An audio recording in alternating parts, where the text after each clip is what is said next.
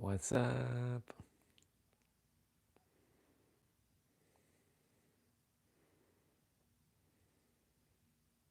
Morning. We'll be heading out shortly. I'm going to do my routine quickly. And of course, a selfie.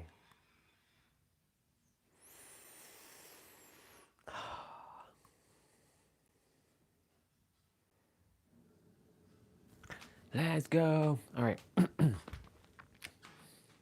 me quickly check. Let's check the live. Sounds good. Cool. All right.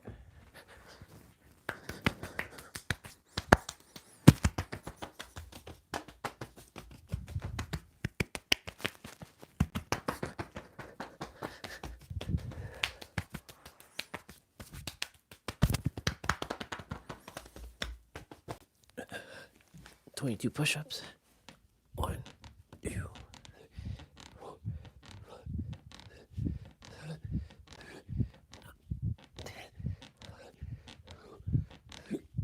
14, 15, 16, 17, 18, 19, 20, 21, 22.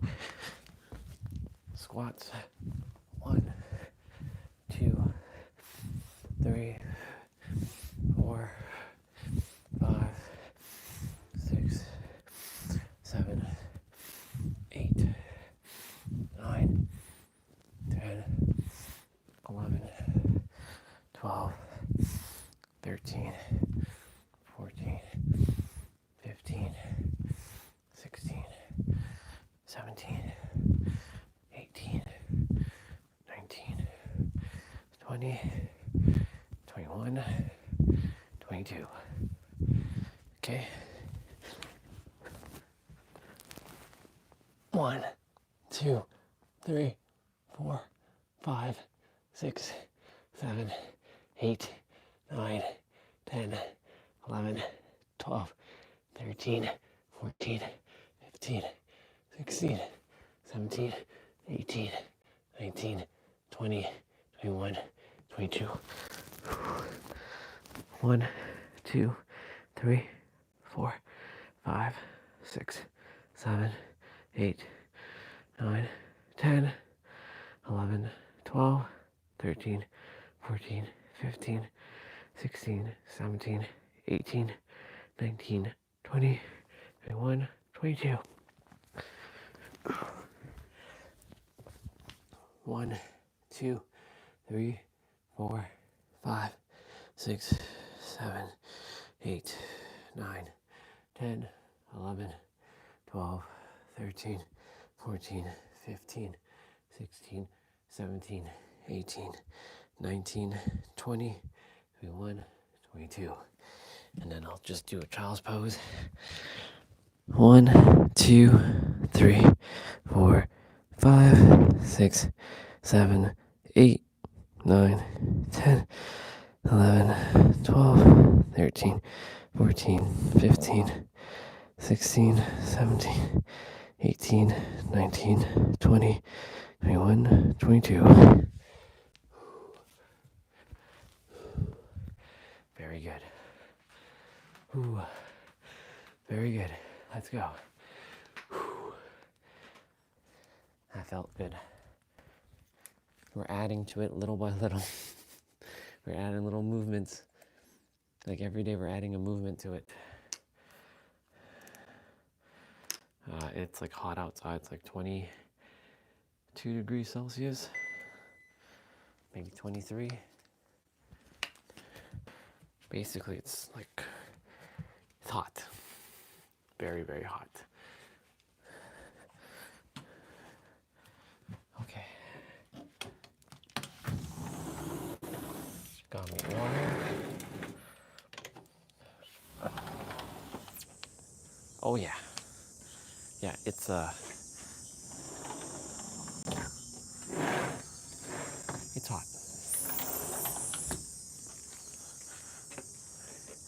One sec.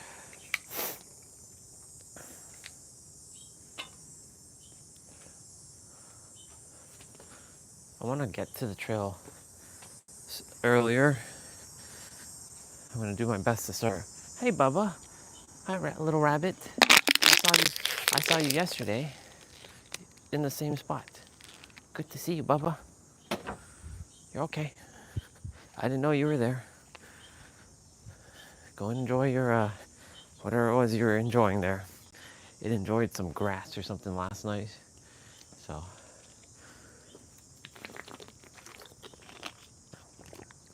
let's go. It's over there. See?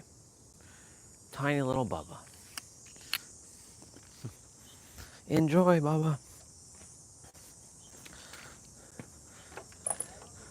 Now, you know what's fascinating? I haven't made a live stream named Love yet.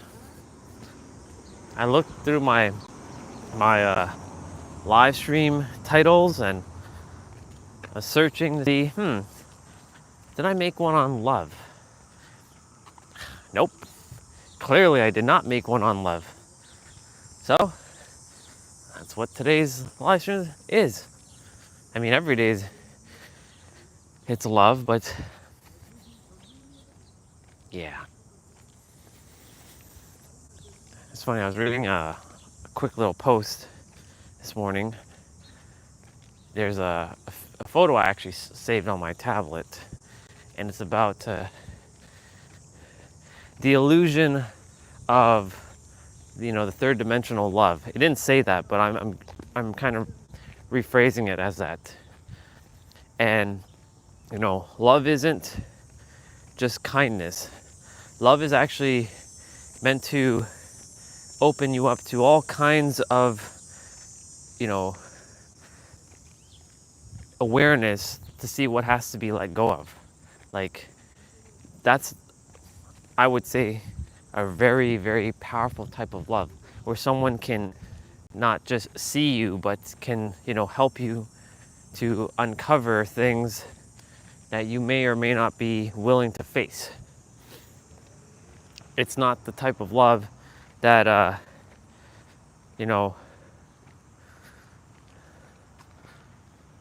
we all don't need. We require that kind of love in our life. Like, where people will challenge us, or where people will, I won't say expose, but will lighten or illuminate. That's a good word. Illuminate. I should actually make a live stream on that. Illuminate things that just has to be dealt with. Like, if it wasn't for the live stream, there's just a lot of things that I wouldn't have been able to be aware of on my own. Like, there was quite a few things that the live stream had to show me. Like, how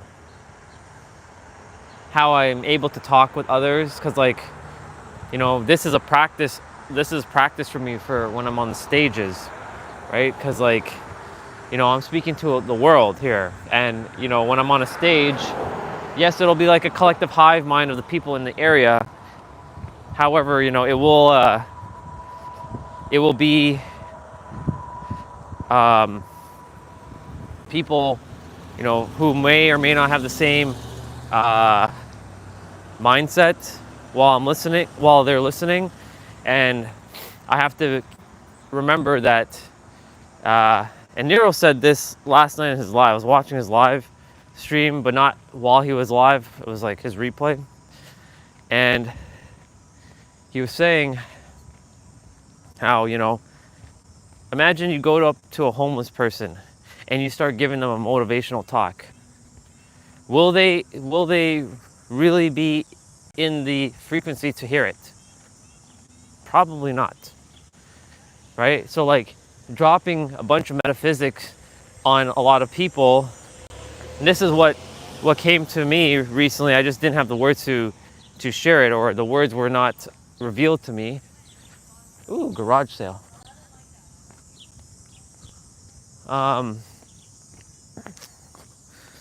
Was, and this is what Julian has reminded me this morning because I saw a post of a 6-year-old woman who is still shy, and he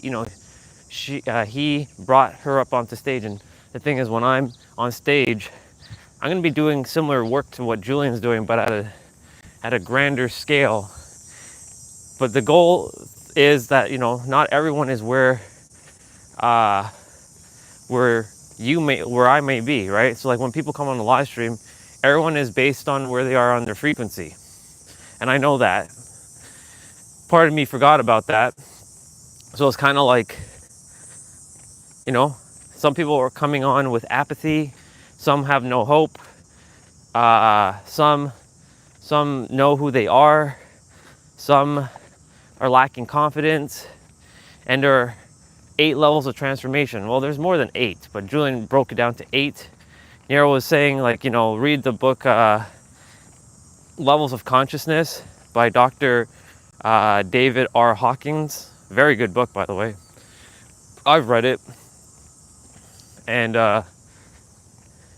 morning. And it's like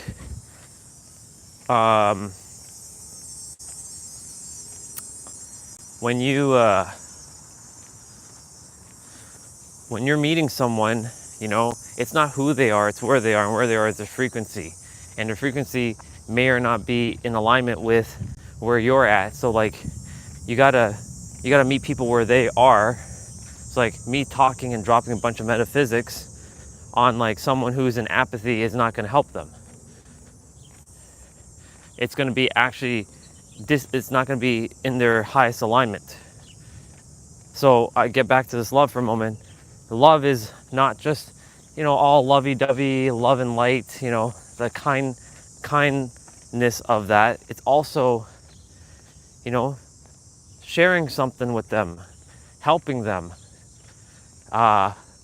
It might be hard, it might be heavy, it might be harsh. Those are all H words there. Harsh, heavy, hard. It might be uncomfortable.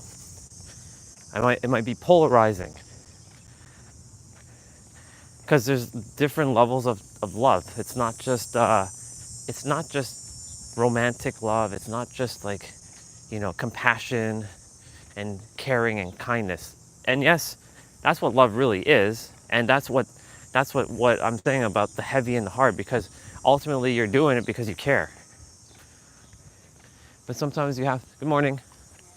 Sometimes you just have to do and say things that can help someone maybe come to their senses. Like, I remember Christopher when he came on that day, and he says, I gotta rough you up. You gotta accept people for who they are. That was his version of love to me. But I didn't see it at that time, because I was my state of being was like, you, the human, you're gonna tell me, the God, the creator. I kind of put us on a hierarchy there, because he doesn't see himself as the creator. He sees himself as just a human.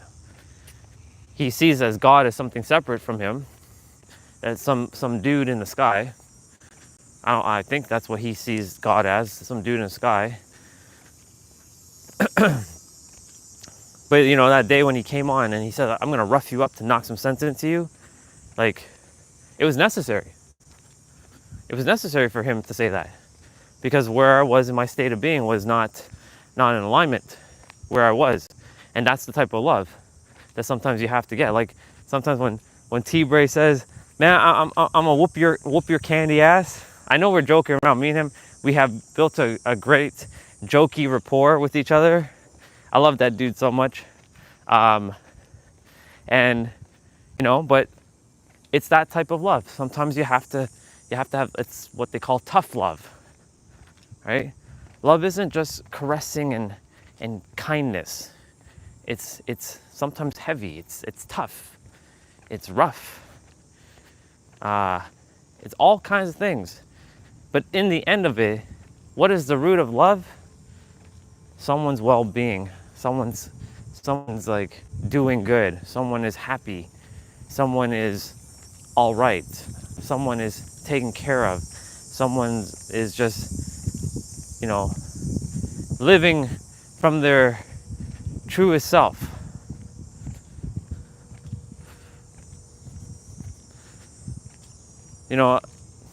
What has happened has happened. All that has said has been said. And this is even way before all this. Like, this goes back to even anyone else who came on the live stream and they disappeared. Like, I've said what I had to say, and it was meant for their highest good, for them to go through and uncover more things. Oh, well, hello there. Good to see you. Good to see you, sister.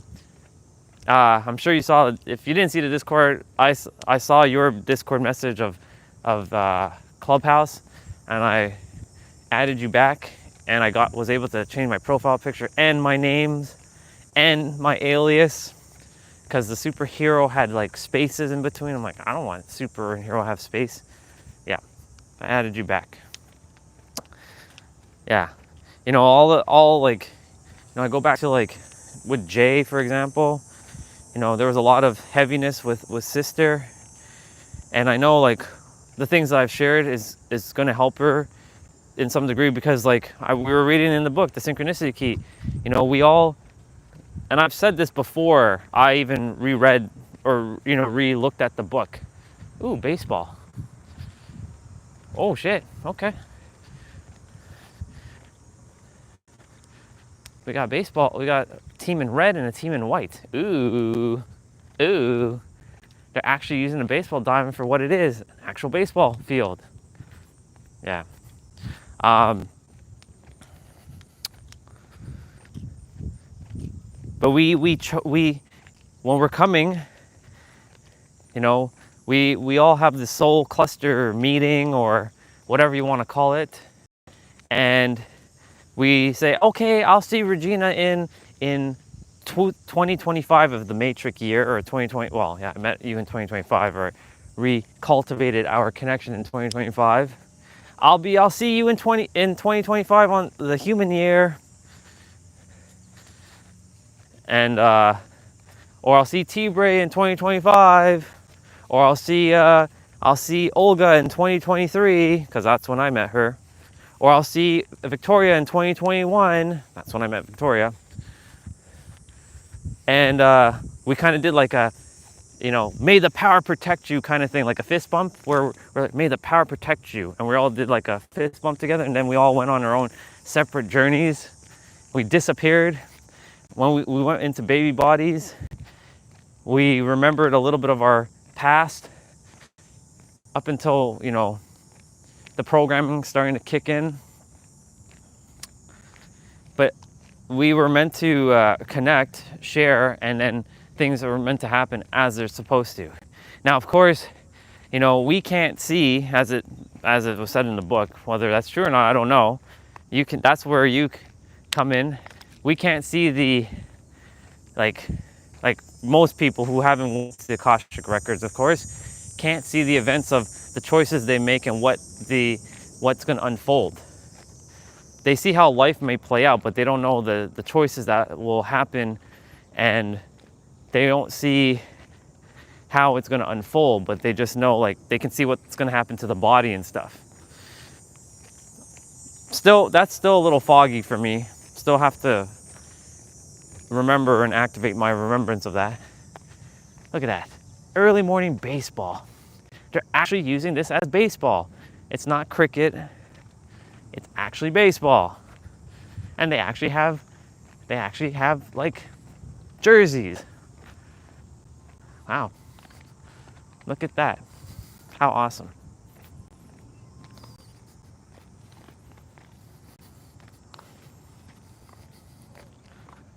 Cool beans.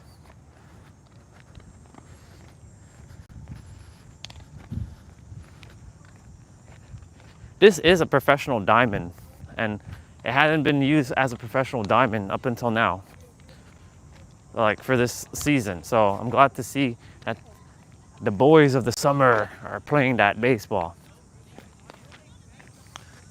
And there's the red team and the white team. And there's a bunch of people gathered.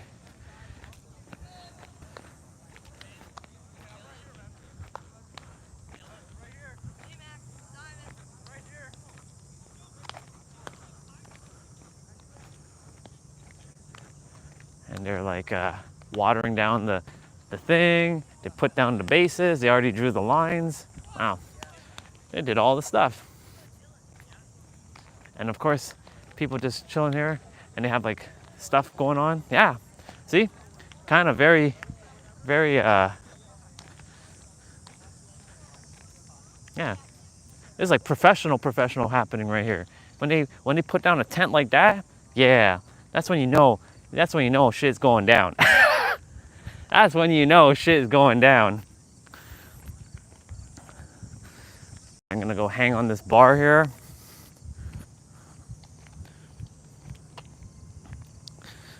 Yeah, back to the whole love thing. You know, it's we require that tough love at times. We require all kinds of different loves. We require, you know, there's illusionary love as well, like the third dimensional love of like, or aka the Hollywood love as it's known, where we think like that's the only type of love, and that love is only kindness. But to a degree, even when it feels rough, it is still technically kindness. I'm gonna put y'all down here for a moment. I hang on this bar for like however long until my hands slip, and then yeah, there. Quickly hang for a moment.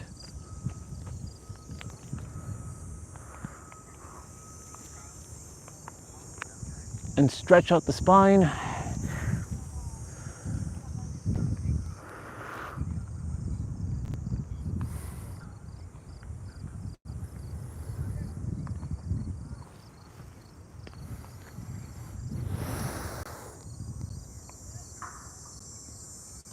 Ooh, there's a cat meow Bubba over there. And I know that cat meow Bubba. It's the one that lives over there.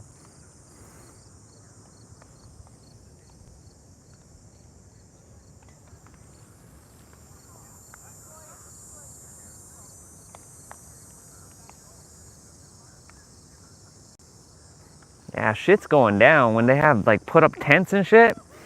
Oh yeah, shit's going down here.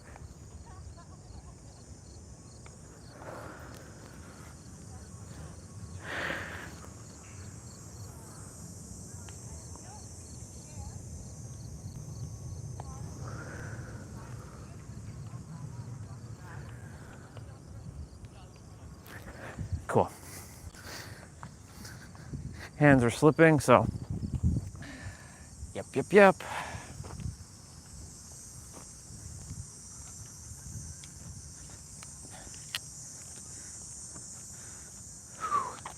All right, let's keep on going. Which way did we go yesterday? Right, we went through Melissa Street.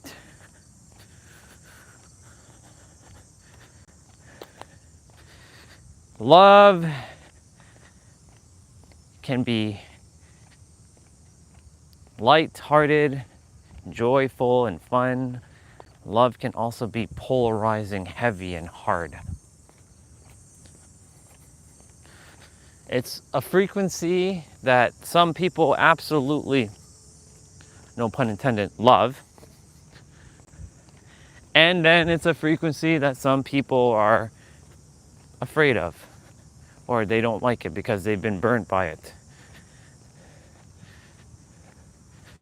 I remember back in 2015, and this is the other Melissa, and I shared about her bubbly energy. She was a kind-hearted, joyful, loving human being. And all she cared about was, loving people. And I was like, I was always scuffing at her. I was scowling and like, her. And you know what the funny thing is? She was our best salesperson too back then. she wasn't like a sharky salesperson. She was a kind salesperson because her energy was so magnetic. She was able to magnetically attract people to her. It wasn't fake, it was like genuine, like care. And I used to be the top sales guy when I got there in 2010. And then 5 years later, I'm like, I didn't give two shits because I didn't care anymore because like, whatever. But, you know, there was a time when I said, she said, why are you so mean all the time? Why are you so angry? Like, she called me out. I told her, well, everything fucking sucks. I basically said that to her. And, good morning. And I said that to her because I'm like, you know, what's the point of being positive? Everything's just negative in this world. May as well. Like, there's no point. Like, being positive doesn't work. I used the word try. I tried it and it didn't work for me. It wasn't real. It felt fake. And this feels like the real thing. It's funny how it was a paradox, though. Morning. Have a great day.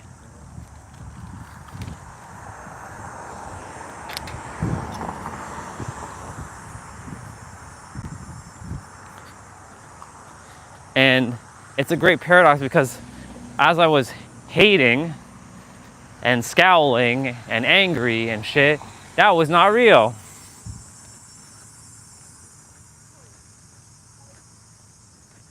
You're good. Don't worry about that. I don't know if the live stream got stuck. If it did, I will restart it.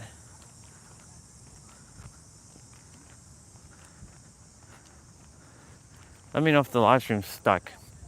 It might be. If it is, I'll restart it. I don't think it is, though. In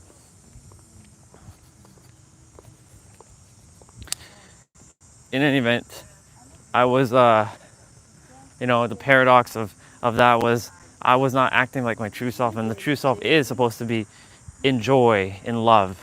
But because I hadn't experienced anything like that in a very, very long time, and when I did experience like things, it was like fleeting. Like when I'm gonna just quickly restart the live stream. I don't know if it's stuck.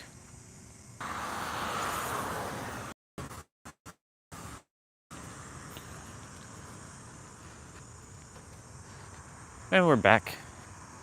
I just restarted it. Didn't know if it was stuck or not.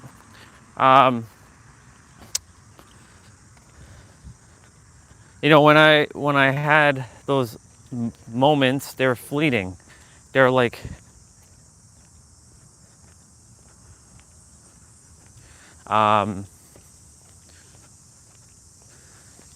however, you know, the thing is, the highest alignment of us is love and authenticity. Because when I started shifting into love in late 2019, early 2020, people saw the true, genuine version of me starting to radiate that joy and that love. And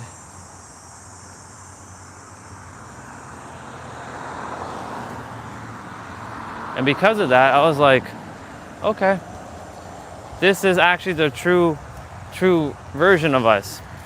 And then I tapped into inner child, and our inner child always was happy. And I remember me as a child always happy. And, you know, I was terrified of things because, mom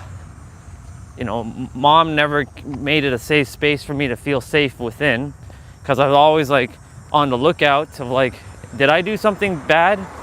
Because, you know, that's been ingrained into me. Did I do something bad? Did I do something wrong? You know, ever since I was like 2 years old. Because, like, why else would I be doing self-suiting?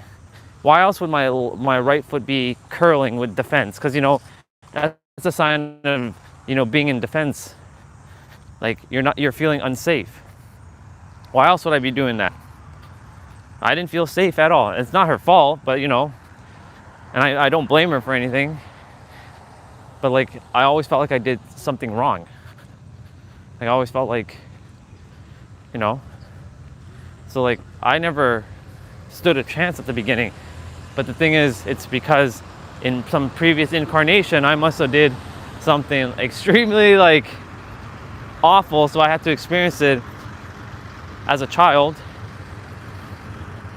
and I, you know, go through and undo some of the damage that was done, and not some but all, by returning to the inner child and not feeling like I did something wrong. Like if I say something to any of you, not feeling like, ah, shit, am I getting punished by one of you? Because, you know, there's that feeling of being punished. Am I in trouble with one of you? No. If I say something and it offends you, that's not on me. That's on any of you. Because I'm here now to speak up and speak my truth. Classic.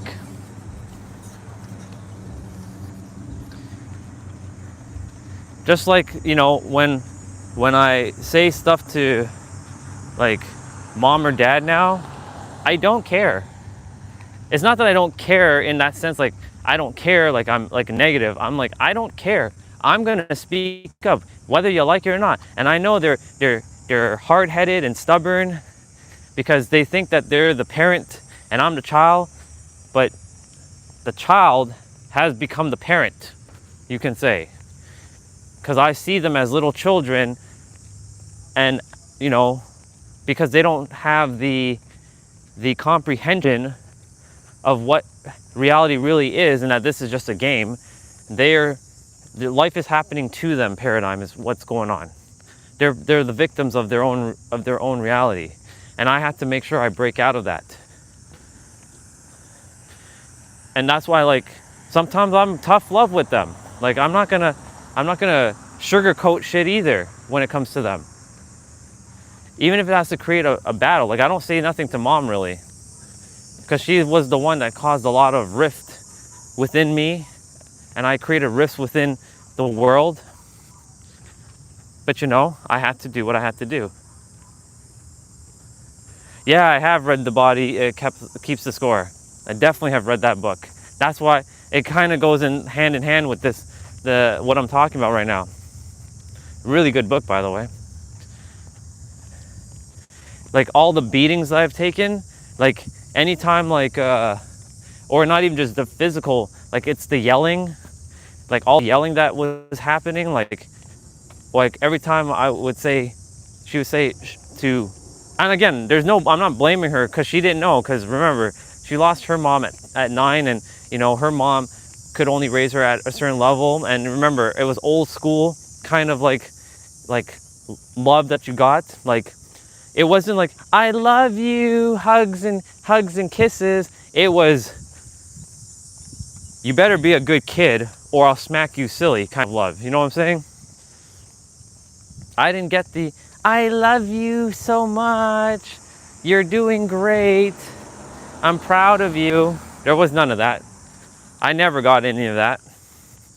I'm so proud of you. That's why in this household, you don't hear anybody really, like, there's nobody who is like, I love you so much. Like, there's none of that. There's no fault. That's just the hive mind of this household specifically. But you know, all the yellings, and when she would tell me like, why are you looking at me like that? Or why are you staring like that? You know what happened? It then got transferred to my ex-wife, because when I would look, because my eyes are so powerful, my eyes are too damn powerful, they would be like, why are you staring at me like that? First of all, I have eyes, and I'm not staring, I'm looking. There's a difference. Staring is like opening my eyes like wide and like staring a hole through your soul. But every time mom would say, stop staring like that, stop staring like that. You know, this is when I was like 8 years old, 9 years old, 10 years old, 11 years old, 12 years old. Then 13 years old, when that started happening, I stopped listening. And of course, like, you're like the devil incarnate now.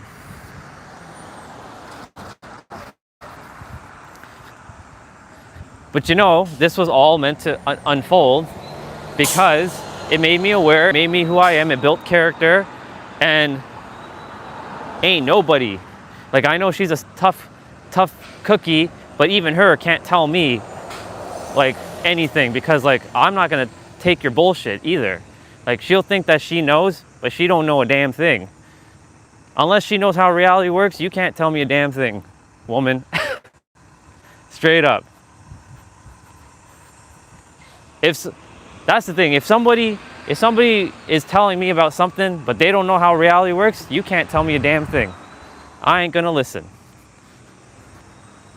You can say I'm stubborn in that aspect. Why listen to someone who hasn't done what you're doing?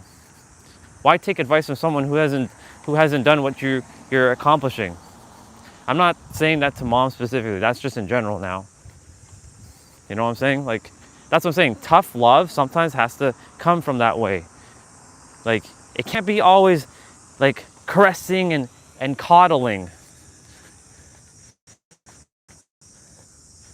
That doesn't the soul evolve. That's why that's what it was said in the book yesterday. Sometimes we have to go through such extremities just so that our soul can basically have its ascension faster, expansion faster. I know I chose a difficult path. I know I chose souls that were not going to awaken as parents. I don't like calling them parents, to be honest. I don't like that hierarchy. I want to dismantle all hierarchy. I don't want to call anybody father. I don't want to call anybody mother. We're all the same. We're all one. We're all brother and sister. Brother and sister keeps us on the same playing field. Calling somebody father or mother puts them above you. I don't like that shit.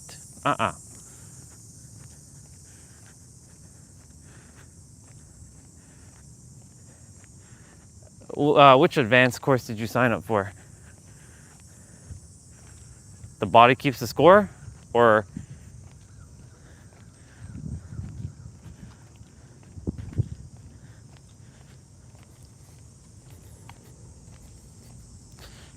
this area is blurry, so bear with me. The college I went to has multiple dimensions on the entryway. You can walk spirally against the wall and up through the ceiling. Oh, wow. Cool. You'll have to let me know how that experience is, brother.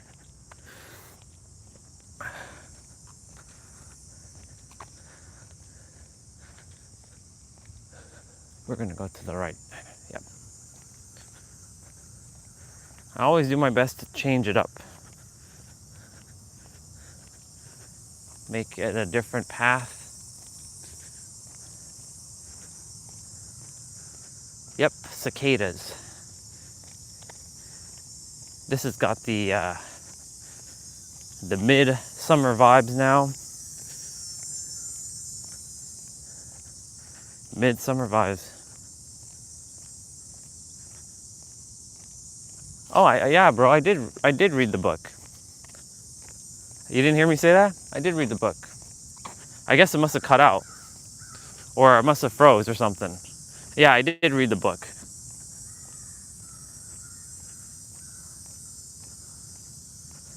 Yeah, I know there's never been a hierarchy, but the human paradigm that we're living in has kind of like put one just so that there's some sort of like control kind of thing. Yeah, I did read the book. I can't pronounce the author's name, but I have the book. I think I put it even in a Discord. That was one of the 100 books that I read in 2020. It was probably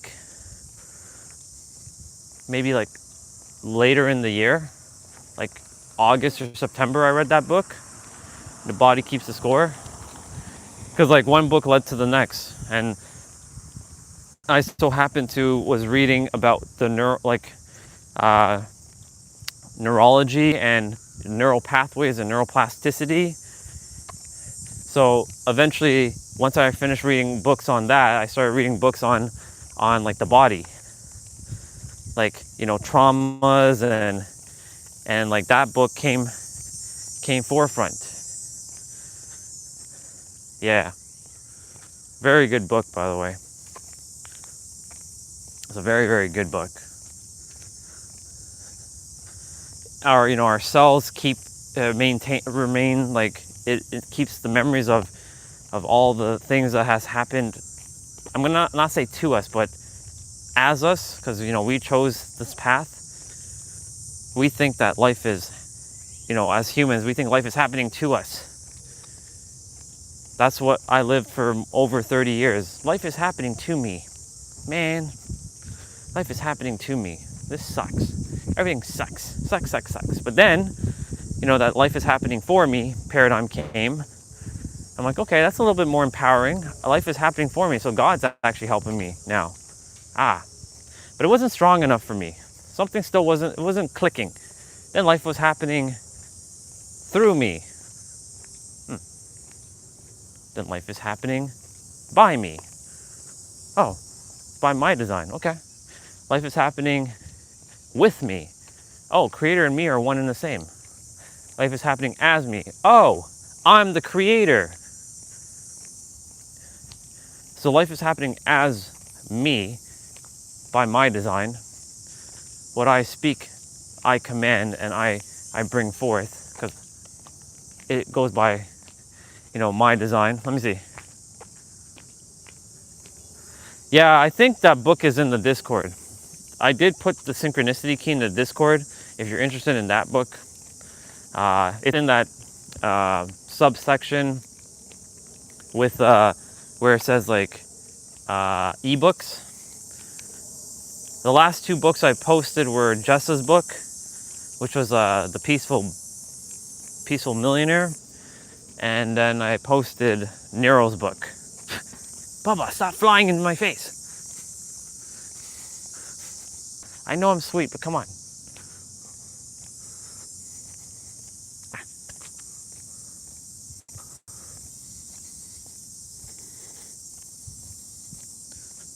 Let's see what's in here today. You never know, you might find something. They had a book in here called the Book of Perspectives. It was actually like a dictionary kind of thing. And I was like, I should have taken it and like read through it, but it's never been back in here, so I guess it's gone. Yeah.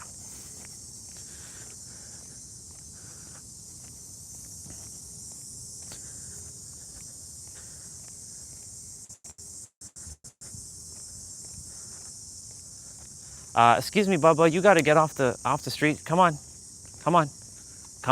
go, get off the street. Hurry up. Good job. Stay off the street, please. Don't stay on the street. That's what we call like tough love.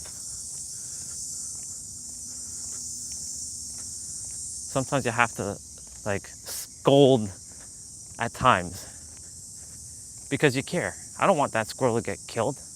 I don't want it to get hurt. Car, no car. I don't want it to get hurt. I've seen too many innocent Bubbas die because of us being careless and not paying attention, but also they're not paying attention too.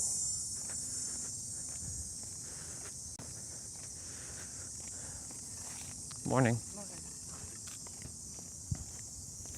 Let's see. Living with a Himalayan Masters. How about that one that really stretched my boundaries? Swami Rama. I love it when the you're the teacher, don't seek outside, only within. Yeah. That's the reason why, like, every person as of late, or everything I've been, hearing as of late, keeps saying The answers are in. The answers are in. Like, no more books are necessary. I mean, I will still read books here and there because I like books. But like I don't personally have to go seek some. The only person I have to probably go and look for is someone who can teach me to levitate. And I can shoot energy out of my hands, like energy beam, like legit, like firing a Kamehameha out of my hand. I gotta find souls that can do that. Like make energy like physical. Like you can physically see it with our third dimensional mind. Energy is real, of course, and we can shoot a Kamehameha, like mentally and spiritually, but I want to make it physically, you know?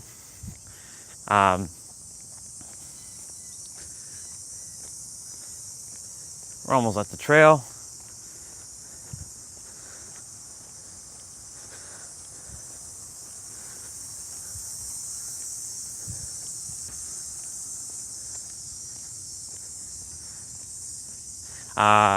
Yeah, I desire to find those ones who can, because I know there's a master out there, and probably in the Himalayas, who knows how to friggin' levitate. He's like sitting cross-legged, and he's like hovering, and he's like probably sitting in a cave right now, and nobody knows about him. Well, not nobody, but you know, only like a handful of people have been able to run into this person. And they're like, they can see aura from them. Like this person like shares back like, this is how you, I know the answers are gonna always be within. Like he's gonna say the answers are within. If you desire to levitate, you will levitate.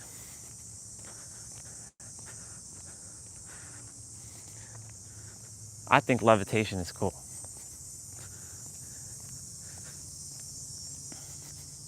Yeah, that would be fun to do. Pretty badass thing, you know, to levitate. Of course, turn Super Saiyan is what I desire to do. Now, of course, not destroy the planet when I do that, because you know, when you turn Super Saiyan, it's gonna cause the planet to shake and quiver, and I don't desire to do that, obviously, but would still like to be able to turn Super Saiyan, generate so much energy that I can light up the entire world with my energy.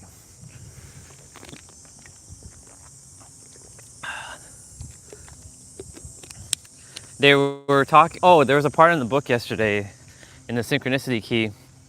Excuse me, Bubba, can you please get off the road too? Come on. Go. In the synchronicity key, they were talking about how some of us, we give 50 to 70% of our energy to the physical body, which only leaves like a certain amount of percentage for our higher self up there. And then those who are more advanced only give less than 25%. So I'm like, okay, how much did I give? I really hope I didn't give 50 to 70% to this physical body, because I know I'm a very advanced soul. I hope I only gave 1% to this body, because if I did, then that's probably why when Angel said, you know, some people are born with higher spirit energy. I'm like, because she when she shared that, I was like, wait, are you saying that Ari, because this is when she was kind of comparing me and Ari, you're saying to me that Ari was born with higher spirit energy than I was? That's bullshit. Of course, you know, ego, the third dimensional thinking mind was kicking in there. Like, that's bullshit. That Ari's born with much more higher spiritual energy. Are you kidding me with that? That's why I hated hierarchy, because I'm like, we're either equal or ain't nobody above me. I don't even care if they say they're some like 100th dimensional being. you still ain't better than me. But of course, that's third dimensional thinking mind there, because we're all one and the same. That's the funny thing. So when I read that, I'm like, I wonder how much energy I really gave to the body then. Being an advanced soul, I'm sure I only gave like I'm sure I probably gave like 10% or something. But it's so fascinating how so many things we do just before we come back to the earth. Like we plan out exactly what we desire to do. We get to choose the body we're going to be in. Like my challenge right now with this body is, well, this is more of a surface level thing, but it's, facial hair is getting thinned out. It's turning gray. I don't want to turn gray. I want it to stay black. And a little bit of patching in the head as well too. And I'm like, why the hell did I choose to have this kind of body? Like, come on. Like there's hair on the physical body, there's hair around the body, which I don't care about, but hair where I desire to have hair is not growing there. How ridiculous is that? I was getting really pissed off with this body. I'm like, come on, body, what the fuck is this? Like, yeah. You grow body hair where we don't care to have body hair, and we can't take that hair and like slap it on our head and on our face. Come on, this is stupid. It's ridiculous. Morning.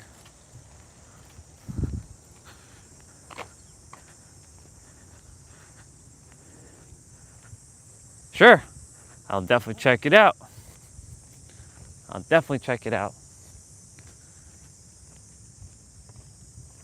I'll scroll back up on the live stream on the chat and we'll definitely check it out. I'd click it right now, but unfortunately iPhones don't like to multitask, if you know what I mean. Such a flaw, honestly. This is why Android is better in that aspect. Like I can click a link right now and it'll open up like a separate window. It won't just like close the live stream or like freeze the live stream. Apple, you and your ridiculous like operating system sometimes. Like Mac OS is in my opinion God tier. iPad OS, I don't really have any experience with it much, and iOS just no comment at all. I used to always make fun of people who have iPhones, and they're like, people who are iPhones, they don't know how to use technology. They're technically disabled. And here I am using an iPhone. See, everything I used to say, I eat my words now in the future. Oh, me reading books. Okay, yeah, sure. Yeah, me reading books. You'll never catch me reading a book. And now I've read over 100. I've read physical copy of books. I read over, not physical, but like e-books and shit like that. I read over 250 books. Audio-wise, I've listened to probably at least 300. Some are basically the books that I've read. I've consumed a lot of books, but I'm done with that because the answer is just me. At the end of it all, the answer is going to be you. You and how you perceive yourself. If you perceive yourself confident and have conviction and know that you can bring forth anything, and you have unshakable faith, which is true confidence, then that's how life's going to be. And you know that you're supposed to be authentic and not put on a mask, and you have no fear, and you can scream, "Ha!" like that. Sorry about that. I know that was loud, y'all. That was me screaming like Goku.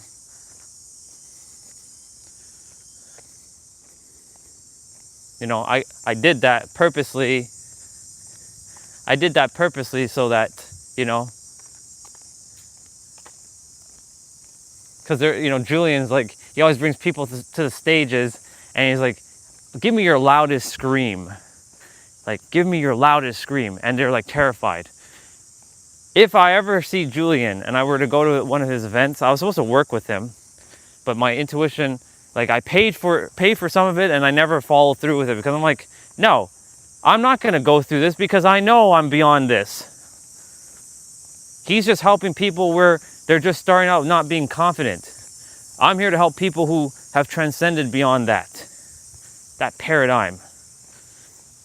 Anyways, he would bring people on stage and he'd be like, give me your loudest scream. And they would be terrified. Oh, you better believe when I get on stage, I'm going to scream like Goku. Well, hello there, Bubbas. It's the 4 Bubbas. No, don't go away, Bubbas. Stay here. I want to see you, Bubbas. They're coming this way, but I don't have anything for you all. Welcome back to the Daily Water, y'all.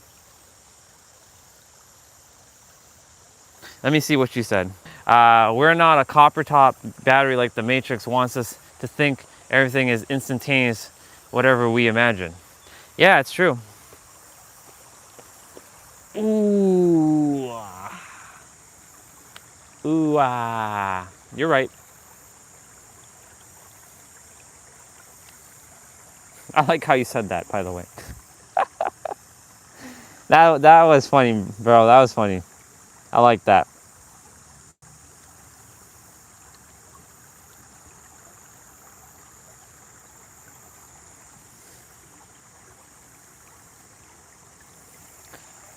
Ooh. All right. We got to do a couple stretching. Whew. Let's do some elephant bouncing here. This is to loosen up the spine. Oh, here's another thing about love. Love is painful.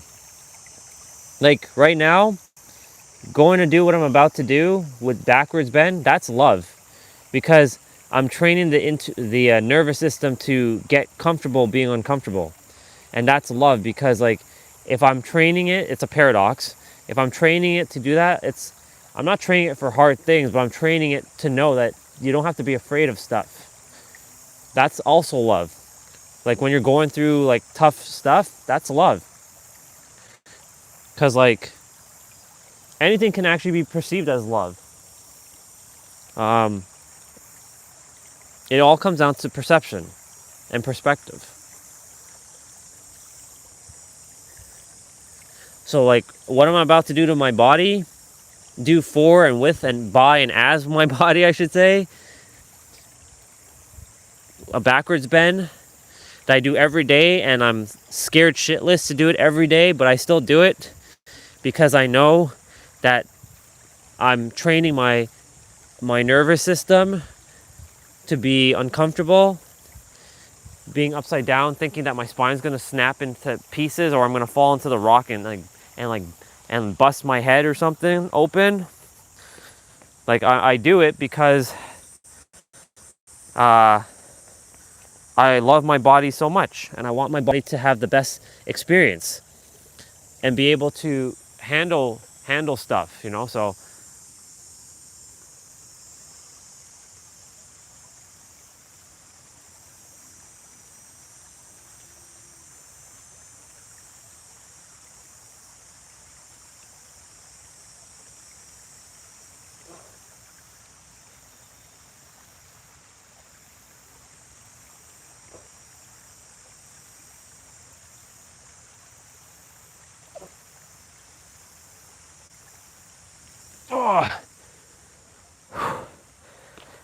and see, just doing that alone is, oh man, crazy.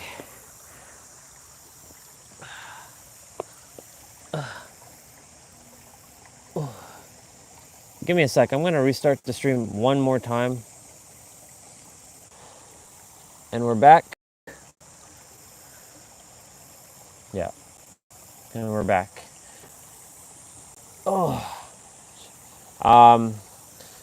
Yeah, so putting the body under that kind of like pressure is love.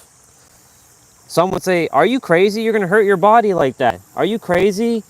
Like, stop doing that. You're gonna destroy your body." I'm not gonna destroy my body. This is giving it love. I desire this body to be as flexible as it possibly can. And if I can rebuild my flexibility, and it's gonna be painful and a little challenging, and it's gonna hurt, then why not? If it's gonna pay dividends in the long run, because like, imagine I go another 20 years and I don't do what I'm doing right now. How do you think I'm gonna end up? My body's gonna be locked up, my joints will be tight, I'll have to use like a walker maybe, I'll probably not be as athletic. You know, I want to give this body the best chance every day, you know? So that's the reason why, like, I will continue to keep honing this body no matter what. And because I'm starting to see physical progress, like I can actually see the progress that's happening with my body. And I'm like, it is working. Like, for example, I'm able to go a little bit deeper in some of my moves, like even when I'm moving my, like doing my exercises. Like for example, like when I'm doing those L-sit toe touches when I'm in abs, like I could touch the toes no problem, but now I'm going beyond the toes. I'm going to the underneath of the shoe while it's up in the air. I'm like, holy shit. And I'm keeping my legs straight. They're not bent, like they're really straight, and I'm able to do that. Like I'm seeing the evidence that it's working. I'm also seeing the fact that, you know, I can now touch the ground with my palms with my shoes on. That used to be a challenge, but now I can do that without breaking a sweat. Another thing for me that I'm able to do is I'm able to you know, I'm seeing that my wrist gone stronger.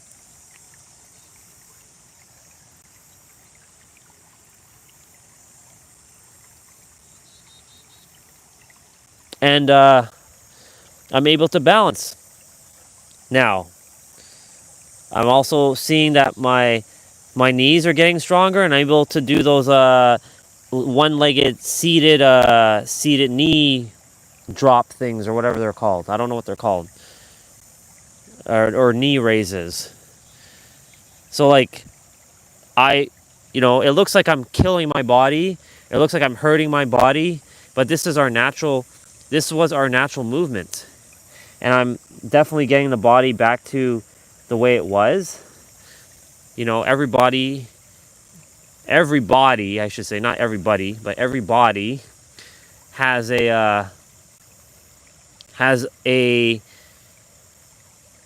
has its pros and cons. That's what it was saying in the book yesterday, that each body you choose has its own pros and cons. This one so happens to be the muscles are tight, so I'm going to be forever, every day, for the rest of my life, keeping my body stretched out and flexible and lubricating my joints, even if I have to hurt myself in the process to do it.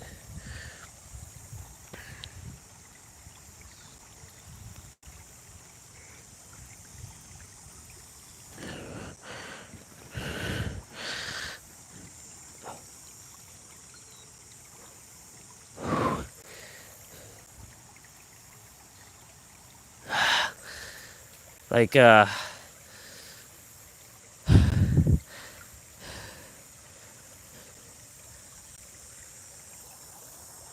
it's really fascinating how it was now over a month ago I started this whole mobility training, and so much progress has happened in just a month. And I feel very passionate about, you know, explaining why it's so important to move your body, because it's not even just the physical aspect, it's the mental, the emotional and the spiritual, because it's all linked. That's why I was doing the whole interconnectedness thing yesterday. All this is love. Loving on my body. You know how many people are in the world right now who don't love how they feel? They don't love how they look. Like, yeah, I have grays, but eventually I'm gonna have to accept my grays. I can just dye it, of course. Instead of plucking out my hair. Because like I'm sure I'm doing damage when I'm plucking. I don't know what kind of damage I'm actually doing. I'm probably doing extreme damage when I'm plucking my hair follicles out of my face. But you know, like there's a lot of people on the planet right now who they don't love how they feel. And I want to bring that, I want people to feel love with themselves. And when they feel good within themselves, they will naturally start feeling good and want to show others how to feel good too. And becomes a ripple.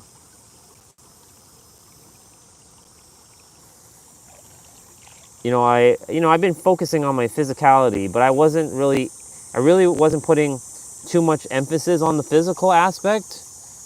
Like I knew I would say like, yeah, I'm doing my exercises and it's keeping me mentally sharp and stuff, but these mobility movements have been showing me a different aspect where it's gone even deeper.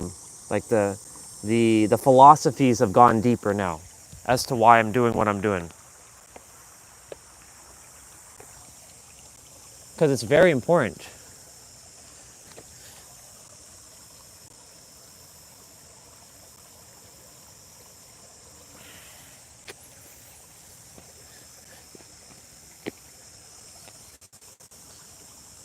Very, very important.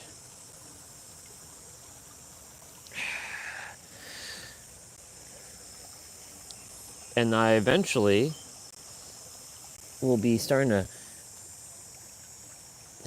transition to more mobility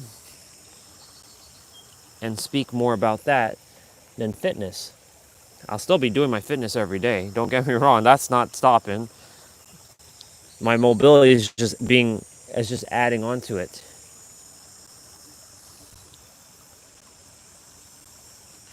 Like, one of the things that's been very challenging for me is throwing side kicks. Like, if I can't even throw a damn side kick, that's a problem.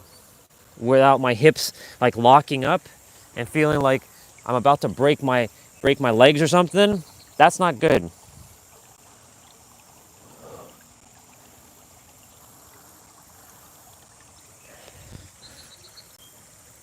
Like right now, I'm feeling the pain with the Cossack squats.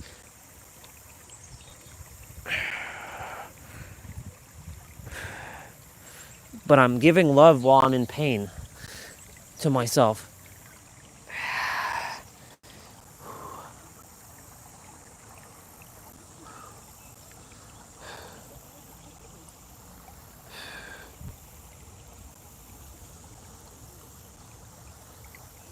Ugh.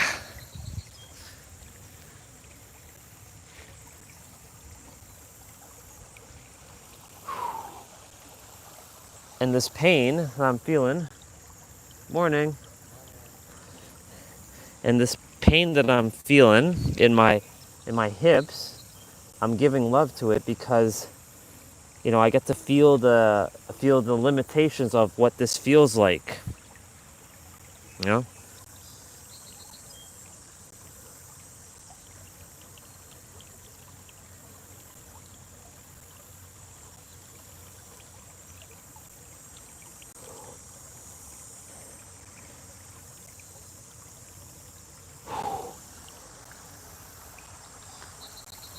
So now, I'm just gonna hold a Spider-Man, like Spider-Man, you know what I'm doing on this rock, stretching my my spine out by doing a squat and bouncing. It made it look kind of weird to while others are watching me. It's like, what is he doing? Is he humping the rock? It looks like I'm humping the rock right now, but I'm not actually humping the rock. I'm just I'm bouncing right now to give my spine get loose, the lower back. It's so funny.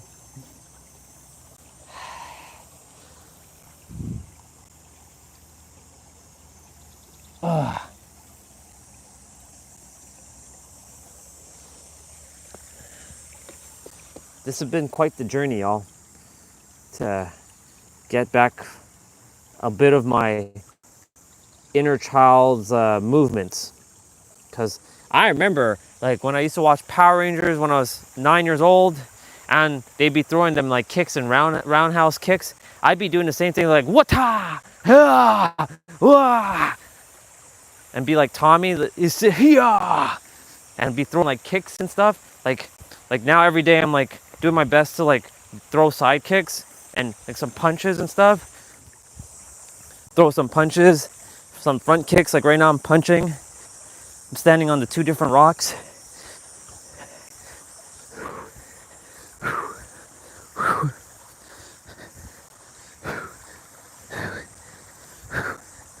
Pretend I have my boxing gloves on.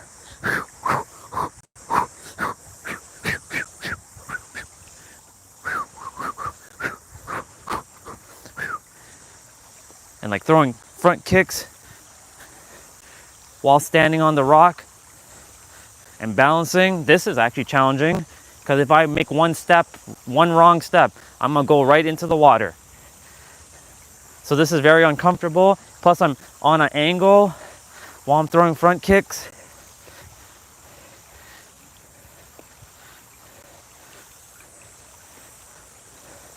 I'm gonna throw some side kicks. I really gotta loosen up the hips. I think the next thing I'm gonna have to do is start doing the splits. I have the course on how to do the splits. And then I'm gonna go after Huang. And I'll be like, yo, Huang, you see that, boy?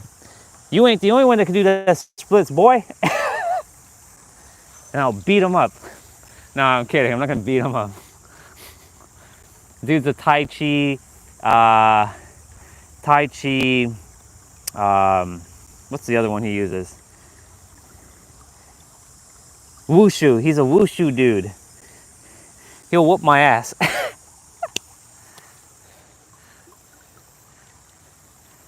But the next time he sees me, I'll be like, yo, dude, I can whoop your ass now. I'm not doing this to whoop anyone's ass, but you know, be like Jean-Claude Van Damme, be like whooping candy ass, being able to do them splits, you know?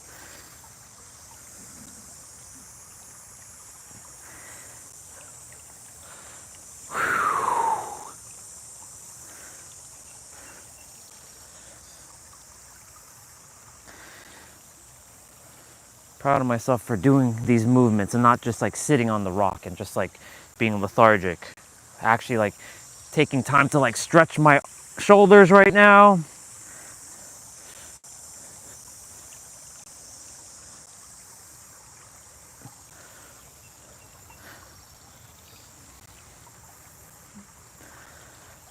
All right, now we have phone battery's 57%.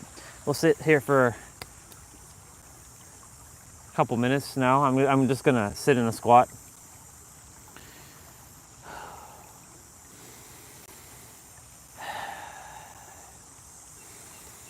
Taking this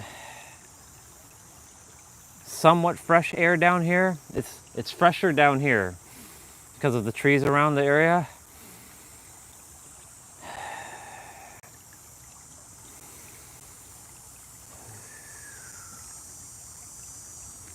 All the bubbas.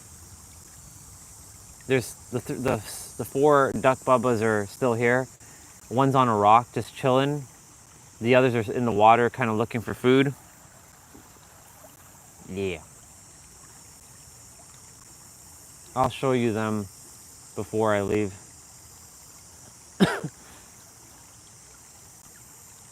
And I just coughed just now, and the duck, the one that's sitting on the rock, just like peeked its head, thinking it was in danger.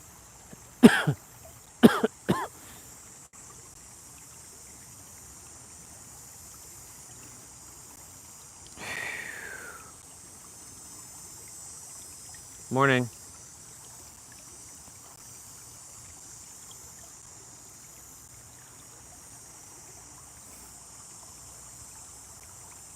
Yeah, there's a lot of people on the trail like I haven't seen before, and they're waving to me. So it's cool. It's nice to, it's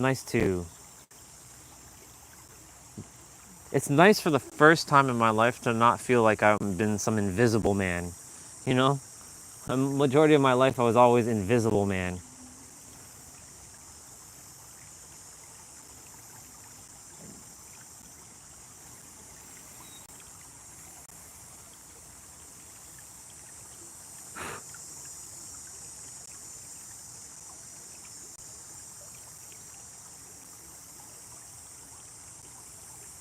This is nice.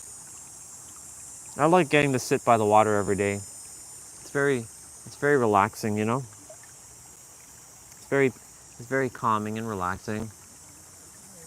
Morning. Have a great day, both of you.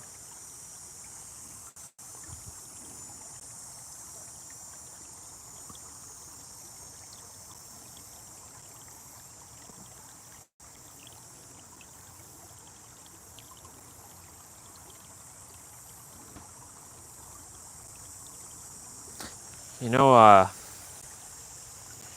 said this before. I'll say it again.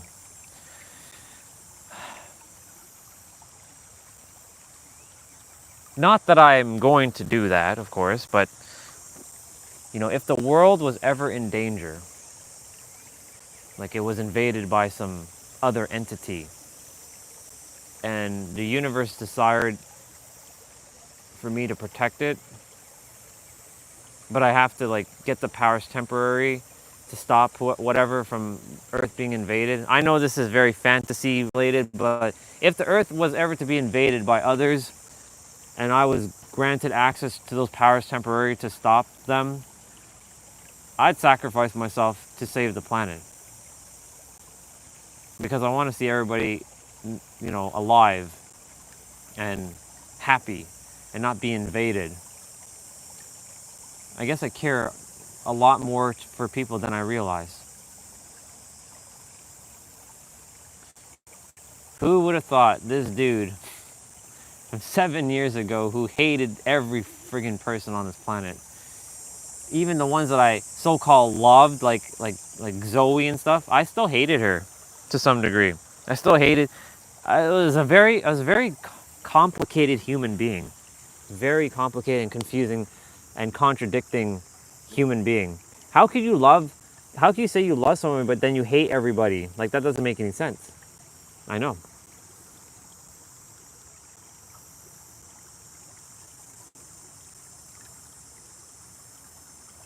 Who would have thought this dude would love everybody? It's the same idea of like, who would have thought that this dude would be reading books? Who would have thought that this dude would be on YouTube talking about stuff like this? I was resigned to my fate.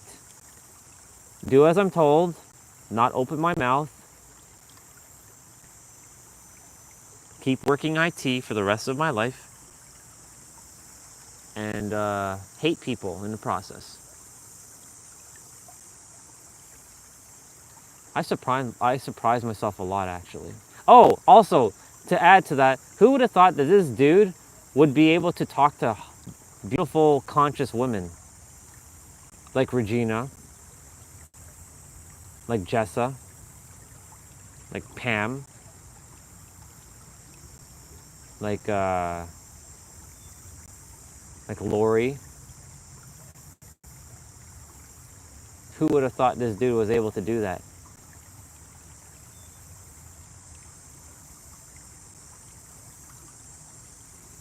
Who would have thought this dude would be showing his body in the public. That one really caught me off guard.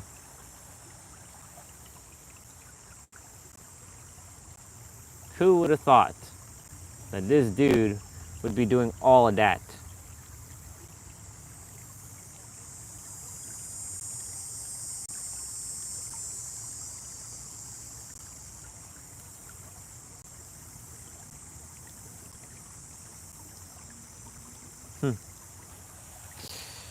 Who else? Who else knows what else this dude's gonna be doing? I'm gonna surprise myself.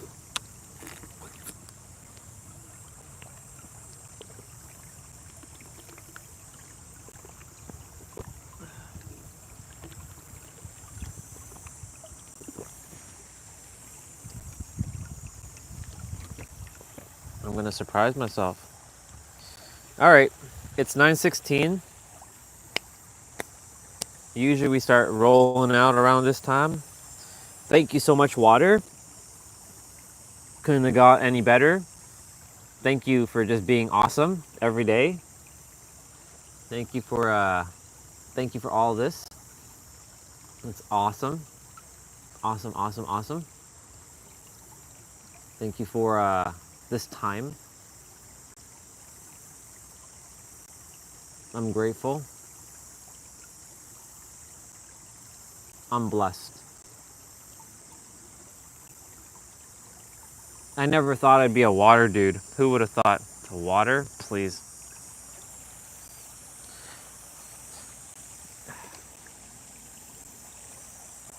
But here we are. All right, I said I was going to show you the bubbas before I leave. There's the bubbas. I've been looking at them the entire time while stretching and stuff. The bubbas. They're very cute. All right, bubbas, enjoy your time. Water, thank you again. Every day. I love you. I'll see you tomorrow. Apparently Tuesday is going to be the day where it's supposed to have a storm. So who knows what's going to happen on that day. Later. But I'll still find a way to take my walk. Love you, water. First time I actually almost finished my bottle of water too, before we even got to the other part of the trail.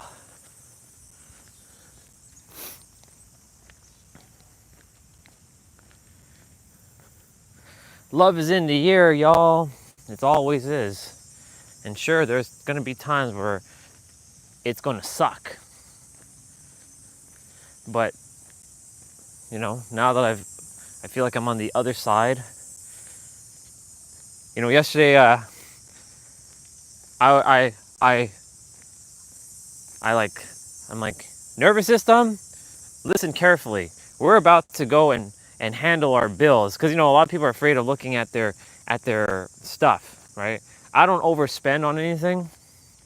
But, you know, because, you know, the interest goes up and I have to pay for interest and stuff. Like, I'm basically circulating resources. I was like, we got this. And I was like, this is a little bit of love right here. Seeing it as love. I'm like, look, this is the first time in your entire life you've ever felt like you've never had this amount of like experiences, I should say, that now you have to handle. But if you can handle this, then you can handle the big stuff. More will come. We go back to that Bible verse again. Those who have more, those who feel they have more will be added to them. I'm paraphrasing. Those who feel like they have less, all shall be taken from them. It's crazy how I gotta really like look at that Bible verse. Like, it's crazy because I'm like, man, when I said this yesterday, man, God, you don't love us. You want us to implode. No, God wants all of us, not the dude. God desires all of us to just be able to master ourselves. And this is just a simple process of mastering ourselves. Our sister's coming this way. I'm gonna greet her.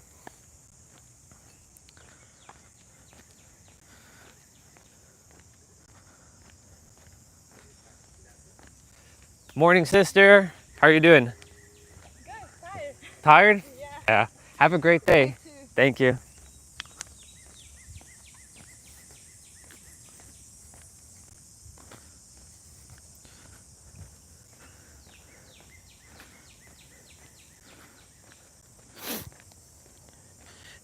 God desires us to master ourselves fully. So like it's it's a paradox. That's why like it's so fascinating, you know. Soul Fam, Regina, you two knew exactly, like I wasn't talking in paradoxical ways back in January or February or March or April or even May. May is when the activation happened. It started more in like June, and that's when our sister S showed up, and she was the paradox. I call it paradox goddess. And like when she jumped on the stream for the first time, the way she was like talking with me, I was like, you know, she was just observing me, and the way she was you know, sharing stuff, I was like, wow, very, very interesting. How very like paradoxical. Like her name was a paradox. Her name is a paradox. But you know, now, you know, me and her, we have such a great rapport. Like I don't see her as like paradox anymore. I just see her as like sister. But you know, the thing is like all these things that have shown up as of late is a paradox. Like the bank account, like that's a paradox. Still got to keep sending and circulating. Look, I'm gonna buy my video game that's coming out on August 29th, regardless if I has the physical resources or not. It's gonna be 80 bucks. I'm buying it. It's called Lost Soul Aside. I waited 11 friggin' years for this game, and you better believe that I'm buying the game. Even if it runs like shit on my laptop, I'm still buying the game. Like I'm buying it. Like I'm investing and circulating resources to that dude. His name is Yang Bing. Yang Bing, one dude, had a vision. His vision has come to reality 11 years later. Yang Bing was one dude. I'm gonna kind of switch topics for a moment. He had nobody. He had nobody but himself. He was a big fan. Morning. He was a big fan of Devil May Cry and Final Fantasy 15 specifically. That's why the main character looks like Noctis from Final Fantasy 15. And when I saw the game in 2014, because he wanted to make something that was similar to Final Fantasy 15, well, good morning, sir. It's good to see you. It's always good to have you on, boy. It's good, bro. How are you doing? Why is my voice a little raspy now? I guess it's because I screamed earlier. Ah! It's good to see you, dude. Love you, and I missed you. Glad you're here. Just kind of randomly talking about a video game for a moment. His name's Yang Bing. He's from China. He had only himself, and he built a prototype of a game called Lost Soul Aside, and it was like really good, but we never thought it was going to become like an actual game. It was like more like a tech demo of his skills. Maybe he was just going to show off his skills so that maybe like some game producer would hire him. Turns out that wasn't the case. He wanted to bring the game to life, and Sony built a whole studio around him. So you better believe I'm getting my game in on August 29th, and I'll be playing that game. Lost Soul Size. And I'm doing great. I'm doing stellar, bro. I'm a lot better than I was when you last came on. I think it was like a week ago or two. A lot better. You know, I'm seeing everything as a paradox. How life is a paradox. Remember, y'all, practice love. Gotta practice that love over there.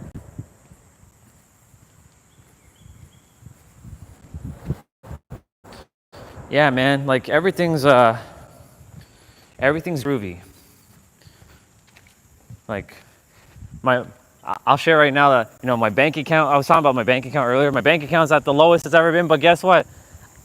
I'm not even afraid, because I'm getting the nervous system all tuned up and like feeling it. And we were talking about like the, you know, love, how love is not just always like kindness and compassion, but it's also tough, and it can be scary, it can be hard, it can be harsh, it can be difficult, it can be rough, it can be all kinds of stuff, right? And like love is a frequency that, you know, when I was talking about my previous experience, like when I was working at the computer store back in 2010 to 2015, how there's a sister, her name's Melissa, not the one that lives in that fancy building, but a different Melissa, who was always so kind and sweet. And she always asked me, why are you so angry? Why are you so mean? Because I told her that, you know, love sucks. Like everything just sucks. Like what's the point? The world's negative. And there's so many people out in the world right now that are thinking and feeling the same way I used to feel. Like, what's the point of love? Like, it's like a waste of time, and it's like negative. Like, I'll never get anywhere, because, you know, they told themselves that because of their physical experience kept showing over and over and over again that, like, what's the point of even trying? Like, I'm going to use the word trying. What's the point of even trying? Like, there's no point in all this. Like, it may as well just be negative. Like, I spent 12 years not traveling. And like traveling like from 2009 to 2022, I think that's 12 years. Maybe 13. I never traveled because I thought, like, well, what's the point? I'm wasting money. This was my ideology back then. I'm wasting money, or my viewpoint, to just go and have a temporary like band-aid to then come back and be miserable. May as well not go, because like, what's the point? Right? It's because that's where I was. That was my frequency. You know, yesterday Nero had a live stream. I didn't watch it, like when he was live. Morning, sir. I didn't watch it while he was live. I watched it like later on in the evening, and he was talking about, you know, there are people who, if you share information with them, they're not particularly interested in it. Like going to a homeless person, I don't want to say that, but, you know, someone who's down on their luck, you know, they're not interested in your motivational speech. You know what I'm saying? Like, they don't care about your motivational speech, right? Like, or like, for example, someone who would come on the live stream back, you know, when there was a lot of people coming on, and they would be like, I don't care about this God stuff, and I'm talking about the God stuff, then it's not for them. I'm like, okay, well, what are you like, what is it that you desire then? You know? Good morning. Good morning again.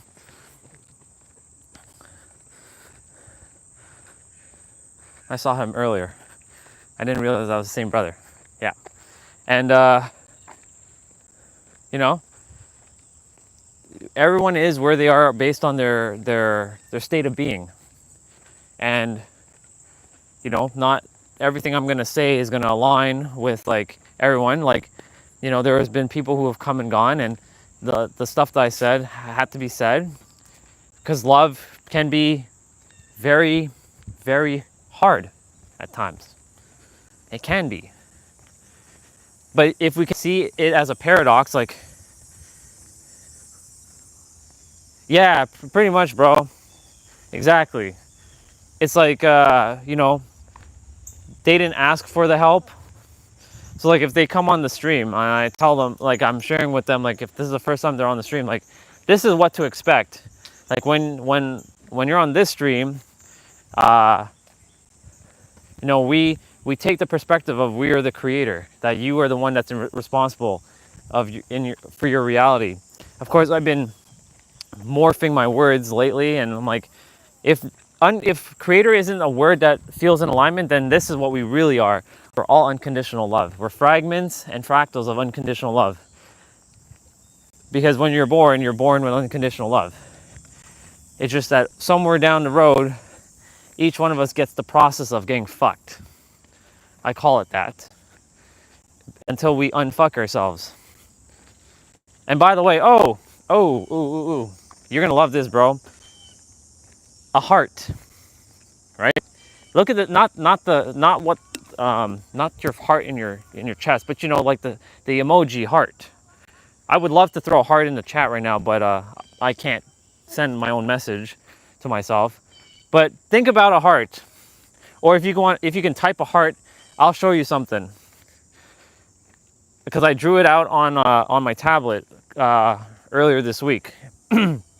You probably won't see a heart the same way after I explain it. So if you look at a heart, like the emoji, it's got 2 points. There you go. Perfect. Thank you, bro. So you see how that heart has 2 points. It has the point where those two like ovals kind of intertwine, and then at the bottom it touches again, right? So you can say at that first top, that's where we start, like where we're born, that's the 0 state. And one side is you and your journey of life. The other side is God and others, like other people's journey. So we go from oneness to separation. So that line going down towards that bottom piece, so that bottom piece is where we reconnect back to oneness. So it came through me like it was so brilliant. I was like, holy shit, a heart is so simple. How come I've never seen it like that before? Well, now I have. So a heart, like that point at the top, in that middle spot is where we're all one. Then we go through separation and we forget who we are. We go through our journey. You know, life is not actually a line. It's not linear like that, but you know, we're using the heart as the example. But eventually you will find your way back to that point, that bottom point. And that bottom point is where you reconnect with the creator.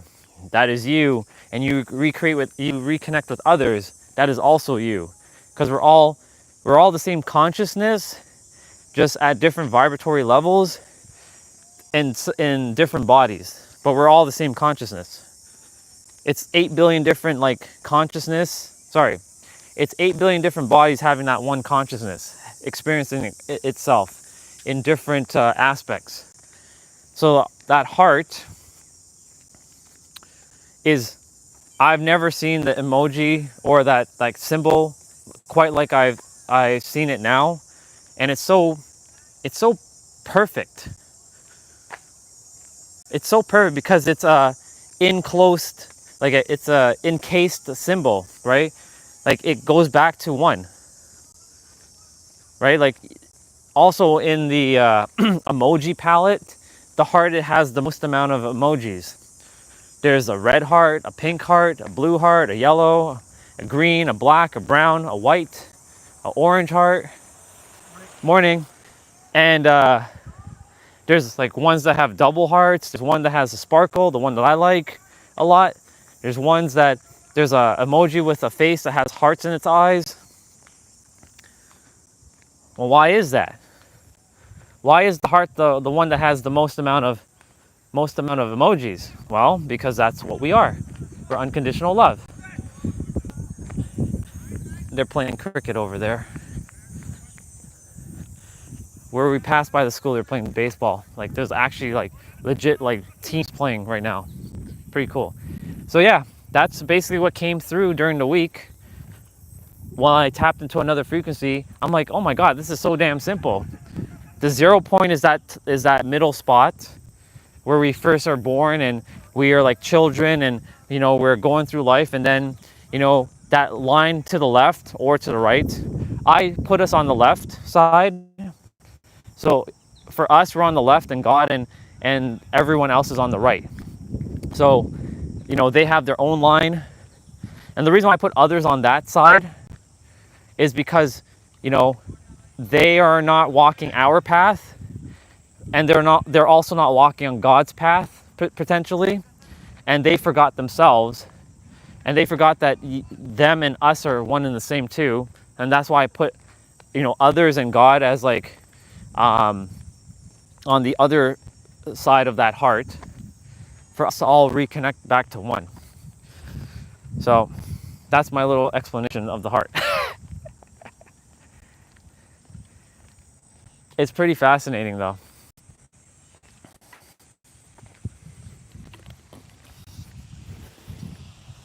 Thank you for throwing the emoji in the chat, by the way.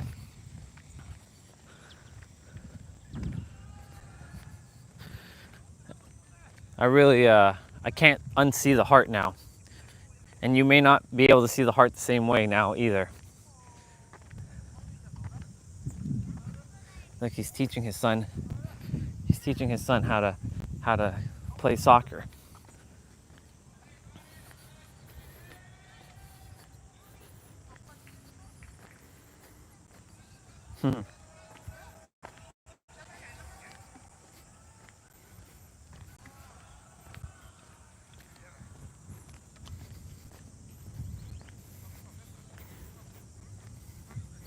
I was saying hello to the brother there while his son is playing with the soccer ball, giving him a salute like that.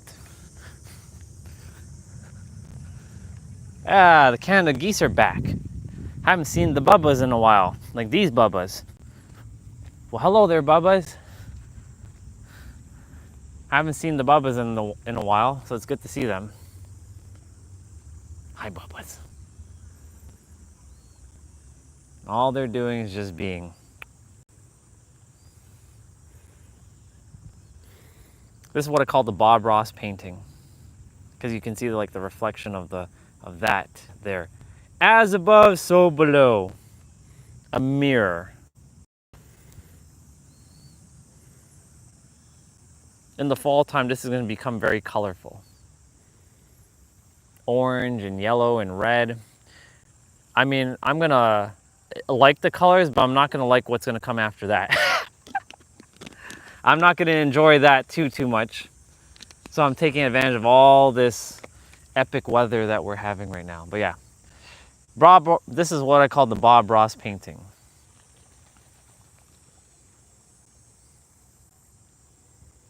Very Bob Ross-like. It's good to see Bubbas. I missed you, Bubbas. I haven't seen you in a while. You haven't been by the water. They're coming my way. They're like looking.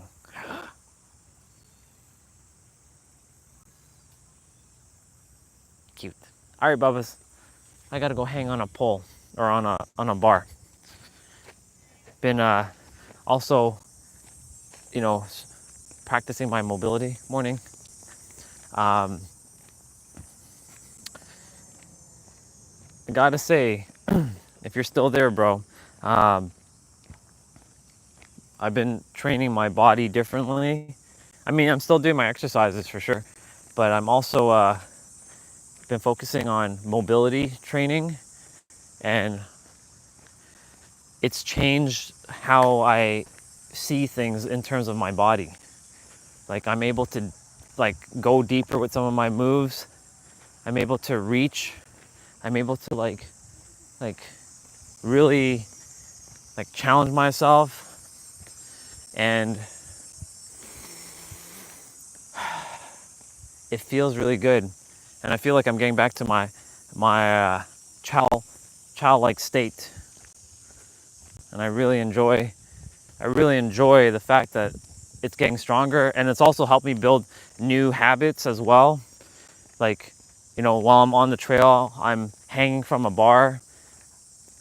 I did 162 seconds.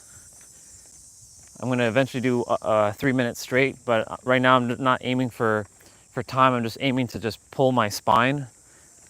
straighten it and strengthen it and keep it more loose and flexible and lubricate it.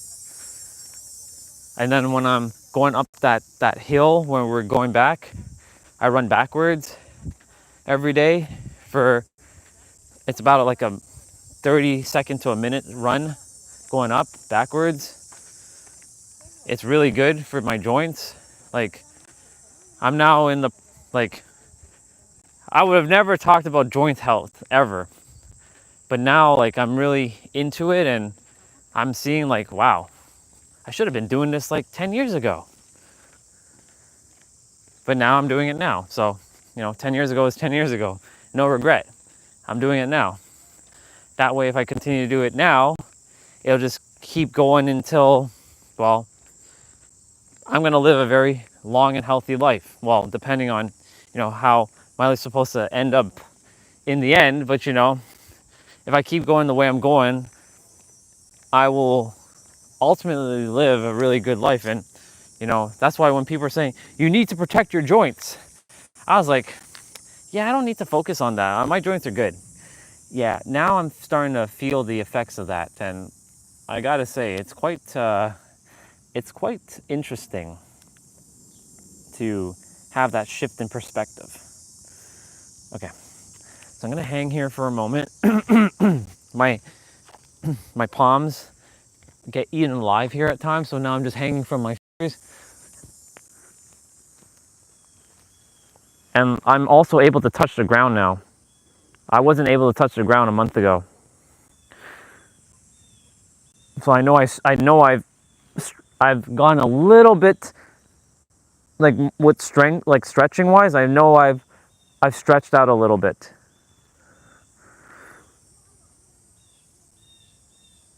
And I'm hanging with my fingers, so I'm building a finger strength.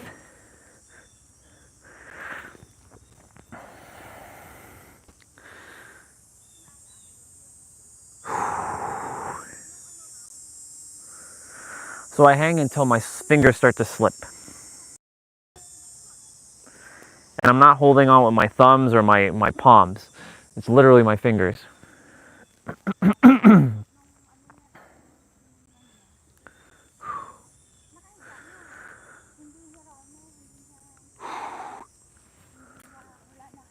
already hung on the other bar earlier, so I'm hanging on this one now. This is my second one.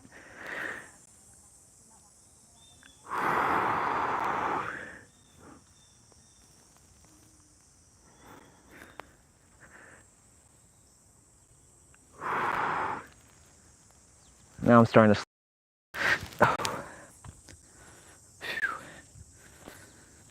And that's enough. And that is enough. I'm gonna give the two sisters a little bit of time before I get going, because I don't want to be recording behind them. So I'm gonna give them a little bit of time to walk further. Really good to see you today, bro. You have been missed.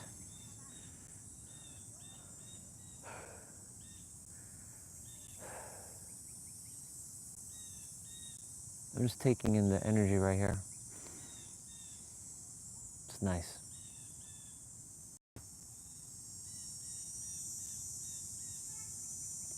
It's very nice. It's very, very nice.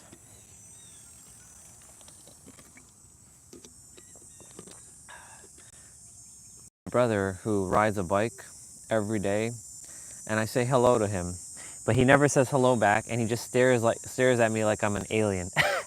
Well, I am an alien, but he just rolled right by me while I'm squatting on the ground, and he just like looked down like a look of condemn. It's all good. I don't take any offense to any of it. It's just funny though.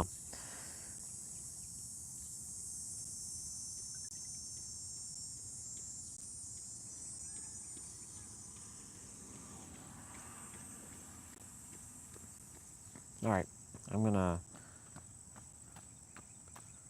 get going. There's a sister that just is running, so she will be out of our range, because I don't like recording behind someone. It's it doesn't feel right. You know what I'm saying?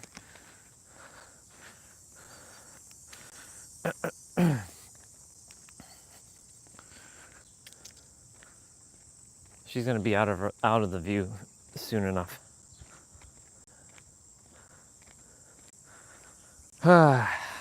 Feels good. Now I'm gonna do my running up backwards momentarily. It's coming up shortly. I just saw 1:11:11 on the live stream timer. Brilliant.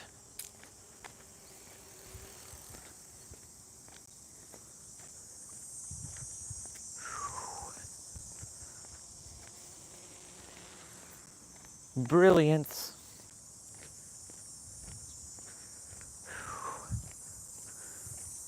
That's interesting. She's wearing orange today, and I have orange socks and black. We're kind of matching.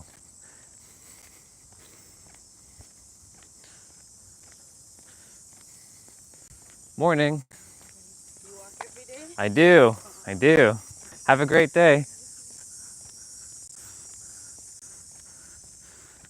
That's my dad's friend's wife. We've seen him on the live stream. He comes to the backyard sometimes. That's his wife. I don't know her name though, but his name is Farouk, and he's a good dude. There are periods of time though, he doesn't talk with dad. I don't know why. And then there's other times he'll come and like chill with dad. So.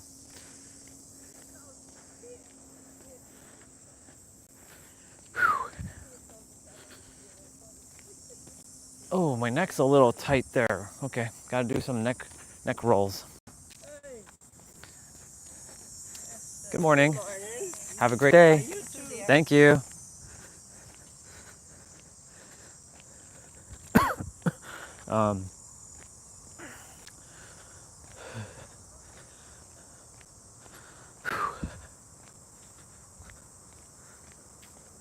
Let me do some neck rolls right now while I'm walking. It's a little stiff. Must have did something while I was on that bar. Morning. You know when I'm saying good morning, I'm actually telling everyone Grand Rising. I'm using what Regina has shared with me. Like, even though I may be saying those words, I'm actually saying Grand Rising. Like, underneath when I'm saying good morning. Good morning. Morning. You all have a great day. Thank you.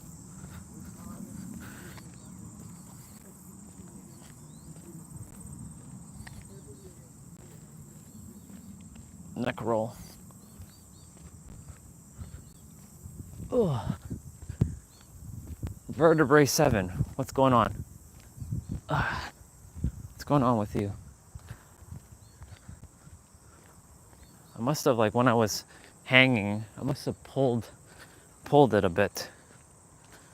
It's okay. It's not painful. It's just I gotta do neck exercises as well. That's a joint that I don't focus on a lot. I really should though.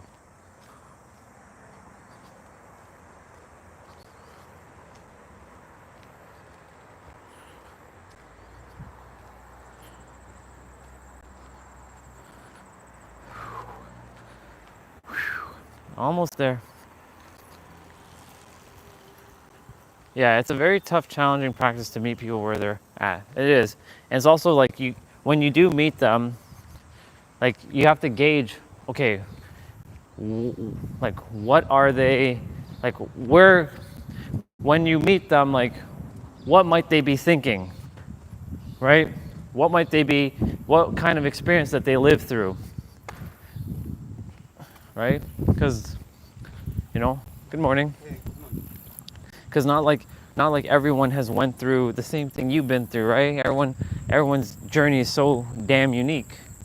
Like there's 8 billion different unique experiences. Like, for example, my brother and my sister, they have their own unique experience of mom and dad, Like, you know, I grew up with mom and dad, and I mean, dad never beat me and he never yelled at me. Mom was the authority type. She whooped my ass. But my mom, to my brother and my sister, they didn't get that experience with her. So they're able to like talk back to her like in an interesting way.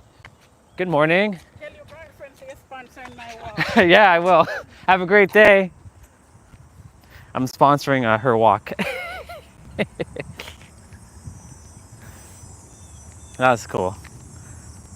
That was awesome. And you know, they when they're talking with mom, they give like the attitude, and she doesn't like yell back at them or anything like that. But if I were to open my mouth and say something to her, it's a full out war, literally. And I'm like, what the fuck? Like, this bullshit, right? So, because like my brother and my sister had different experience with my mom. Plus, they look like my mom, and I look like my dad. And she probably, every time I keep saying this, and I don't know if this is true or not, but like maybe she sees dad in me, and her and my dad don't get along. So by natural selection, because of my darker skin, because them and my mom, my brother and my sister have they have lighter skin, like they don't look like me at all. They look more Chinese.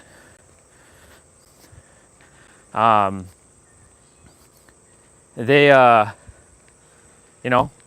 it's like, what the fuck? Well, it's because I chose this family to overcome my own like hurdles. But yeah, basically what you were saying is spot on, because like, you never know where someone's at. You never know where someone is at in their journey, and meeting them where they're at, it can be very challenging. And it's just being aware of the levels. Good morning. Morning. Have a great day. You too. Thank you.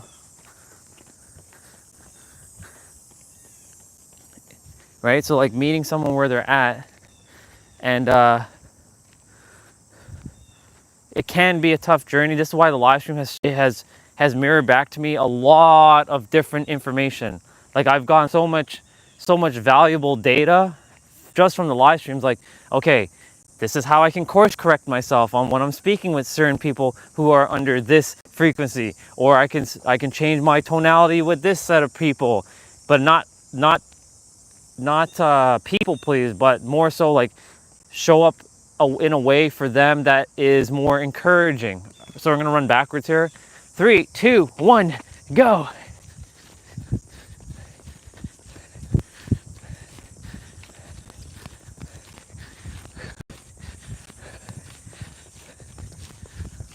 It gets a little challenging at this point right here, because you got to do a turn here. This is not a straight and narrow going up. Oh shit. Whoa. Oh, what the fuck? Well, thank God I looked, because if I didn't look, damn. Whoa. That tree came tumbling down. What in... Holy shit, y'all. Okay, so normally, well, I could technically run backwards, but holy crap. Poor tree. Whoa. Okay. This is new. It wasn't even like rainy yesterday. It wasn't even that windy. How in the hell did that fall down like that? Because they wouldn't have done that to their fence. Wow. Holy crap. I mean, I'm gonna walk backwards for now, or I'm just gonna like...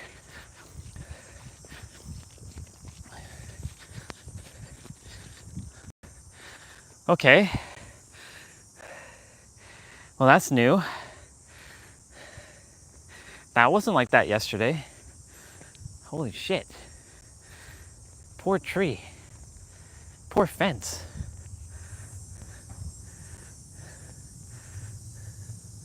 Wow.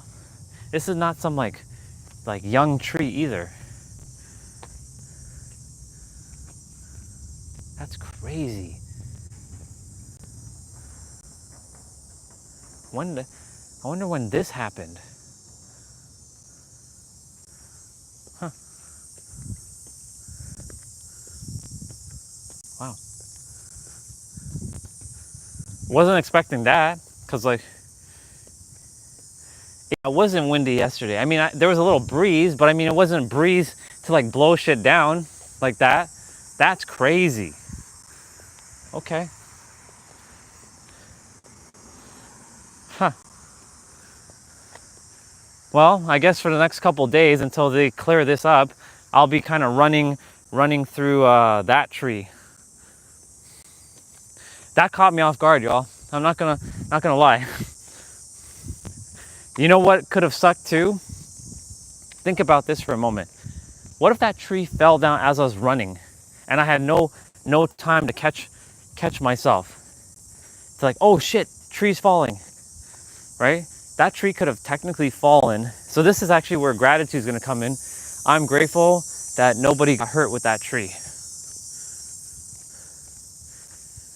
Right? Yeah, sure, a fence got damaged, but that can easily be replaced. But a soul, once saved, can't be replaced. But dying from something fallen, yeah. I think there's a statistic that about 20 people a year die from a fallen coconut or something like that. Getting taken out by a fruit, yeah, that's interesting. Yeah, when I was going up, I didn't see that tree. So like when I turned the corner, when we were coming up the hill, I'm like, wait, whoa, what is that? And tree fell down. I'm like, what the fuck? Because we ran there yesterday. All was good. And last night it didn't rain. It wasn't windy. It wasn't windy at all. Otherwise, if it was windy, there would be a lot more damage. Like, you would see more like things in the streets. You would see more kind of chaos. Because if a tree like that got taken out, and again, they wouldn't have purposely like done that to their fence and have the tree fall. I don't know. All kinds of variable things. So who knows? But this is where gratitude comes in. Like, you know, that tree could have fallen when I would be running, and I'd have no way, and I'd be crushed. There'd be no way for me to stop that tree from not falling on me. That tree's fucking heavy. There's no way I'll have the strength to stop it. So I should count my lucky stars that it fell and nobody got hurt. That gives you perspective on like anything can happen at any given time.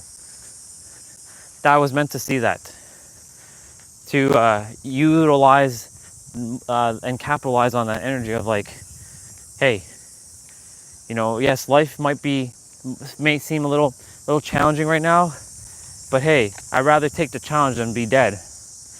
You know, that tree is gonna be a reminder going forward. It's gonna serve as a reminder. Good morning. It's gonna serve as a great reminder, because like, you know, yesterday that tree was perfectly fine. Now it's like kaput. Wow. That's so bizarre. I mean, I've seen trees fall down before, but like, not like that. I hadn't seen a full tree fall down like that in a long time. I've seen branches falling off these trees. I've seen all kinds of stuff, but man, wow. I know our brother who sits here with his other brother who rides the bike. I'm sure he's gonna be caught off guard when he sees that tree, when he's gonna come up with his bike. I'm sure our brother and sister, the Asian brother and sister who walks this way also, probably like, what the hell? I'm sure anybody who's going to ride to that part of the trail, because that's the starting point, they'd be like, what the fuck is that? That's gonna catch them off guard. Ah, they did a very nice job on the black and white here. I like it. I like it a lot. Just like our brother here, who lived in this house, he has been in the hospital for a month with a surgery. He had something with his heart, and he had like a surgery in his wrist. And I hadn't seen him in like over 2 months. Basically, I hadn't seen him since the beginning of the summer. So I'm like, where is he? Count our lucky stars. That's why the universe is speaking to me loud and clear.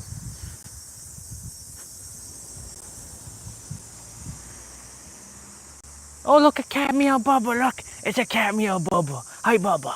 Hi, Bubba. I know it's not a doggy. Hi, Bubba.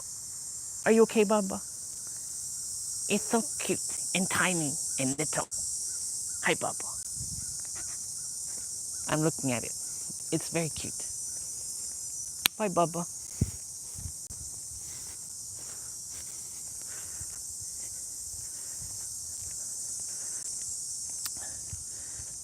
The universe was speaking to me, saying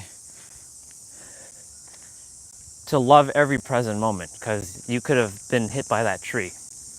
I could have actually run in that tree if I didn't look as well. I could have probably stabbed myself through like one of the branches. I could have like knocked myself out if I didn't look backwards. Because you know, when I'm running up, sometimes I don't look behind me, right? And imagine I didn't see that in time. I could have run into that tree and like knocked myself out. So it's like it's a sign to say, hey, be in the present moment. You never know when you could be taken out. We think we have all this time in the world. We think this is our ignorance and not ignorance. This is our arrogance of thinking we have infinite time, that we're not going to die at any. We have like tomorrow. There is no tomorrow. You know what that reminds me of? Rocky 3. When Rocky was like looking at the mirror, there is no tomorrow. There is no tomorrow. There is no tomorrow. There is no tomorrow. There's only the now. And to live in the present moment. Let me see. Sister has wrote a few things about steak. She's making me hungry already. I normally don't eat steak, but she lives by it. All the women in my family are big steak eaters except me. I prefer vegetable over meat. My body doesn't really need meat like most women. My mental stamina for pain has a high tolerance for pain, etc. That makes sense. One day, I'm gonna be an air eater. I'm just gonna eat air, and I'm gonna live forever by eating air.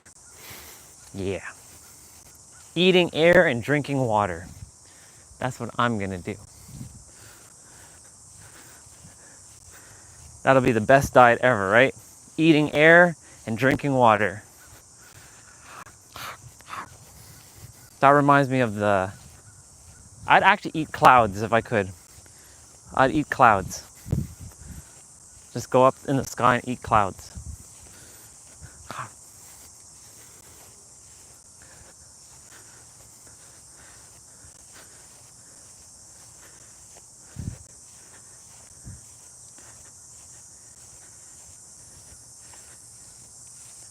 Well, I'm definitely gonna go in and grab me a croissant. Pick that up. Intuition was like, pick that up. And throw it in the garbage. Since we're approaching a garbage, kind of no excuse. If I see litter around, why not just pick it up? You know, it's a funny thing when you get to a garbage and there's a bunch of litter around it and they don't put it in the garbage. Like they walk it all the way here and then they just don't put it in the garbage. So my bottle can go in here, that goes in there, and this goes in here. There.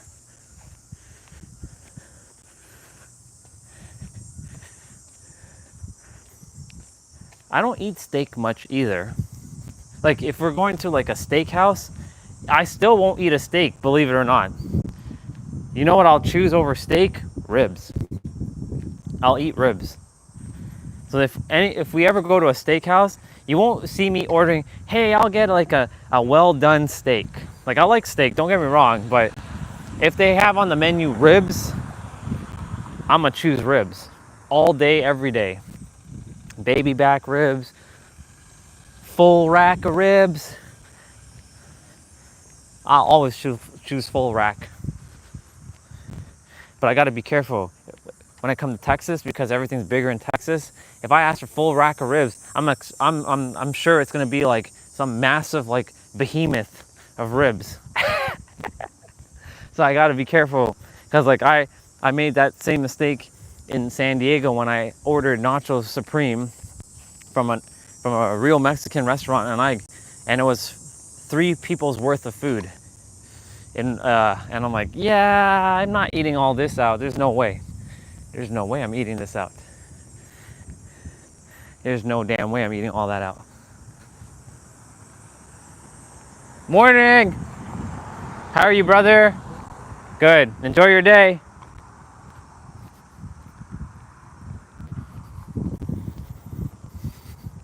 Texas smothers their BBQ in sauce. Yes. This is true. Well, okay, so I told you like when it comes to sauce, like yes, I prefer not to have like 10 million gallons of sauce on my stuff. I can handle BBQ sauce. It's when you start adding like mayo. I know T-Bray's gonna not like me for saying this. It's when you start adding mayo because he loves mayo. That's when I'm like, no, I don't do 10 million gallons of mayo, you know? Like, or like salad dressing. Like I don't do salad dressing unless it's Southwest salad dressing and it's not a lot. It's just like a dab here and there. Like when we go to Jack in the Box, you don't see me they give you usually 2 packs of Southwest salad sauce. I don't even use half of one. I'm putting it like little dabs here and there, and that's enough for me just to get the taste. Like putting like dabs, like little dabs here and there is great, but like I'm putting like all kinds of like the entire, like slithering it with and making it look like it's like drenched in like water. Yeah, no, that's not my thing. Like can't be doing that, you know? Let me see. A patient of mine cut out all sauces and he lost 50 pounds in a year. It makes sense. He really needed it. It was 500 pounds. That's crazy. Yeah. Yeah, sauces do add, like, that's why like when I'm eating things and I have ketchup, I'm making sure I don't put too much ketchup on my stuff. I give it a little bit of like dab of ketchup. Like I don't, like when I'm eating like fries or like chicken fingers or anything like that, I usually have like on the side of the plate, the ketchup. And it's not like a big ass like you know, pile of ketchup. It's like enough to like dip it and eat it. And I won't like, I don't usually double dip. So once I put the fry once into the ketchup, and if it's a big long fry, I won't, I'll just eat the entire fry with a little bit of ketchup. Yeah. Yeah, I'm not a big sauce fan. Like, I love sauce, but I don't enjoy like saucy sauce. You know what I'm saying? Like where it's like too watery. Like, it's too much. It's just way too much for my system. Like last night, I said that my final meal was at, you know, I told you mom was gonna buy food, and sure enough, you know, I could have chosen not to eat, but like, you know what? I said, screw it, I'm gonna eat. I ate Popeyes last night. not the greatest thing to eat before going to bed, just so you know. So I'm like, I made sure to sit in a squat, squeeze my intestines, and I started to do the number 2, of course. And we don't need to get into graphics there. And I made sure to not put too much ketchup on anything. And I made sure not to, I downed it with a bunch of water. Like I cleansed my palate as well. Like I guzzled down like tons of water. After you told me about our organ stops doing its thing after like 5 p.m. Yeah.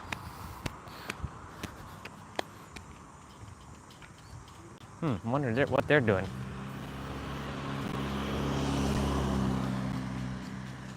Ah, they were doing the bricks.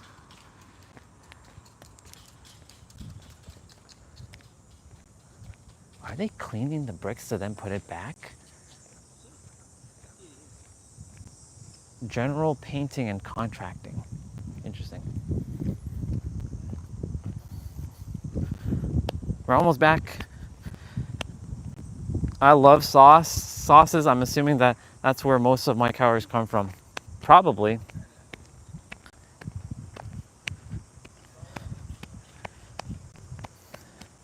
That's why when I go to a restaurant and I order salad, I'm like, hey, could you do me a favor? Could you put like the sauce on the side and not drench it for me, please? Because like I know when I go to restaurants, they usually put the sauce already. So I'll tell them in advance, like, can you put like the sauce in like a little cup thingy or a little plastic container so I can like kind of pour it on myself? Because I'm not really a big fan of like them just already slithering like sauce like onto my on my salad. That's why I eat salad like raw. Like here, I don't put anything on it, like because mom puts fruits in the salad, and I'm not putting any weird sauce on my fruits. Like that's no. That's like a crime. For me, that's a crime. Putting sauce on fruits, that's a crime.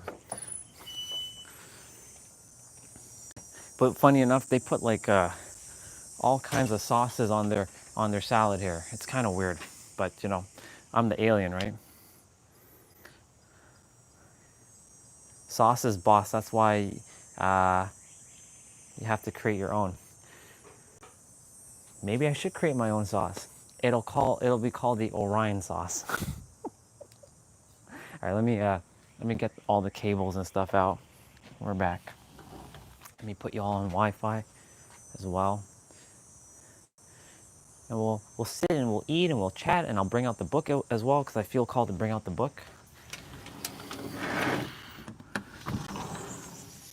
The AC's on, so I have to keep the door closed.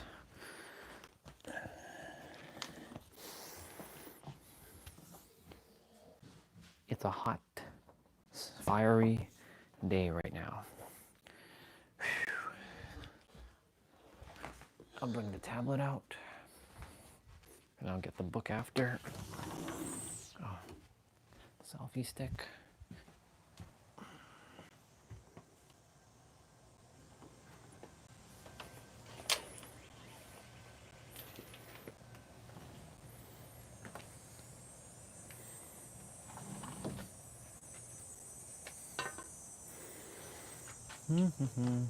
Let's see. Then you control all the calories. That's true. That's true. If you do create your own, that's what that way you know what's in what. Like for example, you'll know that this thing has like 50 calories of so and so thing, or you know. You know what's funny though? Everything's just energy. All right, perfect. Thank you for resending it, because I'm sure the live stream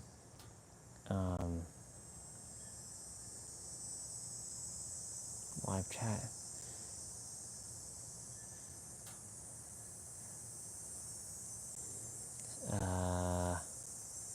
Let me go and copy this.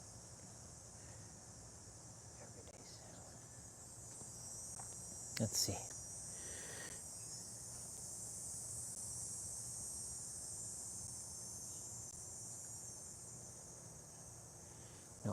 can't look it up like that. Hold on.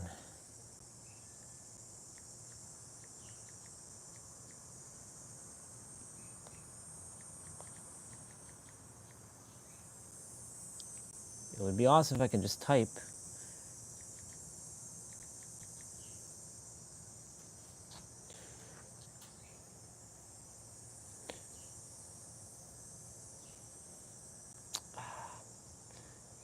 Would be nice if I could just type.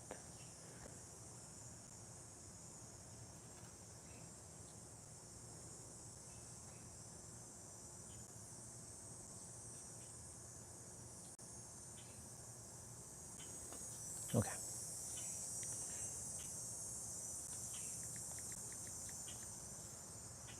See it.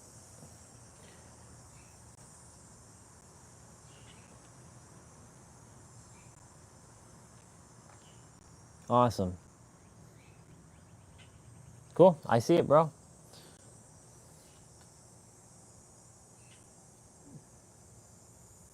I'll give a follow, a support. There you go. Y'all have a follow from me or a connection from me. Just my way of giving back. I only usually follow or look at accounts that I'm aligned to, and I chop off a lot of my former connections, like accounts. Like I don't unfollow them, but I don't look at their post because a lot of their posts are not relevant to me anymore. Because like, for example, Craig, like I love him, but I don't align with his stuff anymore because I'm like, it's too personal development for me. I'm not into personal development anymore. I'm way beyond personal development now. I'm at on my own frequency where like I have to be floating like an alien. Like basically, if there's others like Regina who have remember their remembrance and they are able to like teleport and levitate and transform their body into like a Super Saiyan, that's what I'm interested in. That's what I'm really interested in. So like a lot of the people that I've was connected to, I've just stopped looking at their stuff. I didn't stop following them or stop connecting with them. It's just more so I mute their posts so it doesn't show up on my feed. That's what I did on Facebook. That's why my Facebook right now, there's like 2 people who on my Facebook whose posts still show up. Everybody else's, it doesn't show up because it's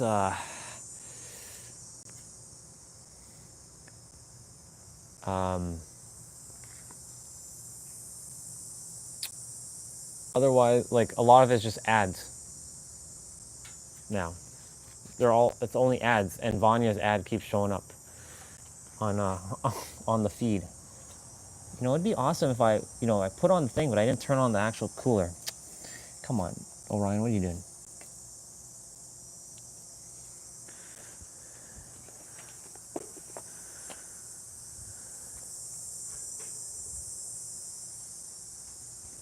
What you doing, Orion? What you doing?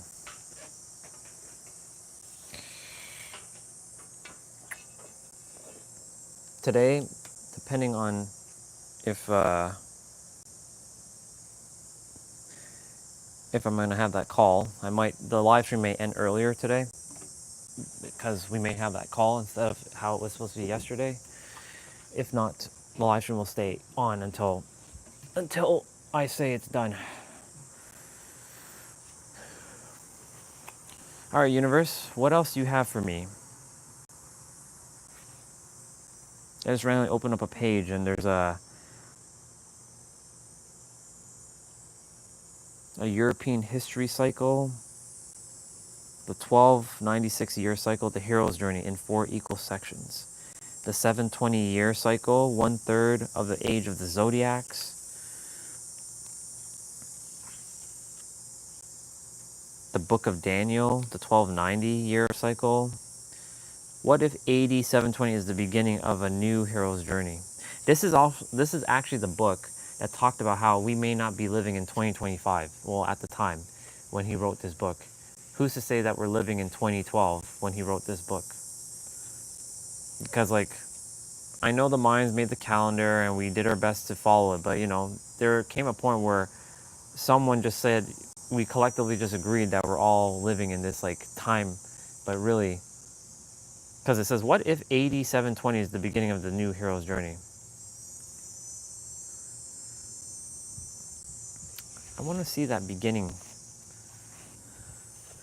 That's page 401.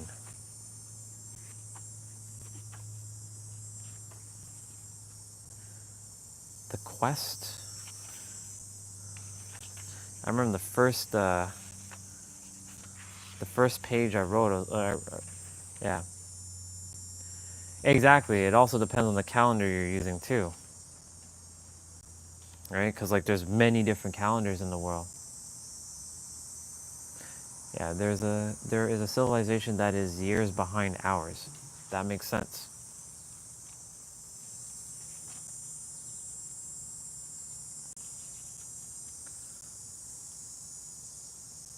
I'm looking for that section in the book. Cycle of history.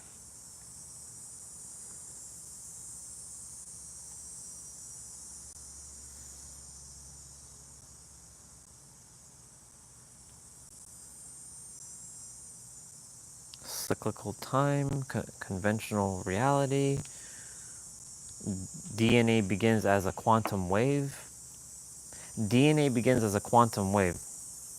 Interesting.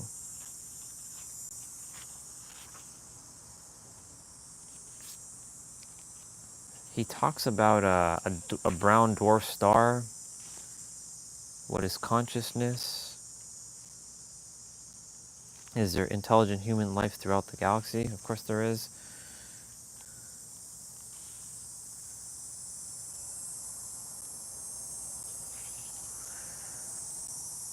The conscious universe, the cycles of history, and the law of one.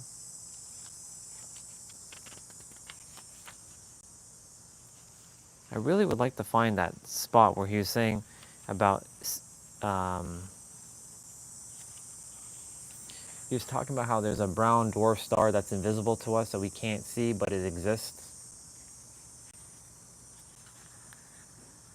I just don't know what page it's on, but I know it's at the beginning. The signs of the zodiac.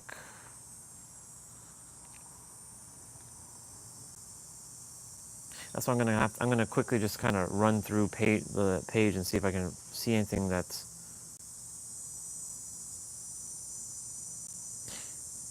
one infinite creator.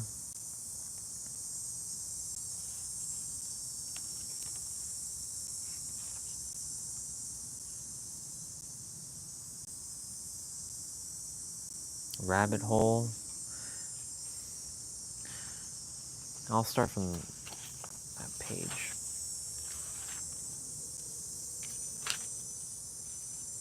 The soul's journey in a living universe.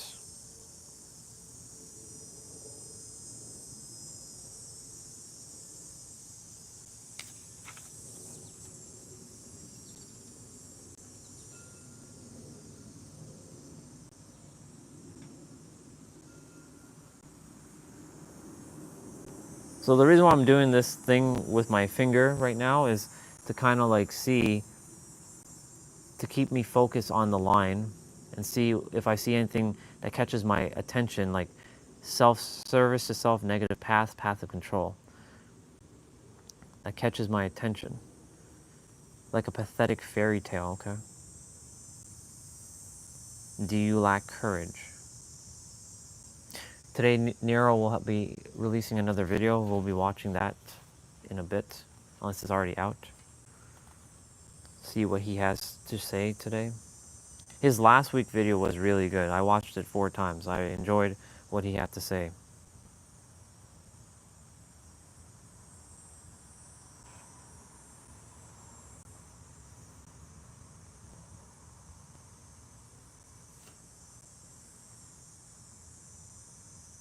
Nothing about the sun or some brown dwarf star yet. I wanted to read that. there's something that's catching my attention for that. Book of Life, Hero's Journey, 2160-year age of Zodiac. Each Zodiac, we go through a 2160-year cycle. Which age are we in right now? Aquarius?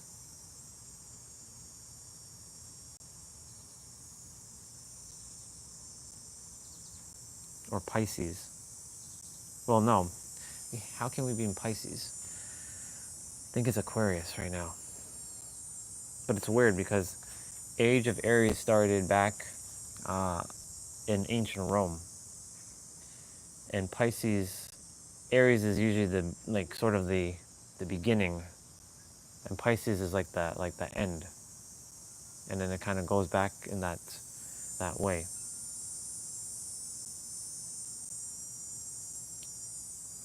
I see Sumerian times, 4000 BC.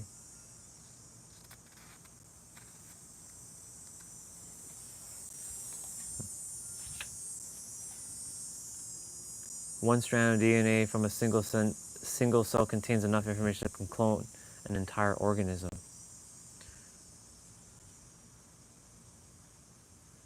The atoms naturally fall into the right place as they are pulled into a wave, much like rocks naturally roll into the bottom of a mountain stream once they are swept into the current. Makes sense. Each cluster was made of DNA molecules with the same fluorescent color. Electromagnetic gravity becomes the most likely answer with the existing energy fields known to modern science.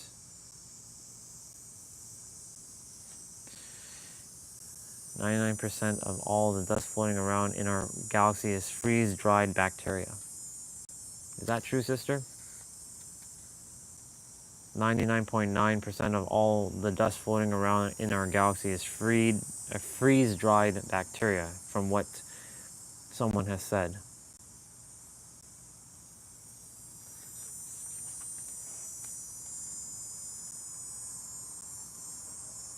We already know that the dust in our galaxy is emerging from the surface of the stars, like our sun is what we call the solar wind.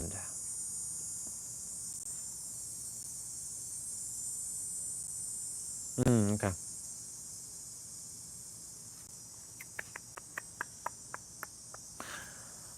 I'm doing my best to find this black hole. Let's see. The only force that can bend light in conventional science is gravity, such as we see as a black hole. You know how fascinated I am with black holes. So I'm looking for this. The DNA phantom effect. What is this? How could it be possible if there is no DNA to hold the photons in place? There should have immediate disappeared, but they didn't. They stay right where they are. Some kind of force field, apparently of gravitational influence, was holding those photons right where the DNA had just been. Can't pronounce that person's name. And his colleagues soon called this the DNA phantom effect. I feel this is one of the most important discoveries in history of science. The implications are stunning and forces us to completely rewrite many scientific laws. DNA is creating an energetic field that absorbs photons and pulls them right into a molecule, but the DNA itself is not needed.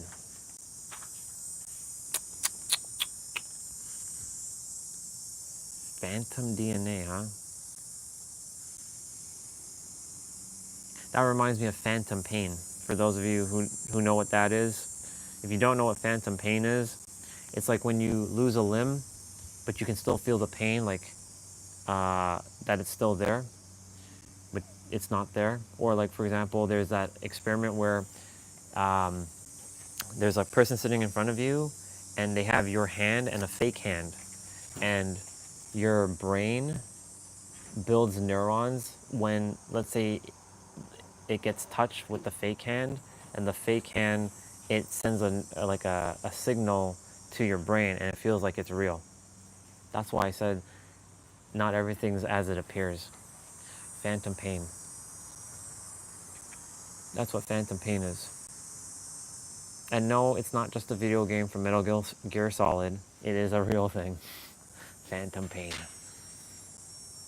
Bacteria is in the air here on Earth as well. In Texas, you can smell rain. The rain is not what you're really smelling. It's the bacteria that is in the dirt that reacts to the acids of the rain. That makes sense.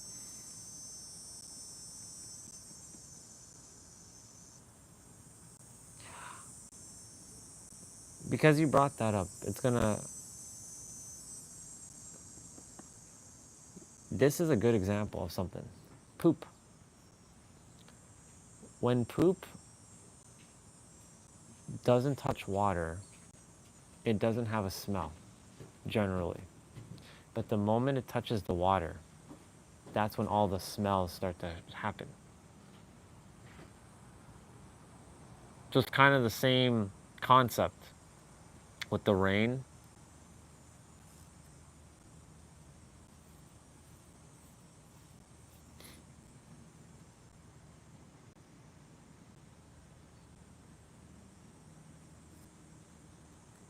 When someone says poop poop stinks, I'm like, it only stinks when it hits the water. But if it doesn't touch water, it doesn't stink. But I don't know if that's entirely true. I'm not going to go and experiment with that, of course, but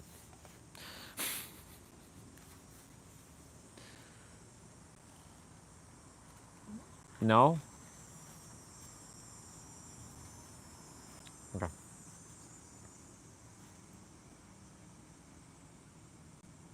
Is DNA an energy wave that assembles life?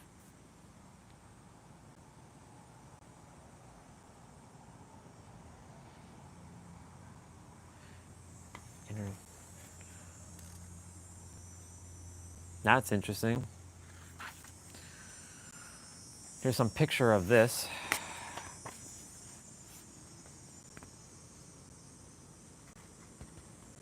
This is a cycle.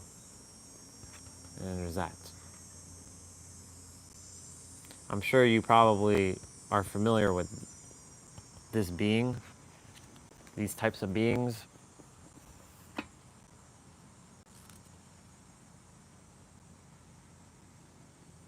It's funny, we were talking about the yugas yesterday.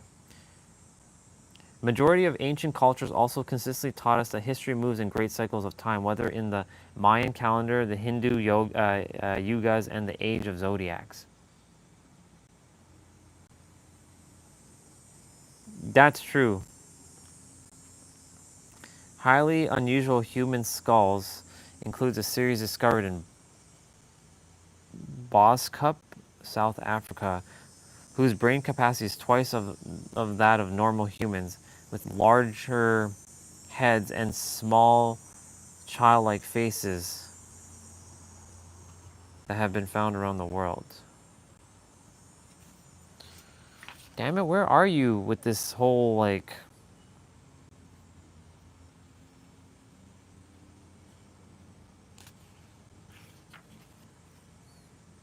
He was talking about, in a section in the book, about angel numbers, and I'm looking for that too. I'm not quite where I desire to be. And I know I didn't pass it. I don't think I did anyways. Thermal death.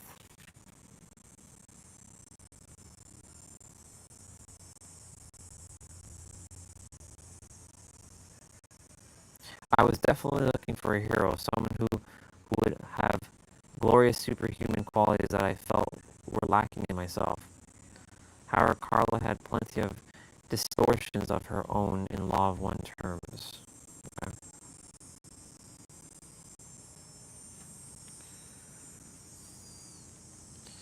The Law of One series also indicates that history moves in a cyclical, not linear fashion. Multiple references are made to a 25,000 year cycle that is driving human evolution. And it has the sign of the zodiacs. Let me see. We've had many civilizations with larger bone structures and height, and also DNA, RNA, that have become extinct. Some bones are our past civilization. Like the Lemurians were green and the Atlanteans were blue. Both were tall and around the same height. Lemurians had dreads.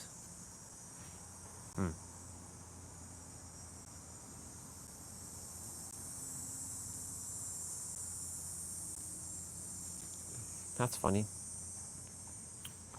There's a part where it says, there was a loss of body here, as you call it, the clothing of the body to protect it, the changing of the structures of the neck, jaw, and forehead in order to allow the easier vocalization and the larger cranial development characteristics of the third density human required. This was a normal transfiguration. Within a generation and one half, as you know these things. This is talking about the shifting of DNA and similar to what you're just talking about.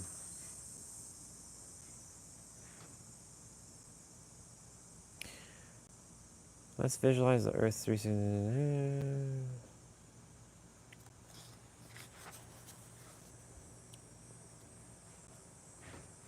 I think I'm getting closer to this dwarf star, like brown thingy coming up.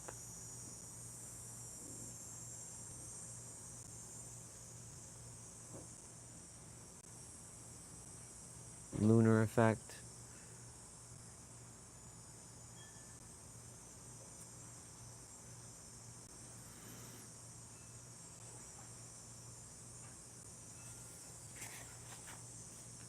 Celestial influence. Let's see. There are Atlanteans and Lemurians still existing today.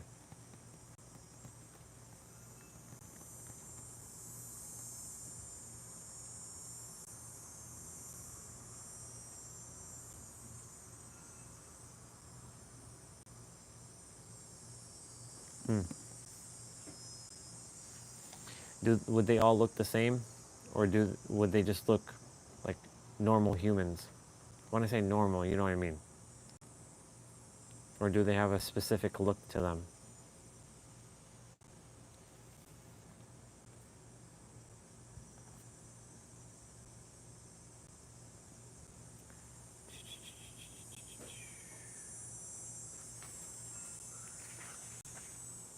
$25,000-year evolution cycle. The Great Year, Confederation, and the Law of One. Ooh, sister, you were talking about the Galactic Federation. This 25,920-year cycle of precession is almost certainly what the Law of One refers to as the 25-year cycle, which the source said was directing human evolution. It appears that ancient cultures were contacted worldwide, and this key piece of information was then encoded into their myth by the unified group of the angelic or extraterrestrial humans known as the Confederation in the Law of One. Would that be the same people?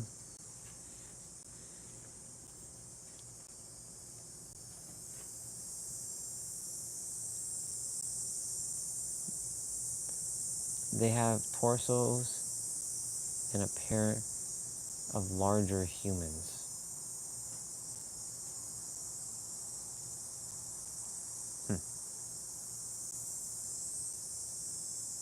They are inside the inner earth. They remain survivors of Atlantis. The Lemurians were from and are in different continents, but reachable except by portals to other parts of the earth hidden from our history. Earth is much larger than we've been taught.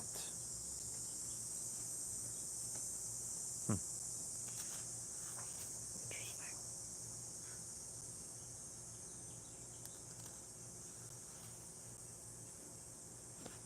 Oh, this is talking about the Federal Reserve now. Yep.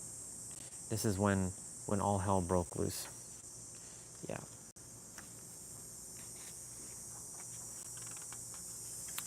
The Federal Reserve is actually what is causing the problem in the world today. Well, that and other things, but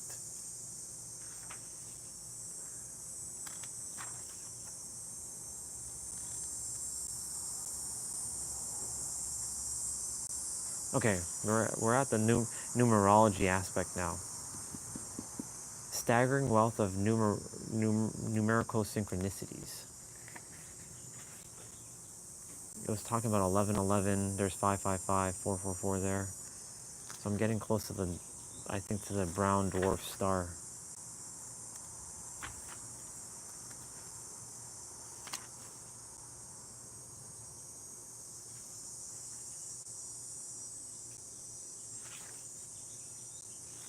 Enlightenment is a full experience of the moment.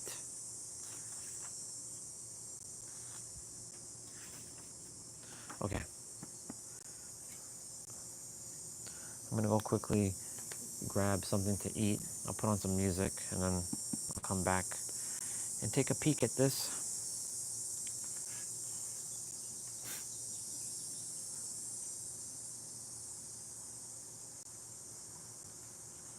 Let's see. Lumineers could be charity. Charity? What's charity?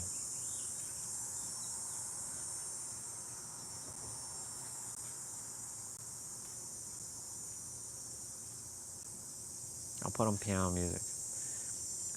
Oh, classified as soldiers, warriors, scientists, and the Atlanteans were builders and used technology.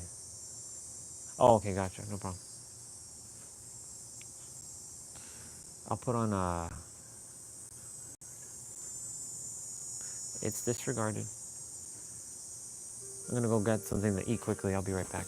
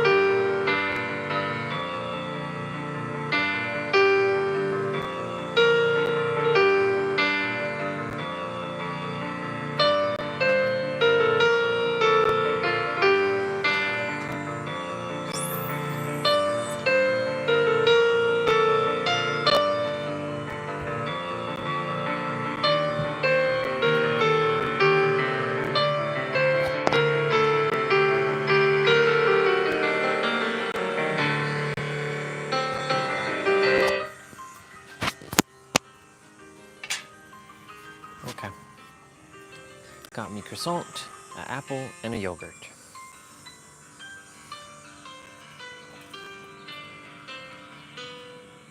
I have a feeling there's some humans on Earth still with DNA of lost civilization.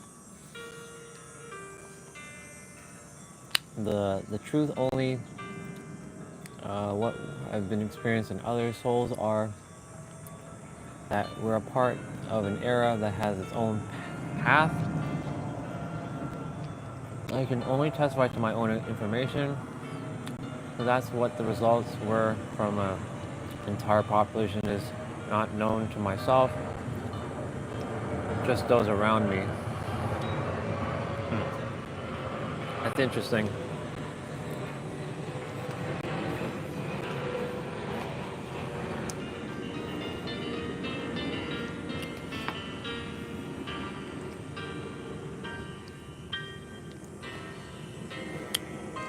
So this part right here, I'm gonna pause the piano music. This part right here in the book, where he was talking about synchronicity of numerical numbers, caught my attention. This is where I really started paying attention to, like, oh, okay. This is page 47 in the book. I'm like, okay. I'm gonna read it. So it's called A Staggering Wealth of Numerical Synchronicities. After this defining event, the genie burst out of the bottle and synchronicity started happening like crazy. I now see repeated patterns from numbers everywhere, such as on digital clocks, at seemingly random moments. This phenomenon had happened only once before, while I was in junior high school, but now it was happening almost every day and frequently several times a day. I often be sitting and reading about paranormal subjects, a favorite topic of mine, and suddenly be inspired to look at the clock.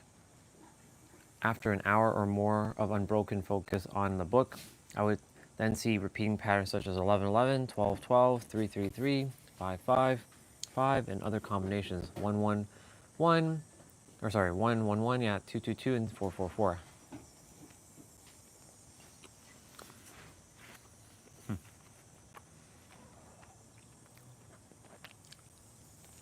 It's interesting why at this page, on page 47,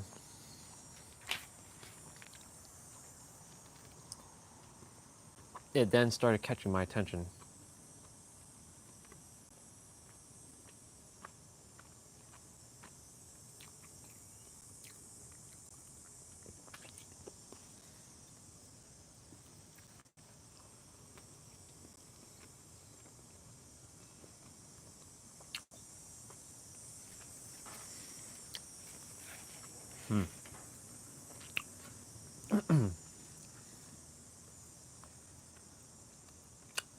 I'm all for the Inner Earth old book called The Coming Race. I've always believed the coming race.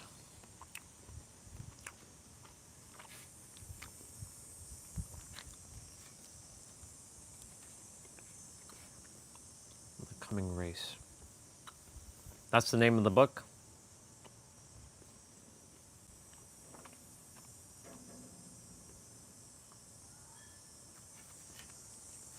I'm waiting for this thing to load.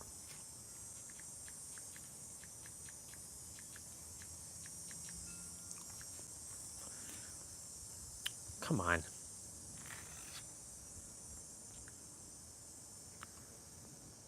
You're on the internet, like, what the fuck? It is on.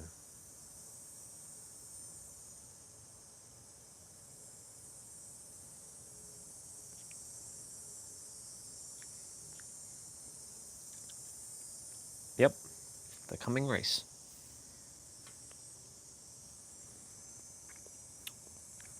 $1979. There's that word, vril. We haven't seen Michael in a while. Remember Mr. Michael talking about the vril a lot? There's a book called The Vril The Power of the Coming Race. Also by the same person, Edward Bulwer-Lytton, 2018. So Vril, the Power of the Coming Race, and then there's the Coming Race. Excuse me, that was made in 1979. That must be the book. I'm gonna read that page with the numerology in a moment. It's fascinating. Very, very fascinating.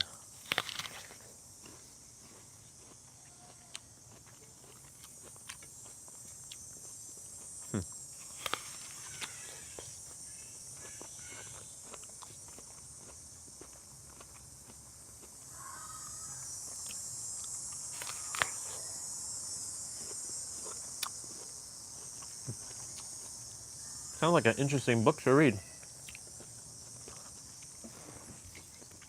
That was what? 6 years before I was born. Let me rephrase that. That was 6 years before I was rebirthed into the world as this vessel.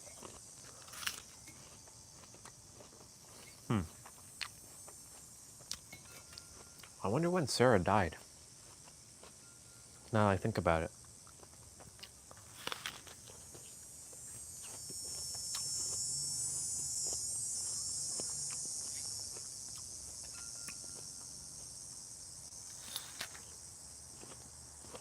I'm not meant to know that right now.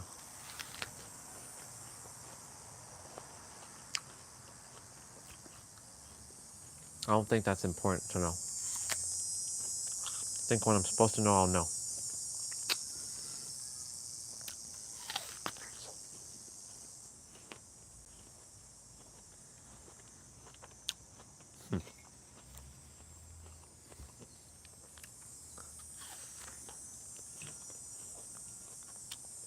This apple's mushy. I don't like mushy apple.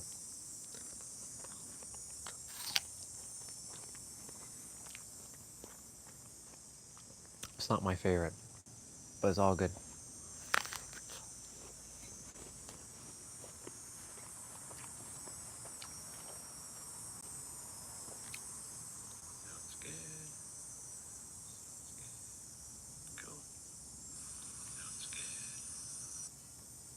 Oh, it's good. Well, you wrote in 1850? Damn. Because, I mean, the year that they put was 1979. I guess that's when it was published. Holy shit. 1850.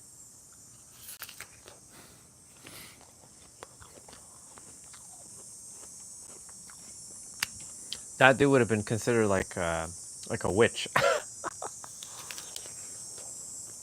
back in the day.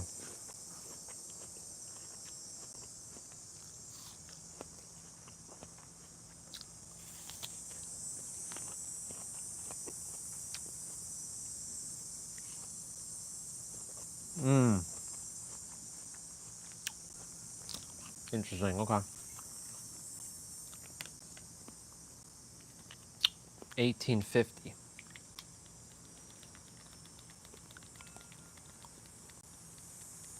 Wow.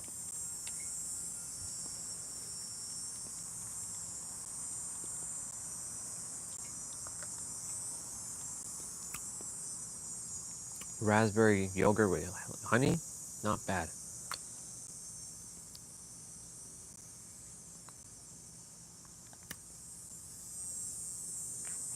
It's different.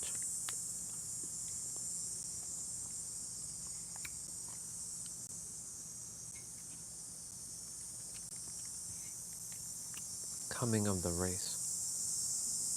The coming race. Sorry.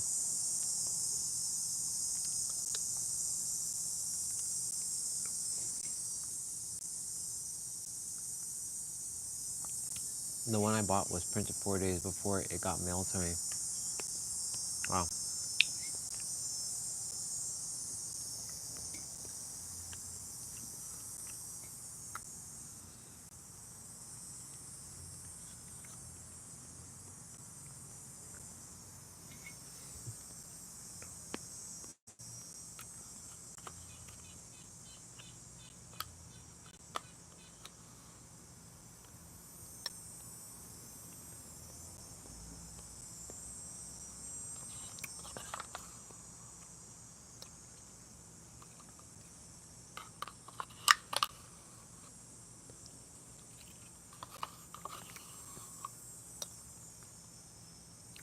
I'm just thinking about Alexandra for a moment, because we were talking about all this, these other races and like Atlanteans and Lumerians and stuff, and they're tall, and she's tall, and she's got a certain facial feature, like longer nose, kind of thing, blonde hair, blue eyes, and she's telling me about. I don't know if she said Lumerian, but she definitely said she's she's something. I didn't buy into it back then though. That was that was last year. I wasn't buying into like you're not more specialer than me. I had the ego. Sorry, I had the third dimensional thinking mind. I'm like, what the fuck?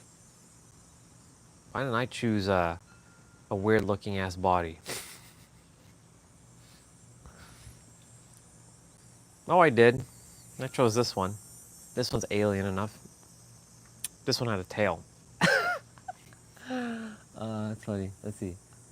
Life and Teachings of the Masters of the Far East is my go-to set of books. Volume to 4 are the keys. They have the books. I've never heard of those books. Life and Teachings of the Masters of the Far East. Give a little bit of a little cliff note on the books, if you can. What do they usually talk about in that book, or in those books? Just a small little cliff note.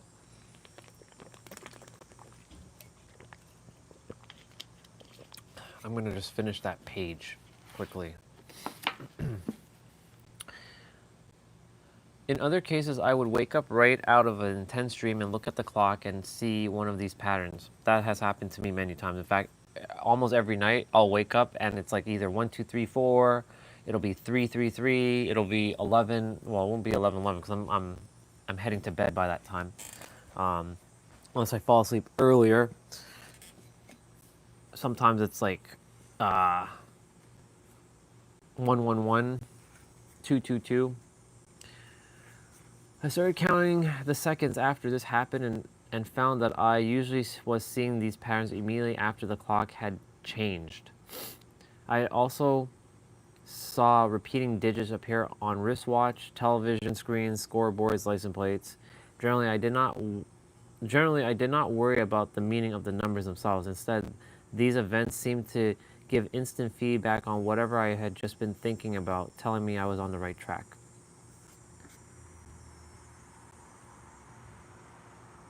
Letting me know that these thoughts were beneficial and progressive for my soul. This phenomenon always seems to happen right as I'm having a positive, loving thought. I'm wondering, whenever I was in a negative, did I ever see repeated numbers? Like, as I was just going through the dark night of the soul recently, did I see repeated numbers? I sure did. So it's like it was keeping me sort of like there's a level of like you're at the bottomless pit, but don't go any further than your bottomless pit. It put like a cap of my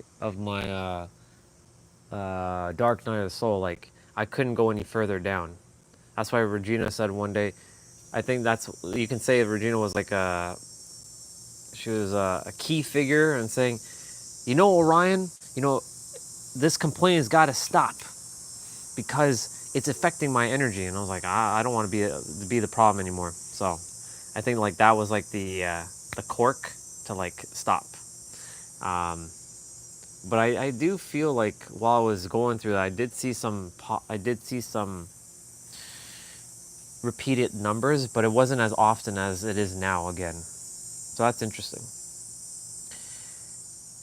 If I started moving into negative places, This is funny because I just said that. I didn't even know he was about to say this. I didn't see that he was talking about negative. The synchronicities would stop, or I would see the same patterns, but at exactly 1 minute before the synchronous mark. Or synchronous mark. I also noticed that my diet seems to determine how often this would happen. Diet, huh? Food. That makes sense. If you're eating crappy, I don't think you would be seeing, like you'd be in a different frequency.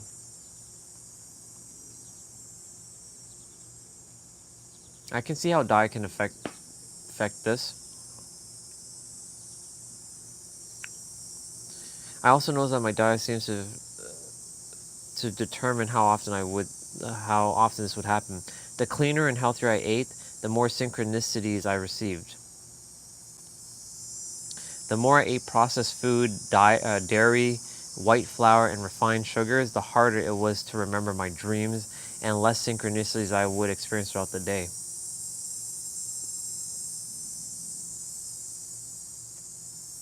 I can see that. I mean, I've been eating yogurt, but I've been purging it with water. But I also tell myself I will see these synchronicities regardless. Right now it's 11:03. You better believe I'm going to see 11:11. I'm going to see 11:11. I'm not going to look for it. I'm going to see it. I'm not going to miss it. I won't look at the clock until I feel like it's 11:11. Fermented dairy is healthy, or buttermilk, yogurt provides food gut bacteria. Okay. Well, that's good. Just making sure.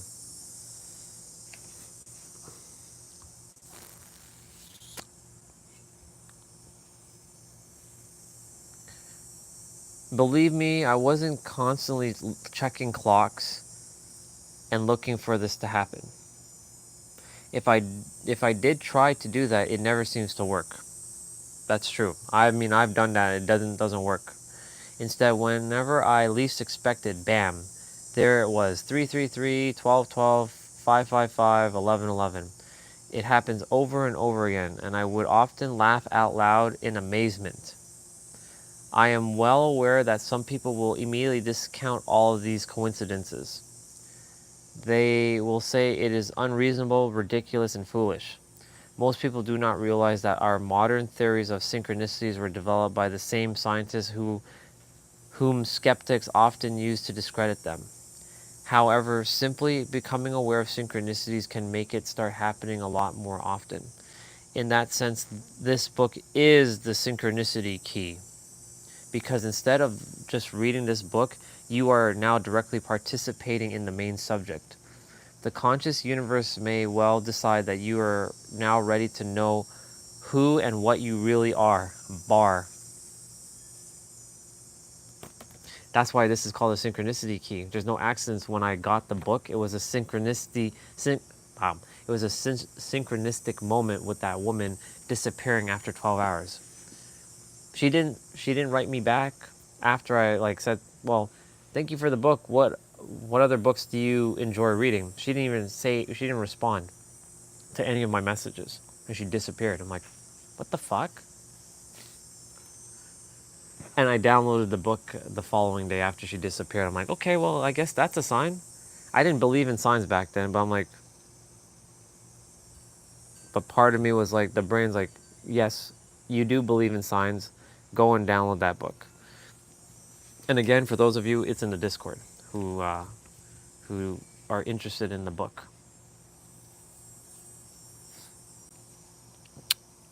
The conscious universe may well have decided that you are now ready to know who and what you truly are. Many hundreds of readers of the source field investigations reported stunning synchronicities while they were reading the book. Now we're focusing even more strongly on that subject.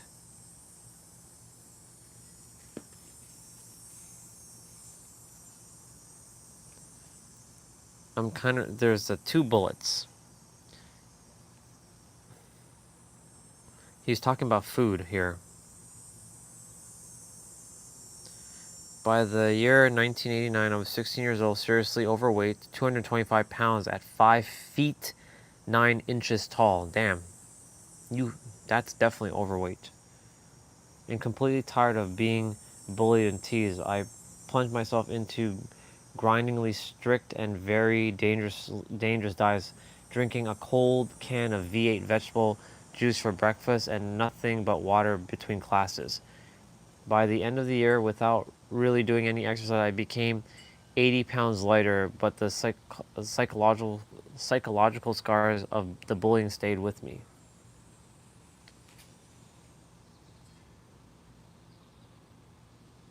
Oh no, you're good. Yo, what's up, bro? I didn't even see you were there. We're kind of like skimming through this book called The Synchronicity Key. I think you'd enjoy this book, by the way, Mr. Jigglypuff. I love you. I'm glad you're here. Synchronicity Key. Um, it's in the Discord. It's in that ebook section. I'm just kind of. No, we are equals, bro. I'm not sensei. That's the same thing I said to Huang, and he's like, "Don't ever call me my sensei. Don't ever call me sensei." No, we're equals, bro. We're equals. We are equals. So this book has a bunch of things about reincarnation, and it talks about cycles and talks about all kinds of things. I think you'd enjoy this book. It's a thick book though. It's not just like one thing. It's like many different things about history, about like planets, and I think they're mapping out the afterlife, which we were reading yesterday. I pulled this out yesterday because me and S were talking about cycles, like the Kali Yuga and the Tithria Yuga. I think that's how you say that one. And then we were talking about like the zodiacs, and then for some reason, while I was walking the trail, it says, "Pull out the book." So it's kind of helping me to. It's a synchronicity, hence why it's called Synchronicity Key. How ironic, right? Yeah. The PDF's in the Discord. You'll have to scroll a little bit back to the top of that ebook section, and you'll see it if you're interested in downloading it. It's there. I'm just kind of running through. I'm not reading the book. I'm just kind of like skimming through to see what catches my eye and kind of like read through it.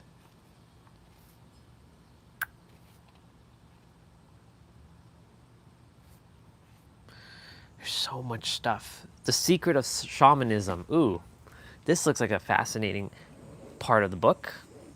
Secret of Shamanism. In my own experience, bad karma has been so easy to identify that I almost always see a cause and effect relationship between the thoughts I am having and the experiences that result. The final tipping point that got me to identify this system and see how often bad karma was affecting me came when I read Secrets of Shamanism, Tapping the Spirit Power Within You by Jose and Lena S. Stevens. Having this system explained to me by a doctor of psychology and his wife with such clarity, precise, and confidence allowed me to open my mind to the possibilities that it was real. I was only 16 years old at the time, and this knowledge soon generated profound insights and personal experience.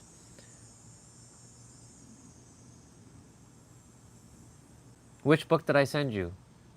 I don't remember. Which was the book that I sent you? Oh, look, see? 11:11. I told you, I wasn't even looking at the time. Remember what I said to some of you just now? I said I'm going to see 11:11. It's 11:11. No lie. 11:11. I told you I was going to see it. I told you I was going to see it. I wasn't looking at the time. I was just reading. I told you. What's the name of the book? Wisdom something wisdom. It has the book wisdom. It has the word wisdom in it. It has a bunch of yeah, it has lots of diagrams. Yes, that book. What the fuck is the name of the book? It has wisdom in the name though. All right. That's a good book too. Now that book, that one's a great, take it with a grain of salt, but it makes sense. But funny enough, uh,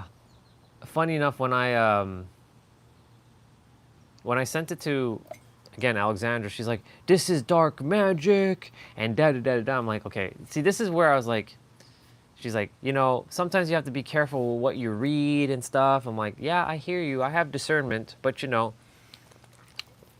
also have to, because she was too much love and light and namaste. Too much love and light and namaste that's not balance. You have to honor the shadow, and the shadow doesn't mean evil. It doesn't mean negativity. It just means absence of light. It's your other side. You get all your gifts in the shadows.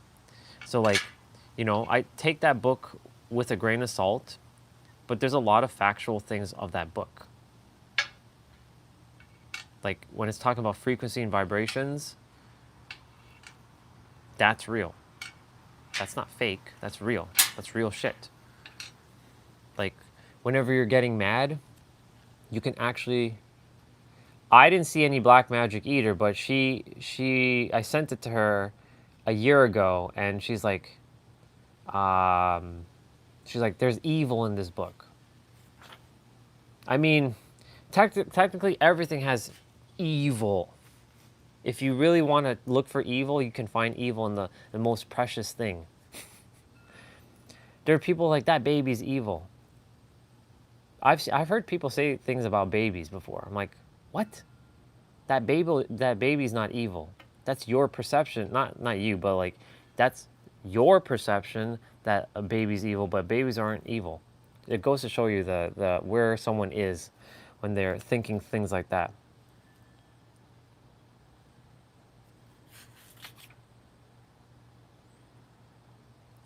In the following 24 years, I had literally thousands of cases where I've had unloving thoughts about someone and allowed myself to focus on that feeling of anger and judgment, only to have a sudden accident or injury. I cut myself with a knife, I stubbed my toe, I burned myself, I bit my fork the wrong way and hurt my teeth. I bite my tongue and taste blood. Animal dashes out into the road and I have to swerve to avoid it. My favorite drinking glass shattered in the sink after I lose my grip. I nicked myself shaving. I get painful splinters and dust flies into my eye. I got bitten by an insect. That happened to me. I bumped into a heavy book on the edge of the table and crashed down and hit my foot. I slipped in the shower and painfully banged my elbow against the glass and almost get hurt much worse. I write a check feeling disgusted about paying what I owe, and I get a paper cut right as I tear it. So he's talking about negativity. When you're feeling... It's like when you're feeling those things, these are things that happen afterwards. Yeah, let's see. Where was I? I get a paper cut as I tear it out of a checkbook. A whole plate of oily food slips off the table and falls in my lap, ruining my favorite shirt and a decent pair of pants. I managed to avoid the most serious type of accidents and injuries by being extremely careful about my thoughts, I think. So this is where he's talking about thoughts. I think, and particularly how I treat others, but many people get much stronger blasts of karma than I have described here. The key, as Dr. and Mrs. Stevens' book explains, is to remember what you were thinking about right before the incident happened. Until you train yourself to do this reliably, you will be easily distracted by the incident itself. So like, for example, like, what was I thinking when like my tablet got smacked, like all the scuffs happened, like all my technology keeps falling down, like what was I thinking before that? I mean, it hasn't happened. I haven't dropped anything, and I've been always so careful with my stuff. It's just, in the last little while, everything got nicked or dinged up. I'm like, why? Why? So what was I thinking before those incidents happened? I don't know. I'll have to think about it. Let's see. Your attention suddenly dashes over to this new problem that just crashed in on you. Now your heart is pounding, your breath is accelerating, blood rushes to your brain, and you become hyper vigilant, hyper aware, and usually very annoyed. Yes. This sudden surge of anger and frustration can immediately erase whatever thoughts you were having right before the incident. The key, whenever something like this happens, is to not let the painful and annoying event distract you, if at all possible. Keep your mind as calm as you can. Do your best to remember whatever you were just thinking about. With very little practice, the cause and effect relationship between your thoughts and your experience will become obvious. Not all karma is instantaneous like this, but a surprisingly large amount of it is. Let me see what you said. We can't let we can't let focus shift by minor incident. Exactly. Yeah. That's why, like, you know, if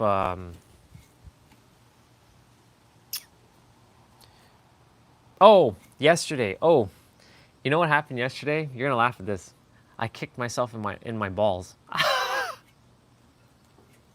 You're probably wondering, how the hell did you do that? I was sitting and stretching, and then I brought my left foot towards my right thigh, and I actually hit my balls with and I was in pain, and I had to like, I had to. I don't. It was after the exercise, so it was around.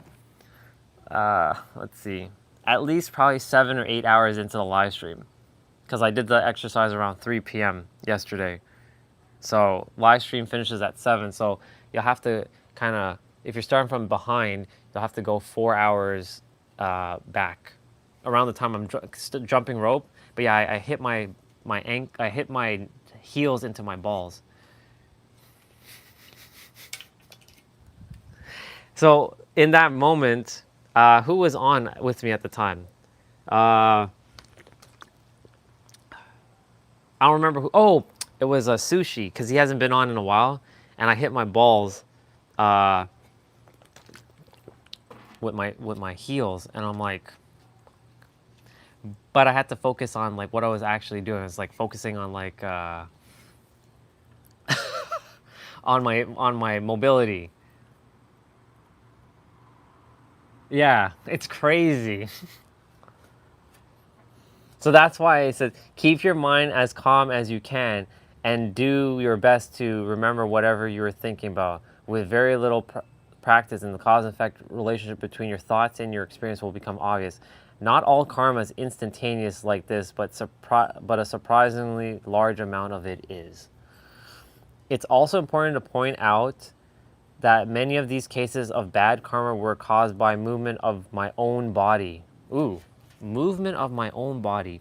I might not be aware of it on any conscious level, but my subconscious mind seems to have been directly involved in making the painful event happen. My body was influenced to move a certain way. This is fascinating that I'm reading this part right now.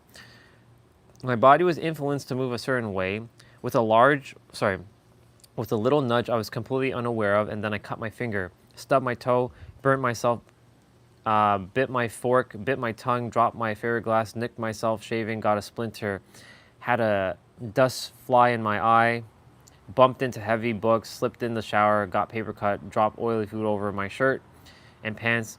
Other events like animals running into the road, the insects biting me, or dust flying into my eye could ultimately be a result of our existence within a living universe. We may discover that a wide variety of non-physical entities are conspiring to help us awaken. I'm going to read that a line. We may discover that a wide variety of non-physical entities, our thoughts are non-physical entities, are conspiring to help us awaken. And manipulate our environment. Oh, hold on. The heart thing. Did I tell you about the heart? I drew something. I don't think you know about this. No, you don't. I didn't. I'm seeing who knows about this and who doesn't, because I drew some stuff throughout the week. And you haven't seen this, so no, you didn't see this. There's a couple things I have to show you. Look at my masterpiece. I'm gonna bring this over and I'm gonna switch camera.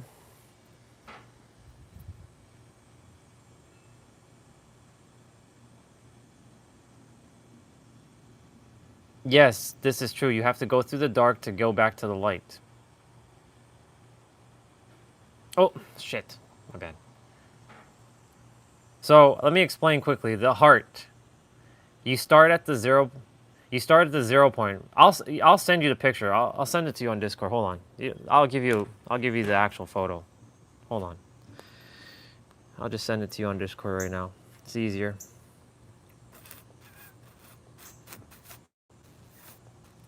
I'll send you what I'm about to send. That. I'm gonna send that photo. That was sent. I'm gonna send you 2 other things, maybe 3. That. I'm gonna explain it on the live stream. The others have seen it, but I'm gonna re-show it again. That's all of us. And then the final thing that I drew recently, which was 2 days ago, is that.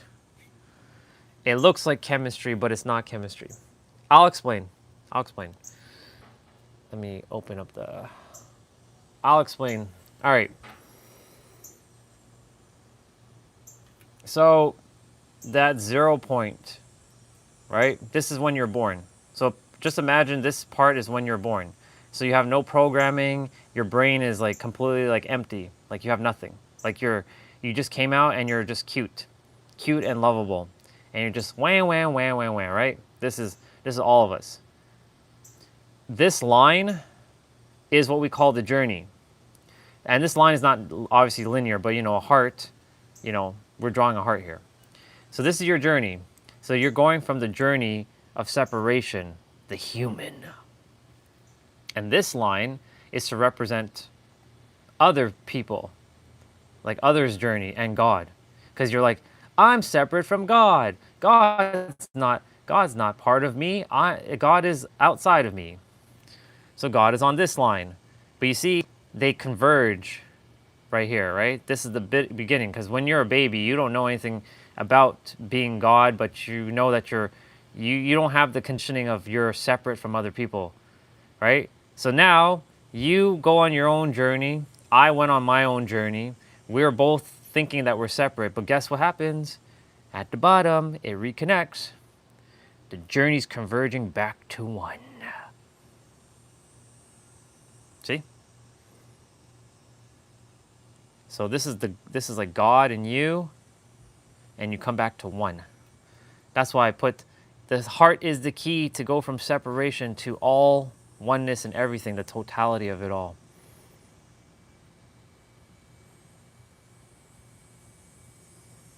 But can it convert it before death? It can if you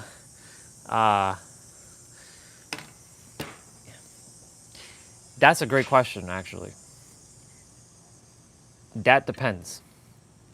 Because it depends on if someone is really looking to change themselves and get back to loving. Because like if someone is technically hating and they continue to hate and then they die with hate, then they never got back to that oneness. And then they'll have to go back and maybe repeat. Because the goal is to go from separation back to oneness. We start as one. We go through our separation of like, I'm in this body, you're in that body, but we're not the same people. And we came from different parts of the world, so we're thinking we're separate, but we're all one consciousness with 8 different bodies, or 8 billion different bodies to get back to one. Will everybody get to that point? Eventually, but it may not happen in this lifetime. There might be a lot of things that you have to. So this book talks about karma a lot. And Regina was saying something yesterday which caught my attention. She's like, brother, there might be something you've done, like not me specifically, but something that someone has done so heinous that it may take multiple lifetimes just to undo that one act that you did in one lifetime. So that means like maybe in your other lifetimes you will not be able to get to that, back to that oneness feeling, unless someone like you ran into someone who is practicing the oneness, and like you feel resonant to it, and then you start getting into it, then you're basically building back your positive karma. Dude, I'm telling you right now, I'm gonna tell you right now,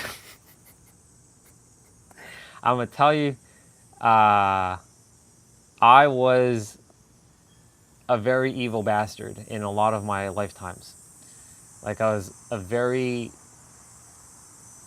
one of the main reasons why the Orion Wars happened.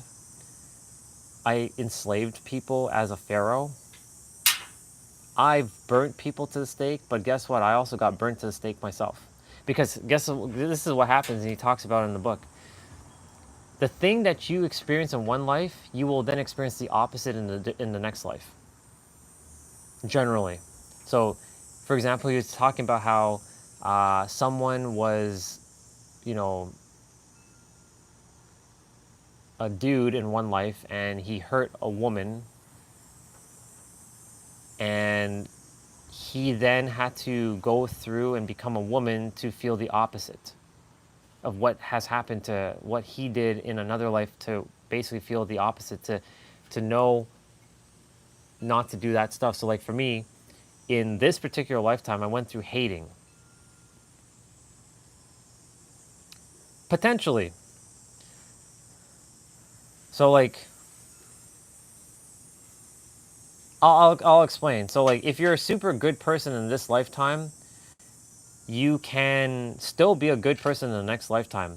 You get to choose what you desire, because in the book he was talking. Again, remember, this is just subjective, of course.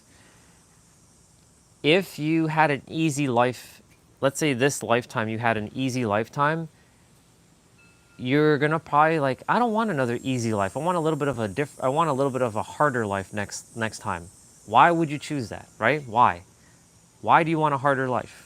Like you're in the other side of life, and you're choosing to have a difficult life. Why? That doesn't make any sense.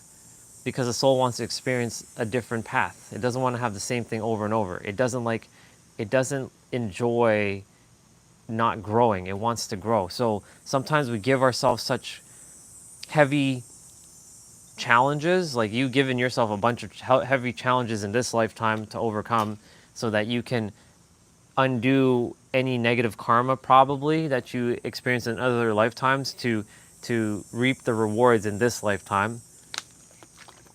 Same with me. Now the goal is to stay in the positive, and each lifetime, and not hurt anybody, and not kill yourself, and not hurt, like not murder anybody in the process. But at the same time, if you did something in this lifetime very bad, it's because you chose to do that, and then in your next lifetime you're gonna actually choose to experience what you did in this particular lifetime, and someone else is gonna be the mirror to mirror it back to you. Generally speaking.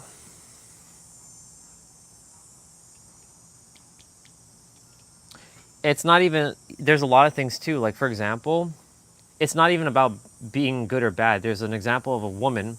I think her name was Amanda. She it's better I just find it. It's just easier. Hold on. That way I can 222. Look at that. I open up the page and it's 222 there. See? Shit like that always happens. This is mapping out the afterlife. So let's see if I can find that spot where they talk about Amanda or that person.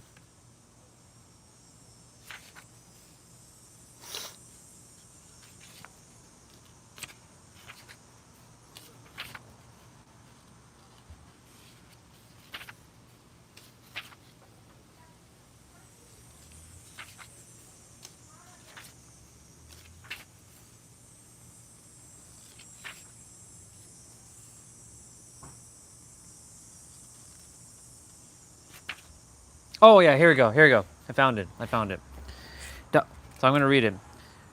This is a full page and a half, so I'm going to read this. When Dr. Newton asked this woman to explore the reason for her recurrent leg pain, she immediately moved into her most recent past life. She was now a 6-year-old little girl named Ashley, not Amanda, who was living in New England in 1871, more than 1,000 years after her lifetime as Leth. So I basically skipped over Leth, the Viking karma. So I should read from Leth. So let me read all that quickly. So I'll start from here.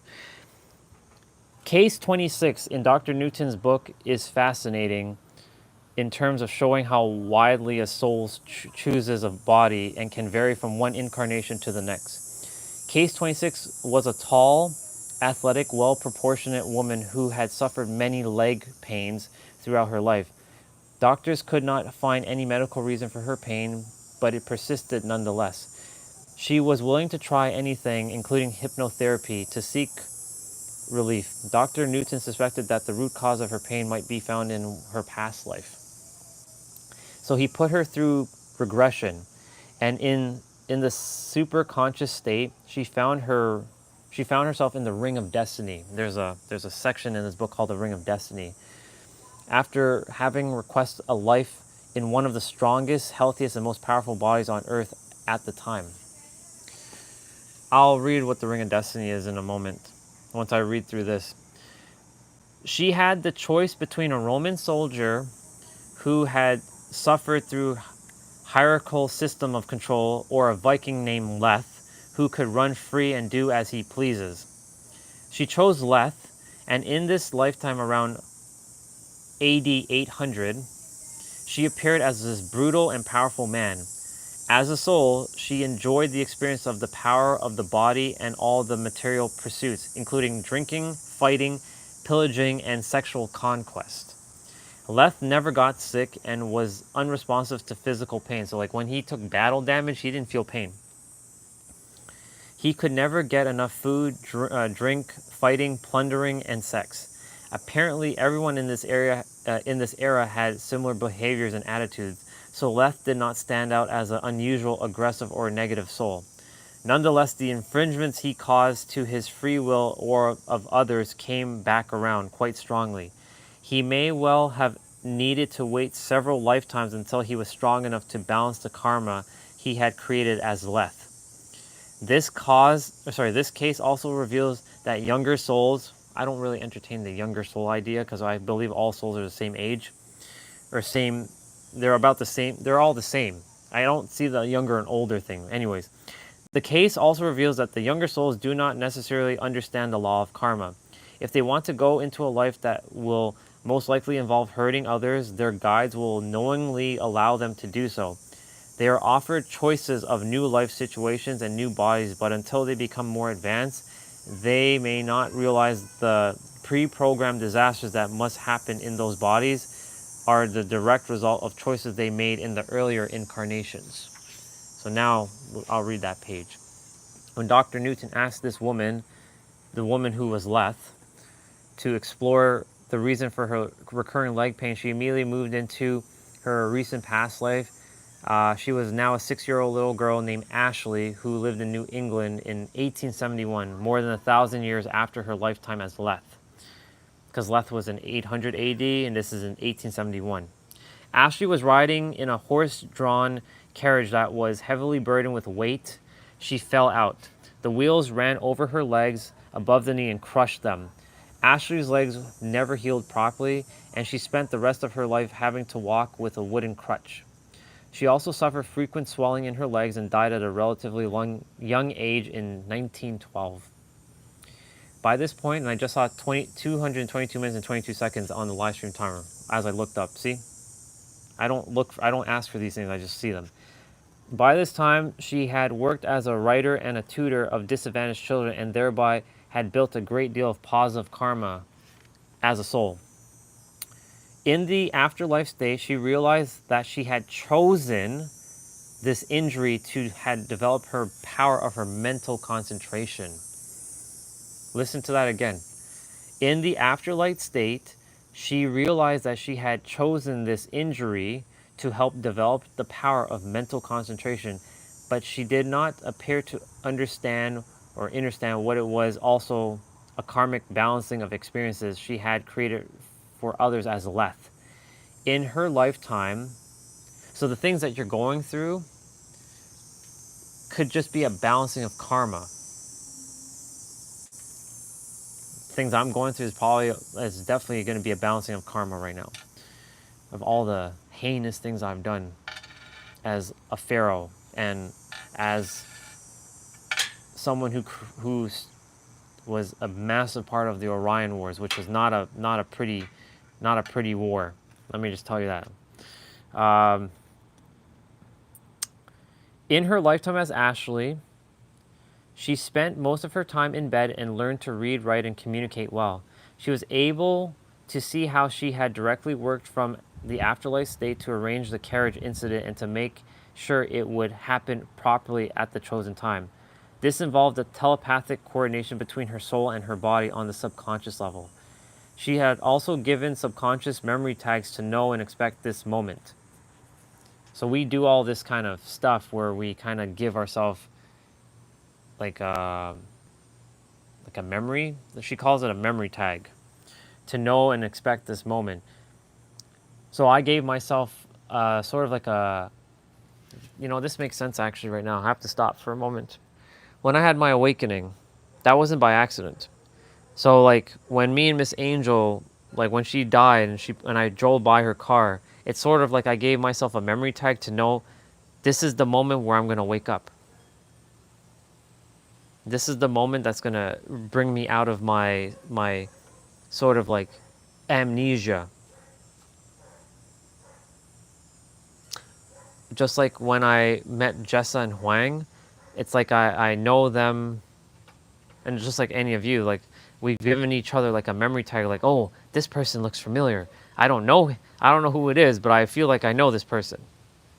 And it's like we have like these memory tags to that's within our body and our subconscious to kind of activate, sort of like when I was standing in the grass over there and I had a memory tag when one of us were talking about a relationship thing, and then for whatever reason I started going, I talked about the other side and I saw how life works. I'm like, that was my memory tag to help activate my remembrance. Okay, I'm making another connection right now. See, there was no accidents why I'm reading this book. There's no accidents why you and I were talking about all this, and I had to go through this section for me to see something, for me to give something to you. Thank you, by the way.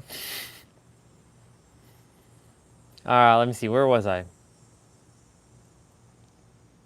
Okay. She had also given herself subconscious memory tags to know and expect this moment. Although she had a period of time where she could have chosen not to go through this carriage incident, she knew it was the best move she could make. She had options for her other bodily injuries, but she specifically chose this incident because it would limit her ability to walk. This would compel her to develop her mind more fully, since she had long periods of unbroken solitude. She made good use of the experience, with the sole problem being that she was slightly too indulged and pampered in that lifetime as Leth. Dr. Newton was able to run through her desensitization exercise under hypnosis that removed her subconscious memory of the leg pain entirely. Later, she reconnected with Dr. Newton and happily revealed that the leg pain had never come back, and she was routinely playing tennis. So whoever she is in this lifetime, she got that pain removed from her leg, from the subconscious, because of Ashley and Leth.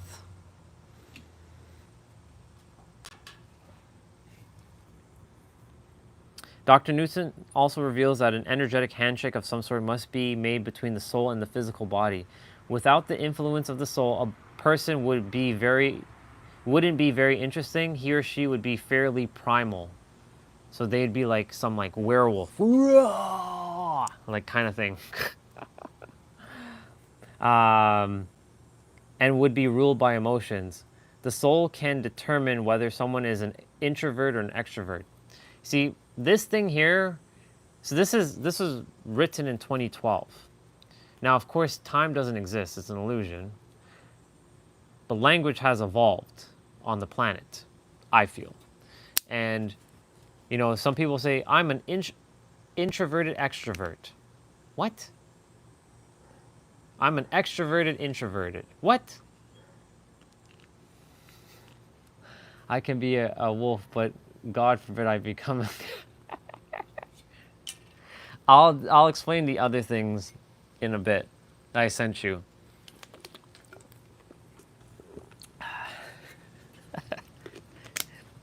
Maybe in one lifetime you were a chemist and you were so fed up of being a chemist and you're like, I'm never going to be a chemist again. And that's why maybe in this lifetime you're so resistant to the chemist thing.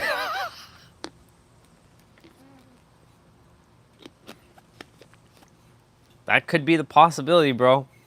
Who knows? You probably were like, man, fuck this thing. I don't want to be a chemist. I don't want to hear about chemists again. Yeah, maybe you did do that, bro. Who knows? Maybe. Yeah, probably. That's why maybe in this lifetime, maybe it's like harness the chemist energy so you build back your positive karma. Who knows? Who really knows, right? Okay, where was I on this page? Hold on. Okay, there we go. Ah, yeah. Many of our personality attributes carry from one life to the next, but there are also personality influences that are a direct result of the body itself, its heredity, and its experiences. Some souls consistently choose to return as people who are critically domineering and cold, even though they will end up being fully accountable for the hurt they cause to others by their attitude and behavior. Souls like this can offer a great deal of karma and growth experiences to others and are often needed to help others balance out their own karmic debt. So you see how there's some people in the world who are like, why are they like that? Well, they're there for a reason, for us to balance our own karma and them polarizing us or whatever it is that they do for us to release whatever and not get sucked into the vortex that they are. So let me reread that part again. Some souls like this can offer a great deal of karma and growth experiences to others and are often needed or required to help others balance out their own karmic debt. Some souls realize that they require to have people like this in their lives, people who are strong and tough, or else they will end up dominating and manipulating everyone around them. Souls with this dominant, critical personality type appears to have greater difficulty than most in blending themselves with the human body and brain they have chosen in a given lifetime. The soul often cannot get messages through or does not have much influence on the body when the body is going through great stress or strong emotions.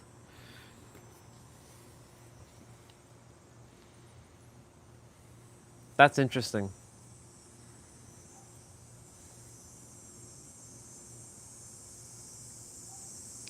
Probably. I mean, you're getting to choose what you desire to be in your next life. You get to choose all that. It explains all of that. In fact, it talks about. Is the Ring of Destiny on this page? No, it's not. You want me to read the Ring of Destiny for you? I'll read it right now.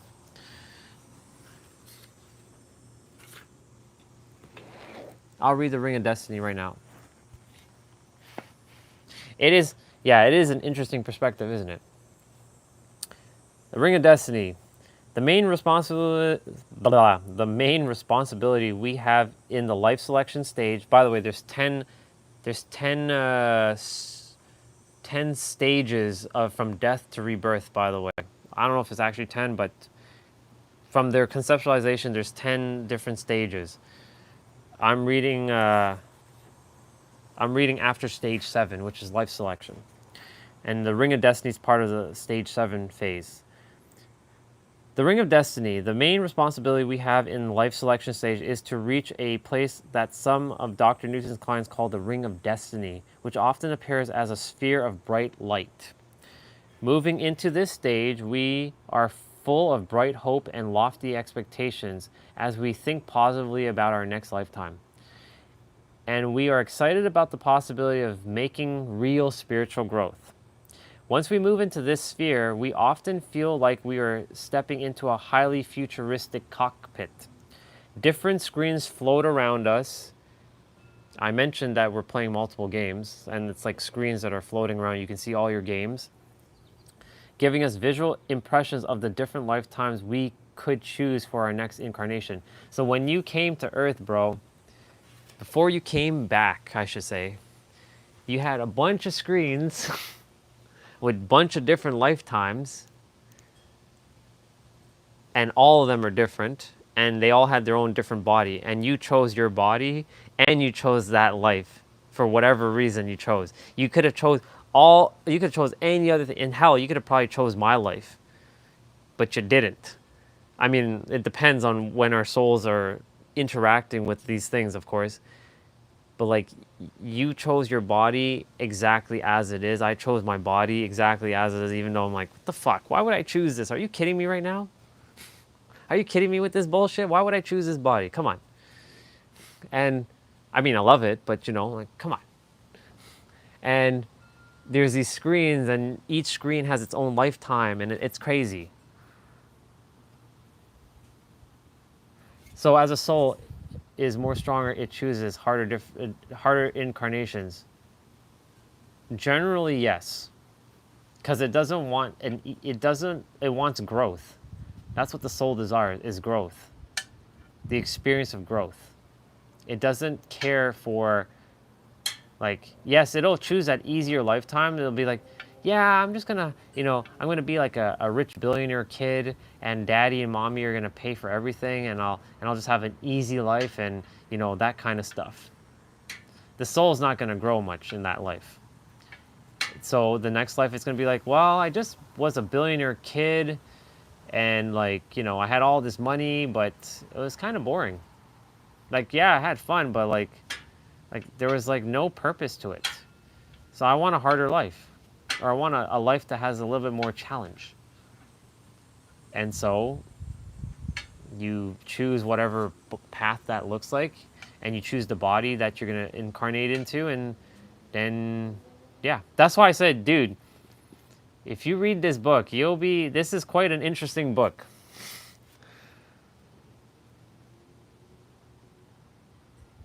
Yeah, so the thing is, it's our soul is definitely reuniting with the one consciousness, because that one consciousness desires to have different experiences. It doesn't want to have the same experience over and over again. It wants to have different experiences. So it's going to keep creating different experiences in all kinds of things. Because like, imagine you and me, we live the same exact life. Do you think it would enjoy it? Not really. Like, even a married couple who are together, they're not living the same life. If you think about it, the man or the woman, or the two men or the two women in that relationship, they're living their separate journeys. Even though they may be together and they have their own united journey together, they're still separate. Like, they're still doing their own separate thing. You know what I'm saying? So it's like the universe God, universe creator, doesn't desire to have the same experience through like 10 souls. You know what I'm saying? That's why, we all were given different like gifts, all different like strengths. Like, yours is, yours. I know mine's is for speaking. Sure, I stutter at times, but my gift is speaking. and I'm developing my speaking through these live streams. My gift is to, you know, share openly and be vulnerable, but it's all communication. So my strength is communication. Some are more art. They express themselves through art. Some are through music. Some are through cooking. Some are through sports, right? Some are like a basketball player or a football player. Some are through architectural design, like building houses. They form their own thing through this like thing called building stuff. Some are they love planning. Some love to be travel guides, like explaining like, hey, we're here at this. You know, I have a little bit of that in me. I like when I'm traveling, I get to say, yo, look at that mountain over there. Look at how cool it is and stuff. Yeah. But it doesn't want the same experience. It wants to always have a unique experience.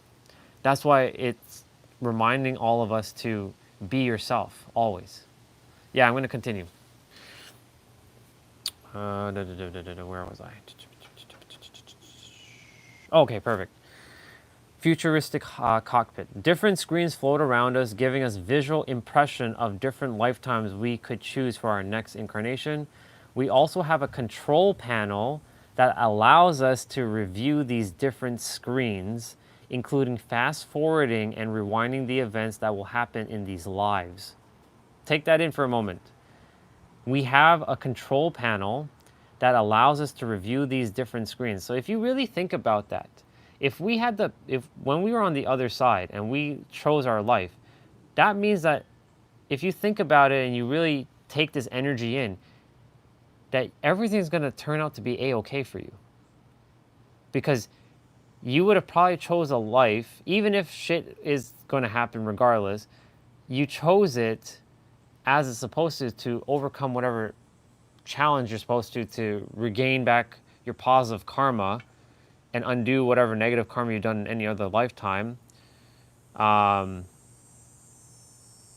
you get to rewind and fast forward your own to see the game that you get to play. Because it says, you know, we also have a control panel that allows us to review these different screens, including fast forwarding and rewinding the events that will happen in these lives. The screens are in a dynamic fluid-like movement within a sphere of light. So it's like a globe. As we pull up one screen for review, it flows towards us. So that screen comes towards us while the other nearby screens move away. So like it's like you have all the screens, you're picking one, the others go in the foreground or the background, and this one comes in the foreground. And then when you go through the next one, you're like, that one now goes there, and now this one comes in front of you. And you get to choose and see, that life looks pretty good. I'm going to be with these people, and I'm going to meet all these certain people, and I get to do this thing, and I'll probably... Yeah, it's kind of like a trip. Exactly. As we... so let's see. We also have the opportunity to project into these scenes and experience them as if we were really happening to us. So this part is where it gets a little weird. So I'm going to read this part. Some part of our awareness still remains at the control panel, but most of what we experience is now happening within the scene itself. But we choose one for like 70 years, exactly, like 70 Earth years. Or like you choose one for like 25 Earth years. Because, you know, some people are taken out earlier than some people, there's a little bit of free will, exit their game earlier than they're supposed to. Because it was too difficult for them to handle, and they go and they kill themselves. Like suicide. That's nothing to joke about, but the thing is, like, when that happens, then they have to get rehabilitated up there. By up there, you know what I mean, the other side. And then they have to be helped by the guides, like, why didn't you tell me, like, I was supposed to do this, and blah, blah, blah, blah, blah. This is why, like, I was reading through this. I'm like, this is making more sense. A lot more things are like clicking in place now for me.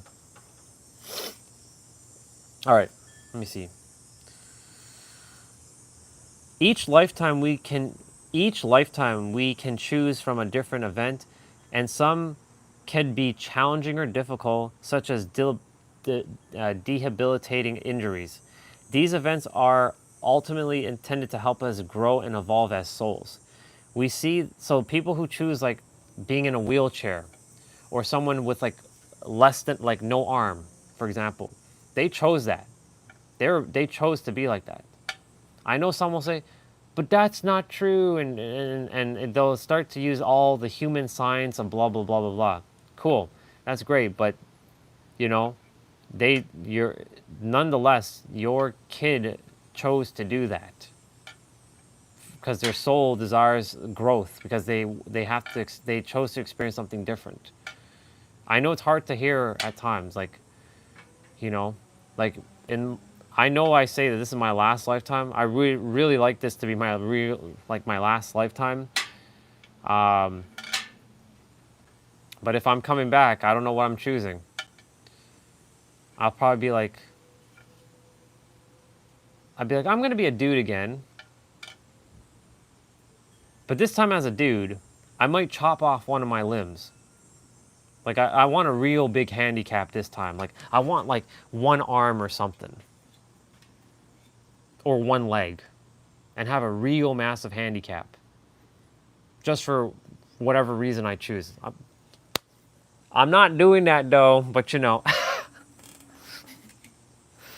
You never know, right? Because like this isn't real. Like, it is real to our flesh and bones and our senses, but when we get out of our senses, it's not real. Like when you astral project, for example, bro, like, you know, like, you're out of your body. Like, it's not real. Like, you know, when you're in astral projection, you feel that's more real than what you're experiencing on the planet.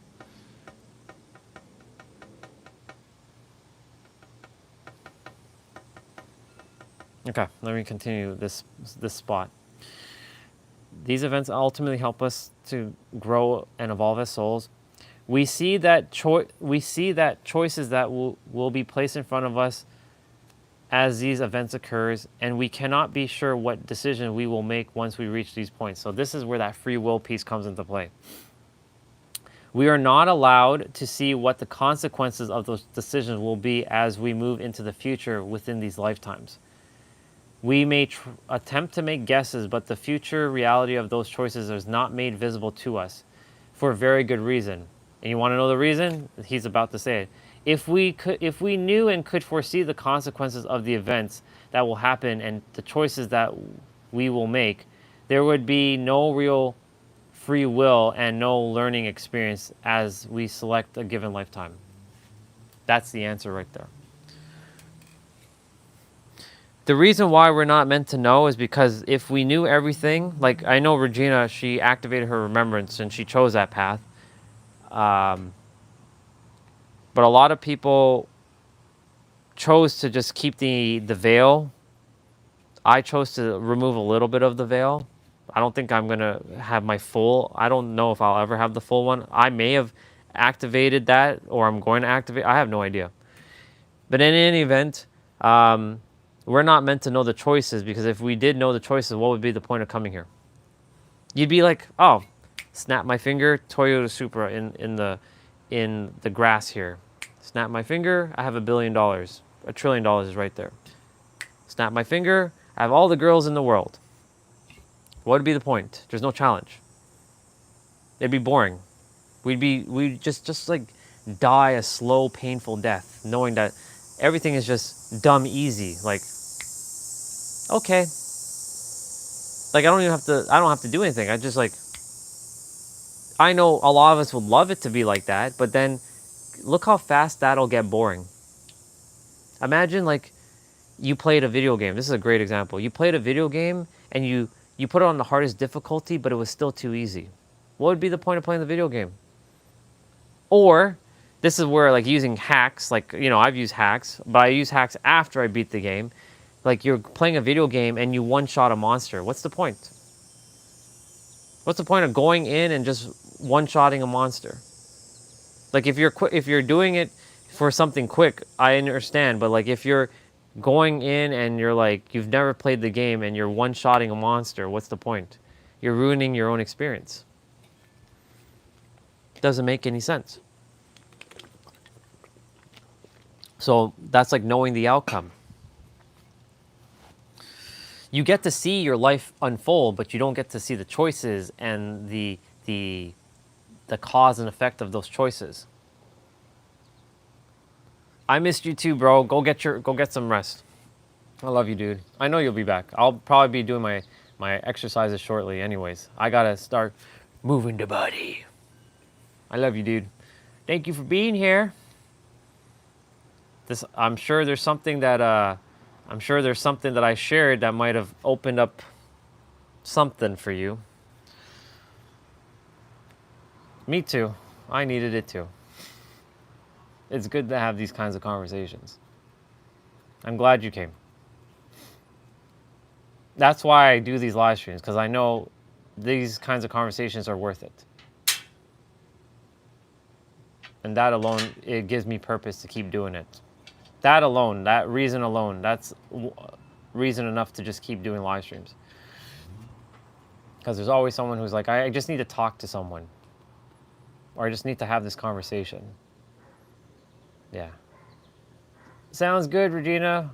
So, see you later, bro. I love you, dude, and I love you, Regina. Thank you for being here as well. And I will be, yeah.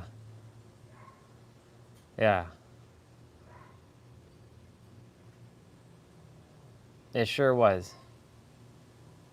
Yeah, that first sentence was definitely fire indeed.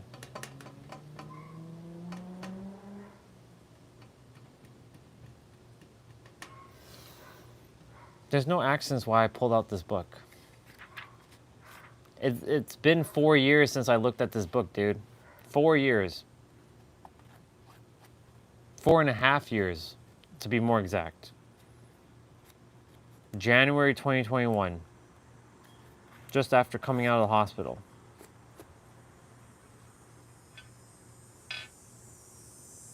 No worries, take your time.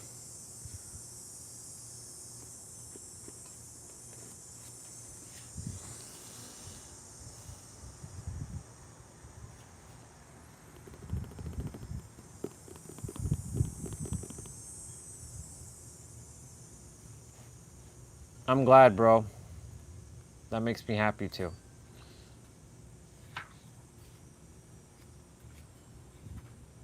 It's interesting.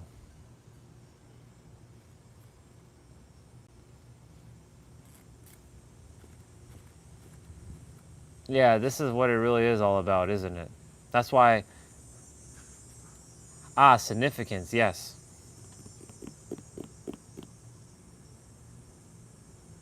Yes, that part. The karma stuff.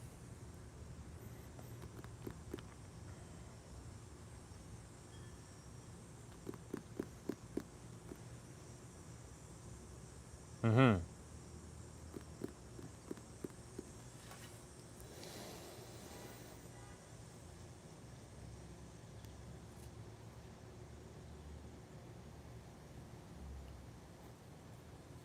Yeah, exactly. It all has its purpose. And because of that, you know, how can life be like we think that life is random, but it's not because we chose it.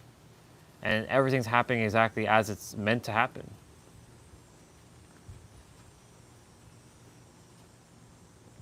Love you, bro. Go get some rest. I'll be here.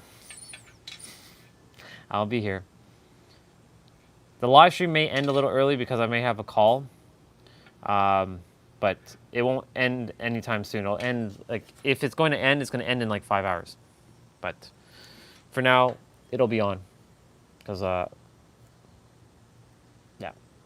I got my cardio to do. I got my lower body mobility training to do. And, yeah, today's cardio day. So whoever even though I know really no one's on, I know the people who watch the replay watch it for the exercise. They don't care about the talking. I still practice regardless, as if I'm speaking to millions of people watching. For those of you who are doing this with me, there is no excuse. Like, there's literally no excuse. There's no equipment. There's nothing. It's literally your body. So you have no excuse. So we'll be doing this shortly.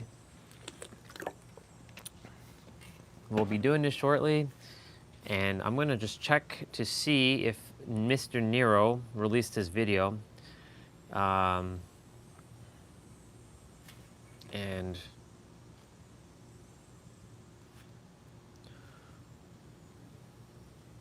he has not yet. He's going to probably release it later on. Yeah, he's going to release it later on, which is perfect. Yeah. This is the confirmation stuff we just need to remember, yeah. Numbers on clocks are great, but the help we give to others is the real magic. Exactly. You're right.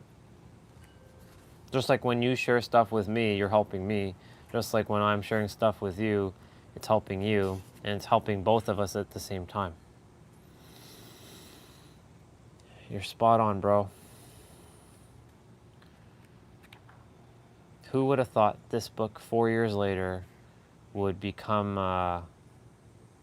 Ooh, look at that. Working through the dark night. The dark night of the soul. This is talking about the hero's journey. I'm going to read this quickly.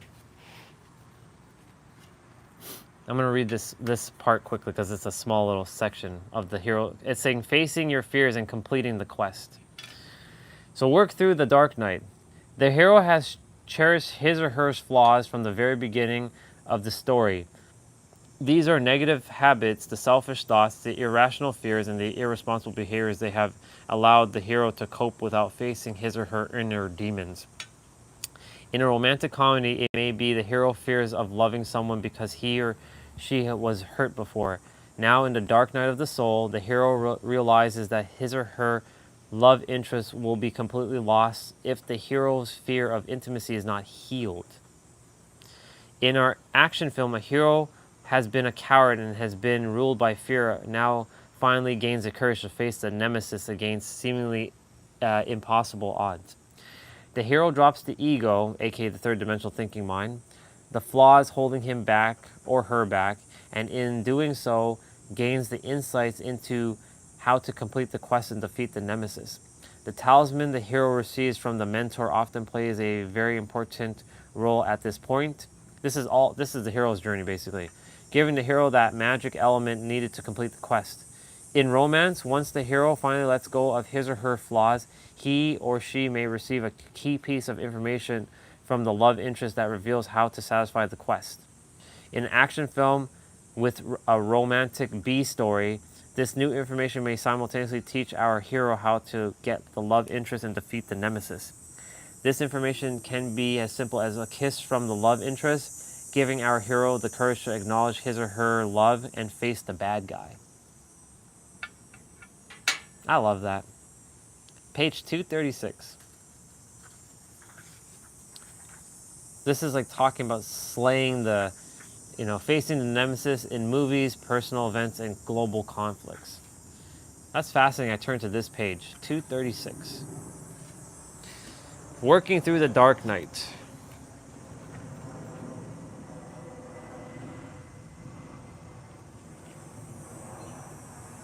Wow.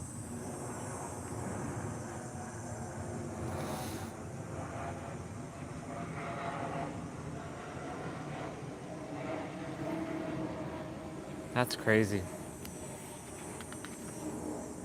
There's so many things in this book. So much. There's the illustration of geometric in vibration fluid sand particles is cymatics. The big secret of quantum mechanics. A little book of coincidence in the solar system. Platonic solids, tetrahedron. Oh, there it is. It's not even at the beginning of the book, it's at the end of the book. We are orbiting a nearly invisible brown dwarf star. Here we go. See, I was looking for this, and look, I found it. See, ask and it's given. We are orbiting a nearly invisible brown dwarf star. In the summer of 2012, right before I left for New Zealand and Australia, I realized that our sun was very likely orbiting a brown dwarf companion star. As certain scholars have argued, the natural forces given off by the brown dwarf will be discussed in a minute, would give us all the structure we require to energetically drive these planets orbiting and to synchronize them. This great orbit of our sun around another star, unknown to most people in our modern world, then becomes like a mainspring and central axis in a wind-up clock. Let's say the sun is orbiting another star, which is not bright enough to be easily visible. We can then use a computer program to mathematically round out the orbit into a perfect circle in order to show it in the idealized form. This may be the natural form the orbit would take if it were not for the gases, dust, and pressure pushing on it and its orbit, the center of the galaxy. If we regularize the orbit into a circle, the Mayan calendar cycle length then forms a perfect five-side geometry within it. This geometry may be the hidden reason why the Mayan calendar works the way it does. Interesting. This was a big missing piece that paid off so many years of research. We already see geometry appearing in various different circumstances in natural science. We find it in the structures of the atomic nucleus, as well as in greater groups of atoms called microclusters. We also see it in the underlying structure of continents and mountain range on Earth, known as the global grid. Additionally, it appears in the exact positioning of the planetary orbits. I had simply missed the grand finale. I had not realized... Oh shit, okay, I gotta show you this after. I had not realized that our sun was actually experiencing as it moved through space. I was thrilled to solve the mystery. Suddenly, everything became explainable. No, I'm still kind of wrapping pieces together. Although this is not a popular scientific notion, we can already prove that our sun is generating geometric energy waves that structures and drives the orbit of the planets in its own solar system. The geometric shapes between the planetary orbits was proven recently by John Martineau in a little book of coincidences of the solar system. This is all featured in the source field investigations in detail. Martineau used modern computer technology to smooth out the orbits into a perfect circle, then compare their relationships. Importantly, a perfect circle is also the equator of a perfect sphere if you extend it into three-dimensional form. It's looking like that, essentially, is what I just read. It's a bunch of like...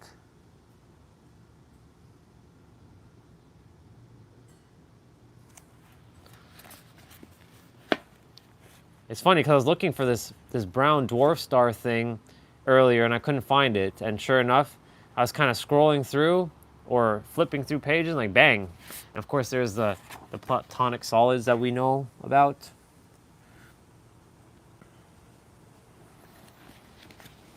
I wonder if the flower of life is in this book, because you know there's a couple things that, you know, goes hand in hand with the flower of life. I'm sure I'm going to run into it, maybe,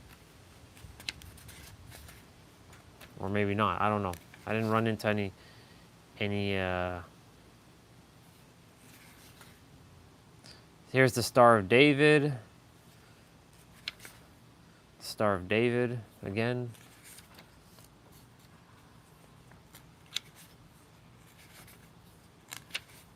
Yeah. So 422. Interesting. Let me put this into that. The other day I put my fingers over a picture in a book and spread it to try to zoom in. I laughed so hard on myself. What was it about? Curious. What was the picture about? Let me unplug that. That doesn't need to be plugged in anymore.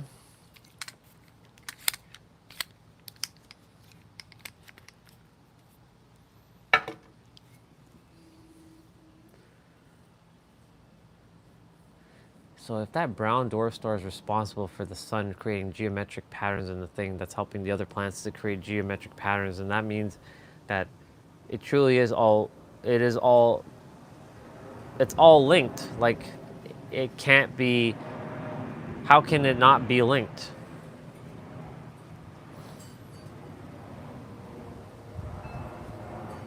Like, this is the planet that has the ability to sustain life. The other planets that we know of currently in this solar system doesn't have the ability to sustain life yet. Or so we know.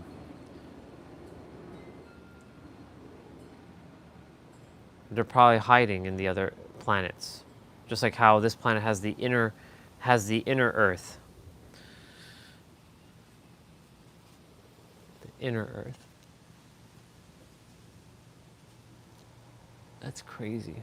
There's so much that is so invisible to us on this planet. It's nuts. It was a picture that had a lot of detail in the drawing, and I thought I was on my computer touchscreen, and it was just going to spread. Oh, gotcha. I see what you're saying. Wow.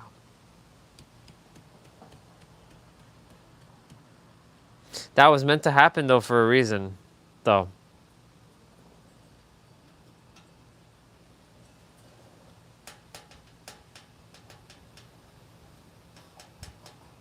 The synchronicity key. It's funny how the picture, it's a key. The synchronicity key. Your heart is the key. Yeah, the answer is you. Oh my God. Whoa. Gotta stand up. That's not happening right now. No. That's not happening. That's not happening. No. Oh. I feel good.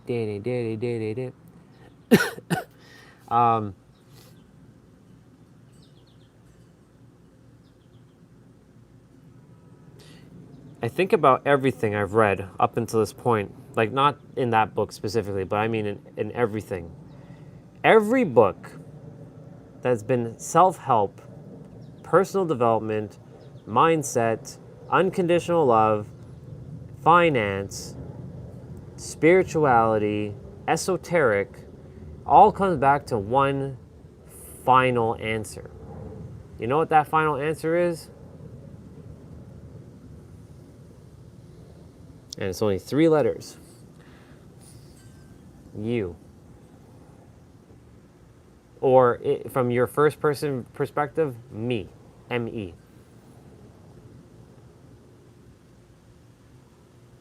Think about it. Like every book you read, what's the purpose of it? To help you to regain more of you. To help you to remember more of who you are. You. Every book. More vitality, more of you. More love, more of you. More health, more of you. More finances, more of you. More connected to God, more of you. More mindset, more of you. More confidence, more of you. More knowledge, more of you. Even though not really more knowledge, but because you already have it, it's more awareness. More awareness, more of you. The answer is you. Again, like all of us, it's the answer. Anytime you read any book, you gain any information, it's more of you. Like it can't be outside of you.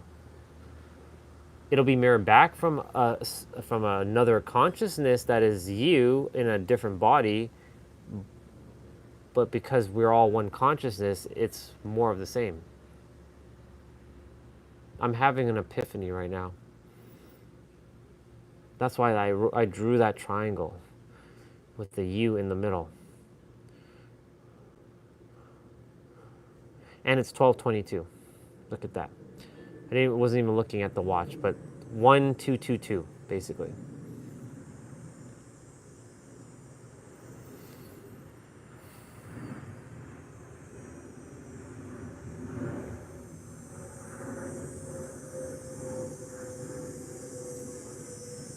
More of you.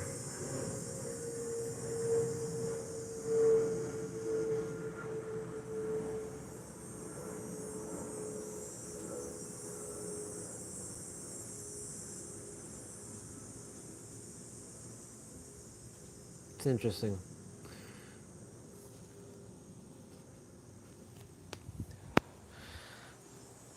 The answer is, yeah, Kingdom Hearts. May your heart be your guiding key. May your heart,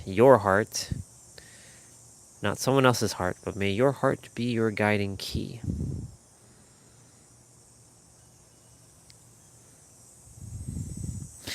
If I write a book and I call it "May Your Heart Be Your Guiding Key," I'm sure Disney's gonna come after my ass because they're gonna be like, "How dare you steal that catchphrase from us? That belongs to Sora." I'm sure of it. I'm absolutely positive they'll come after me.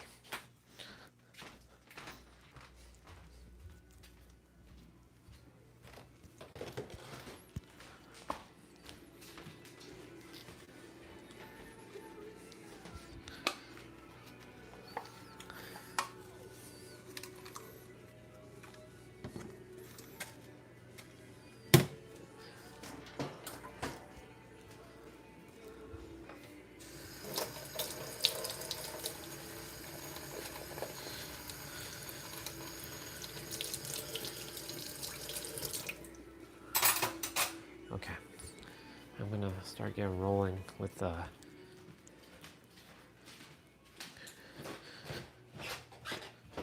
fitness. I'm just gonna use the bathroom quickly, move the mic here.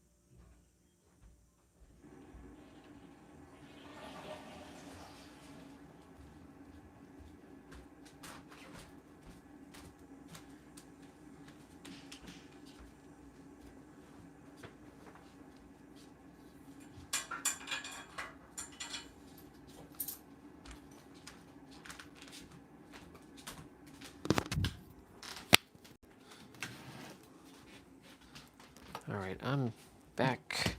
Just getting all my stuff now.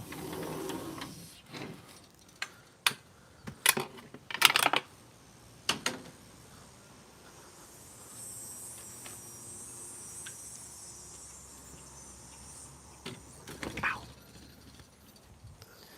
I like bashed my shoulder into the door.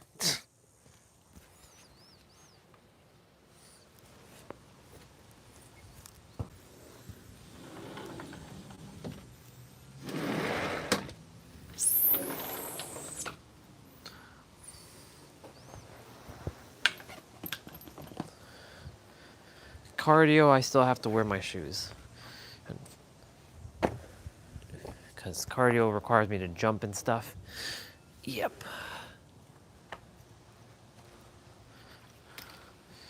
Yep. Let's see. They then call it guiding, guiding key of my heart. Yeah, that's a good one. Guiding key of my, guiding key, gu- the guiding key of my heart. Yeah, I like that. That way, they can't come after me. But of course, in the book, I'll be saying, "May your heart be your guiding key," because Disney's not gonna read my book. They're just gonna look at the title of the book and be like, "Hey, that person stole our wording." Actually, it can't really. They don't have copyright over wording.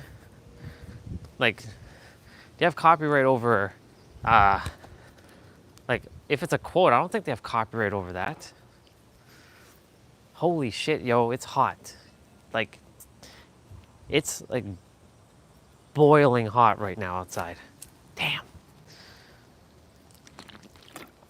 And I love it. My hair is like a hot, gigantic mess right now. Like when I comb it in the morning, it's like it doesn't. It's like we have like bedhead.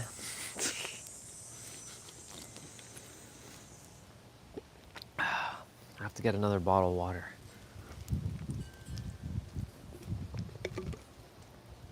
I want to get the play out done early today. Get it done early. Do a cardio, 30 minutes of cardio. I'll put the microphone on my head now.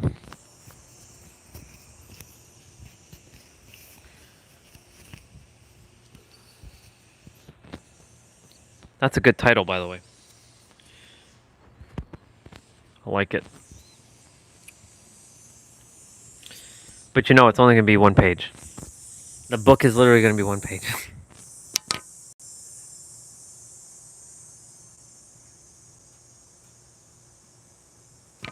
You want to know the answers to life? It's simple. It's you. And then I'll explain why. And it'll all be one page. It could be literally a one-page book. I'm just fixing this quickly. You know why it's one page? Because you are God. I can give it as 7 points. So it's like 7 chakras, like the color of the rainbows. You're God. Be in the now.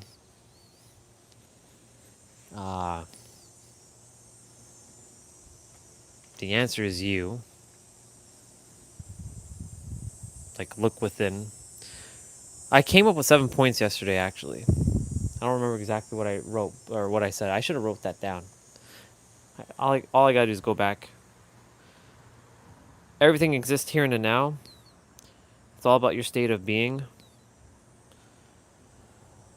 I can literally write that book right now. Shit. I put this on the opposite way. Son of a... That's why it's easier to put it this way and just like loop it around.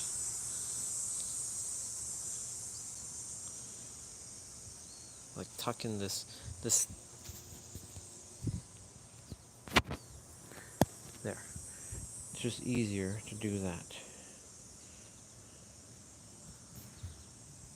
There we go. You should be able to hear me. should be clear.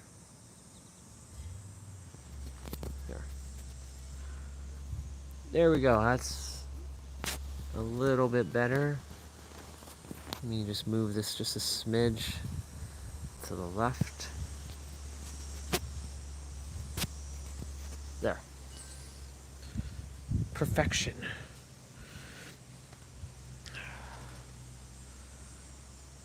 Gloves. I don't really require gloves.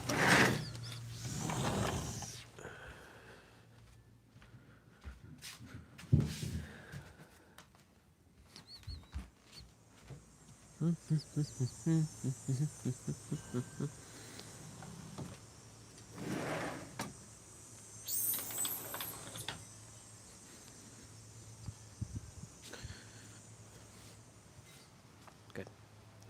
Let me see. Put one sentence on a. Let's see.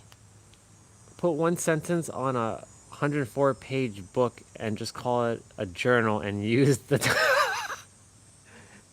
That's true. And just like make it that's an idea actually. Why 104 page though? Any particular reason for that number? Or am I missing something? Or you just picked that random number? Okay, let me open up the That's true, by the way. That way it looks like a full book when you get in and like they open up the first page and they're expecting to read this long ass book. But the book is, guess what?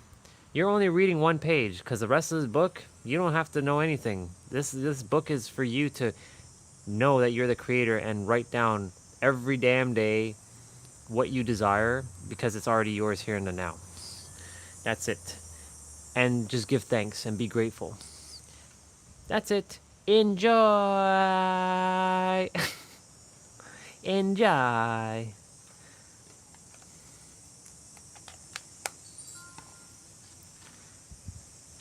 And Nero wrote just now, life, don't take anything serious. Life is not that deep unless you make it so. Seriousness is an energy that is rigid and inflexible.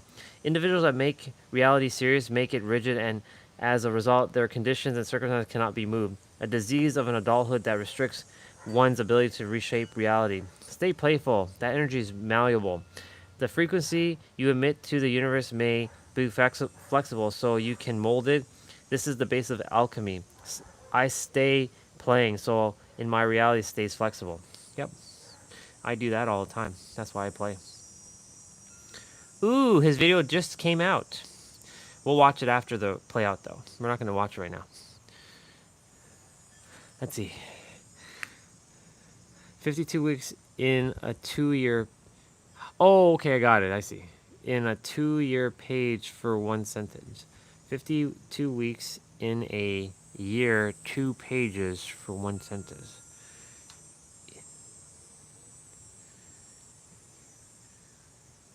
Two pages for one sentence.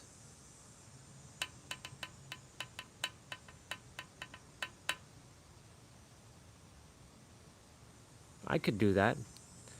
I can definitely do something like that, I guess. It's an idea. That means I'd have to come up with 52. I mean, that's easy enough to do. Huh.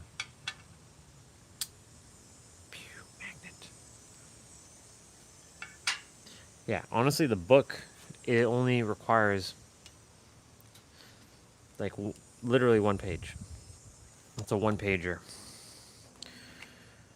You are the creator. Everything you desire is here and the now. Stop looking outside of you because the outside is not real. This is an illusion. Yes, your senses are thinking it's real, but it's not. All of it's an illusion. Use your imagination. Oh, that one. That's a big one. Use your imagination. Your imagination is limitless. Um, yeah. The reason why, the reason, oh, another one is don't make things, yeah, don't make things serious. Stay flexible, stay playful. That's a great one. Thank you, Nero. I remember that. I know that one. Um, don't obfuscate anything either. Don't make it complicated. Keep it simple, superhero. I'm gonna move y'all here for now, and then I'll just put y'all on the tripod. We're gonna get rolling. Always these flies flying around and buzzing. Come on, like leave me alone. I'm not doing you anything.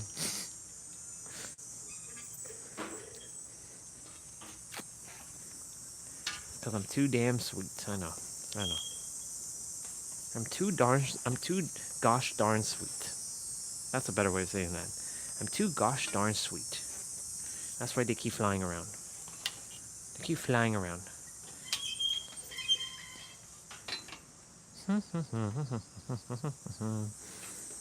Okay.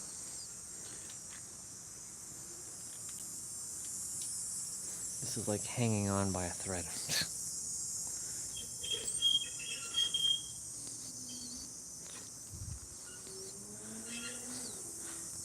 Okay.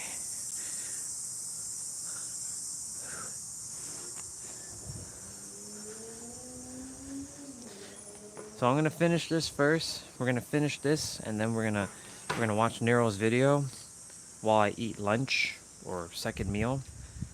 And yeah, so I want to get this show on the road now.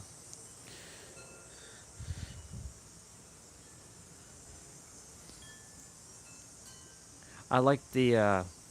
Let me know when you all start posting on Instagram, by the way.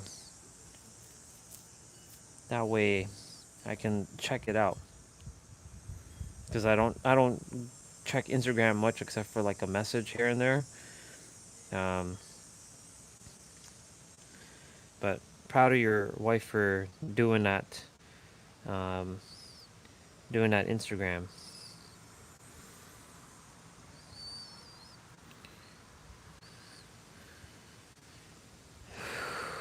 Okay, where are you in terms of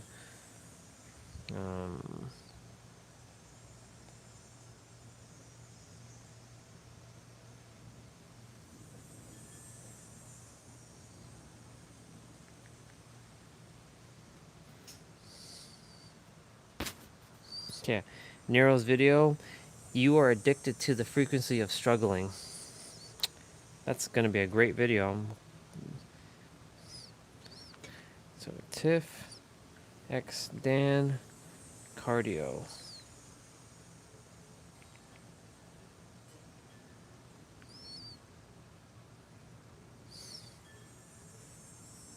Wait, Gladius made another video? What? How many Super Saiyan 4 videos is this dude making?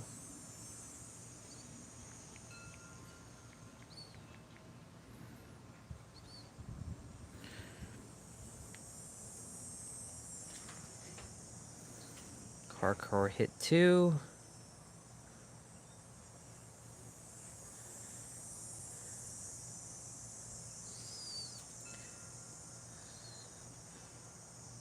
So view full playlist. That's only 20 minutes. I want 30 minutes.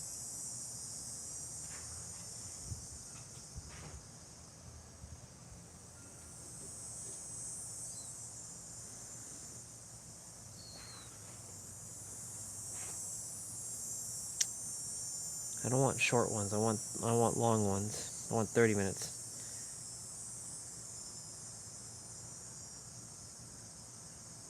This has. Okay, so we haven't done this, and this is with Tiff and Dan. All right, no worries. We'll do this one. All right, I got the play out ready. Let's see. I have so much resistance doing all the social media stuff, and that's another reason why I'm watching you too. You're making this look really easy. It is easy. It's basically no. Look, I had resistance too, dude. Um, like, think about it. There was a. I never thought of being a YouTuber. I never thought about doing any of this stuff. I didn't care about social media. I was like, who you like? Screw social media. And I'm gonna start in a moment, but this is important. Because I know this is gonna help you. When I first started, um, when I first started making videos, not live streams, like the videos. Like I made that one video, and I was gonna just leave it at that. That I Love You World Part 1 video. I wasn't planning to be a YouTuber. I just said, you know what? I'm gonna make a video. I'm gonna put myself out there in the world, and I just want people to know that there's a being out there that loves everybody. Because I hadn't run into anybody into my experience up until that point that loves everybody. I've only run into people who only love who they know, but they don't love random people. You know what I'm saying? Like people that they don't know. I hadn't run into anyone in that experience. So I'm like, well, I may as well be the one. Be the change you wish to see in the world, right? So I'm gonna be the change maker. So I figured I'd make a video to show that like I love everyone and I really do. And you know, even if they hate my guts or they don't care about love and they don't want me to love them, that's okay. I'm still gonna love you regardless. I don't have to tell you I love you, but I'm gonna love your soul because you and I are one. And that was it. And then a year later, you know, Lewis Howes, he had a challenge that I joined, and of course Ari and Craig were in that challenge, and I met them, and that's how Ari brought like Angel and Victoria and Huang, and Craig brought Jessa and a few others like Jennifer and Alexandra. Not the Alexandra that's currently alive, but the one who departed our planet, and she went back home. And I made those videos, and I was uncomfortable, and I kept doing one after the other. I didn't edit. I was very resistant to editing. I didn't want to make edits. I was like, it seems like too much work. And I was like, I don't want to have to go learn video editing. But guess what? Over time, I did. I started editing. And I was a really good editor. I didn't do all that B-roll shit and all that like stuff. I was like, I don't want to do all that garbage. I don't care about distracting your human mind. I'm here to help you to focus because, you know, the human psychology right now is like you can only focus for 5 seconds before people are like flipping between this thing and this thing and this thing. I'm here to help you to regain your focus. That's why Nero doesn't do much of that in his video. He shows the screen like where he has like his quotes, but he's not distracting you for like 5 seconds here, 5 seconds there. In his YouTube shorts, he's doing that, yes, but in his long videos, he's not. Same with Pete. Pete in his long form videos, he doesn't do that either. But in his short form, like his shorts, he does that he does the flipping every like 2 seconds of like transitions of this thing and that thing. Anyways, I'm getting to the point where, you know, I did it over time and it became easier. Where to a point where like I can make a video right now, and I'm not resistant to making content. It just doesn't feel in alignment with me because it feels fake for me to make content. For me, my content is live streaming. I get to show you all who I am as I am in my most rawest natural state. No beautified version of me. Like, yes, I see people who are sitting, just turning on their camera, and they be like, so I have some thoughts. And they're just talking, they're in a forest, and, you know, they're with their dog, or, you know, they're just chilling. There's no edits. I can do those videos, but it's still, I have to do it in a live stream because it feels like you know, with the time pressure, like where like I could make a video an hour long, but I know no one's gonna watch an hour long video unless they're really interested in it. But the thing is, like for me, I'm only interested in making a live stream because we get to see the journey unfold because, after they make the video, I'm not getting to see what their life's about. I don't really get to see anything that's going on behind the scenes. We're getting to see everything. You're getting to see me crying. You're getting to see me having a snot bubble come out of my nose. You're getting to see me like struggle while I'm doing my thing. We're seeing the beginning and the end and everything in between. We're not just seeing, yeah, I went from that to like that with nothing in between. But anyways, I'm getting to the point of like, it's easy. And the more you do it, you'll see how easy it is. I promise you, it gets easier. It's just the first hurdle. Once you cross that first hurdle, you'll be like, okay, now that you've done it, now you can do it again. And then you do it again. And then you do it again. And then you do it again. And then you'll see it becomes easier and easier and easier and so much easier. It's the same thing when I first did the first live stream on Facebook and Instagram. I did that. And I did it there. And I started talking. And then I moved to YouTube. And there was that resistance on the first day of like, it's YouTube. I don't know what to expect. Who's gonna watch it? Will people scroll on by and they'll see my stuff? Like who's gonna be here? Like, I don't know what to expect. And then look, we're already almost 9 months into this journey. And it got easier. Hey sister, good to see you. It got easier, right? And it just got to keep going and keep doing it. Keep doing it. Little by little. Little by little. Little by little. And keep going. I'll read what you shared there, sister. I love you. Keep going. And keep going, right? And so like, yeah, I was very resistant when I was first recording videos because I'm like, man, I don't want to edit all this stuff. It's so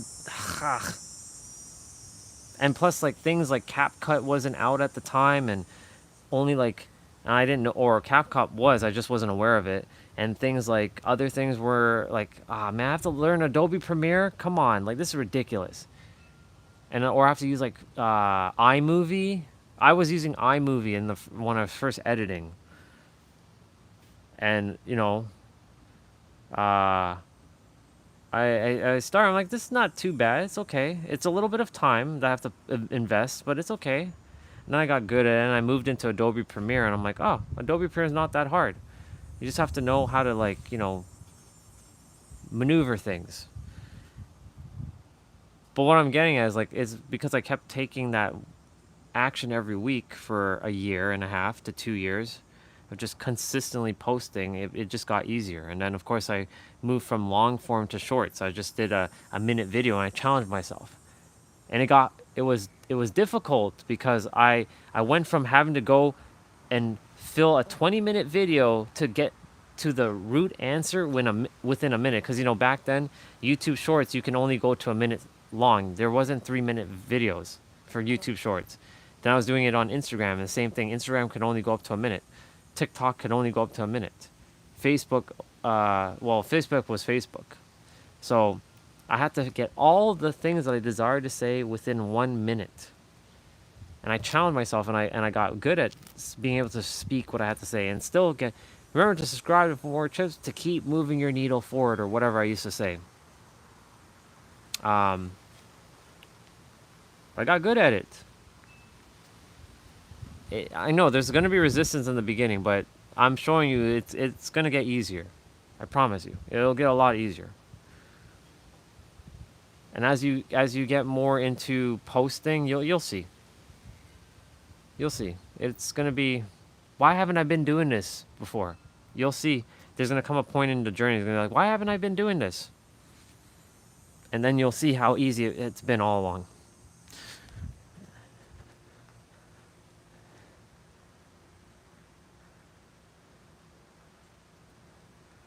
Yeah, exactly. The shorts, they were missing like, I had to put on like a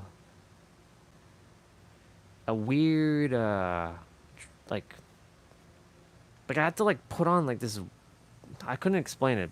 It's not a mask, but it's like I was attempting to share something, but I had to put on like the social media kind of thing, like, because it was like an expectation because I wasn't seeing anybody else doing like just natural like videos at the time. Now I'm seeing everybody under the sun making natural videos. Like they're not editing shit. So because more people are realizing they don't want AI videos, even though they say they want AI, they don't want AI videos. They actually want human videos. They want videos where they're talking to actual people, where people are actually being real. And by real, I mean everything's technically real, but more genuine, if that makes sense. All right, time to get the body going. You'll get it, bro. I promise you. It'll be easier. It'll be a lot easier.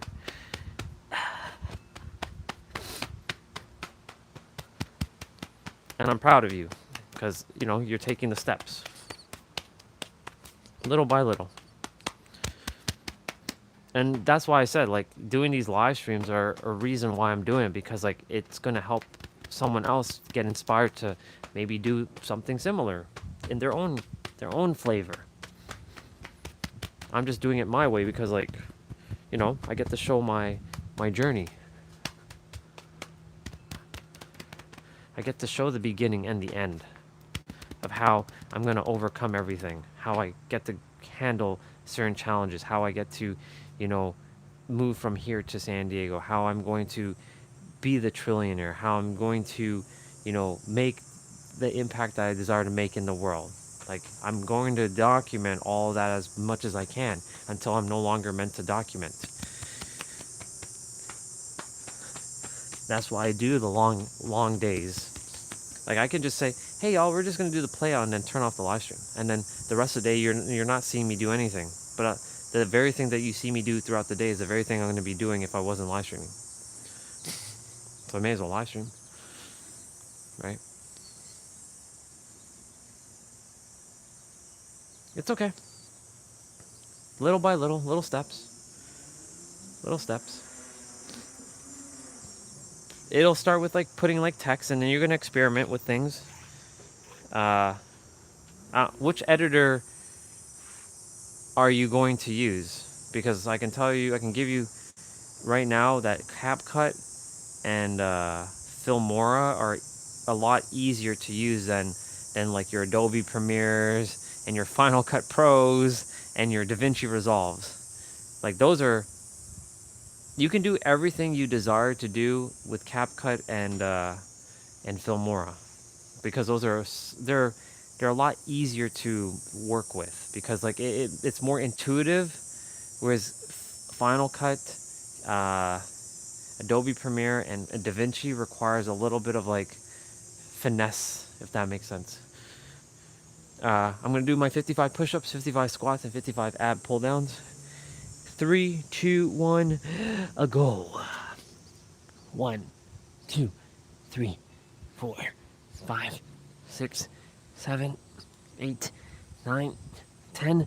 1, 2, 3, 4, 5, 6, 7, 8, 9, 20. 1, 2, 3, 4, 5, 6, 7, 8, 9, 30. 1, 2, 3, 4, 5, 6, 7, 8, 9, 40. Which, by the way, CapCut is free, and you get a lot of features in the free version. There's a paid version, of course, but the free version is more than enough to start your editing journey. Filmora is paid, but Filmora is very easy to use because I've used DaVinci Resolve, I've used Final Cut, I've used iMovie for the Mac, of course. I've used Windows Movie Maker. I've used a lot of different video editors, and I can tell you Filmora and CapCut make things a lot easier. A lot easier. You just drag in the file, put it down, and it's just kind of, it makes sense when you look at it. All right, we have 15 to go. 41, 42, 43, 44, 45, 46, 47, 48, 49, 50. 1, 2, 3, 4, and 5. Let me see.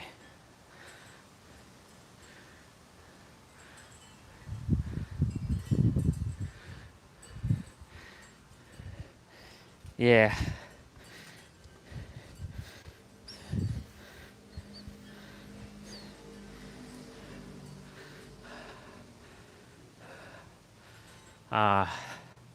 There's reason for that, but we don't have to get into the reason why. But it's part of the whole, dark night of the soul thing I went through. But I'm glad she still comes here and there. But she's doing what she's doing. Yeah. Yeah, back to editing. Filmora, CapCut. Your best is going to be your best friend for editing. And it's both for Mac and PC. So if you're on Windows, cool. If you're on Mac, cool. You'll have both. You don't need both. If I had to choose between the one or the other, it would be CapCut. It's just easy. And of course, CapCut has the one on the phone too. Squats, 3, 2, 1, go. 1, 2, 3, 4, 5, 6, 7, 8, 9, 10, 11, 12, 13, 14, 15, 16, 17, 18, 19, 20, 21, 22, 23, 24, 25, 26, 27, 28, 29, 30, 1, 2,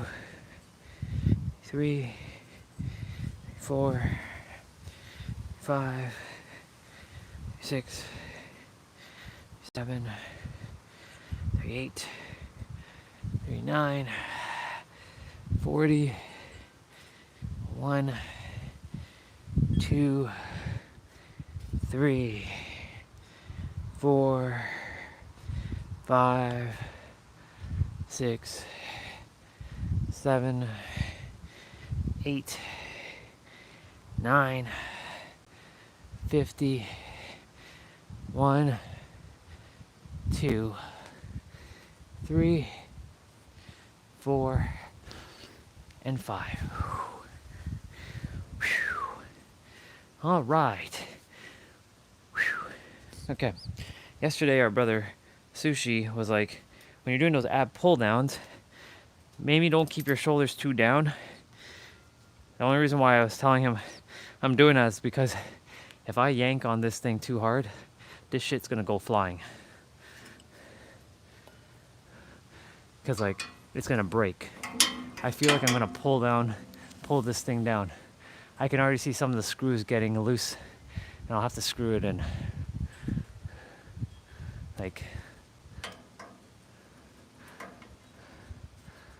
Yeah. One good yank and this thing is gonna come flying down.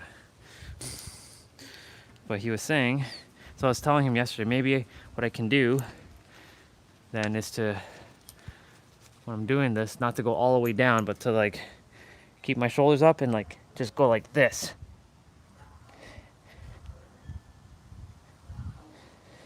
And technically I still feel the pull. Instead of going all the way down, I still feel the pull. Keeping the shoulders up, basically.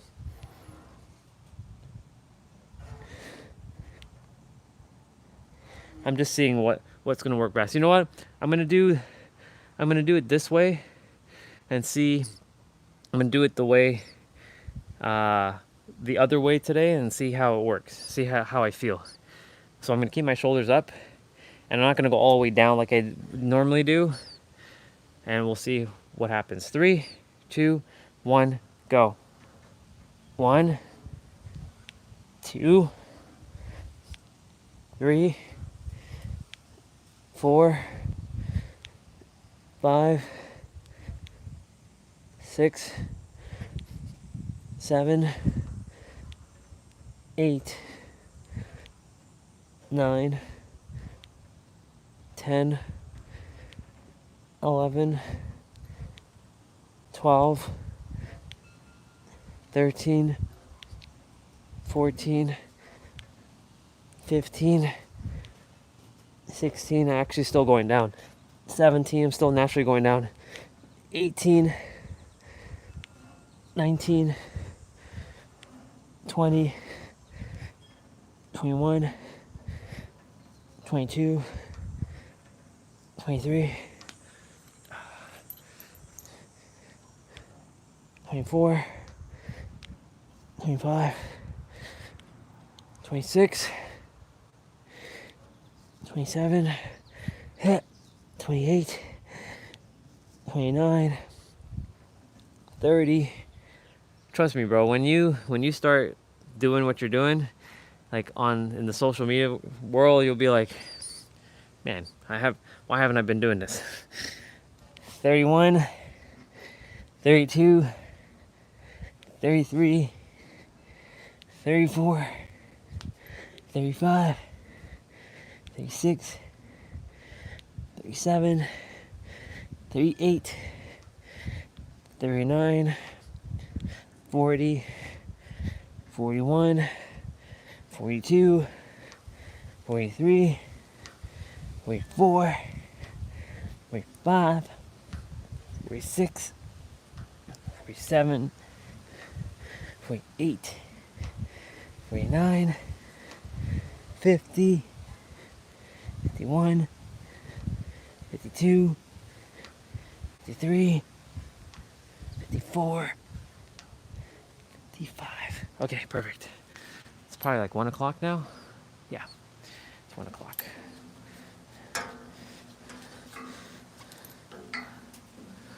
(104) to be exact. And it's funny because you said page 104 and there's one and it's 104 here. Coincidence? I don't think so. All right. All right, y'all. So let me see what this one's about.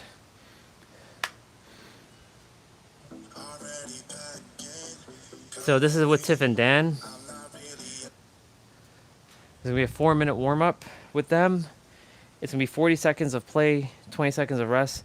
Then there's gonna be a finisher for 30 minutes. Sorry, 30 minutes. For 30 seconds, 30 seconds, 30 seconds. No rest, so it's 90 seconds.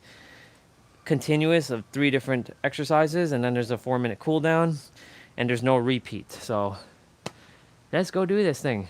Remember to breathe through your nose and out through your mouth, and also drink water. I don't have water outside right now, so I'm gonna challenge myself and do this without water.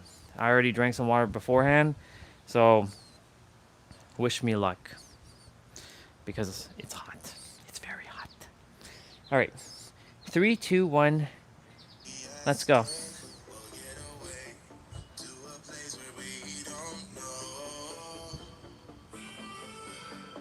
Hold on, I'm just gonna do that. All right, so we're starting. Oh, I'm not doing this without my shoes on because, I'm going to be bouncing and I don't want my feet to be, hitting solid ground and me just I should be able to take the impact now, but better to still protect your feet when you're doing this.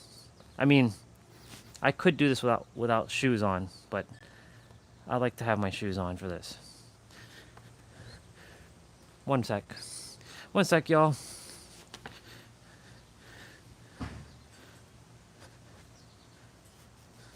Intuition is like, put on your shoe.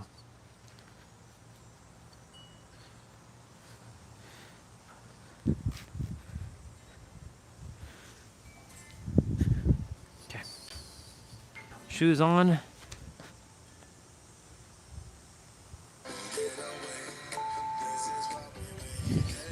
So we're doing high knees.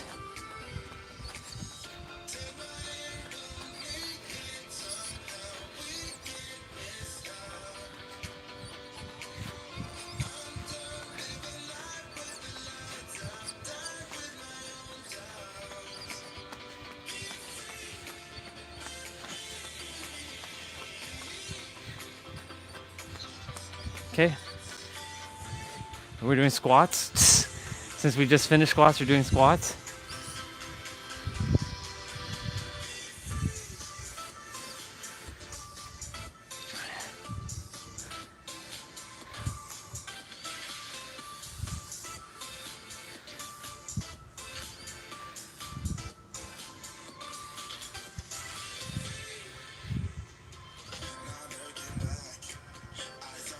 Okay. Reverse lunge.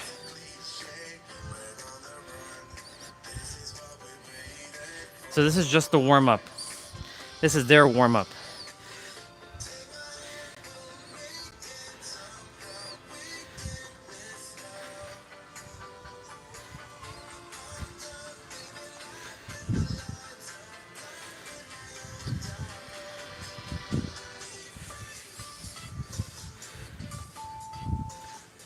Shoulder taps. Keep your legs wide here. We did this yesterday for jump rope.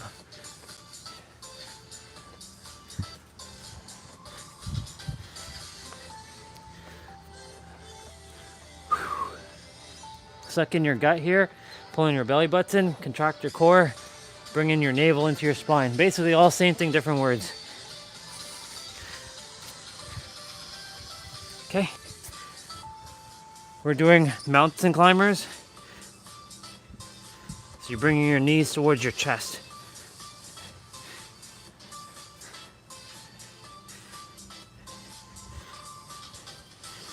So I'm sure there's gonna be abs in between this. And even though there might be abs, we'll still be doing 10 minutes of abs. This is going to be the main quest, and then the side quest is 10 minutes of abs. So we're doing plank marches. So you're gonna bring your legs up, alternating them.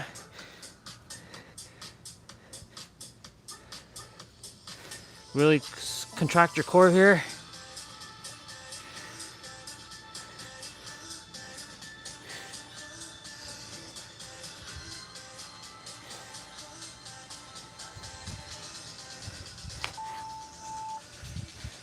Side to side squat.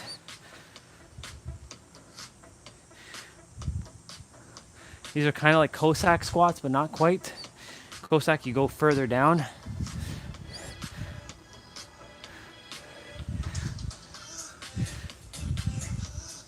So this is, like I said, this is just the warm up. We're gonna get into it shortly.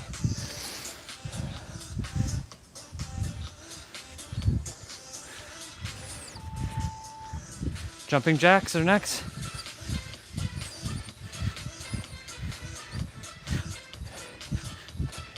As you can see on the weekends, I leave cardio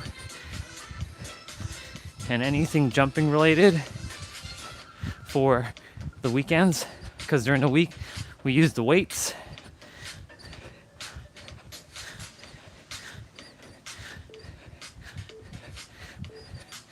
Okay. So we're doing prisoner squats plus knee to elbow. So prisoner squat, you're gonna put your hands behind your head. You're gonna go down, come up, and then bring your right elbow to your left knee, and then go down, left elbow to your right knee. So here we go. 40 seconds of play, 20 seconds of rest. No repeat. So you're only gonna do these exercises once.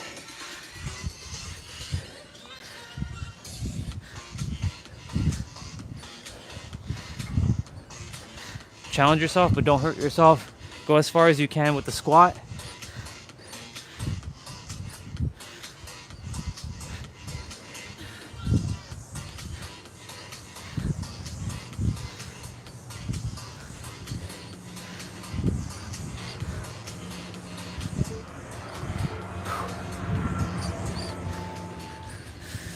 Is that a planet flying or is that a plane?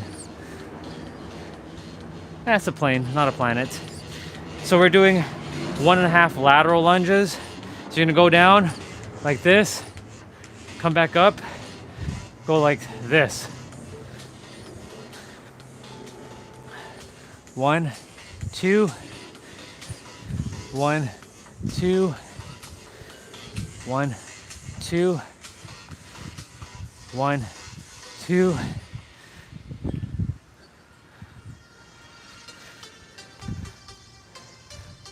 This is good for my hips and my pelvic region right now, actually.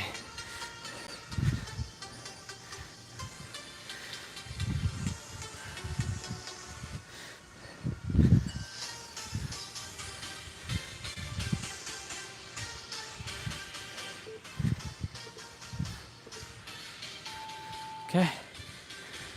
Butt kickers. You're gonna put your hands behind your butt. You're gonna go like this.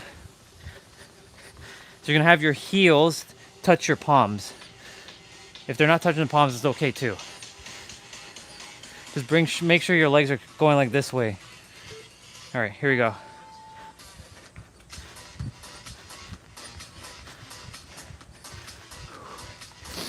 Make sure you're breathing through your nose and out through your mouth if you can. If you're having a hard time with your nose breathing, then breathe through your mouth.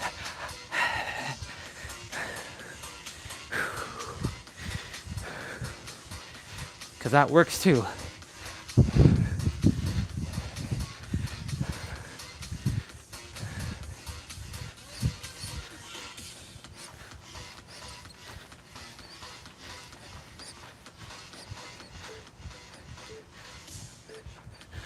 Perfect. Squat jacks. So squat jacks, you're gonna do a jumping jack and then go down and come back up and like that. So, or like this.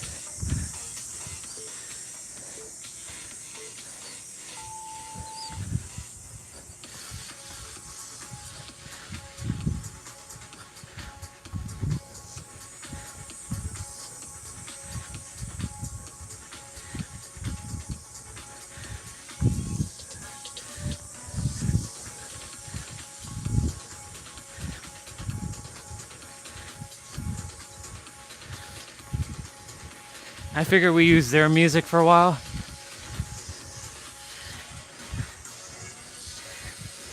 You all get to hear the music they use.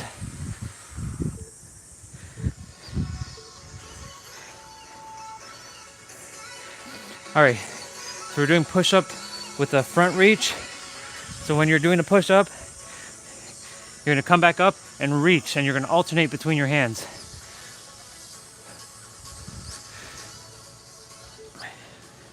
Okay, go down, push up, come back up, reach. Go down, come back out, reach with your other hand. Really suck in your gut here.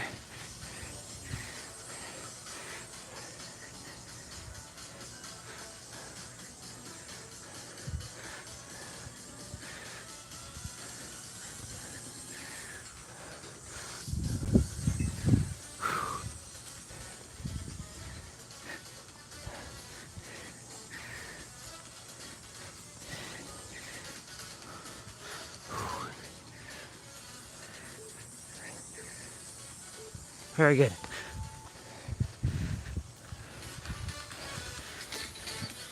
Forgot to put this piece back. I have to glue it back at some point. So we're doing commandos. So commandos, you're on your forearms here. You're gonna go down, come back up, but you're gonna be in a plank position. You can do this on your knees, or you can do this like this. You can alternate hands going down and back up. You can just do whatever feels called here. Follow a pattern, freestyle it.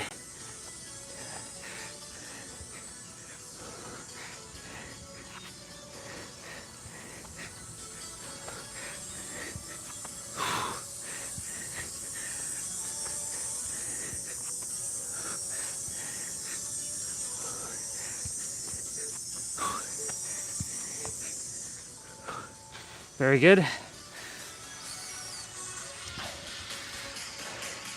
cross mountain climbers is next. So you're bringing your left knee to your right elbow, and your right elbow, or your left knee to your right elbow, and your right knee to your left elbow.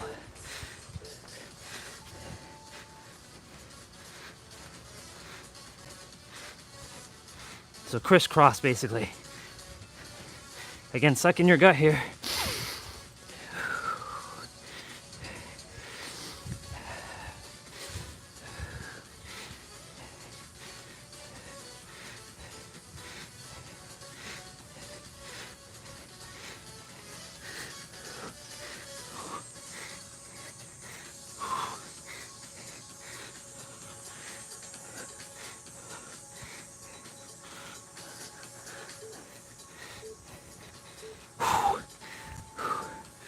Okay, so we're doing abs right now. So we're gonna be on our right forearm doing side plank dips to the right.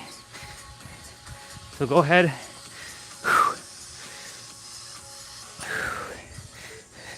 You're gonna go down like this. You can keep your hands in the air like this, on your hips like this, or you can do on your head like this, or even reach. So I'm gonna opt for reaching. If you're having a hard time balancing with your feet, keep your right foot forward and left foot back, not stack it. I'm gonna stack mine. When you do the left side, you'll put your left foot forward.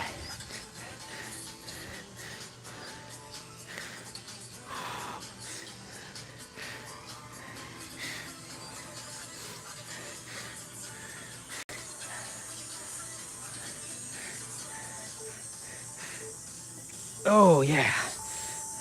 And today's also laundry day. I'm gonna shower early as well too. Get the laundry started as well. I do a lot of stuff just before my call, if it happens today. So we're side plank reach to the right.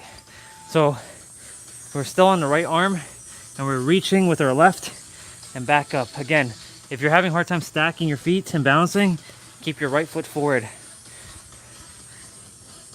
You'll have more stability. I'm choosing to keep my feet stacked. And this is contracting your obliques, which is the side ab muscles, like here. Right now we're targeting the right side.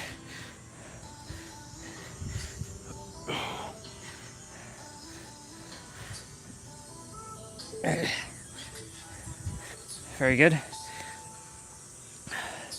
Other side now, we're doing the left. Yep.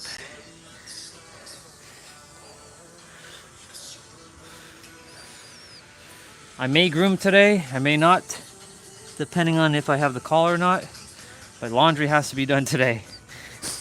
So I'm gonna shower early after I finish doing my mobility training, which will be after this.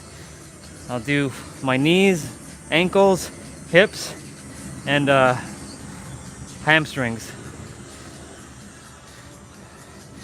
And then we'll grab lunch.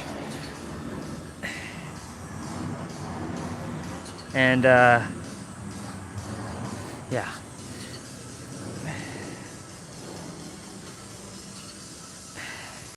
As long as no other laundry is being used or being done right now.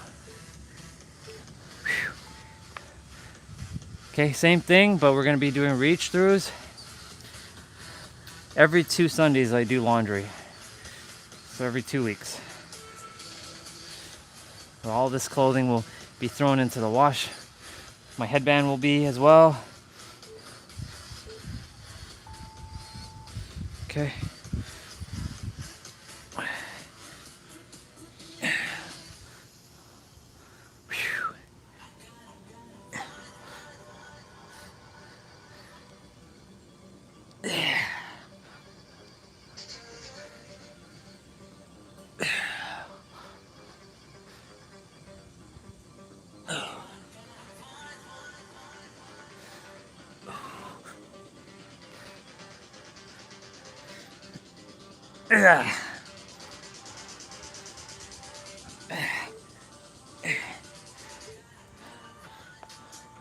Okay. Yeah, so we're doing abs right now. So you're getting a little bit of a of a moment. Don't worry, we're gonna get back up shortly. So we're doing leg switches next. So you can put your hands underneath your butt, or you can keep your hands to the side. Make sure your lower back is flat, planted on the ground. I'm gonna opt to keep my hands to the side. You can keep it under your butt, up to you.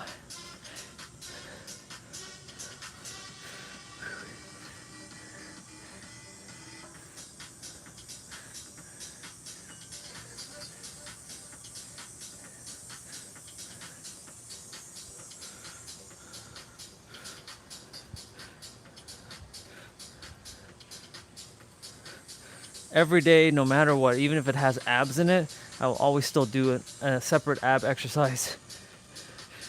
It just makes it feel complete for me, you know? Told you we'll be back up on, we'll be starting. We're doing skaters next. So skaters, you'll be kind of doing this. So your right hand's gonna reach your left foot. It's not, it doesn't have to touch it. It just has to kind of go to it, and your left hand goes to your right foot.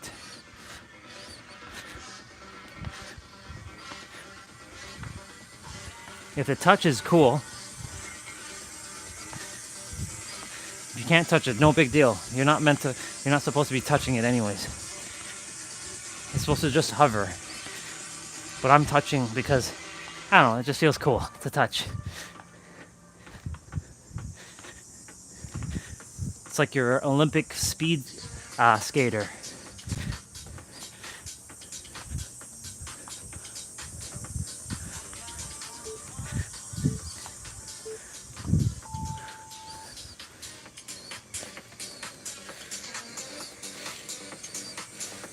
So we're doing squat with a punch, cross punch. So you're gonna go down, squat. You're gonna go down like this, and you're gonna punch, go back down, punch the other way. So twist your body like that. So twist your leg the direction that you're gonna punch in. So your leg that's gonna be using the arms to punch, twist it in that direction. So right leg, right punch, left leg, left punch.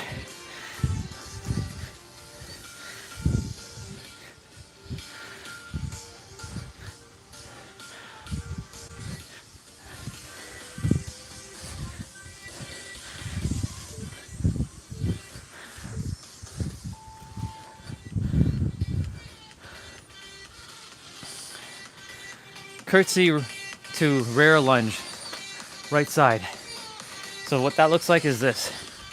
So you're gonna use your right leg, and then you're basically curtsying and then lunge, like that. Just your right leg though. So I'm watching my left knee over my left toes, making sure it's in balance. So it's in alignment basically when I'm doing the curtsy.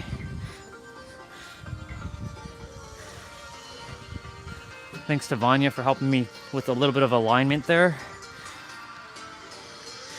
Making sure I do those properly.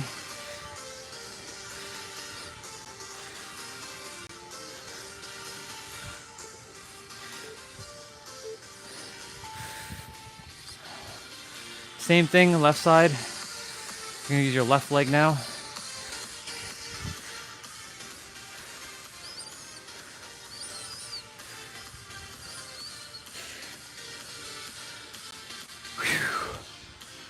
Okay. So same thing. Oops. There we go.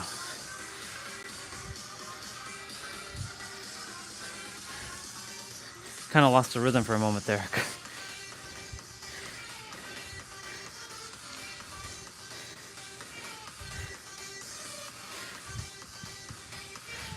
Your legs should be feeling it right now.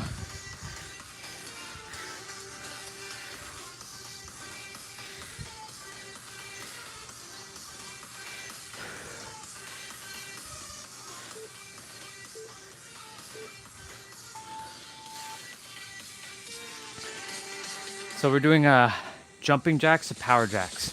So power jacks, so you're gonna do jumping jack first, and then power jack is like this. Just like that. So you're alternating.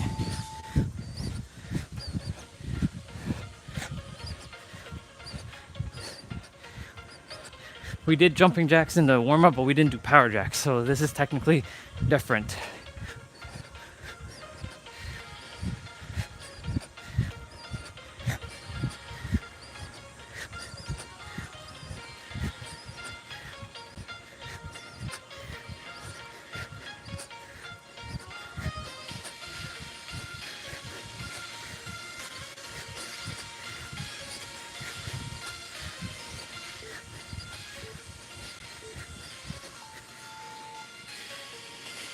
Spot sprint. So spot sprint, you're basically like this.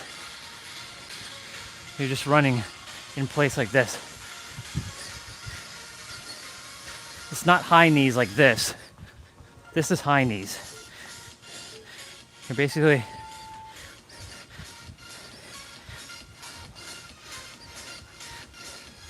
not high elevation with your legs.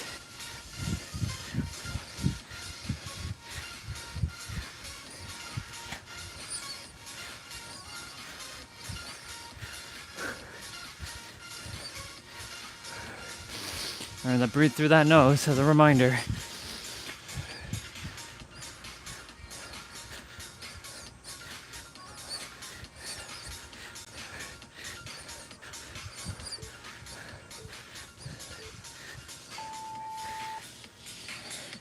Sumo squats with calf raise.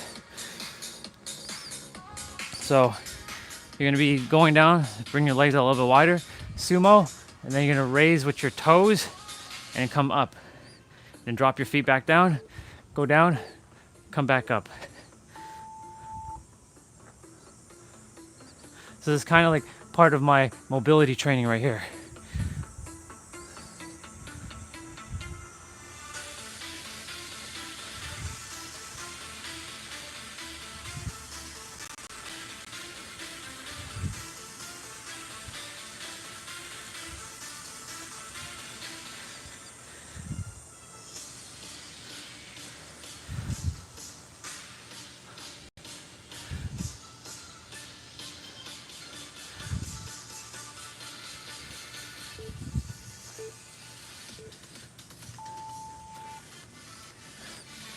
Okay, switch lunges. So switch lunges, you're gonna be going like this, coming to the middle, and switching. So you're gonna bounce in the middle, switch to the next leg. So like this, bounce, switch, bounce, switch, bounce, switch, bounce, switch.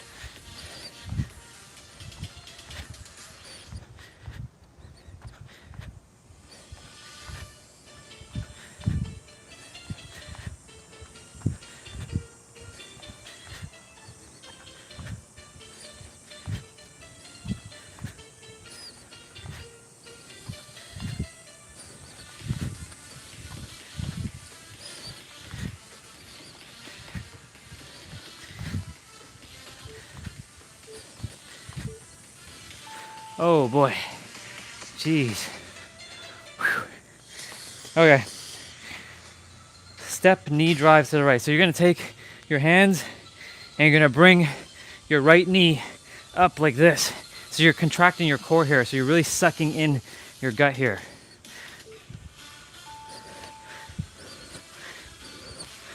It should look like this.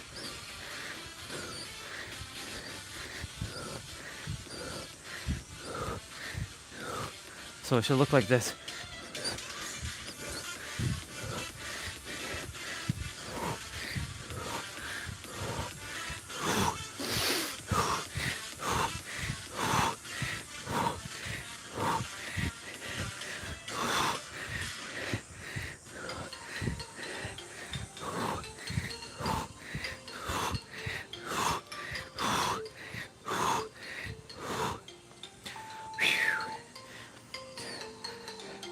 Left side is next.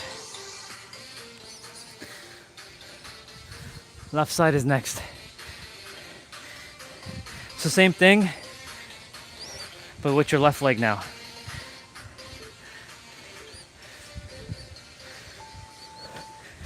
Again, suck in your gut here. Pulling your navel, contract your core.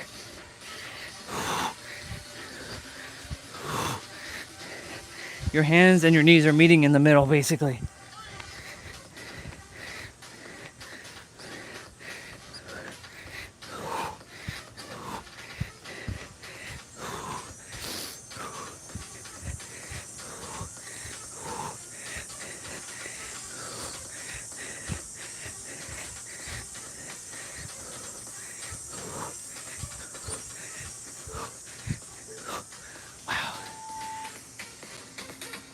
All right, so we're doing plank toe touch.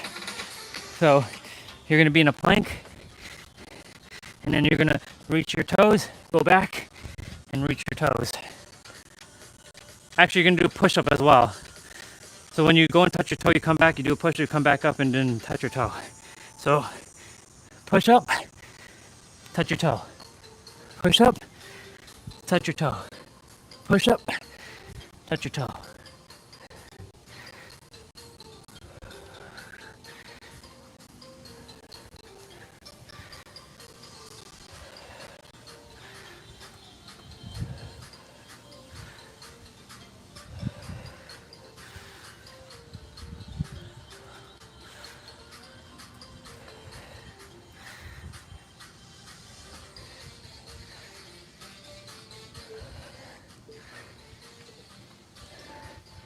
Very good. So we're doing spider crunch.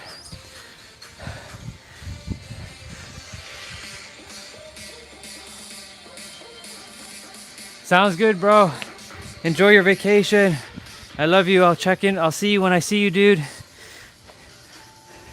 Love you, bro. Enjoy it. So spider crunches, you're bringing your knee to your elbow and you're crunching your obliques here. This. Enjoy it, man. I'll see you when I see you, dude. Have fun. I'm there in spirit with you. And may that heart be your guiding key. You and your wife have fun, bro.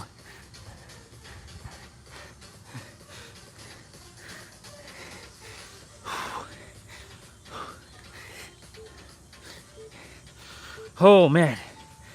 Is that a Bubba? No, that's a stick. So we're doing 3 in and out squats. And then, so we're doing in, and then out, out. So like this. 1, 2, 3. 1, 2, 3. 1, 2, 3. 1, 2, 3. 1, 2, 3. 1, 2, 3. 1, 2, 3. 1, 2, 3. 1, 2, 3. 1, 2, 3. Oh yeah. Real burn is coming now.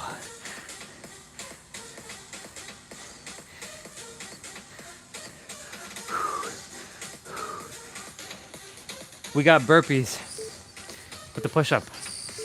Let's go. I'll do it this way.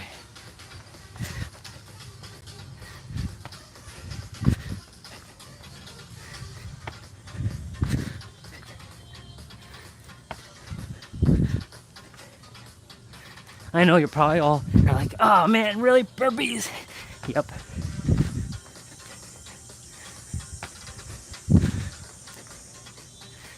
I should incorporate some burpees every day. Yeah.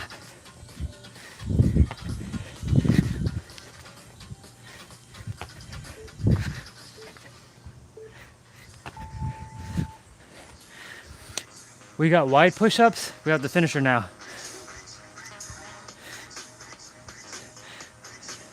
We got wide push-ups, plank jacks, and then monster burpee. Yep. Wide push-ups. We have 3 exercises back to back. No rest.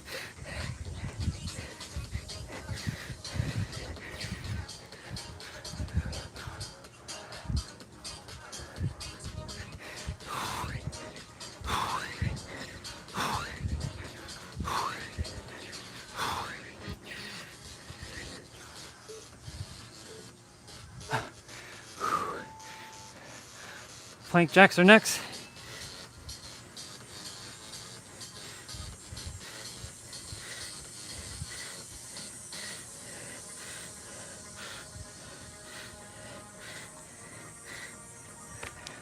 Oh, feeling it, y'all.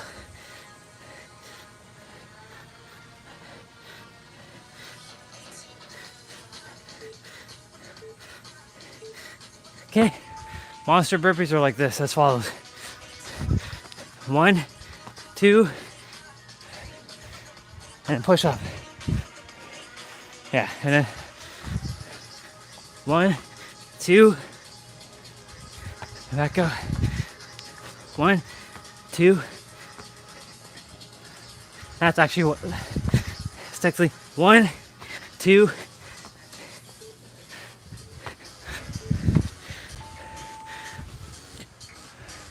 Congratulations, y'all.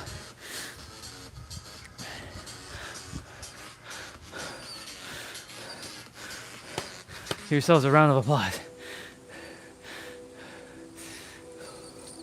You did it.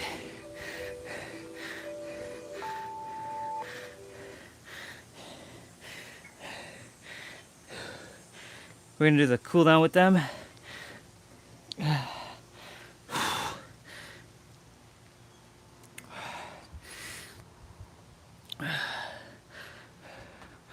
Man, that was crazy. Okay, one sec. I'm gonna get my cloth.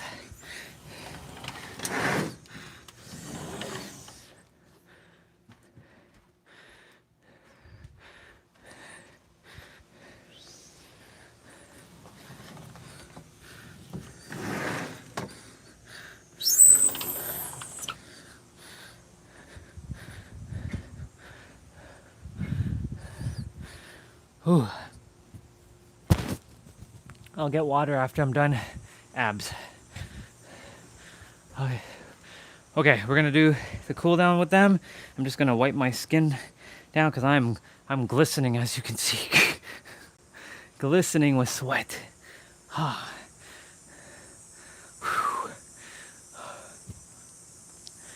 This has to definitely go for a wash. Look at that. All that dirt.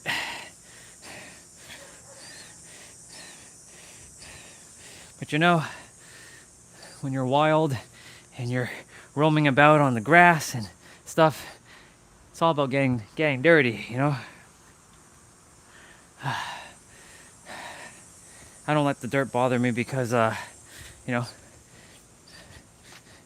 that's what we have showers for. And I'm gonna go shower early today. After I finish abs, mobility, we're gonna watch Nero's video after I come back and shower. That way I can have the rest of the afternoon to just like chill and just watch the video and not have to like, you know, do anything else. Okay, let's get this cool down started. And then we have 10 minutes of abs to do.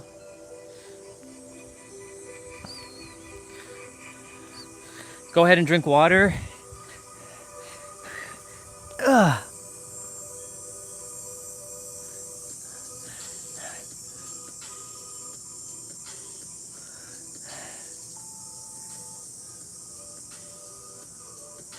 Go ahead and bring your right knee up and then bring it to the left.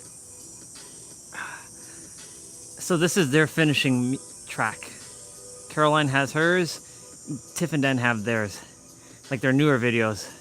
Their older videos, not so much. Actually, their older videos had this too. A lot of their older, like 2-3-year-old videos had this track as well. Their 4-5-year-old videos, not so much. since they were just starting out.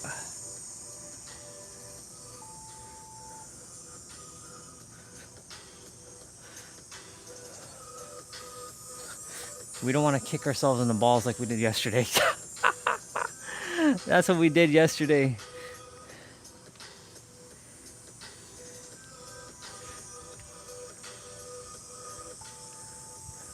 Yeah, see right here, be careful, because that's what happened yesterday. I did this and I kicked myself in the balls.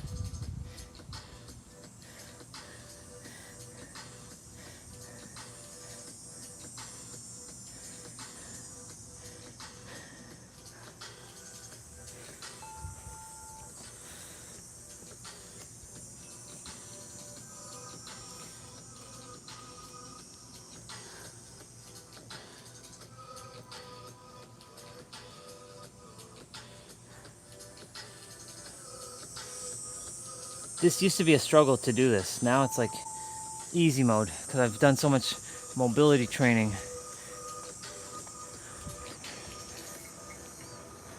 Go ahead and grab. For me, I'm just gonna go ahead and do this.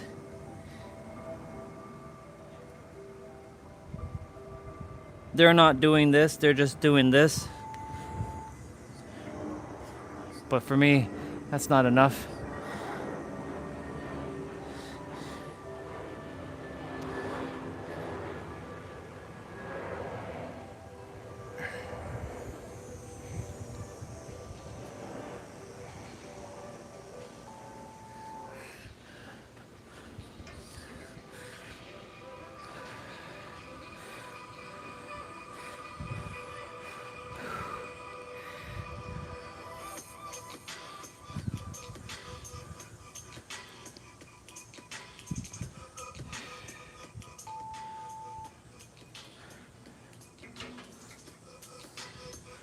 All right, universe, is there anything else you would like me to read in that book? Show it to me. To make me aware.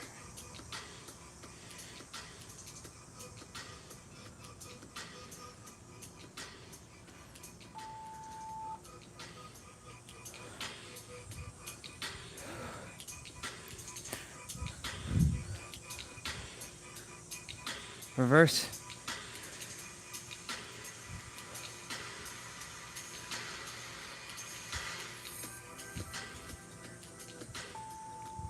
Go ahead and do some neck rolls, and this is definitely necessary for me right now.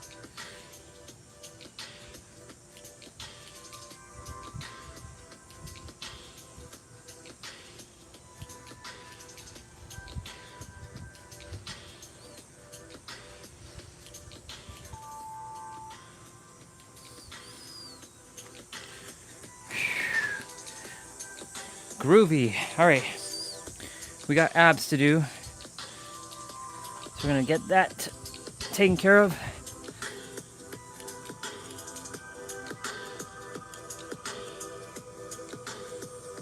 Good job. Oops. I accidentally pressed go ahead forward. Oh well.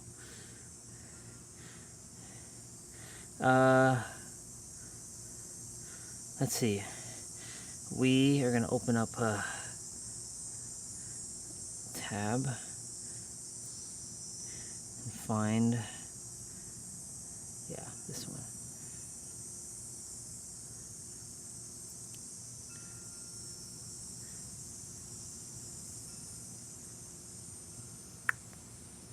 I'm picking an ab exercise.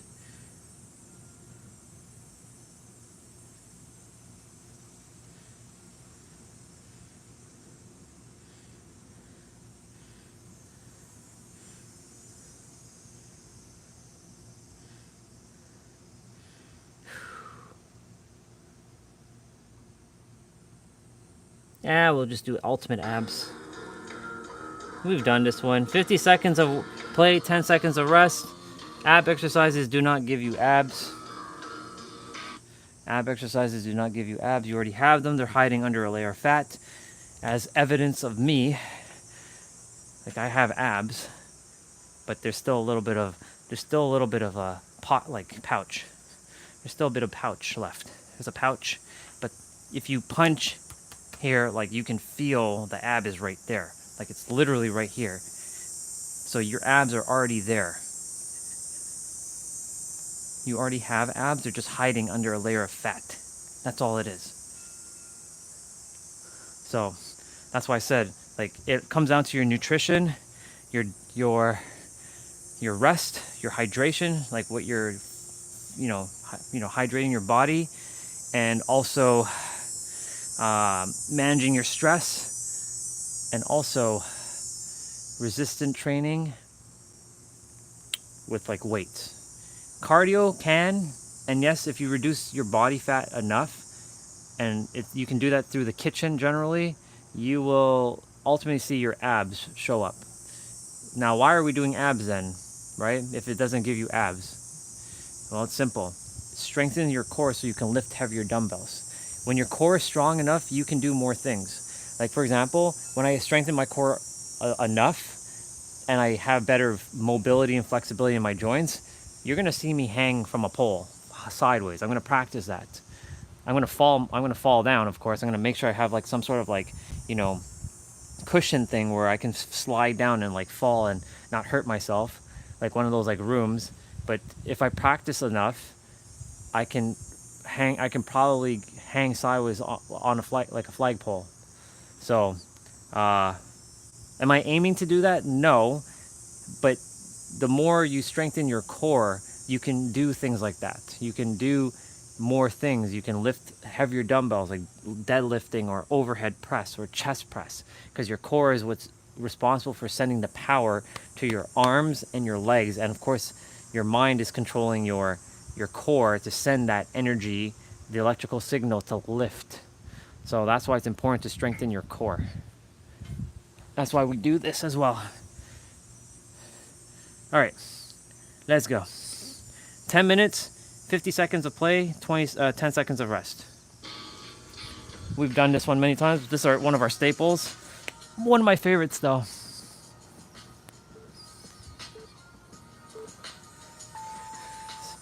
So you're gonna go ahead and do a reverse crunch. You can put your hands underneath your butt, or you can keep it to the side.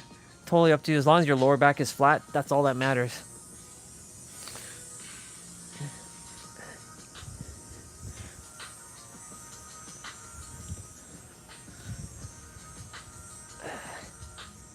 Once I'm done this, I have 55 leg raises to do, and then I have my mobility training to do quickly. 4 exercises. I'm going to start with my knees, then I'm going to do hips, then I'm going to do, what else am I going to do? I'm going to do Cossack squats. I feel like it's necessary I do Cossacks.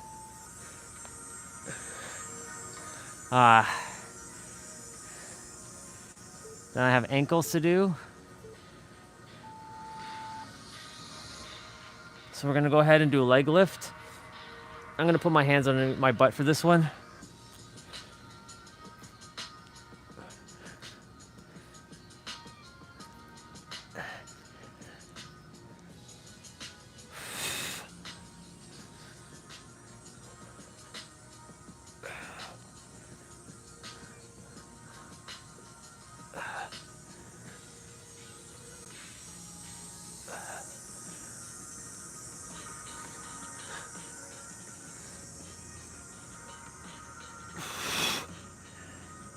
We're doing great, yo.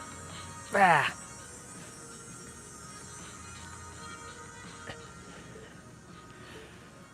Oh yeah. Soul fam, is that still you there? I know you said you'll check in during the week. I thought you were saying like you're gone for a week.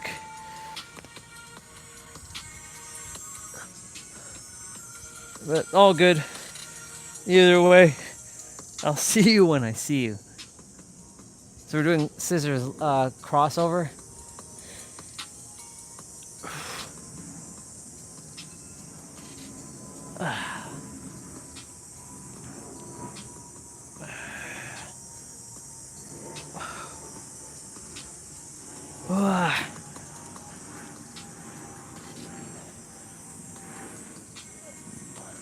Well, hello there, son.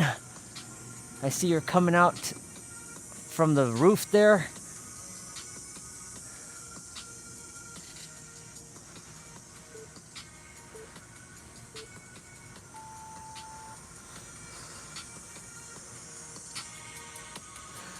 Slow bicycles are next.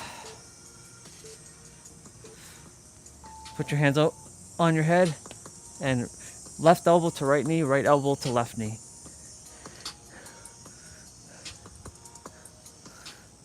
Yeah, I'm gonna make sure I can shower early. Like, I want to shower early today just in case, because, you know, have that call.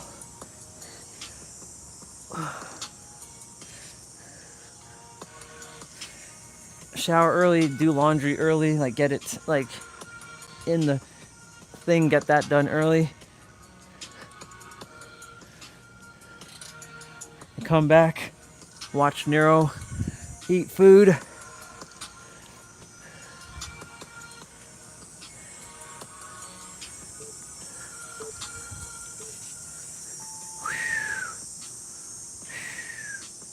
I really like watching our brother. He's quite something. Proud of that dude.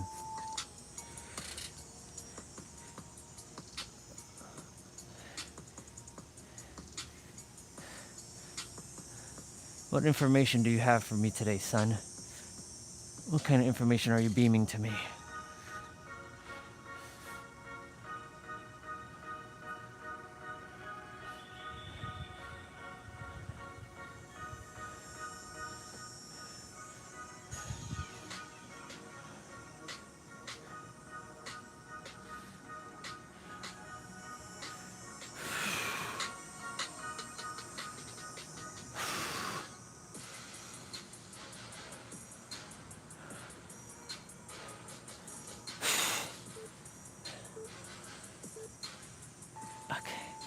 So, okay, we're gonna be sitting up. So straight legs, sit up, twist. So you're gonna keep your legs straight here. You can put your hands on your head, come up, bring your elbows to your knees, and then roll your back down. Make sure your lower back touches the ground first before your shoulder blades do. So this is contracting your obliques, side ab muscles. Found closest to your rib cage. Yeah.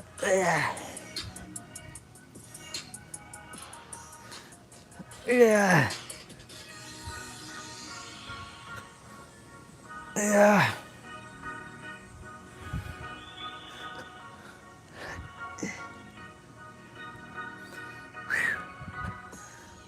Yeah. Okay. Butterfly crunches are next, also known as double crunches. You're gonna put your hands behind your head, bring your feet together like this, and meet your elbows to your knees in the middle here.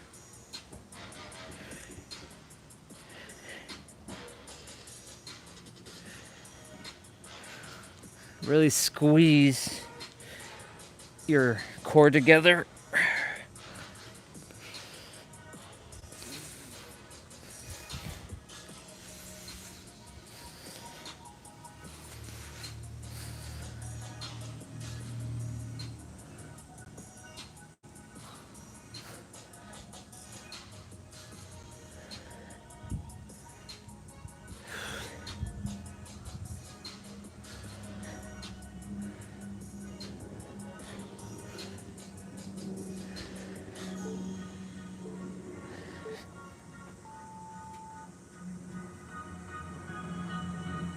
Cocoon is next, also known as extended tuck, also known as hollow to extend.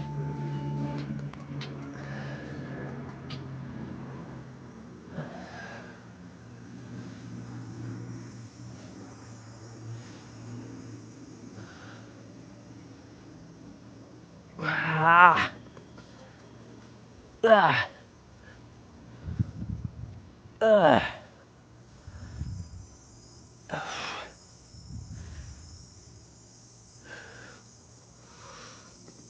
Oh my god.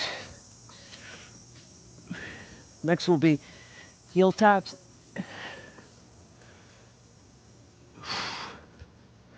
Just because I do this every so often doesn't mean it doesn't get any easier. It's still just as challenging.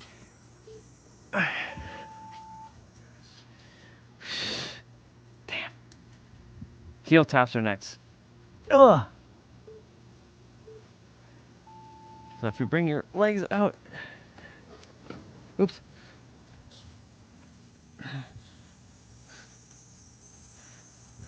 I kicked my tablet there. And because there's resistance on the mat with my back, it makes it a little bit harder to reach, so that's as good.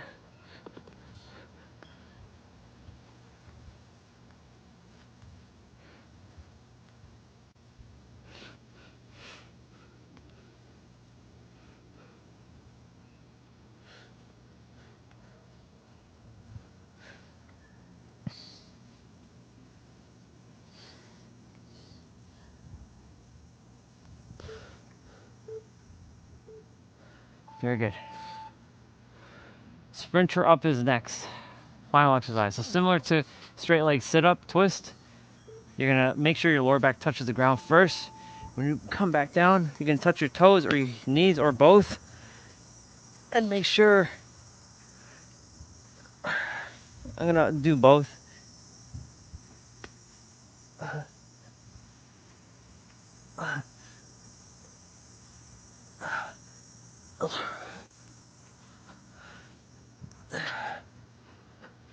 Smooth motions, smooth motions.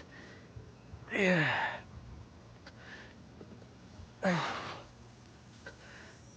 So I still have a couple things to do after this. This is the final thing. And then we're gonna do mobility training. I'll give you a couple stretches after I do my leg raises. Congratulations, y'all. Wow.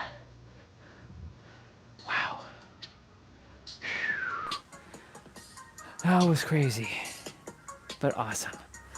All right. Whew. Let's go.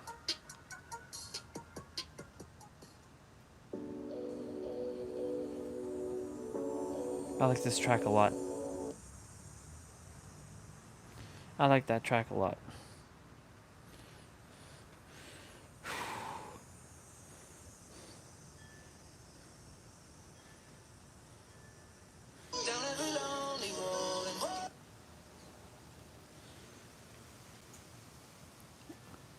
What it, brother, right here.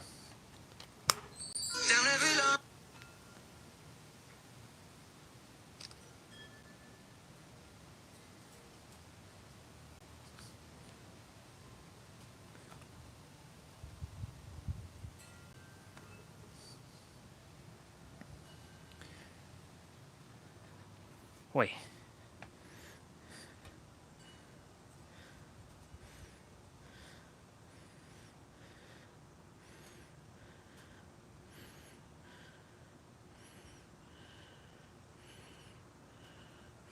One, two, three, four. So 1, 2, 3, 4, 5.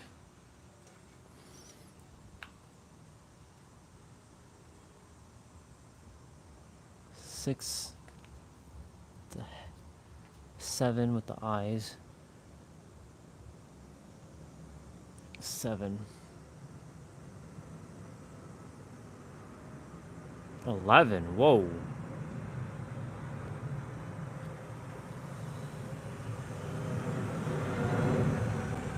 That person wrote down 13. Damn, okay.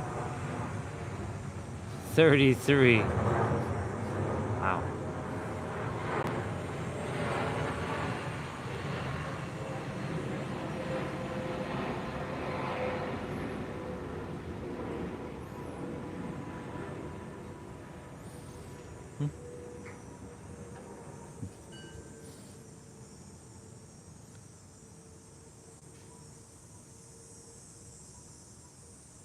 Okay.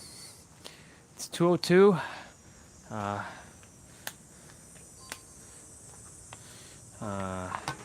We've got 55 leg raises to do.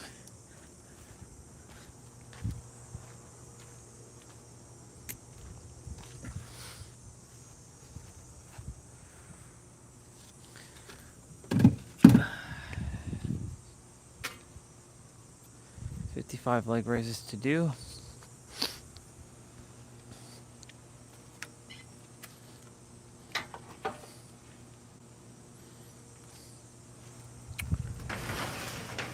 And once I'm finished that, I'll get into mobility training, and then I'll do some stretches with my abs for all of you.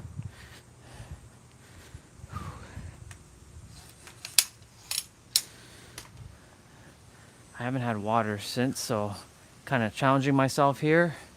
I'm gonna do 55 leg raises.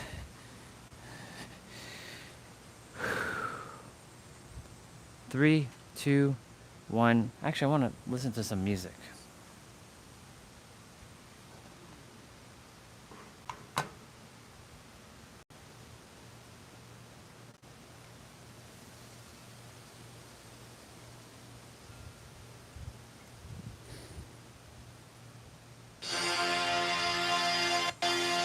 Actually, let the darkness try.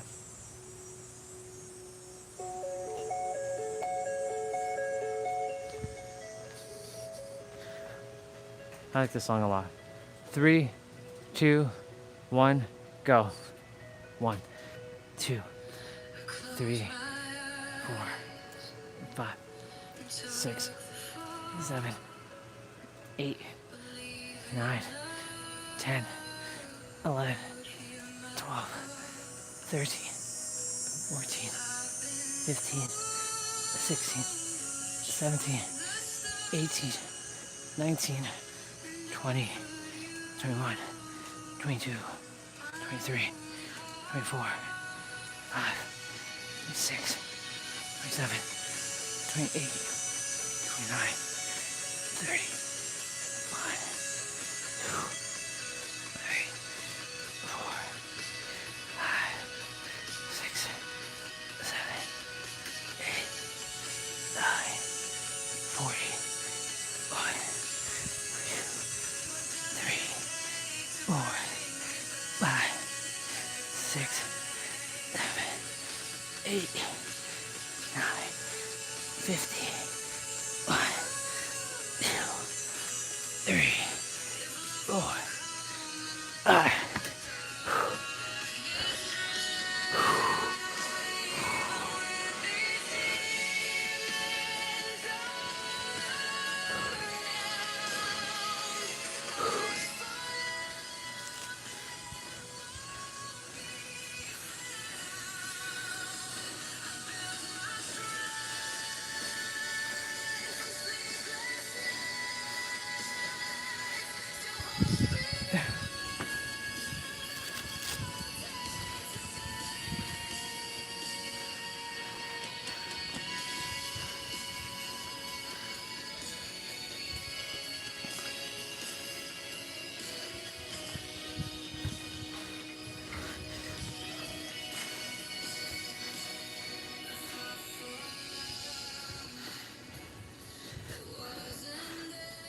I'm gonna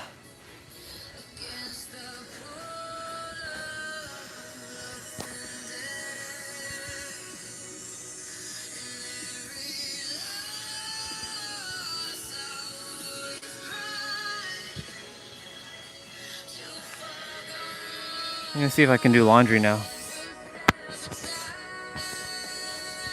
don't think laundry's being done, but my hair is a hot mess.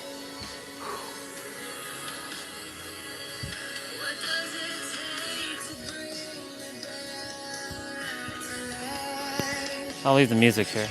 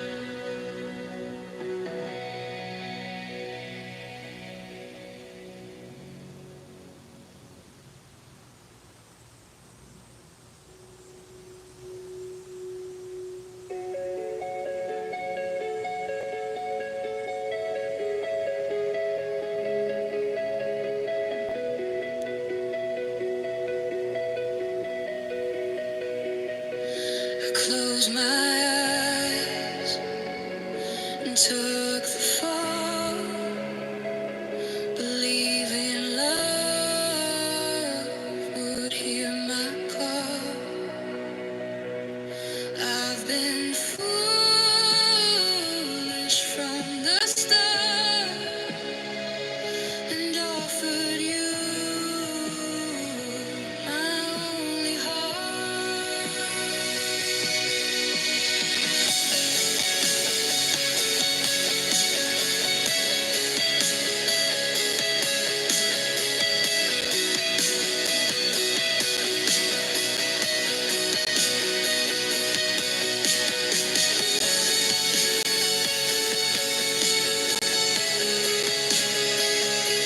What does it take to bring me back to life?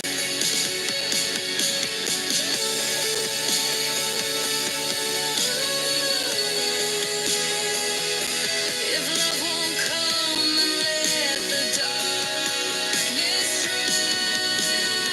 Even with these demons around, I'll wait for love that won't be found. I build my shrine from sleepless nights, still hoping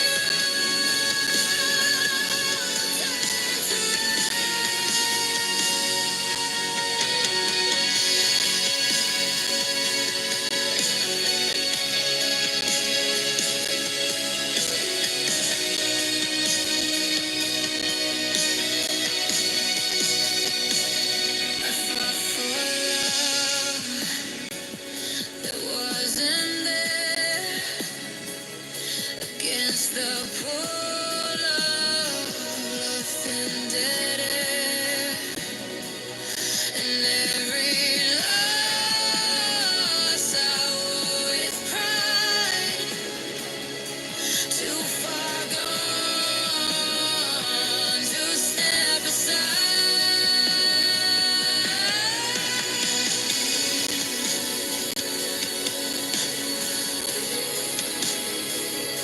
What does it take to bring me back to life?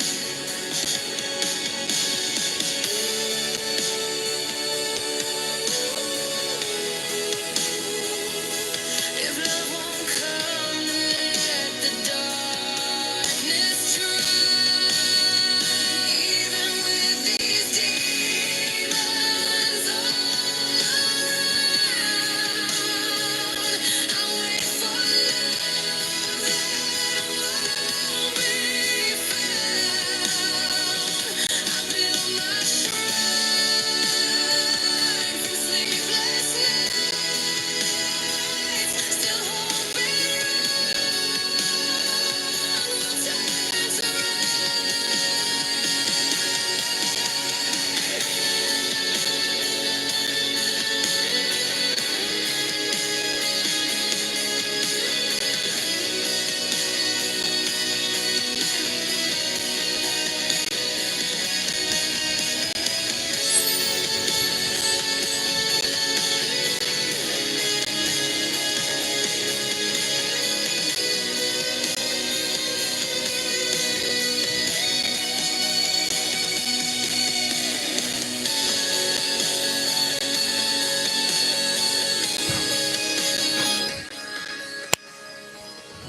Hey man, what's up, dude? I was just putting on some laundry, and I just finished my cardio. I'm gonna go shower just now. I have my mobility training quickly to do. How are you doing, brother? I know it's late over there. Finished my leg raises there, so I'm done with the walker. I'm attempting to finish things a little early today because I might have a call at like 5 p.m. my time with sister, and it all depends on her really, because you know sometimes she doesn't have enough energy to talk, so just kind of like going with the flow with it. So I'm trying to get everything done early. I mean, normally I get things done early, but you know, make sure I get the live stream, you know, get everything in the live stream. I'm wearing track pants. I'm not really a big fan of wearing track pants in the heat, but I got mobility training to quickly do. And I'm gonna start with my knees. I'm gonna check what you said in a moment. See, this is how I improvise with things. I use like my things around. Yeah, so like I'm gonna be doing this, I'm gonna do my knees quickly. This is really good for your knees. Keeping it on an angle. I'm gonna do 30 of this. 6, 7, 8, 9, 10, 11, 12, 13, 14, 15, 16, 17, 18, 19, 20, 1, 2, 3, 4, 5, 6, 7. It's also practicing my balance. 7, 8, 9, 30.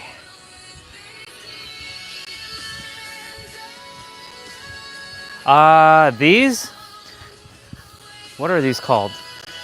They have a specific name. Hold on. I think they're called Peliquin step ups. Let me just double check.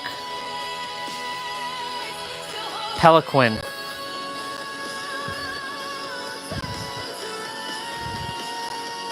I go to knees. Yeah, Peliquin step up. Poliquin step up. Peliquin. Not pelican, but Peliquin with a Q. Peliquin. Like I don't have the slant, so I'm using my bricks. See? I have a whole gym out here. I'm using my you know how I am. I use my environment to my advantage. 2, 3, 4, 5, 6, 7, 8. I followed a person named Vanya who showed me how to do these moves to ultimately start taking it in my control. 11, 12, 13, 14, 15, 16, 17, 18. I switch it up every other day.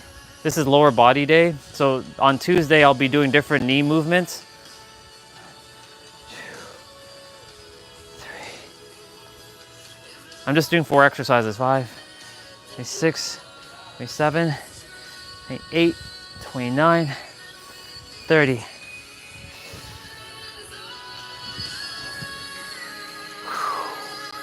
Okay, so I'm done my knees. There's another move where you actually, I'm sure you've seen these ones, but this one, you kind of use a chair. This is for knees, and you go down, you hold one leg, but you come right back up. Of course, there's one where you go all the way down, and then you come all the way back up. Right? Let's see if I can do it with my other leg. I sure can. So anyways, this one, you touch your butt quickly and come right back up.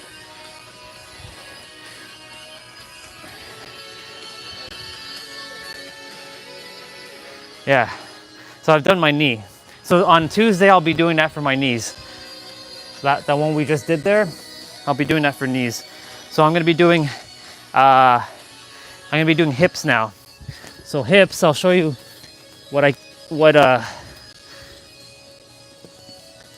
hips has 2 types. Man, these pants are tight. I need to change my pants. This is making it hard to move. The looser my pants, the easier. No joke. This pants is like literally like crushing me.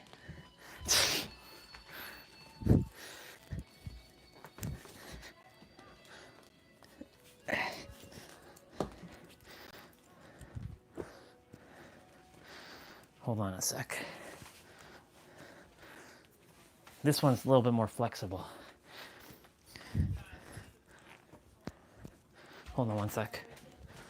I'll be right back in a moment.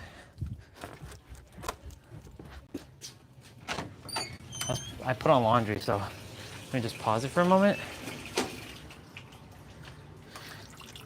Cool beans, put this pants to wash. There.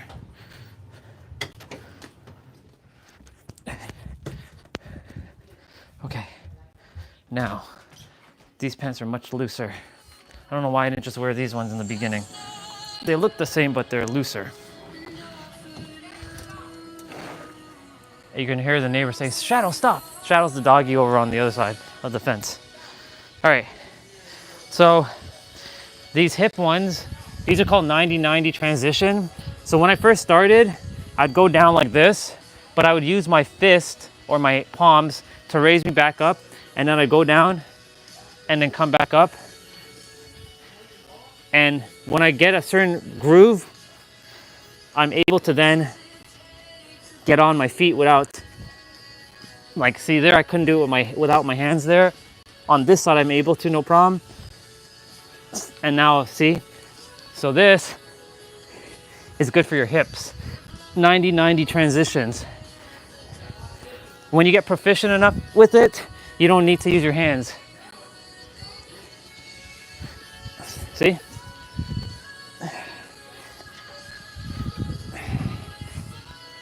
You pop right back on your feet. When I first start, I have to use my hands to get myself into a groove. And then when I get into a groove,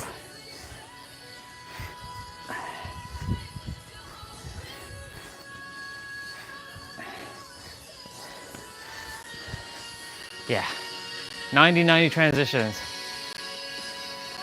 Thank you, sis. Thank you, brother. I appreciate that. Oh yeah, dude, the grass is, it's dead. Like, it hasn't rained in almost like a month, like properly. The grass was great, but because it didn't rain, bro, it hasn't rained. It's been hot every day and sunny every day. And when it does rain, it's like for 1 or 2 minutes and then it disappears. Yeah, the grass is completely like done. But it's gonna get back to green eventually. But right now it's done. It's done. All right, we're gonna do Cossack squats. Hold on. So this is where my pelvic region.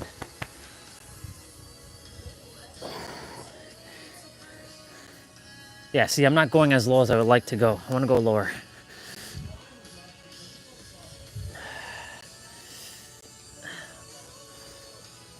And keeping my feet. Yeah, my pelvic region is like tight here. And that's why this is a spiritual and a mental practice right now. Feeling the pain and pushing through it.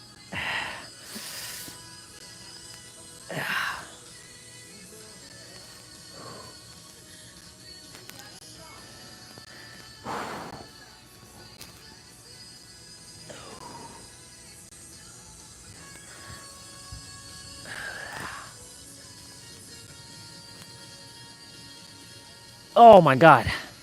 Whew. That's why I said, give me a year with this thing, doing these moves, and I'll be a lean, mean fighting machine. Straight up, I'll be a lean, mean fighting machine.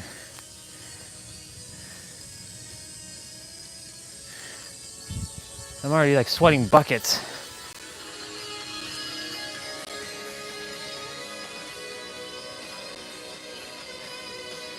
Yeah.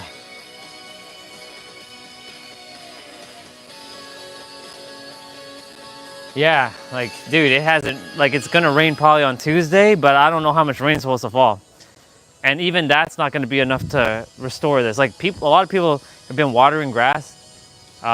Parents don't believe in doing all that, so, I mean, it's not my grass, so, you know what I'm saying? It's not my place. If this was my place, I'd keep this grass extremely green. I'd be using it, I'd be watering it every day. But there we go. See, now we're getting a little lower. I'm gonna do 10 per leg for the first set. So that's 20. So I'm going to go from one side to the next and call it 4.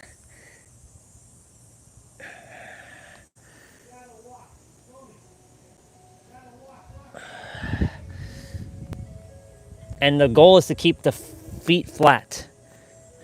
5.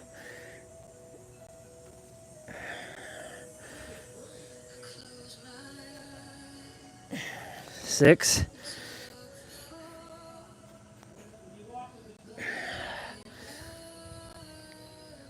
7.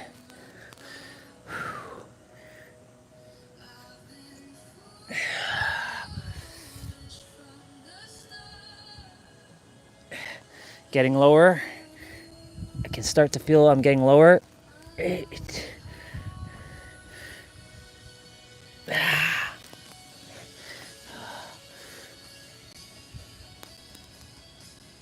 Ah.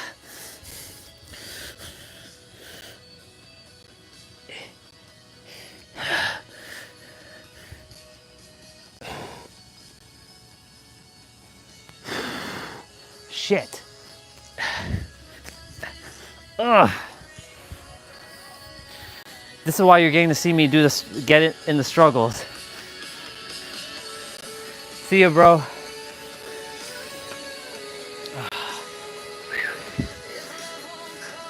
I gotta go shower after this. I'm like, look at my hair. It's all a mess. I have to get a haircut. Who knows? Maybe we'll have COVID 2.0. We're having get a haircut for 6 months and you'll see my hair go like that, like a troll doll. That's funny.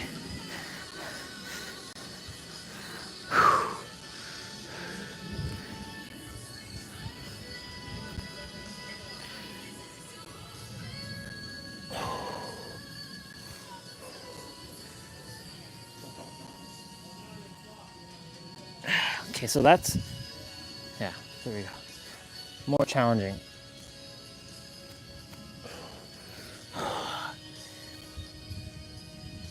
This is for hips. 2.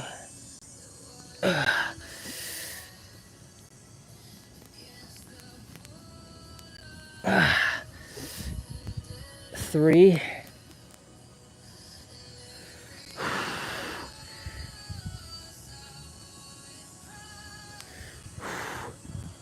4. Have a good night, brother. I love you, dude. Thanks for coming on and saying hello. Ugh. Ugh. This is 5. Ugh.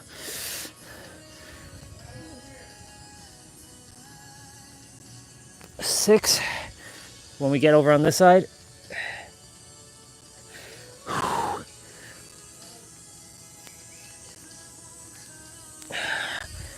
7. Shit, man.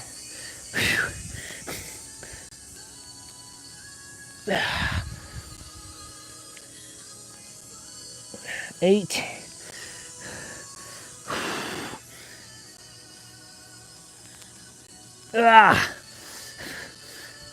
9.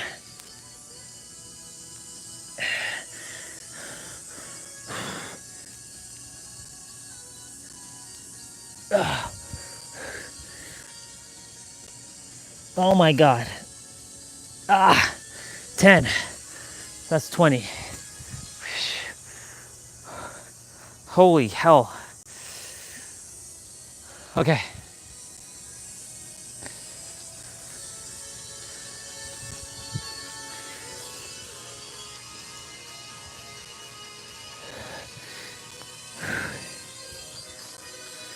So we're gonna go ahead and do some hamstring stuff now.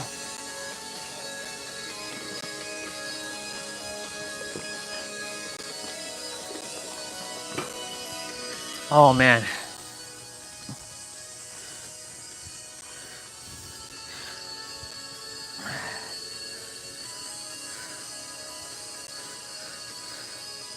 This requires balance.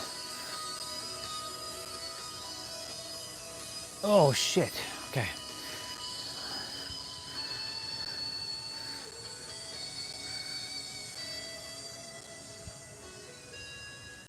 1. Look in one spot. 2.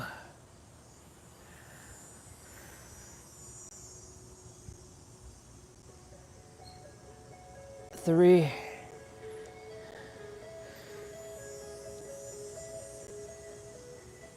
4.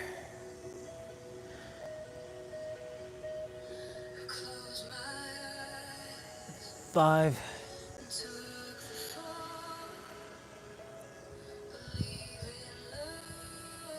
6. This is good for my ankle and my hamstrings. 7.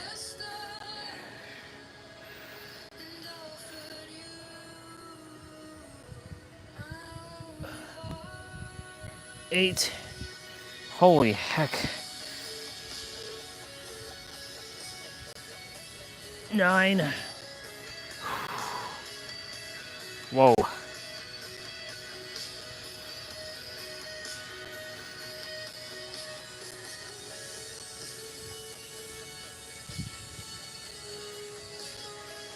10.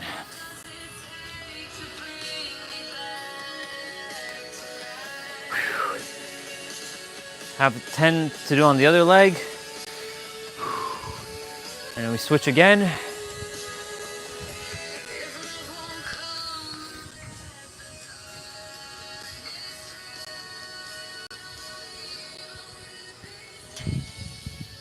One.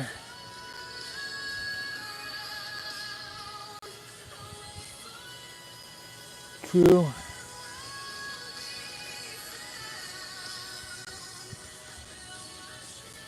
3.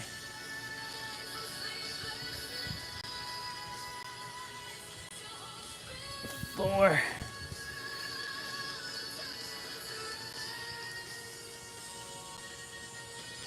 5.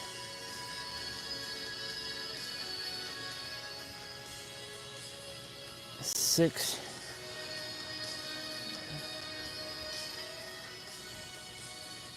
7.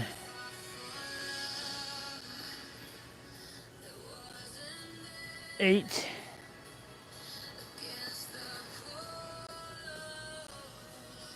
9. Oh my gosh.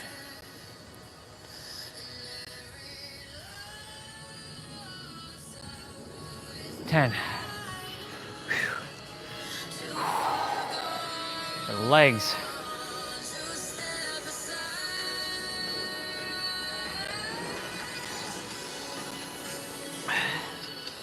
Hey, private jet.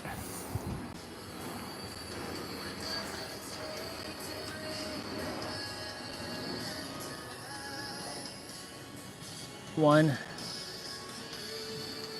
I'm doing 20 per side on this. 2.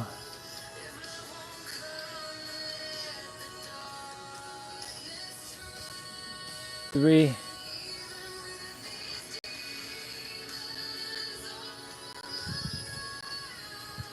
4. I gotta get my balance in checked here. 5.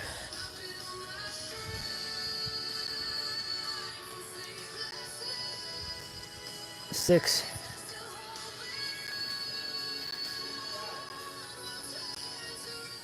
7.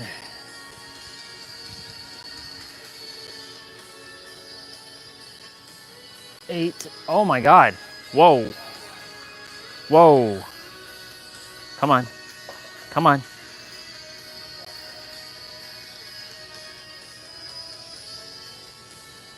9.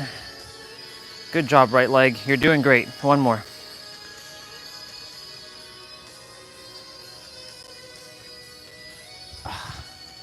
Nope, that doesn't count.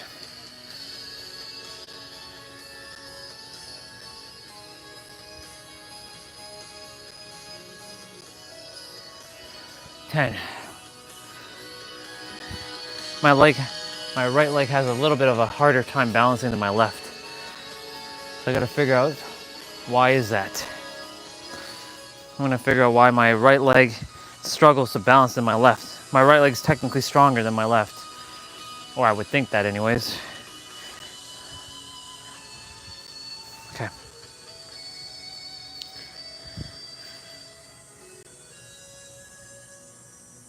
One.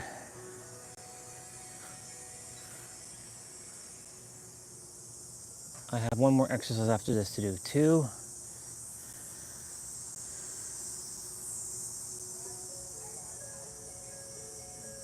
3.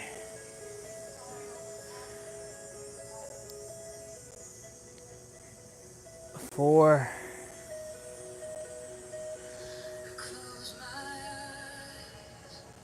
5.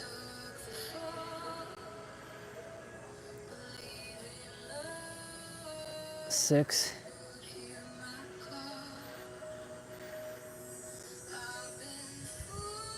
7.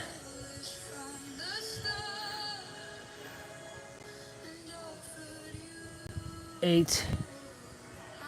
Shit. 9.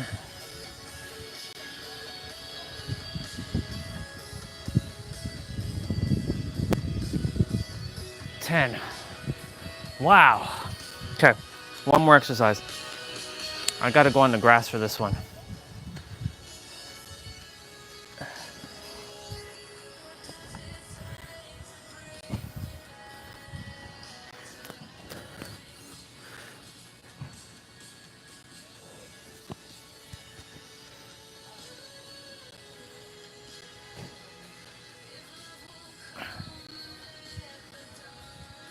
One.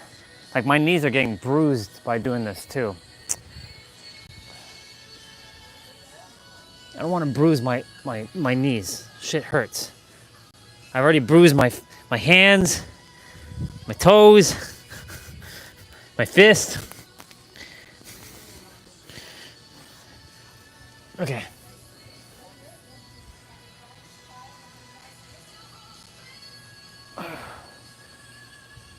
One. 2. This is the other way. I'm bringing my feet closer to my head. 3. 4. Of course, I'm not quite there yet. This is good for my spine too, so this is good.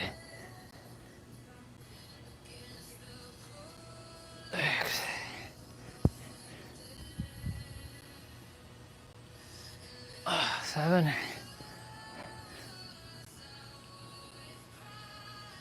8.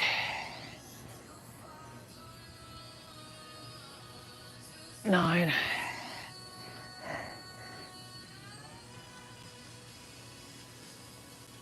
10. I'll do 10 more in a moment.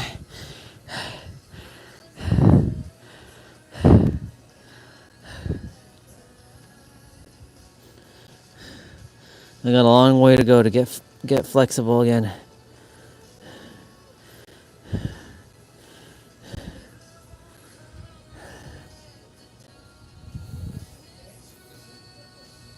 Damn. Why did I choose this body? It's not the flaw of the body though. I can overcome it.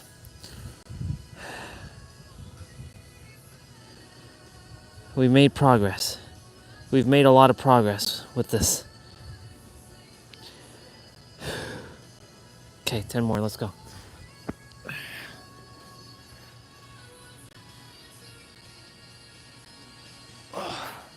We're not even close to our feet. 1, 2, 3,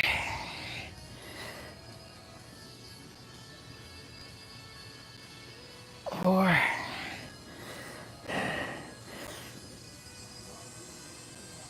5,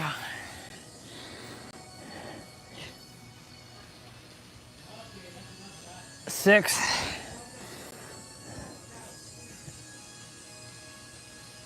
7, shit,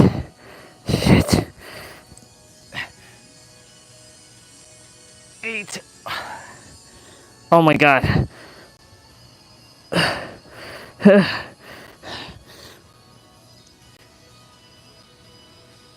9. One more, and you're done. Come on. And hold.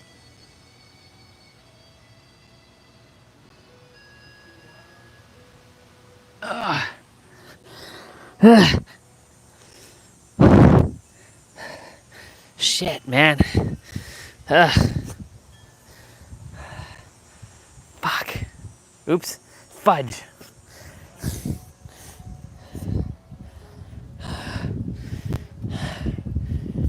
Son of a gun.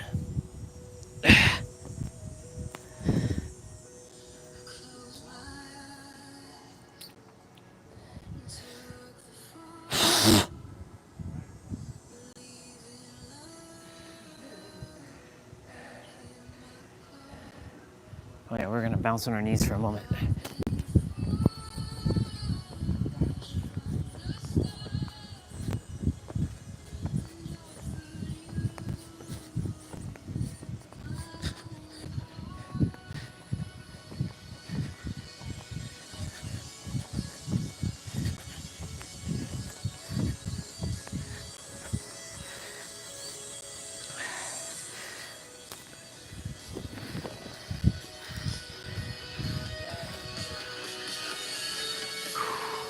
Done.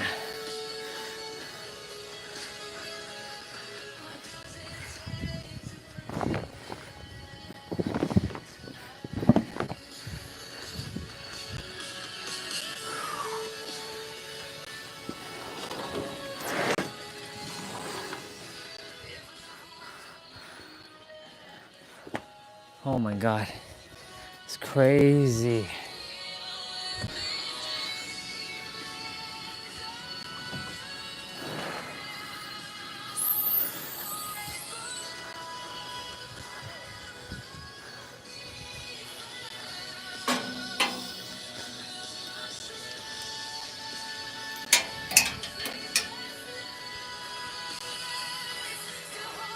I'm gonna go shower.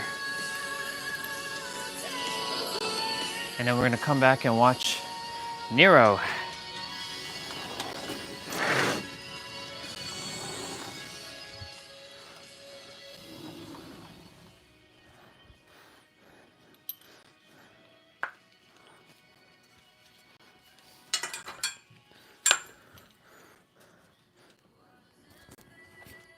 Actually,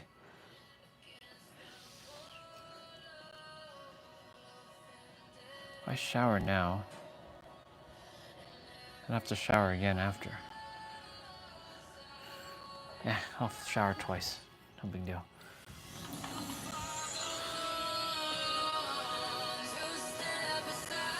Actually, I don't have to shower right now.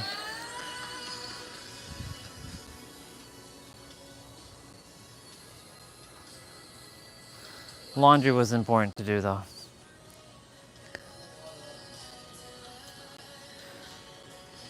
Actually, should I shower? Universe, what are we doing? What are we doing? Shower or no shower?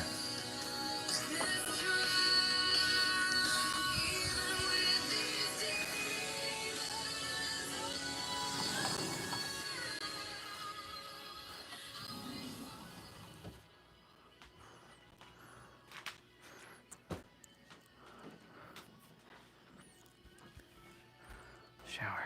Okay. All right. Since we'll shower.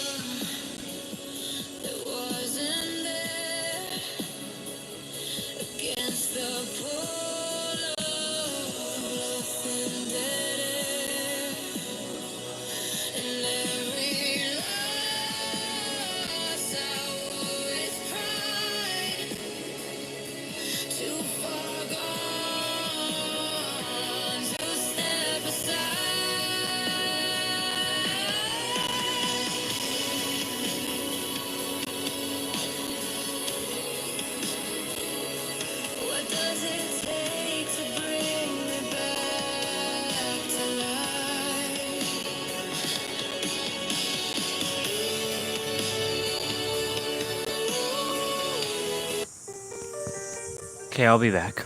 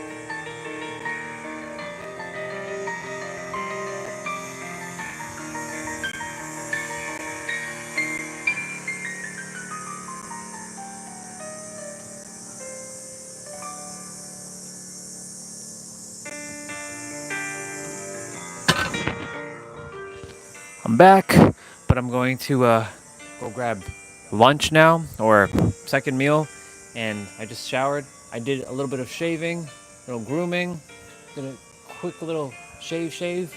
Gotta do I gotta unwolverine myself later if I have time. Yeah,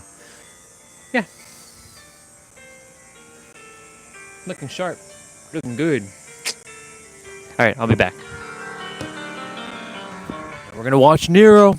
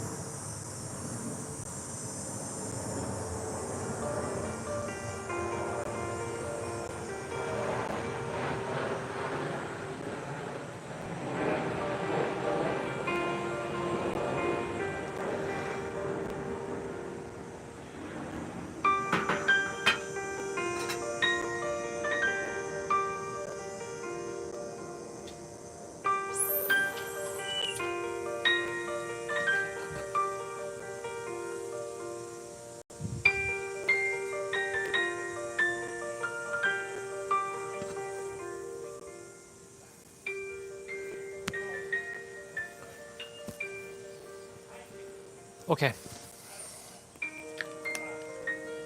We're gonna watch Nero. I don't know if this water is hot.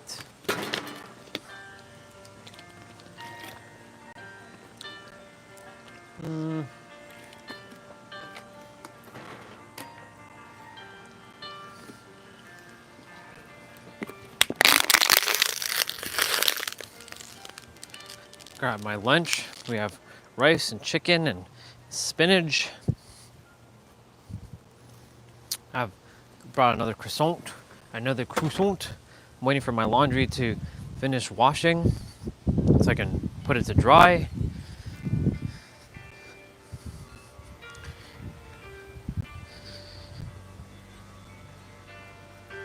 And I'll set you all up over here. So let me just move you all over here quickly. Bring the phone, like the charger, over here. Oh my gosh.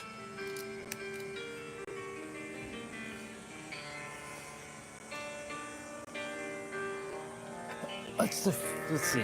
What's the tablet battery at? 19%?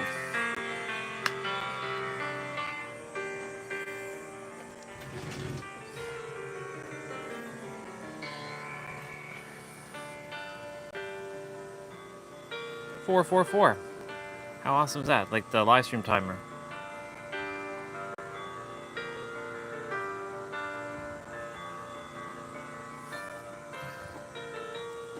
Let me plug the tablet in.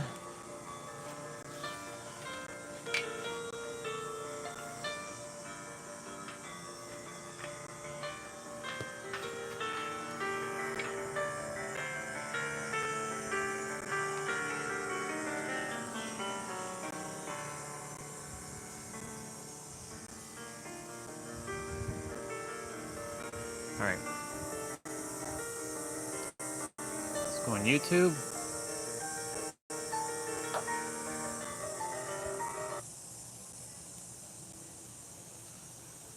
You are addicted to the frequency of struggle. You see, there's an aspect of you that requires for things to be so complicated, so complex, so difficult when it comes to desiring to materialize your desired reality. Because as you know, spirituality without the ability to control your reality is vanity. And more often than not, we have this tendency to struggle, but not struggle out of necessity.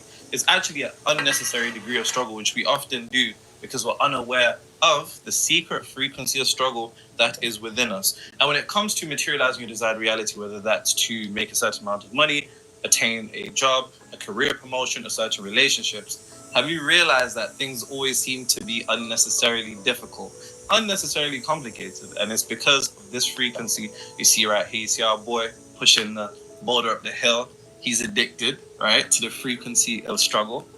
And over here we got a cycle and some handcuffs. Pause. So let's get into it, man. They are Pokemon balls. They're handcuffs.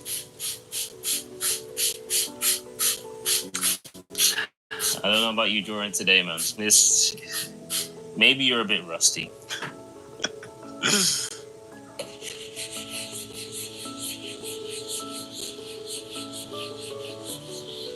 This seems like a nice comment. I haven't fully read it, so let's hope it doesn't take a massive turn or something crazy. Someone said, bro, I just want to say thank you. I started watching your videos 1 month ago, and I paid my bills, and the money comes in ways I never expected. The best part is it didn't surprise me because I reached a point where I felt good whether I had it or not. Greetings from Ecuador. You know, the true definition of manifestation is internally shifting to a degree to which you're no longer emotionally dependent upon seeing reality change. So well done. That's the true embodiment of my definition of manifestation. So well done, brother from Ecuador. Shout out Ecuador. Shout out. Someone said, I appreciate y'all reading my comment. Why you say y'all? Why are you reading it like that? From when they say y'all, it just makes me Okay, go on. so American. Just for your information, my channel doubled from 230k when I commented to 490k now. Smiley face. What's his name? Because niggas gonna say it's fake. Ben G Talk. Make sure you put like a screenshot of his channel on the thing. Yeah. Hey, bro, don't get exposed for doing some fuck shit now. That what putting you. You check out his channels. You know what I'm saying? Next thing you know, my man's in the media for doing that mad thing. You know. Alright, cool. Let's get into this. Now, like I said, unfortunately, when it comes to desiring to materialize your desired reality, I'll use purple and blue. Cool. There's one base foundational premise that you have to come to an understanding of, and this can be extrapolated for any particular condition or characteristic, because as human beings, we make the mistake of identifying with qualities and characteristics instead of coming to the realization that it is them that identify with us. And this is what I mean by that.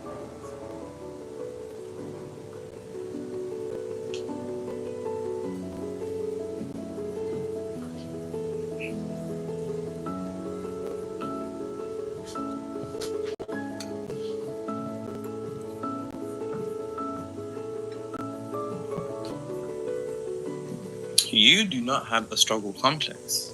In fact, it is a struggle complex that has you. And that's a bar. Write that down. What do you mean by that, Nero? Well, you have to come to an understanding of one thing in particular. And this is a bit more on the esoteric and the more occultic side of things when it comes to manifestation, reality creation. It's the truth that you don't have beliefs. Beliefs have you.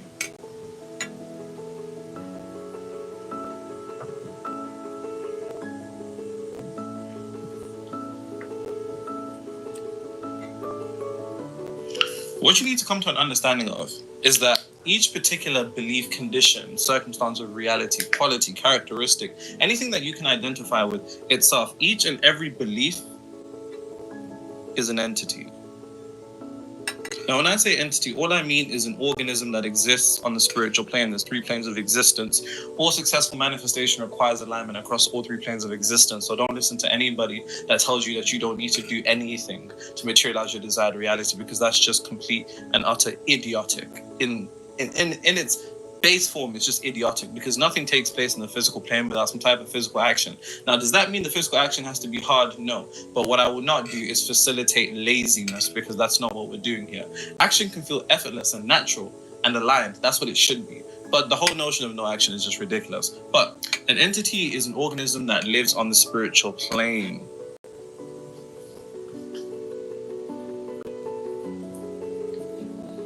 It has no physical body, but because it exists on the physical plane, it has the capability of being connected to the mental plane. And the mental plane and spiritual plane are the realms of cause in reality. And because they are the realms of cause in reality, they can affect the effects, which is our physical plane. Our physical plane is the realm of effect. The physical plane is the realm of effect. It's nothing more than an effect. So when we're talking about struggling and a struggling complex, there's an aspect of you that probably has come to the realization that why do things always have to be so difficult before I get to what I want? Why do I always need to go through some type of trials and tribulations? Why do I always need to fight through some bullshit? Why do I always need to be put under pressure? Or it's almost like I'm at a point of no return. Why is that? That's because whether you realize it or not, there's an aspect of you that has been conquered by this, which is a struggle complex. And a struggle complex, like I said, is a belief, which is an entity that exists on the spiritual plane. And one thing I should make abundantly clear about beliefs is that they seek to do one thing. Right up all your mental real estate. You see, the one thing about any particular entity is that it seeks to be materialized. It seeks to experience some type of physical existence. And because it wants to be materialized, the way that it will go about materializing itself is through conquering your consciousness, because if it can exist within your consciousness, your self-concept, your frequency, which are all interchangeable terms for the same thing. If it can do that, then it has the capability of materializing itself on the physical plane. Because if you think about it, before anything can exist physically, it first has to exist vibrationally. And the way that it exists vibrationally is through a combination of mental. What's up, bro? Just eating, taking in a video, doing laundry in the meantime. Already showered. Struggle, or you couldn't be struggling. Remember, It's good to see you, mister. Unless it exists vibrationally, you can only experience what you're vibrationally aligned to. And there's an aspect of you, whether you're conscious or unconscious of this, that is aligned to struggling. So, it has one purpose. one desire, one aim, and that is to buy up all your mental real estate. Because if it can do that, then it can hide its polarity. And every particular belief in reality comes with a polarity. Polarity is one of the Hermetic laws. It's just a fancy way of saying separation. It's separation that only exists in this third dimensional realm. I repeat, it only exists in this third dimensional realm. Outside this third dimensional realm, there is no separation. How do we know? Quantum physics will tell you of the notion of quantum entanglement, which is the idea that when two particles are connected, no matter what you do to, so long as two particles are connected, what you do to one is instantly done to another, transcending our third dimensional realm, because of course there is no time space constraint. So this is the first thing that you have to come to an awareness of, because when you come to an awareness that you are, in a sense, captured by a struggle complex, then you're actually in a position to isolate it. And the mistake that a lot of people make is we experience a particular degree of thoughts, and we make the mistake of associating those thoughts to be our own. Once you have a thought in your head, you experience it to be your own. And because you experience it to be your own, you take ownership of it. And when you take ownership of it, it takes ownership of you. That's a bar. Write that down. Without coming to the realization that, in fact, it has taken ownership over you. So I have to point out this awareness to begin with, or you won't be in a position to actually reverse this. Because like I said, it's all good and well having these desires that you want to materialize. But if you have a struggle complex, then you're going to struggle to materialize your desired reality. The foundations of how you're going to get to where you want is going to be imbued with some difficulty of complex nature and just struggle in general, or some type of difficulty. But it gets even deeper. Let me show you what I mean. It gets deeper, yeah? Okay. How deep does it go, Nero? Okay.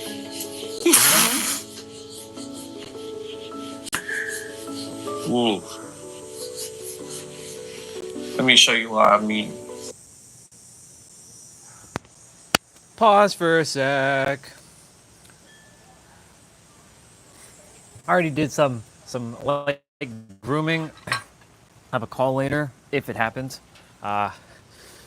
If it doesn't happen, then I have to do the rest of my Wolverine. I have to unwolverine myself. Finished everything, showered. I'll have to shower again. Double shower today. It's hot. Finished all my stuff. My legs feel good. I feel powerful. I trust all of you are doing great. Yeah. I'm gonna go wash some dishes quickly. Well, a dish. And I have to check on my laundry. And I'll come back and rewatch, like, play the video. Yeah. I'm chilling. Like a villain. I'm penicillin. Yep.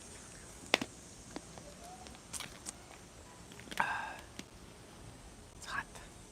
Hot.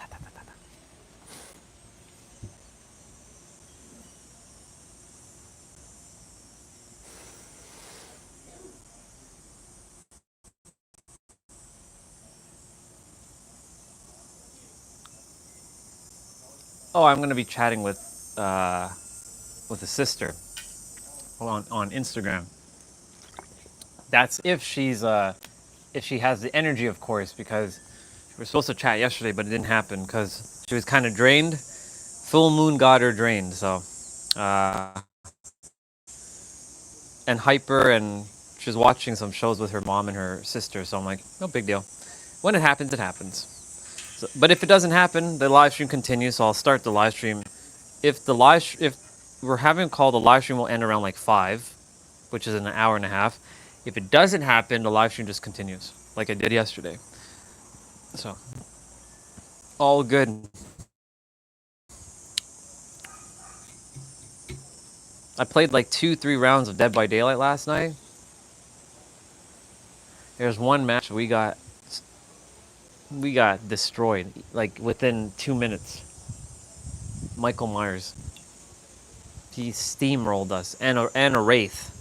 So I'm like, what's up with all these people? Like, nobody's doing anything. No one's doing gens. No one's doing nothing. And they're getting just beat up. It's so weird. I'm going to take the mic with me. Y'all can hear me. I'll be right back, but you will hear me because I have it with me. Yeah. I only played like 2 rounds last night, and they both were absolutely terrible. Absolutely, like, pitiful. Is laundry done? Let me see.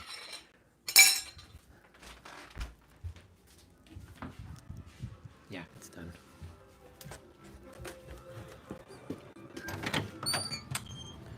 You all should be able to still hear me in the laundry room.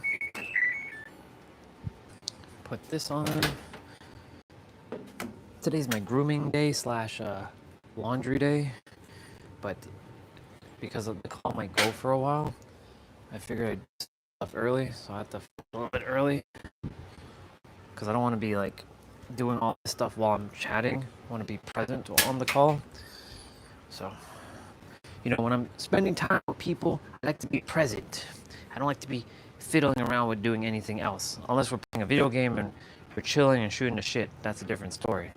But if it's like a, you know, and then like deep conversations, I don't like to be doing anything else, and I don't want to have to focus on anything else but that. So that's why I'm doing all this now. Clothes smell great.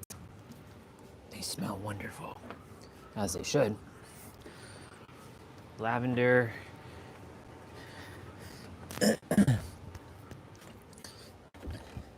Gotta love that lavender. Yep.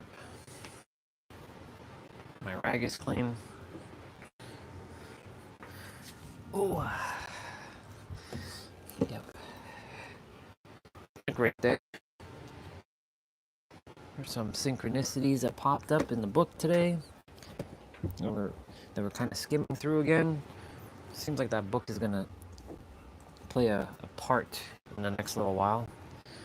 So I just have it out and just kind of skimming through and reading. I was looking for something earlier, I couldn't find it, and then later on, as soon as before I started the play out, I found what I was looking for, which was phenomenal.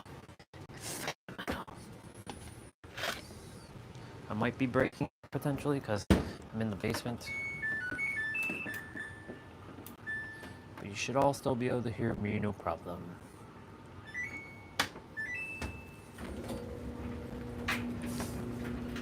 Laundry is on now.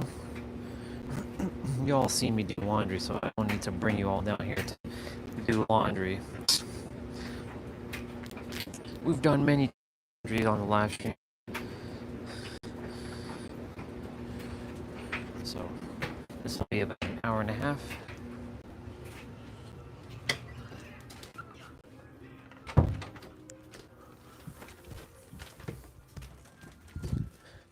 Okay. Now, gotta wash my plate, come back, and then we'll watch the rest of Nero's video. Dad's friend is out here.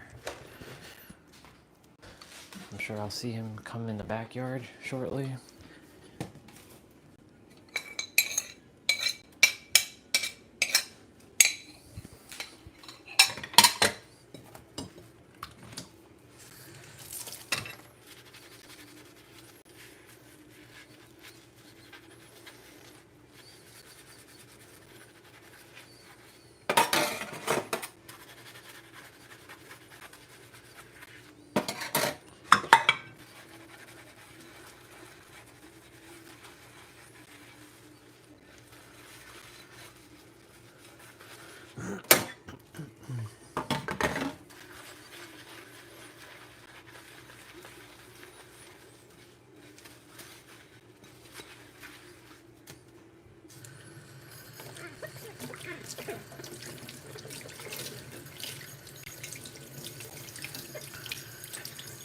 I'll be back up here in a moment.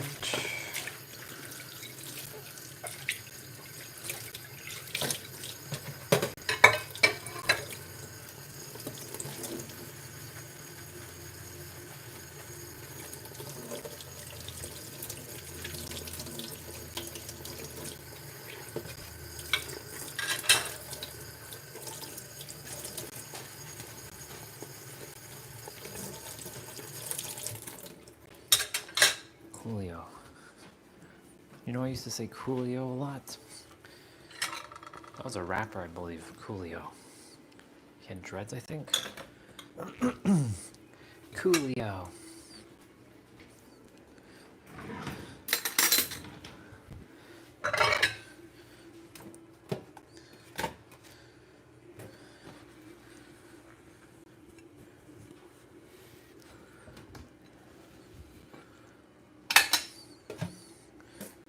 Do, do, do, do, do, do, do.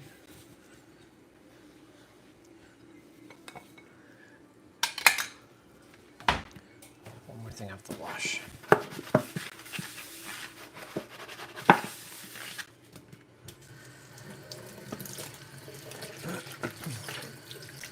Y'all know when I get into a cleaning phase, that's it. I don't stop.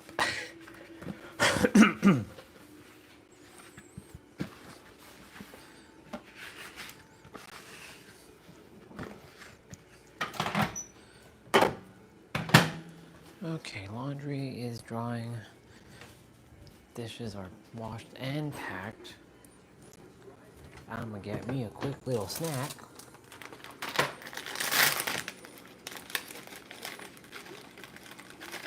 And I'll be back outside. Look, the radio's staticking right now because of my energy. I'm an alien. You can hear the distortion in the radio right now because of my energy. But the moment I move away, it'll fix itself. In this Taylor Swift song.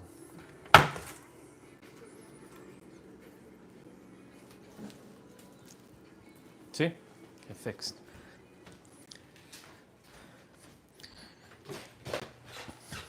I am an alien. My energy distorts radios, if you didn't know. If I go in a store, I got 3 cookies.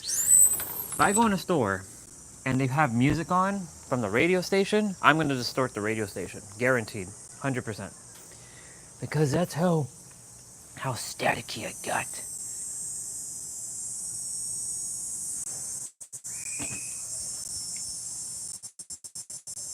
No, it's because I won't have time to do it in the evening if I'm going to be chatting for a while. How dare you? How dare you do that, bro? How dare you make that accusation?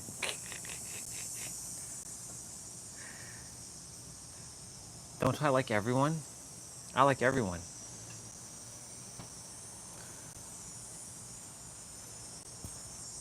I like everyone. Talking about going deep, someone commented, I just manifested a threesome after not talking to girls for months. Okay. You know what? Let me not write them off. Say what you're saying. First night out, I left the house with confidence, but it started to wane. Ran into a friend with no game, who I could have chilled with and had a dry night. I said no. Jesus. You know, that's Is this how friends think about each other? You know, like that? Like, nah, let me not hang around him. That guy, he gets no play. I don't want that. Real. I said no. That's dark. Paid my drink and left. Walking around, getting my mind right and smoking a cigarette. Okay. I complimented one German girl with a friend, and the next thing I knew, I was making out with both of them in a bar. Bar staff treated me like a king. Okay, bro, we're gonna need to see some proof of this. Left with 2 beautiful German girls, one under each arm. Bless you, Nero. Time to manifest that dollar. So now you're gonna start manifesting money? Yeah, a man manifested a threesome before money. Niggas and priorities, isn't it? It's just. So one thing that I kind of touched upon when it comes to beliefs, especially, in this particular example of a struggle complex, is that all beliefs are nothing more in the Hermetic tradition, referencing polarity. All beliefs are said to be half-truths. In the Hermetic tradition, it says all truths are half-truths. And what does it mean by this? It means that there's an aspect of you that believes in the notion that things must be complex. It can't be that easy. Things have to be difficult. Things have to be hard.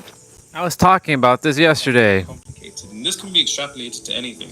It can be the notion of getting a job. It can be the notion of getting a promotion. It can be the notion of getting into a relationship, a healthy relationship. It can be in the notion of making more money. It always revolves around these particular things. That things have to be complicated, complex, difficult, or hard. For whatever fucking reason. We don't know why we think these things, but we just do. And now you know why you think these things. It's because you don't possess this belief. It is in fact this belief that possesses you. And that's to borrow that down. But in the Hermetic tradition, when you get into polarity, one of the axioms is all truths are half truths. All truths are half truths. And the reason why it says all truths are half truths is because every particular belief comes with its energetic polarity, which means if you look at energies that exist in reality, they all come with complementary pairs: yin, yang, masculine, feminine, hot, cold, happy, sad, white, black, dark, light. All of these things are energetic polarities of each other.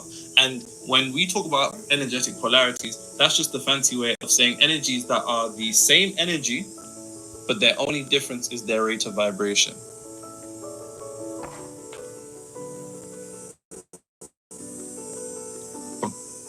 And the rate of vibration is always determined by one word, and remember it because it rhymes. It is concentration.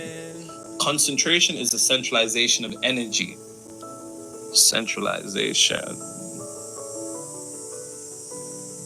Concentration is a centralization of energy, which then sets into motion vibration. Vibration eventually becomes frequency. Frequency eventually materializes itself into reality. Yikes. Now, everything comes with a complementary energetic polarity, which means the notion of a struggle complex has its own energetic polarity. But what beliefs do is that they hide options. They hide options, and by hiding its other option, it hides a truth. And that's a bar, write that down. What do I mean by this? If you take the notion of the truths that people believe in this reality, they believe in these objective truths, in the realities that they experience, like nothing else fucking exists. Take the most simplistic example. The notion that all men are trash or all women are hoes. Individuals that are consumed and possessed by this particular belief, remember, they don't have that belief has them. Individuals that are consumed by that particular belief centralize energy to it through what we call concentration. That concentration sets into motion vibration. That vibration, and you know what, let me draw it like this. Concentration leads to vibration. Vibration picks up momentum and becomes a frequency. A frequency eventually materializes itself into reality. Bear in mind, when I say frequency, frequency is interchangeable state of consciousness, self-concept, self-image. These are all interchangeable terms for the same thing. So don't get bogged down in the mind games or of I'm law of assumption, I'm law of attraction, I'm law of focus, I'm this, I'm hermetic. Nigga, we're the law of whatever fucking works. Take out all the ego games and the knowledge. This is how I've read hundreds of books, because eventually you get to a point where you realize there's nothing new under the sun. There's nothing new under the sun. Even the things I said that yesterday. way of processing information that I've consumed over years. But concentration leads to vibration, which leads to frequency, which leads to reality. So what it wants to do is to hide out the option of its energetic polarity, struggle complex. The opposite polarity of that would probably be a complex of ease. That things can have a degree of ease to them, but that doesn't sound realistic. To go back to the example I said, people that believe that all men are dogs or all women are hoes really only centralize energy to that one belief. They only set into motion that one vibration. They only emit that one frequency, so they can only emit that one reality, because your beliefs are your boundaries. And that's a bar, write that down. What I mean by that is your belief will be the boundary of anything that you can experience in reality, and anything that exists outside that particular boundary will be hidden to you, because it doesn't exist, because that belief is hidden its energetic polarity. So you can centralize energy to it. Why? Because it is an entity that only wants your energy. And the best way you can get your energy is to make you think that nothing else exists. But the Hermetic tradition said all truths are half truths. So is it true that all men are dogs? That's a half truth. The other exists. Is it true that it's difficult to get a job? Is it true that they're not hiring people? Is it true that they're firing people? Is it true that there's no healthy relationships out here in society and everything's toxic? These are all energetic polarities that don't become truths until you decide them to be truths. Because, as I say all the time, there are no truths in the reality you experience other than what the subconscious mind accepts as true. There are no truths in the reality that you experience other than what your subconscious mind accepts as true. So, this is what we're going to be working on. Because if I can get you into an ease complex in all realms of life, whatever it is, whether it's career, whether it's finances, whether it's relationships, whether it's manifestation alone, because hell, if you have a struggle complex, even in the realm of manifestation, nigga, there's gonna be aspect of you, and I know there is, don't even fucking lie. There's aspect that's like, nah, there's something else. It can't be this simple. It has to be, no, there's something else I'm missing. I need to know more. Nah, it can't be. Really, I just do this? There's an aspect of your mind that is still looking for complexity, and that desire for complexity is the struggle complex itself, making things more difficult than it seems. So you actually never get to materialize your desired reality. Obfuscating. So let's talk about this even more. We are Because like I said, it all comes down to what your subconscious accepts as true. So we need to get into that. Because whether you realize this or not, this is all attached to your self-worth. Your self-worth is directly connected to your subconscious mind. So let's get into it.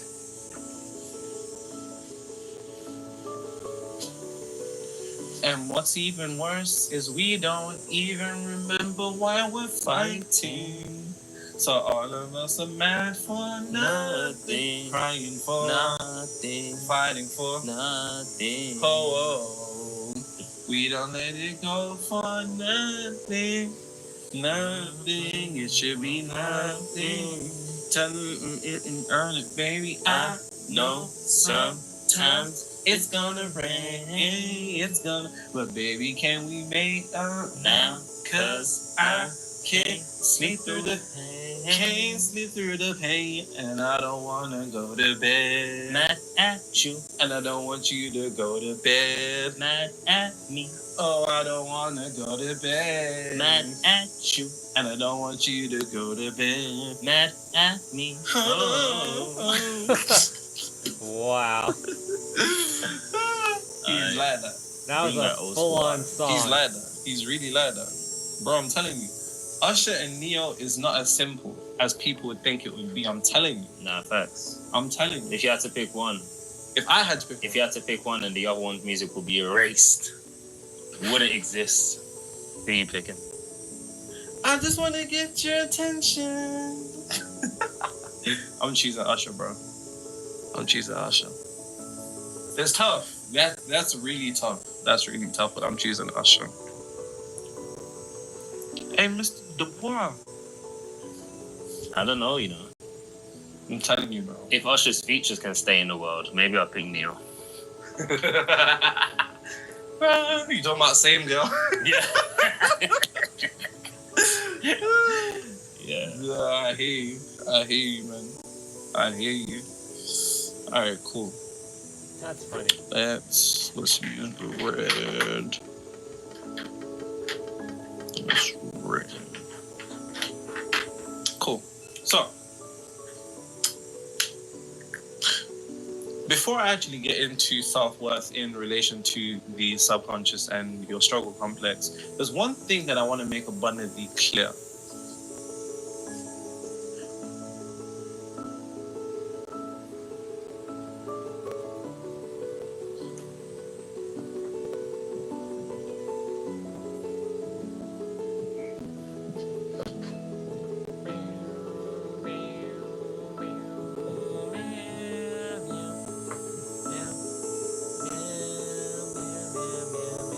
Whether you realize this or not, all human beings, well, most of us that grow up in, not upper class or middle class or whatever, to be honest, because middle class also has this. This is more a peasant type of thing, us being the peasants. There is this association that we've been conditioned to have, which is the idea that hard work equals self-worth. Hard work equals self-worth. Hard work equals self-worth. Hard work equals self-worth. We've been conditioned to have this idea without realizing how this particular idea has a ripple effect in all aspects of the mind. Nothing is compartmentalized in the mind. That's a bar, write that down. I repeat, nothing is compartmentalized in the mind.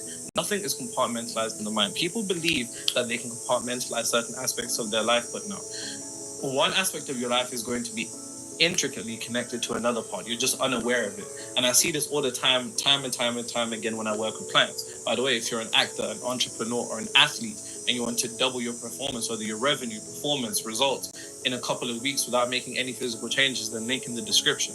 And by the way, make sure you leave notes in the comments as usual. But there's a ripple effect that takes place from this central idea. What do you mean by that, Nero? Well, think about it like this. If you have this particular notion that hard work is equal to self-worth, how do we know this? When somebody's known as a hard-working person, there's almost this degree of nobility to them. It's almost like, that's a good thing. When you hear someone's lazy and they don't do nothing, you're like, what a waste of space, and dragging society down. But the individual that works hard, it's seen as honorable. And that is the fucking mistake. Yep. Now, is it dishonorable to work hard? Is that what I'm saying? No. But what I'm saying is you have to understand how, due to the fact that nothing's compartmentalized in the mind, one particular idea held in the mind will have ripple effects in other aspects of your life. What you don't realize is that our hard work is directly attached to our self-worth, and our self-worth is detached to our hard work. So when we're not working hard, our self-worth is depleted. And when we're working hard, our self-worth increases. However, the mistake here is the association with what is within being determined by what is without. When the true axiom is as within, as without, but you're allowing the external to dictate the internal. And when you believe this notion that hard work is equal to self-worth, then to prove your self-worth to yourself, you're going to make everything in your life hard. Pause. You'll put your relationship through hell so it can be worth something. You'll put your own career status through hell so it can be worth something. You'll put your bank account through the trenches so it can be worth something. Without realizing that this is all theatrical, performative vanity, because it's all unnecessary. It's actually all unnecessary. But due to the association with hard work directly connected to self-worth, we have this ripple effect that leads throughout our lives, making everything in our lives hard, because there's an aspect of you that believes it's honorable to work hard. And because there's an aspect of you that believes it's noble and it's honorable for things to be hard, which that is what hard work is, for things to be hard, when things are easy, how does it feel? You don't feel like you deserve it, innit? When things come to you easy, it doesn't feel right. It's a bit like, You know what I'm saying? It's like, imagine you're a guy and a girl comes up to you at a bar and she's like, yo, do you want to go back to the hotel? You're going to be like, yo, you set up, chick. Like, there's something a bit off here. There's something a bit off. There's this aspect of us that when things are too fucking easy, we just feel, it just doesn't feel right. You feel like you need to work for it. And because you feel like you need to work for it, due to the fact that there are no truths in the reality you experience other than what the subconscious mind accepts as true, you now made a law for yourself. You've now made a boundary for yourself. And any time that the universe wants to materialize any particular degree of ease in your life, there's an aspect of your mind that has now associated ease with being dishonorable. How the fuck do you think you're addicted to struggle? It's because there's an aspect of your mind that sees that when things are easy, when things are calm, it's dishonorable, it's bad. Terrible human being. The rest of us are working hard out here. What the fuck are you doing? So what do? You'll either do two things. You'll either force yourself to work hard, because there's still an aspect of your mind that has associated action with creation, but action isn't creation. Action is a facilitation of frequency, consciousness into reality. It midwives your consciousness, your frequency into reality. That's what action is. Action itself is a transition, a solidification. If you imagine imagination, consciousness, self-image, self-concept to be like steam, it's condensation, materializing into reality. Ice, what's tangible, what we can see in this physical world, that's tangible. So either work harder, still making the mistake of thinking that effect can change an effect. So, you want to make more money, so you work even more hours, but your money stays the same. You want a really good relationship, so you try your absolute fucking best, and still the same paths. Or you do what most people do without realizing.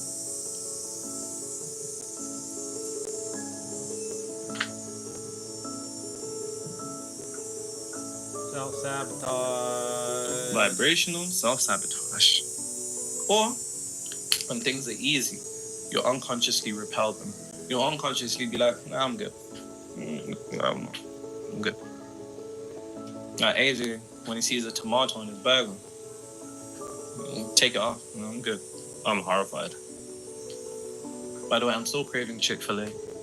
Oh, don't make me jealous, bro. Yeah, it was crazy. See now you saw. Spicy deluxe Chick-fil-A sauce, Polynesian sauce. Eat it like a maniac. Pause.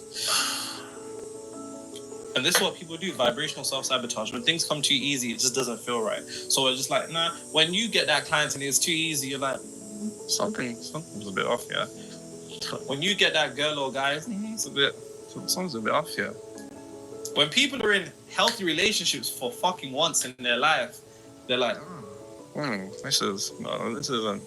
something's off here. Something's missing here. When they see a green flag, they're like, something's off there. Something's off there. When that interview goes too good, you get into that car, you're like, I'm not sure. I'm not sure. No. And it's all directly connected to your self-worth. So let's get into self-worth. Because really and truly, your self-worth is the ceiling of all that you can materialize in reality. And that's what borrow that down. I have a whole video on self-worth you should check out, but I'll touch upon it here because it is directly connected to the struggle complex.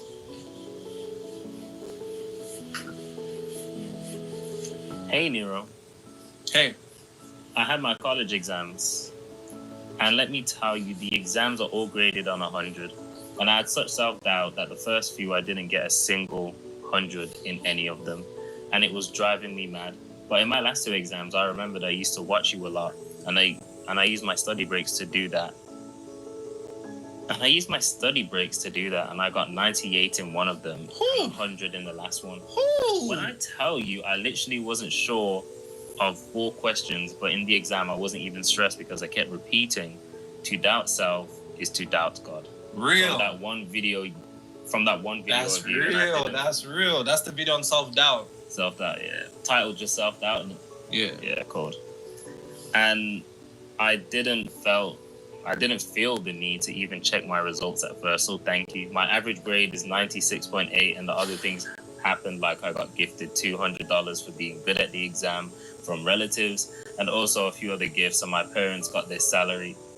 And my parents got their salaries after close to 3 months of not getting it.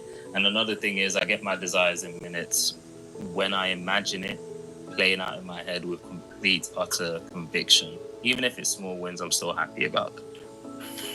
Hey, shout out you, man. Life's up. No, life's up. 96 on average out of 100. That's that ease complex right there. That's that ease complex. You know what I'm saying? Remember in school, like really think about this. Really think about. In fact, I'll say that for the end. I'll save that for the end.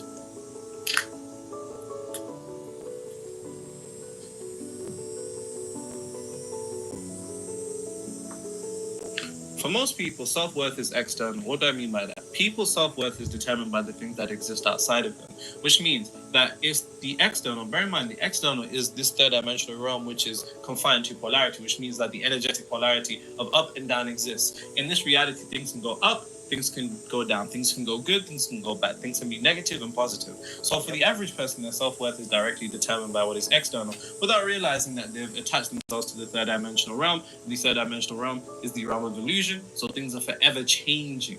So the individuals that have their self-worth directly interconnected and inflated by what is external, their self-worth is forever changing. When they've got money, hey, they feel amazing. When they don't, they feel terrible. When they're getting girls, things feel great. When they have the right guy that they want or getting guys, they feel great. When they don't, they're not. When they look good, they feel great. When they don't, you get the gist of what I'm trying to say here. But self-worth has to be the opposite. It has to be internal. And your self-worth is something that is internal. Hence why it is self-worth. And when we think about self from a point of metaphysics, the self is an aspect of God. So your self-worth should really truly be your God worth. But how many people have the worth of God?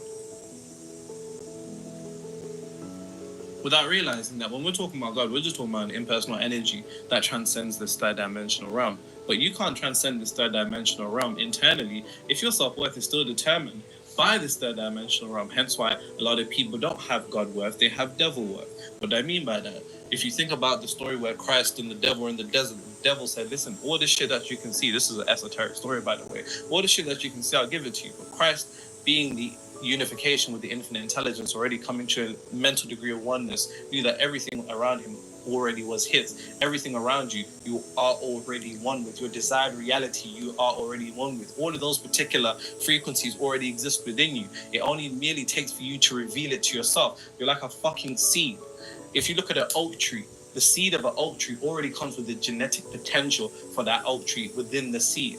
You just need to allow yourself to reveal it to yourself, and that's what borrow that down. But if we're talking about how self-worth is formed on a subconscious level, your subconscious mind has one language. That's not repetition. That's a very long-winded way of doing things. It is emotion. And I always say this for two particular reasons. For somebody to go through a traumatic, somebody only needs to go through a traumatic experience once for the entire paradigm to be shifted. And typically it's extremely negative. But because the energetic polarity exists, you can do it in a positive direction. It only requires 1 degree of emotional intensity. So your self-worth is determined by your subconscious. Subconscious is determined by emotion. But really and truly, it is what you have emotionally experienced. Your self-worth is determined by what you have emotionally experienced. What do I mean by this? Understanding that your self-worth is the ceiling of all that you can materialize. Based upon what you are emotionally conditioned to or have emotionally continuously experienced, that is where your self-worth will be. For example, an individual that has been dating nothing but hood niggas. Shout out to the hood man. You know we're from the ends. Sometimes you lot be on some mad things. But check it like this. Let's say a girl is only used to dating hood niggas, right?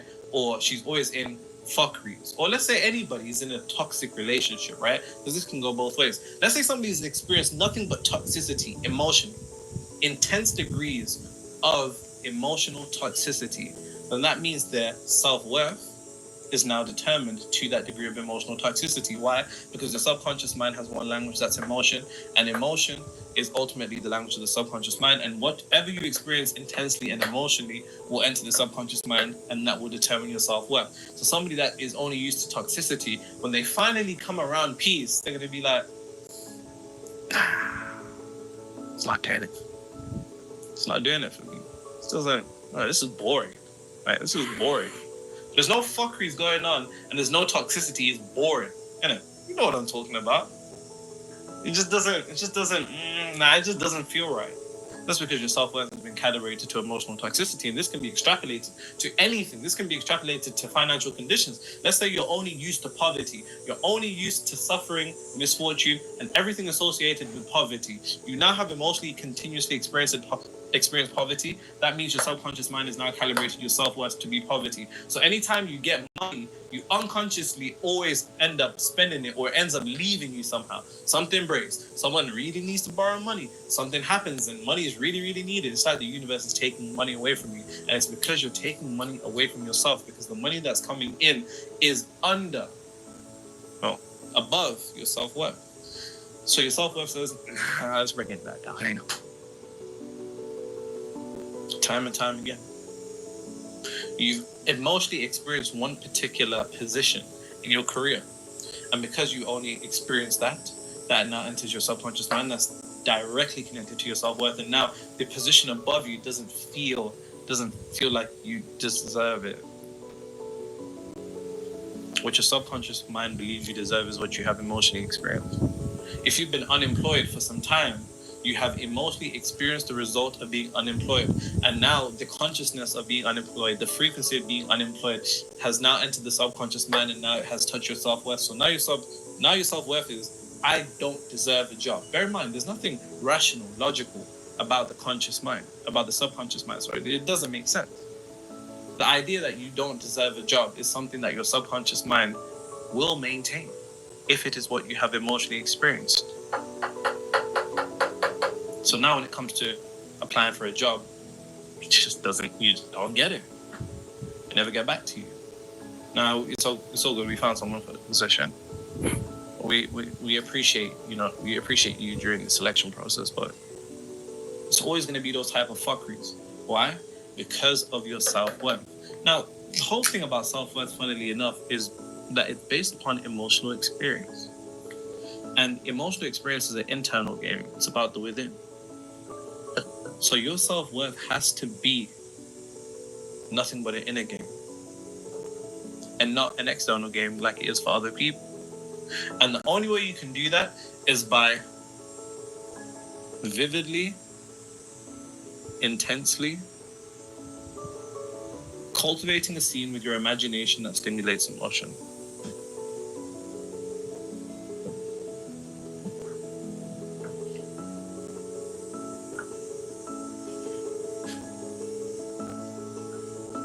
And it's quite simple.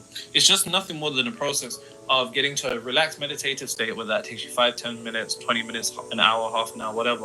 When your body is completely relaxed, create an imaginative scene where somebody is acknowledging you for attaining whatever it is that you want internally, and loop that again and again and again. If you do that again and again, you're going to end up stimulating emotion. When you end up stimulating emotion, you're going to emotionally experience something else. And when you emotionally experience something else, what you have emotionally experienced changes, your self-worth changes. And when you raise the ceiling for your self-worth, you raise the ceiling of all the things that you can materialize in your reality. If you want more detail of that, go get my Amazon best-selling book, Outsmarting Reality.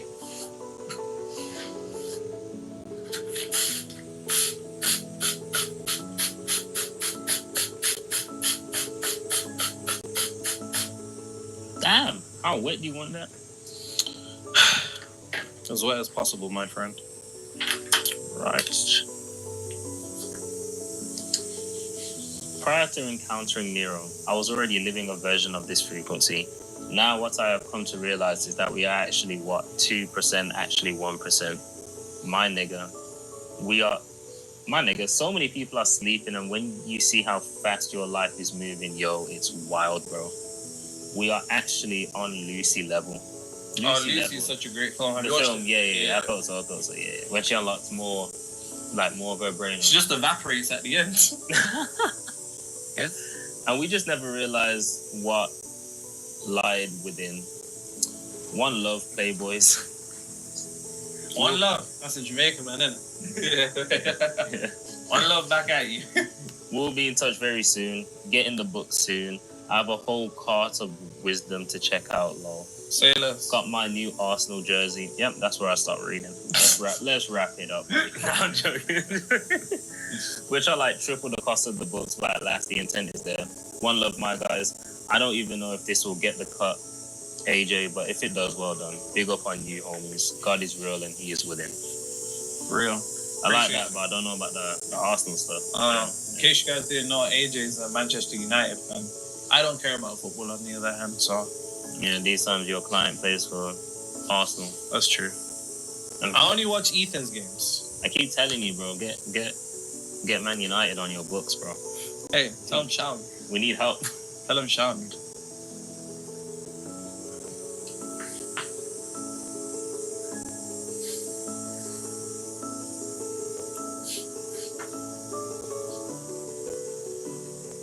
Ooh, that dress scandalous. None can handle it.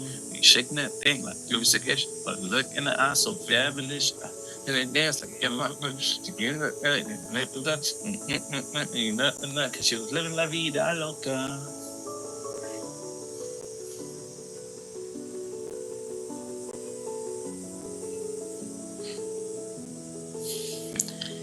She got done like a draw, fast like wah, baby, but, and it's seen again.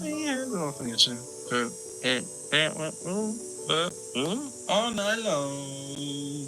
Let me see that. They're gonna be gone. They're gonna be there.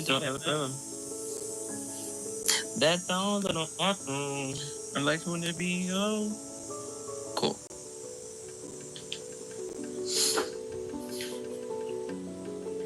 It goes this pocket actually. Perfect.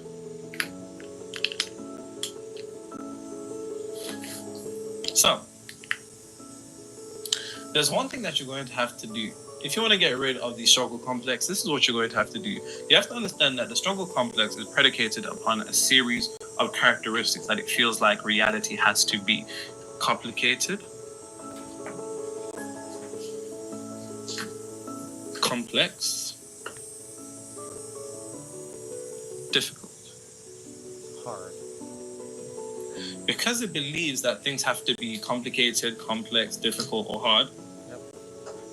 you have to understand the only reason why you have the struggle complex is because you have emotionally experienced them, going back to what I was just saying about self-worth. And in order for you to enter the ease complex, this is just a matter.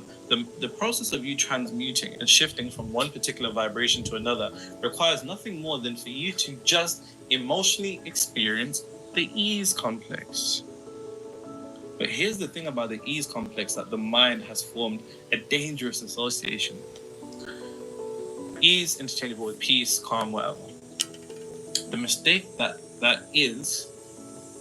the mistake of the association is boredom. Whenever things are peaceful in people's lives, it's almost boring, isn't it? It's boring. Like, often hear women describe relationships as boring. Whole time it's just peaceful. You know what I'm saying?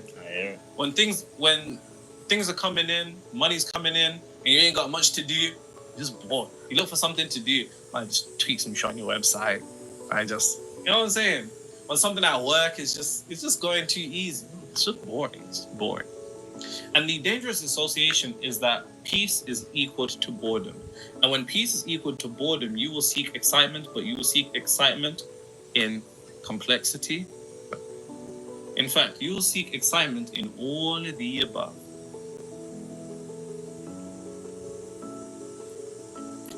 Because when things are complicated, it's fun, it's exciting. When things are complex, it's fun, it's exciting. When things are difficult, it's fun and exciting. When things are hard, it's fun and exciting. Why? Because that's the association that the mind has formed through the indirect association with boredom, or Paradox. peace being equal to boredom, and boredom being A equal to literal peace. paradox. So to avoid being bored, Again. you make yourself excited with all of these fuckeries and then put yourself into a struggle complex, then end up desiring to materialize And I certain know things and this never being able to get very them well. because it is too boring. Yep. See, time and time and again. Time and time and again. Like, it has to be So, a challenge. the only way to truly get past this, Complex. like I said, is to emotionally Complicated, experience the ease challenging. complex. But the only way that you can emotionally experience the ease complex is if you immerse yourself into boredom. Bear in mind, when I say boredom, what it really is, I say that in air quotes, because what it really is peace, Yep. calm, Relaxation. stillness. Relaxation. That's what you need to immerse yourself into. And the easiest way to do that is actually just by Do making time to do nothing. nothing. Yeah. I knew he was gonna say that. Do nothing. Niggas can't even go on a walk without music playing or Exactly. something playing in the background. You can't even go to sleep without something playing in the background.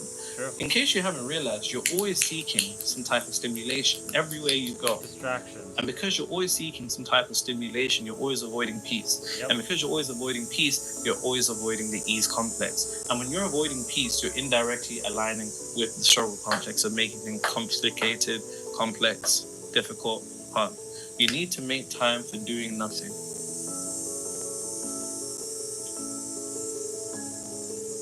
Immerse yourself into doing nothing. Make time to actually just sit there and do nothing.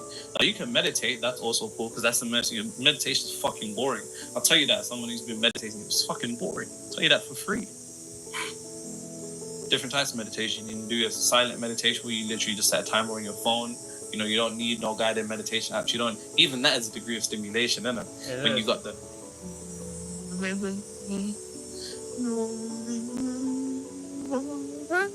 Is that how it goes? I've never done it. The niggas play the frequencies in the back, and they'll be like, inhale, Exhale. hold. There's always some type of stimulation. Nah, nigga, you need to be fucking bored. You actually need to immerse yourself in boredom because boredom is a misassociation with what it truly is, which is peace, calm, and stillness. You need to associate yourself and immerse yourself into being bored because boredom is actually peace. Boredom is actually calm. And the issue is you don't spend enough time being bored. And because you don't spend enough time being bored, when peace finally comes around, it feels foreign to you. It feels uncomfortable. Yep. So you vibrationally repel it.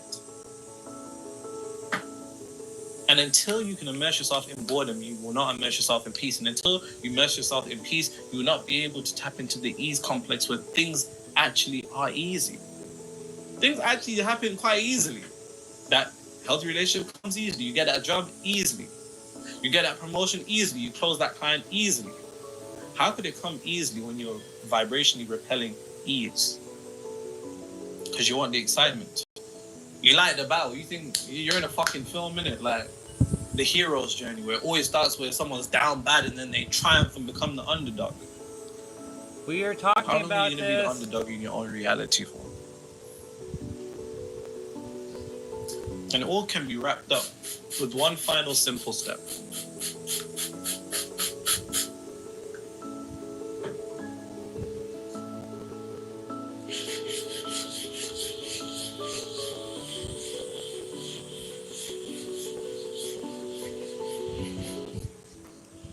Such a good video. He's made me aware of some things. I mean, I'm aware of it, but he brought it back into my awareness, which is great. Hey, yo. And we tend to do this a lot. I'm going to My bad. recap all this. Well, play, resume, fast forward.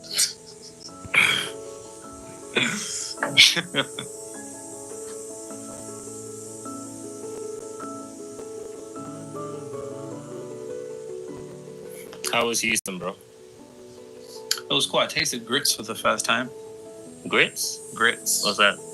I don't know how to describe it. It's grainy. It's almost like tasteless oats, but instead of the texture of oats, it's broken rice. But I ate it with shrimp.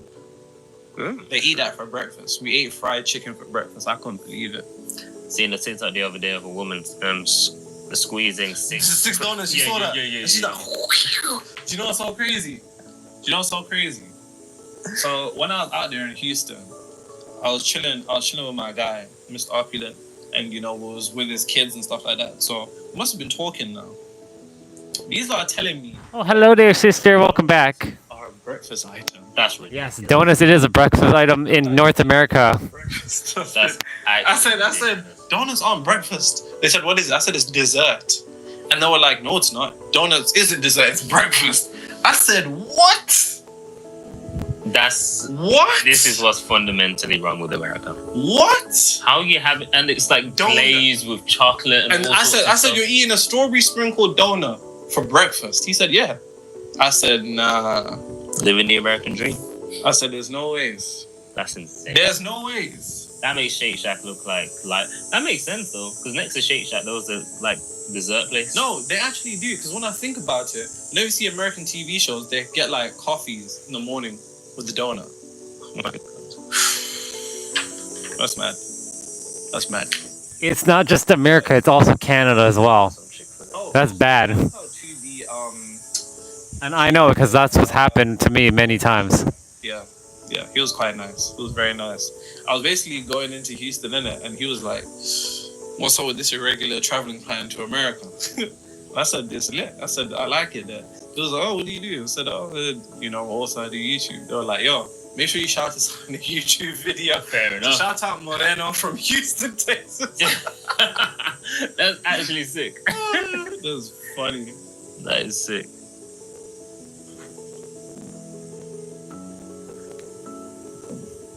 I think Houston's my favorite, though. Out of LA, out of New York. Still ain't been Atlanta though. He enjoyed that Texas life, sister. He enjoyed that Texas life. He enjoyed that Texas life. Miami, LA, and New York. Houston's my favorite. He loves that Texas life. And everyone's it's just love. Although I was in a restaurant and I got an Amber Alert, and it was like my phone just started vibrating, making a noise it's never made before. And there was this alert on my phone, and it was like a 3-year-old being kidnapped by this person wearing this, and this. I said to my guy, like, what the hell is this? He said, oh, just turn that off. We get those all the time. I said, what? He was like, yeah. He said, yo, if you don't turn that off, you're going to be getting it like every 5 minutes. I said, excuse me? I said, I said, a child's been kidnapped. I said, yeah, like, if you see Yeah, if we you have see, those like, here too. Call the police, but like, turn it off. What? I shouldn't even laugh. It's crazy, America's innit? different. Just turn it off. Just turn it on. Yeah, we definitely have those Amber Alerts here too. I don't ignore it, but like, you know, I make sure to like energetically send the Whatever it is you The desire, love to that decide, person. and emphasis on decide, because all beliefs are a particular decision. I repeat, all beliefs are a decision. I repeat, all beliefs are decisions. Say it with me. All beliefs are a decision. It just doesn't feel like a decision because the belief has made it seem as if it was a decision that you didn't make. So it feels like it's something that you have no control over. So you don't even decide to make control over it, even though it's still a decision. It's funny that, you know. But decide whatever it is you desire. It is easy, natural, and effortless. Wow, sounds crazy, innit? To be in a healthy relationship. whatever it is It's you easy, desire. natural, and effortless. That doesn't sound like natural, to and get that effortless. career promotion. It's easy. It's natural. It's effortless. It doesn't feel like that, does it? To make that certain amount of money, it doesn't make sense to say that it's natural, easy, and effortless. But the issue is, to truly enter the ease complex, you That must makes enter sense. with the foundation of the beliefs. Because remember, your belief is the border, and difficulty which exists outside of it will not be experienced so long as you can maintain the idea that this is easy, natural, and effortless. It's literally a decision. Whatever it is you And desire, this even goes it down is to manifestation, easy, right? natural, and Decide effortless. that manifestation in itself is easy. Decide that and hold true to that. And once you maintain that, you'll see how easy it actually makes is. It was sense. never difficult. You simply decided it wasn't, so it wasn't. Getting that career promotion was never difficult. You just decided that it was difficult, so it was. Being in a healthy relationship was never difficult. You just decided it wasn't easy. So shit, it wasn't easy. Without realizing that once you say that getting that career promotion isn't easy, being in a healthy relationship isn't easy, making that certain amount of money isn't easy, what you're indirectly saying That's a is paradox. being in a toxic relationship is easy. Not getting the career promotion is It's easy. a paradox. Not getting the job is easy. Not making the amount of It's a money you want to make paradox. is easy. Indirectly. All truths are half truths, and the truths are determined by what you can subconsciously experience. Whatever you can subconsciously experience is a combination of conviction and emotion. And you need to have the conviction that whatever it is that you do is easy. Now, this isn't a call for a particular degree of laziness and inaction, but as you know, it says in the Bhagavad Gita, there is action in inaction, and there's inaction in action. It all comes down to the state of consciousness that you're doing it from. And so long as you can maintain the state of consciousness that whatever it is that you desire, it is easy, natural, and effortless, and you maintain that consciousness and do everything that it is that you've been doing, that, ladies and gentlemen, is how you break the frequency of struggle. Bloopers. Bloopers, yes. Bro said, she's staring at me. I'm seeing, wondering what she's thinking. Man, nobody's talking, cause talking just turns into screaming. And now something Look at him over her, singing. she yelling over me. Then neither one of us are listening. And what's even worse, we don't even remember why we're fighting. And none of us nothing fighting for Nothing. fighting for Nothing. oh we got it baby. I know sometimes it's gonna rain. It's gonna rain. Baby, can we make up now? Cause I can't sleep through the pain. Can't sleep through I gotta the get pain. into singing Mad more lyrics. at you. No. You ain't serious. You ain't serious.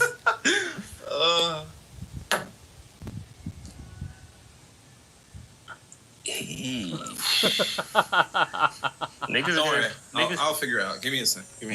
niggas are gonna say you're cloned. No, give me a sec. Let me. This is I'm a- not confident. in I my love the drawing. blue You know, face. I have to be. Bro, If drew I'm Pokemon not, balls. the people will feel it. So I must. There's Jessica. That's funny.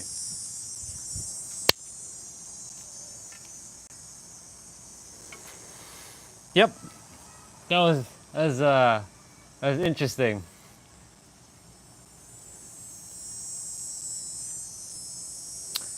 That's a really good video. I mean, all his videos are good.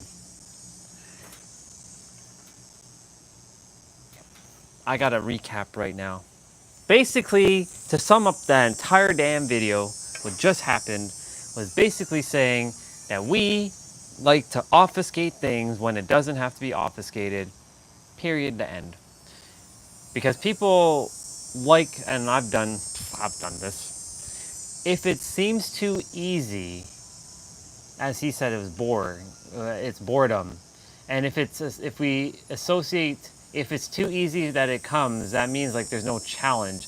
We don't deserve it. We didn't earn it, because someone who does hard work seems like they earned it, but in reality, it made other people who aren't doing hard work not make it seem like it's noble. It's like it's un like it's not noble, like it's not noble to have things come easy to you. You know what I'm saying? This reality is fucked. Really interesting. It's quite weird. Literally, it's weird. Like I mentioned the story of there's Julian and one of his clients, that he had a client, and I shared this before. He was working on Wall Street, and life was going great for him. Life was amazing. Yeah, it is what you make it, exactly. Life was and I'm really guilty of this myself, and I'll explain my version. Life is going amazing. Dude is on Wall Street making top dollar, and his boss, his superior, I shouldn't say that, his boss, said, "When I retire, you're taking over." And when he said that, it didn't seem real to him. So guess what he started doing? As Nero called it, vibrationally self-sabotage. So he started to show up to work later. He started to not perform as well as he was. And then guess what? The boss was like, maybe I was wrong about you. Maybe I was wrong about giving you when I retire, to make you the head honcho. So guess what he did?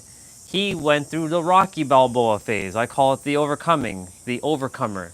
And Angel talked to me about this while she was coaching me back in the day. And she's like, you don't always have to overcome. Why do you feel like you have to overcome? I'm like, well, because life has to be hard. Because if it's not hard, then what's the point of it? There's no challenge. And that right there is what he was just talking about, the great paradox of life. That if a relationship comes too easy, it's like it's boring. Or like men and women do this. If someone's too nice or too good for them, they're like, nah, I gotta have that bad guy. I gotta make it has to be difficult. There has to be some struggle. There has to be some fighting. Otherwise, it's not like, what's the point of it? There's no challenge. Basically, to sum this up, people want a challenge. But why do they want the challenge? Because they want to feel like they overcame something. And because if they overcame something, that means they feel like they earned it. But if they didn't overcome anything, then it feels like they didn't earn it. And that right there is the great paradox. You earned it just by the fact that you were born. Because we've been conditioned in this third dimensional reality that hard work means that you're some like noble like person, where someone who isn't doing the hard work, it should be effortless, by the way. It's not that you're not taking action. Someone who's making it seem like it looks so easy, they're not classified as like, they're not deemed as like on the same scale as someone's working high. They're like here. They put this hierarchy of like hard work is like you earned it, and this person who still looks like they're working hard, but they made it look so easy and effortless, is considered less than the person who worked hard. And I've done it plenty of times in my life. I can name plenty of times I've done that to myself. Case in point, a relationship, any relationship. I'm like, there's no way that a girl's gonna like me, so I have to make it harder. It can't be that easy. Like it can't be that easy. There's no way. Or money, like that whole like the money thing. Like me making money in the stock market. I'm like, oh my god, I made over $60,000 during COVID with dividends, and I could have retired off of that. If I had continued to keep investing and reinvesting, but because I saw another way and it was faster and so-called easier, I vibrationally self-sabotage thinking that one is boring. The stock market, it's slow, it's boring. I'm not making as much. I'm making like I made $100,000 in one sitting. And I pulled that out. And I should have, and the thing is, this was my incompetence of not leaving some of it in the bank account. Oh, microphone is dying. I just see the flashy. The flashy's happening.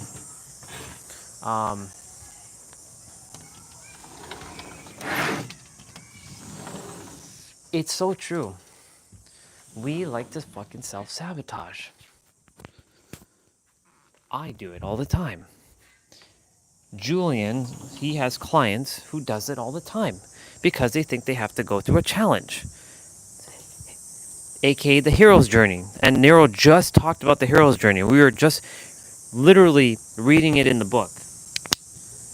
And I've talked about the hero's journey countless of times before I even started rereading this book.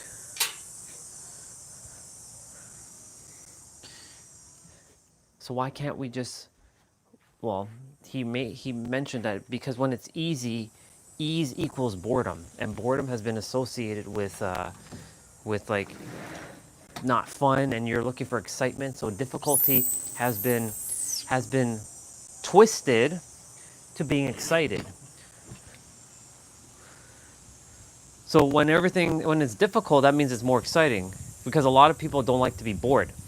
And that's what Nero was saying. You have to just sit and do nothing and sit. And the funny thing is, and he's right, I've caught myself. Why are we sitting when we're sitting in meditation, why are we playing that music? Because we're stimulating ourselves still. Why do people go for a walk and they still listen to music? Because they want stimulation. Why can't they just go for a walk? I mean, I'm going for a walk with all of you, and I'm just taking you around and I'm chatting. But like when I'm walking, I don't bring music anymore with me. I did it one time. I was like, this is such a distraction, and I never did it again. In the evening times when I'm sitting with the creator, I'm making sure I'm not playing no damn music, nothing. I want to sit there. I want to either hear the creator or I just want to sit and just be. Either stare at the walls or close my eyes. So same thing when I'm sitting out here. I don't have to be doing anything. I can sit in a squat. Right now I'm not sitting in a squat. Because we've been so conditioned to be stimulated and distracted. Because if it's too easy, if money just comes falling into my lap, I'm going to be like, I don't deserve it. And I'm going to be like, well, I do deserve it because it's your birthright. But like the old me would be like, because I'm aware of it now, the old me would be like, okay, there's a pile of $10,000 right in front of you. A part of me is going to be like, I don't deserve that. Because I didn't earn it. It was just given to me.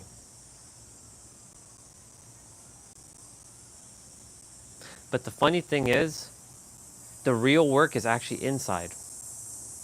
It's not like, yes, you still have to take physical action in the real world, but you have to take the mental and the spiritual action in the inner world first. So that's still technically the hard work inside, because it takes a lot of effort in today's day and age to focus with all the distractions around you. It actually is, well, here's the thing, there's a belief here.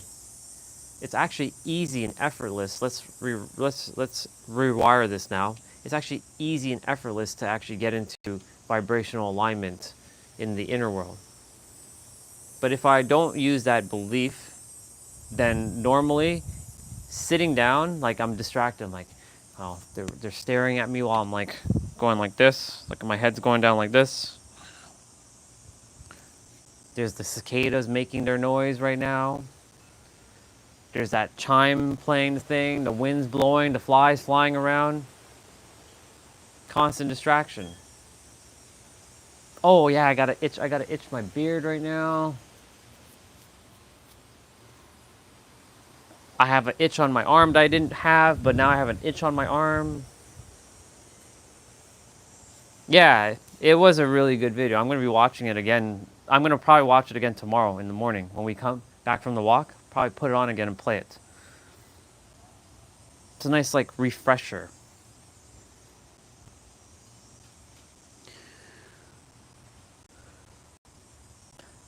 Because all of us, to some degree, likes to feel like we have to go and like I earned this thing because I worked my ass off for it and I earned it. And I know because I've said this many times in my life, like I've worked my ass off for this and I put in the time, the energy and the effort, like the hard effort, and it paid off and hard work pays off. This is the whole hustle grind mentality that I had in 2020 and 2021 and 2022. Hard work pays off. You get what you put in. You can't stop now. Gotta keep pushing. There's an actual song. It's called I Am. I should play it actually. It's a good song, but I mean, this is the hustle song. It's by Fearless Motivation. It's a really great song.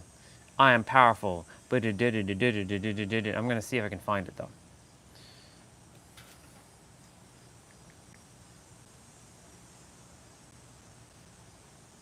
I am fearless motivation. You'll hear the song. It's a good song. It's 4 minutes and 50 seconds.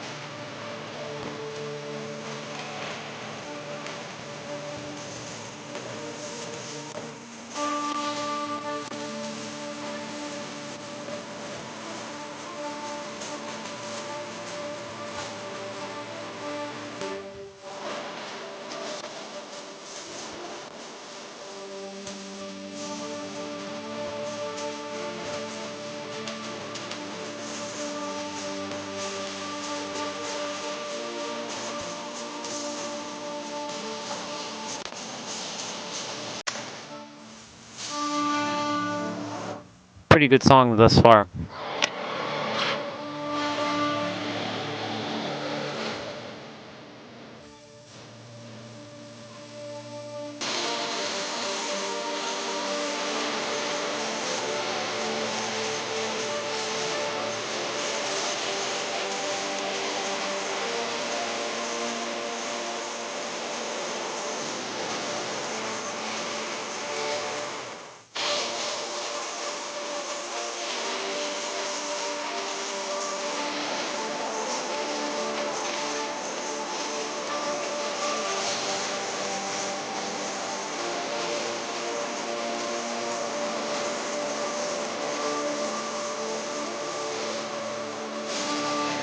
This wasn't the song that had the lyrics, but hey, this works too.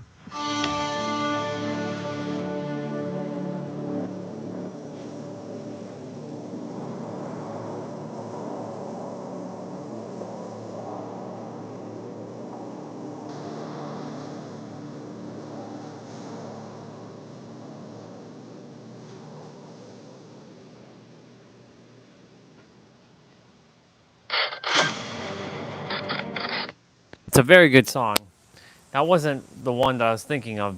I mean, the lyrics I was saying, uh, nah, I just lost the lyrics, but whatever. There was a song that had the lyrics that I said earlier, and it was made by them. I guess it wasn't the I am, like the I am one. This song, by the way, the I am, this song here helped me to get through a whole bunch of shit when I was first starting off, um, when I was first starting on my journey. It was an arduous battle, but the thing is, the same thing I said. Why couldn't it have been easy back then? Because my mind was conditioned that hard things, it has to be hard.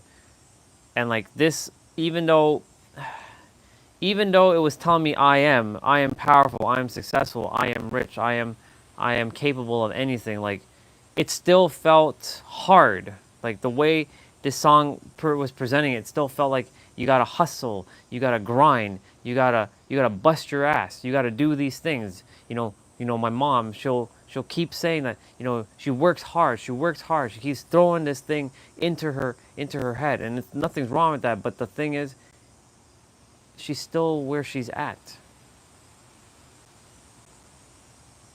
Of course, then there's the opposite perspective and spectrum, and we're not talking about being lazy. By the way, 444 here, because I don't do laziness.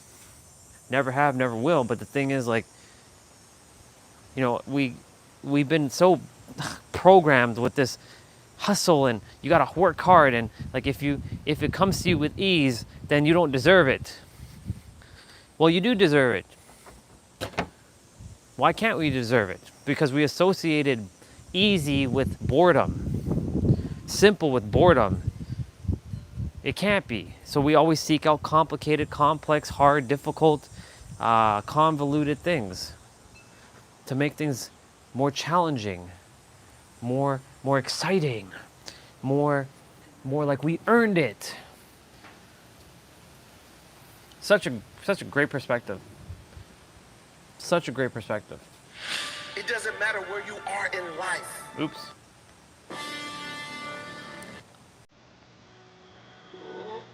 Oh, I like this one. This is Walk Alone.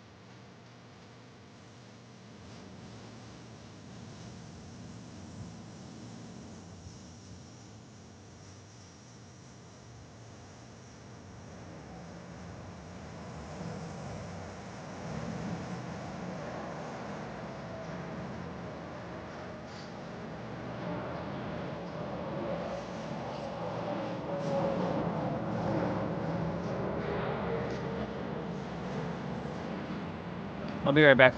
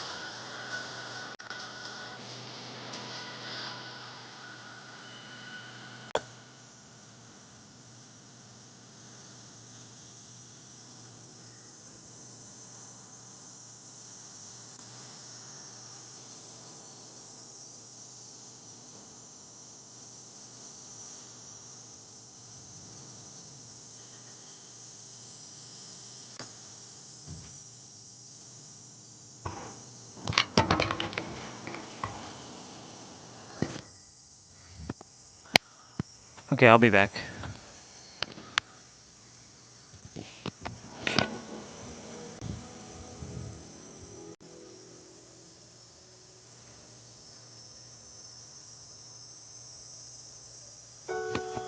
This walk,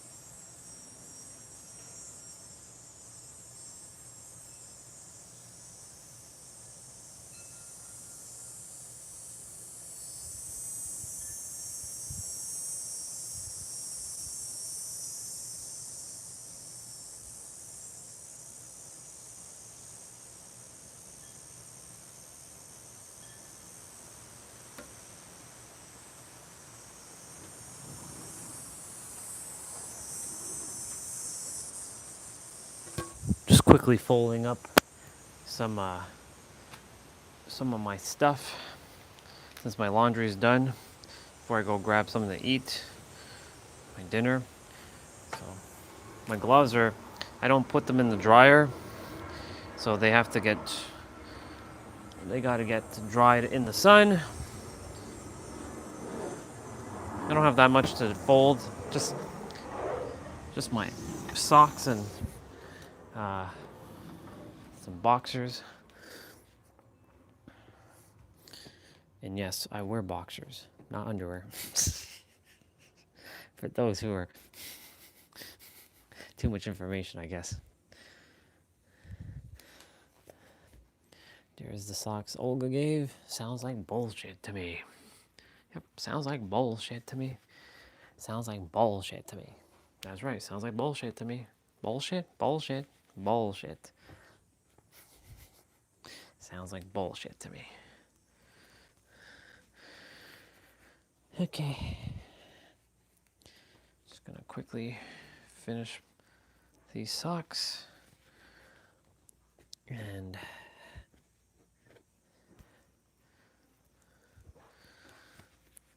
feels good that the laundry's done early. Because if I do have that call, great. If I don't have that call, no big deal. I will be grooming my body later.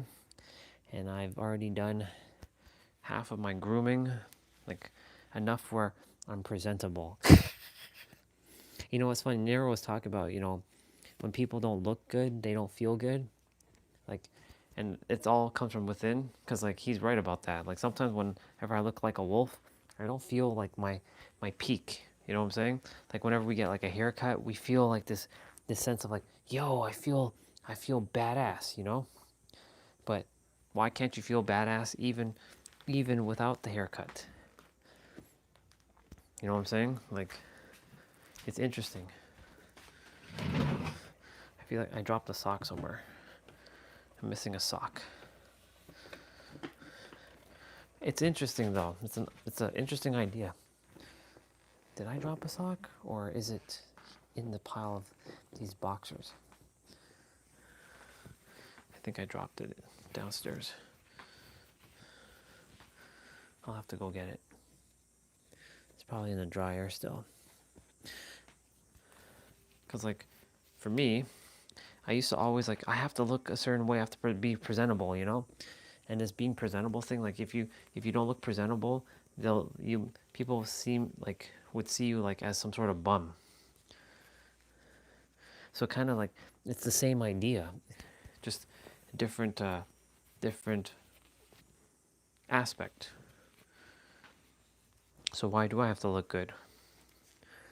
Why can't I just already know that I am looking and feeling good inside without having to have the direct effect on the outside? It's not as without as within, it's as within as without. So I'm catching something of my own accord right now. So I'm going to question something when I come out there and eat.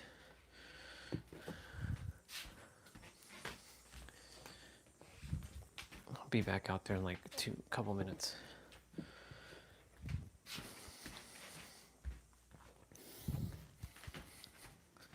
I mean, it's nice to look good, and like the same thing when you're wearing like a suit versus like, for example, wearing like track pants.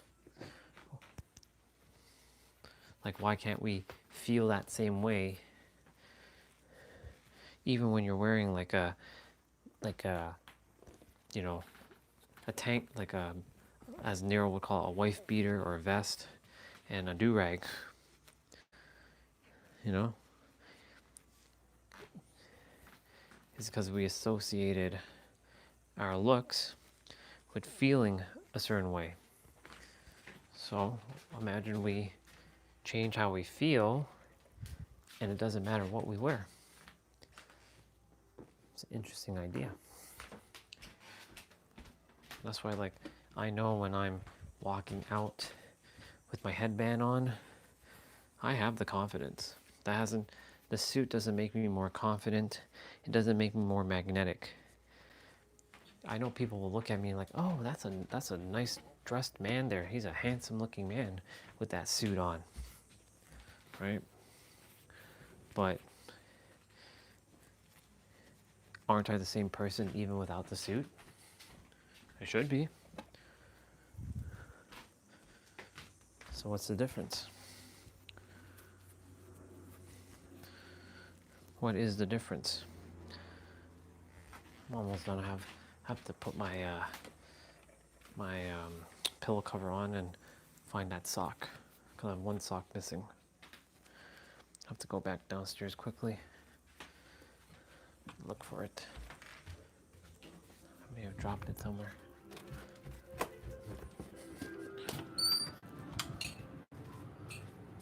Oh yeah, it's right here.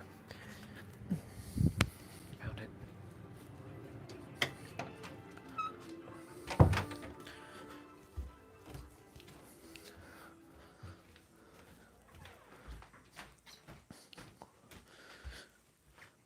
Cool.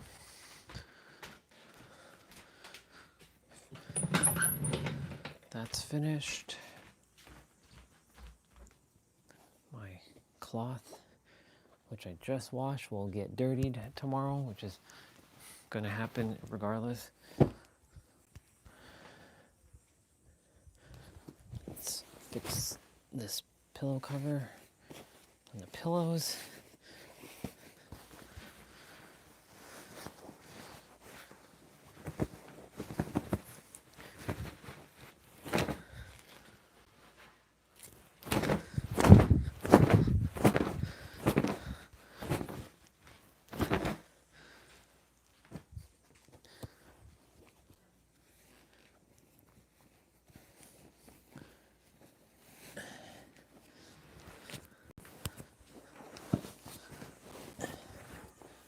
Good.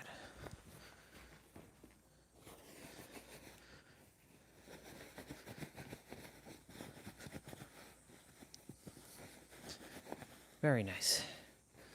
Even though I'm not even sleeping on the bed. Still gotta wash that out. Alright, I'm gonna go get my food.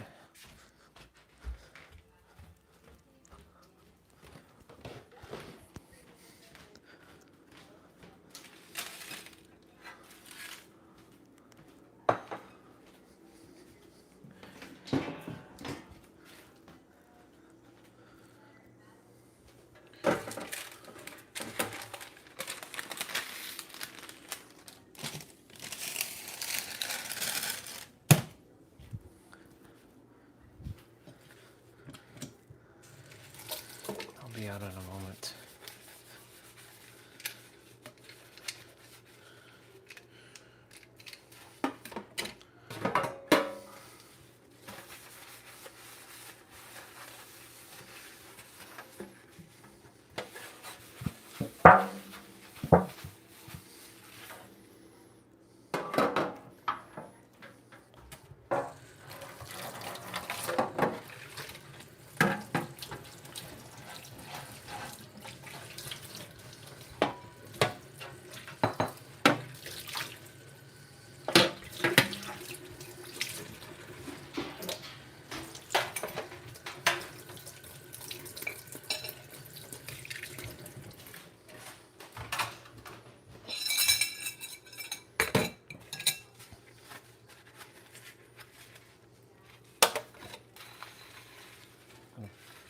I have a couple dishes to wash and then I'm gonna pack it.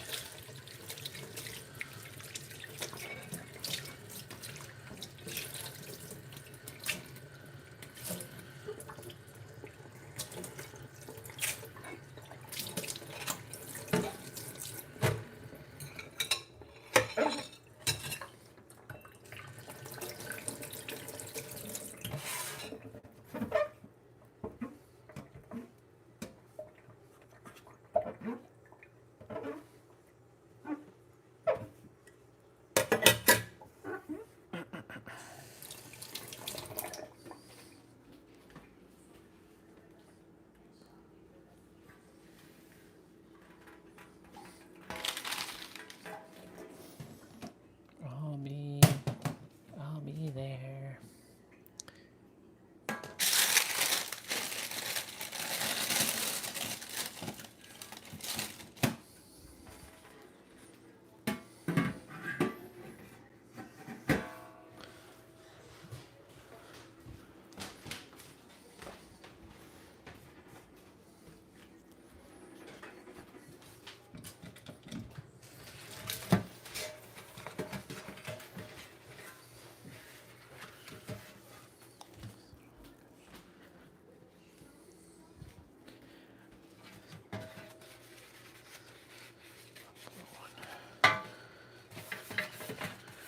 The blue one is a dry cloth.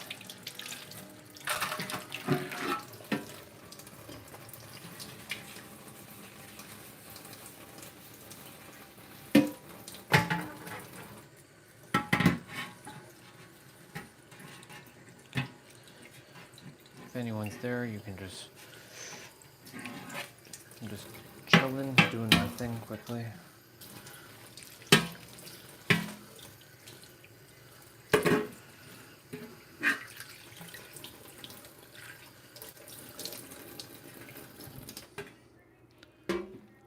Okay.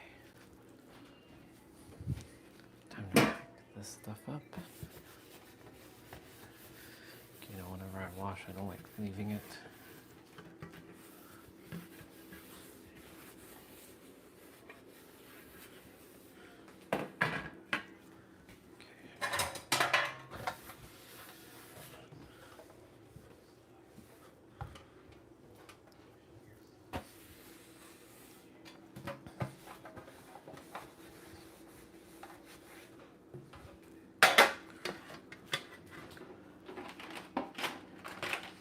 Then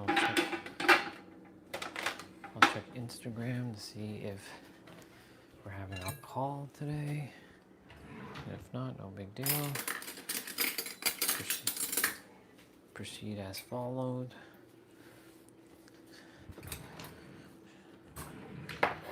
Just go with the flow.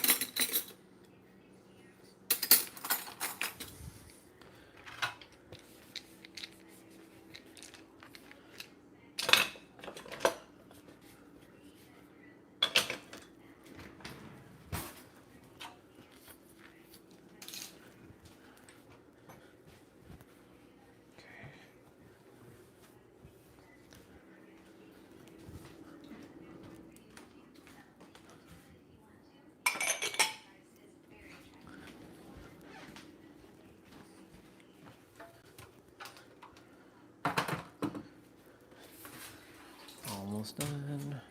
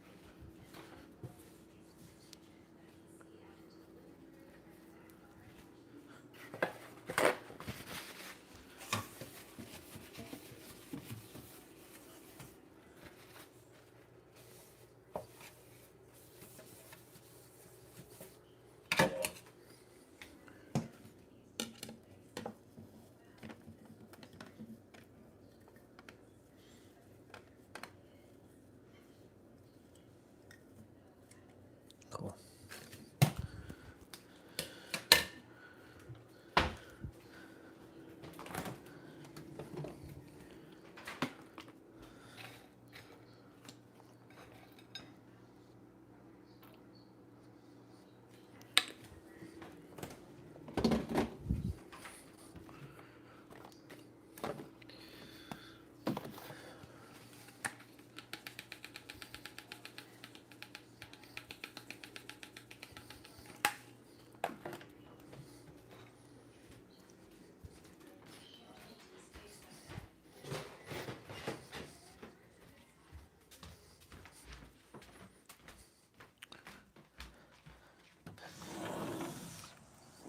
I'm back outside. I finished everything. I finished the dishes and I got my meal. I feel good. Oh, it's a little hard to see right now.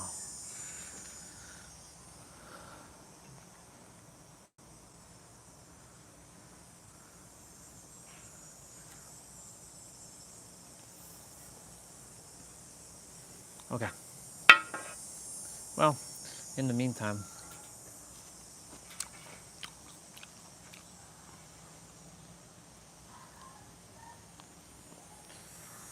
chicken fingers. We were talking about chicken fingers.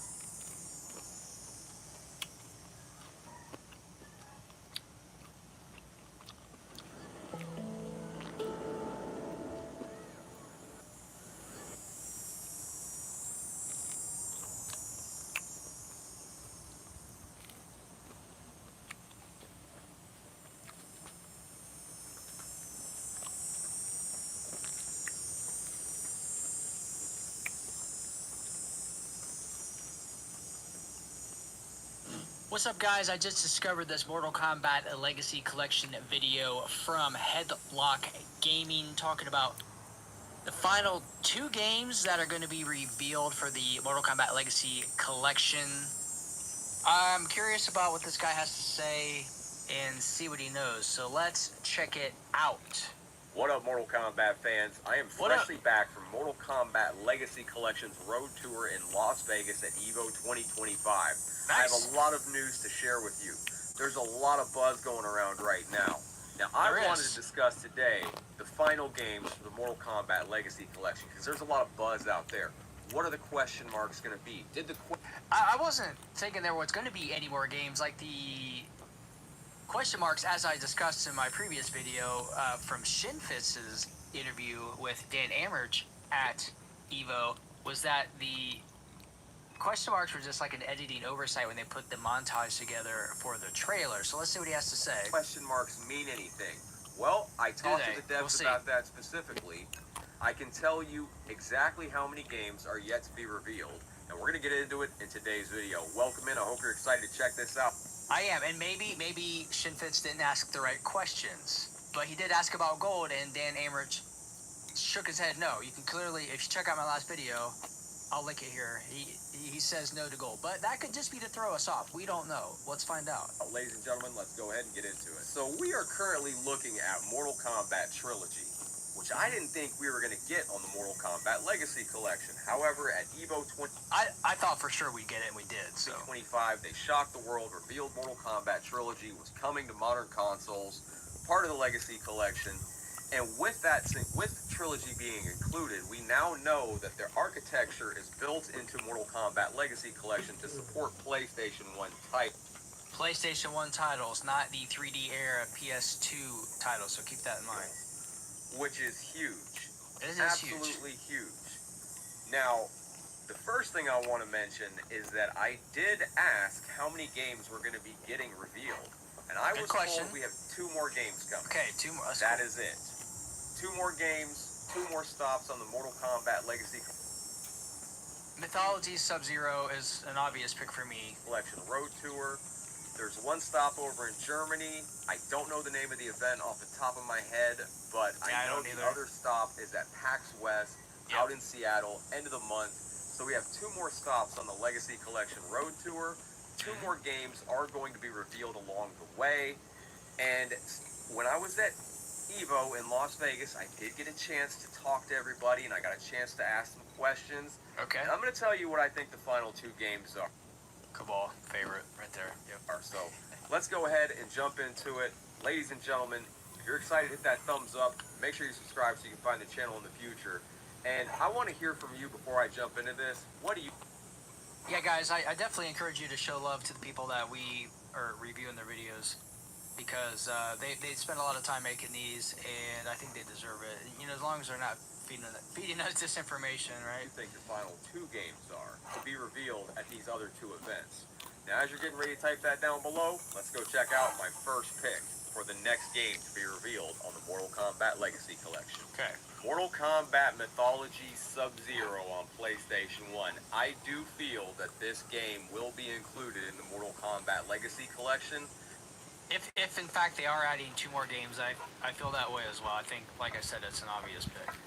And I'm going to get into a few reasons why. Number 1, this was very much tied to the original games canonically.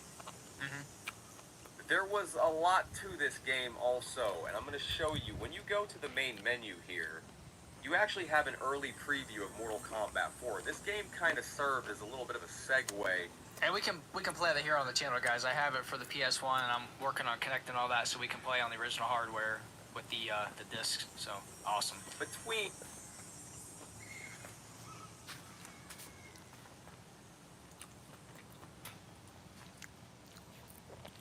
Alan Walker and Ava Max made a song called Unity.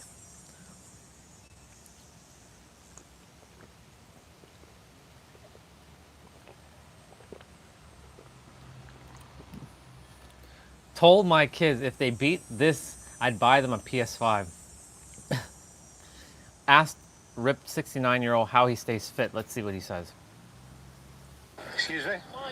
I interview people who are really fit, and I ask them what they do for their workouts. He does pull-ups. 69-year-old? He smokes his joint and he goes and does his pull-ups. Okay. 59. How old? 69. 69? I turned 69 too. Come on. That's awesome. Ain't no excuses. You can start now. Hurry up. Oh, wow. We got to do 1,000. You've been working out. You're not no rookie at this. Very good. Copy that. You got always fit. You don't want to lock up on you. He said grits. Regina said grits earlier. Yeah. And what about cardio? Do you do any cardio? One of his favorite meals is grits, apparently. Excuse me? That's interesting. I want to see what this guy said. This is a random video. So I was just scrolling down my Facebook, right? And I see this post. This guy said he told his kids that if they beat this game, he would buy them a PS5. Well, I got news for you children. You ain't getting that PS5. Do y'all know that I literally just beat this game for the first time about 2 to 3 months ago? Like, I recorded it, got it on video. This game is hard as fuck. Because I love playing retro games. That's all I do. Not 360, PS2, not them. I know they classify them as retro games. I'm talking about NES, Super Nintendo, Sega, Atari, stuff like that. That's what I mean when I say retro. But this game was so hard. Teenage Mutant Ninja Turtles, Ninja Turtle game number was 1. so hard that nobody in my community ever made it past the dam stage, the stage with the bombs in the water. I don't know a single person I that I beat grew it, up with that but it beat was that. hella fucking hard. Where y'all rank this game at on the list of all-time hardest games? So This I was shit just was strolling. hard as... Understand where my understanding killer. It's 3 a.m. and you're brain dead, but the killer pities you and giving you a free do-over.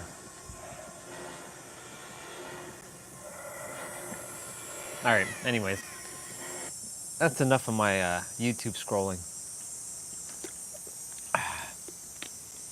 All right, I'm gonna go wash this out quickly, and then come right back because I don't want to keep this like lingering.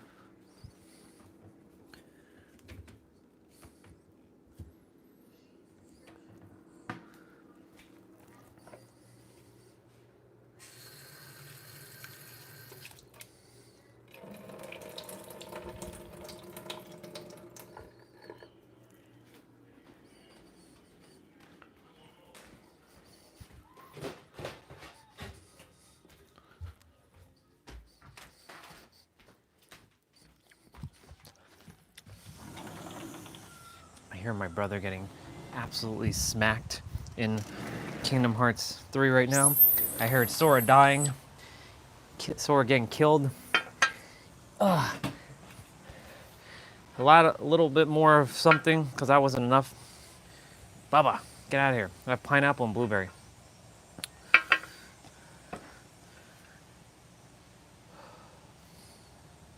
now we just sit and chill. Yeah, that video of Nero's was to kind of continue what he was saying.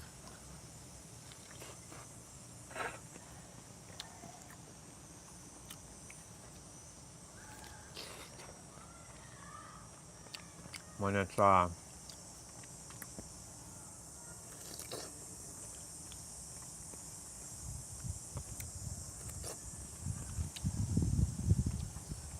when it comes down to making things easy and effortless, I decide that everything is with ease and effortless,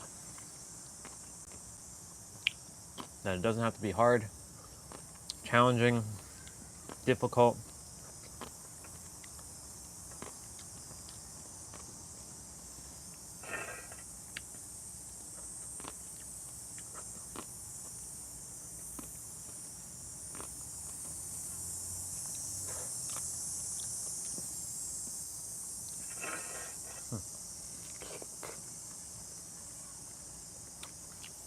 Reading this book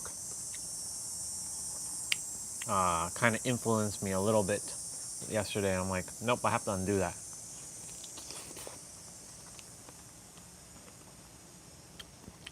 It basically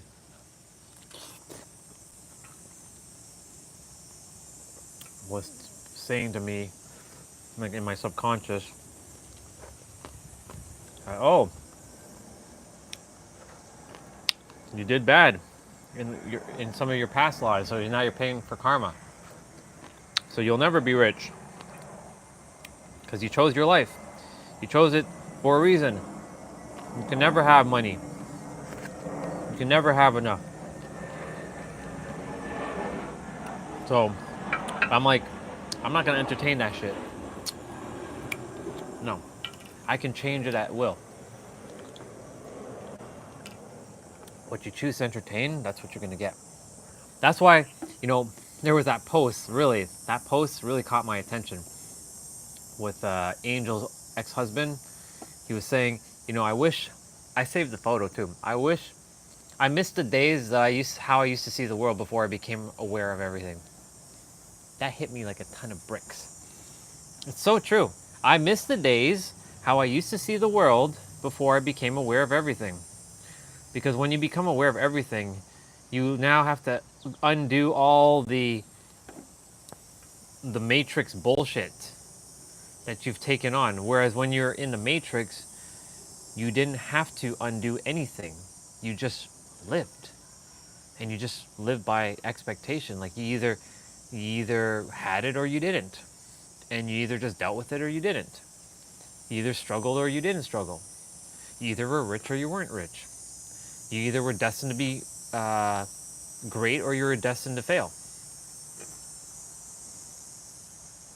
I going through this experience, for me, I'm gonna sit over here. Like the sun is just bothering me right now. I love the sun, but like right now I'm just, hot. I love you, sun, but you're cooking me right now. You're cooking me. You're cooking me. I like getting cooked, but not when I'm in a flow. That's much better. Oi. I like saying oi.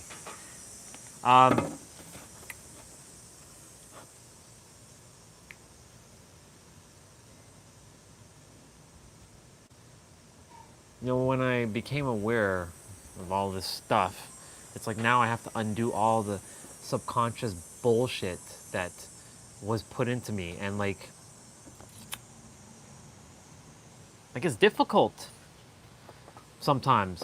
But the thing is, like, I have to tell myself, no, it's easy to undo it. Right? Because everything's a paradox. Right? That's the reason why the universe is having me, undo all these beliefs that have me, because I don't have beliefs. And but life was basically simpler. Actually, when I say simpler, it was not simpler in the sense of I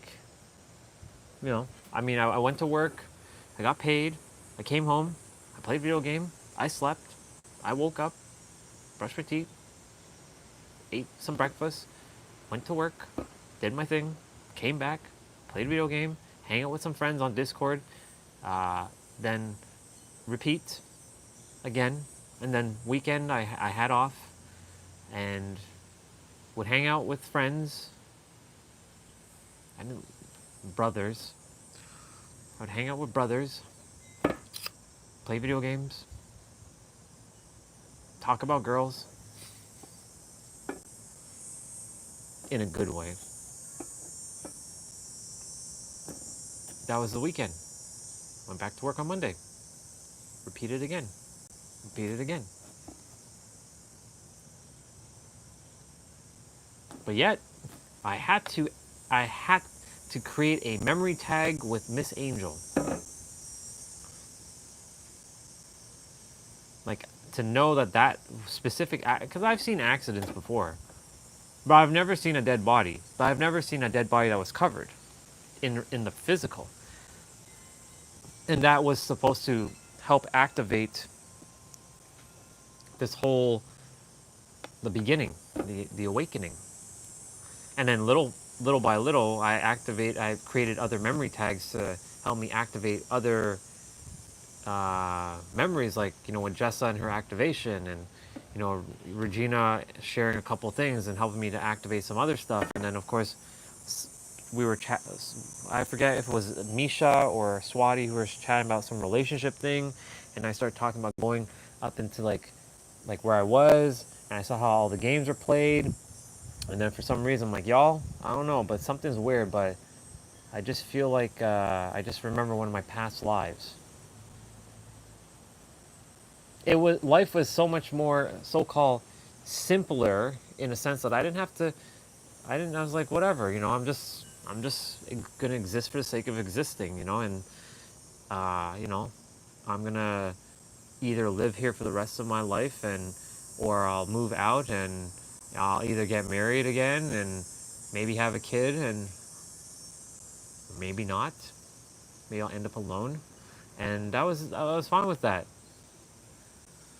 But I had to wake up, didn't I? I had to wake up.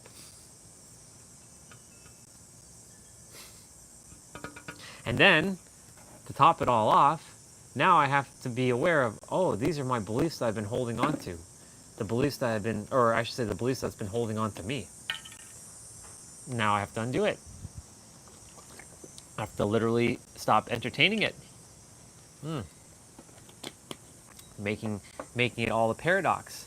Like, twisting my brain in all kinds of ways to, like, hey, you don't have these beliefs, the beliefs have you, so you can let go of it. But then, like, creating all this, like, but it's hard, but it's not hard, but it is hard, but it's not hard, and obfuscating it and making it more complicated, because it's not easy to just simply just put it down and let it go. But it really is just that simple, to put it down and let it go, right?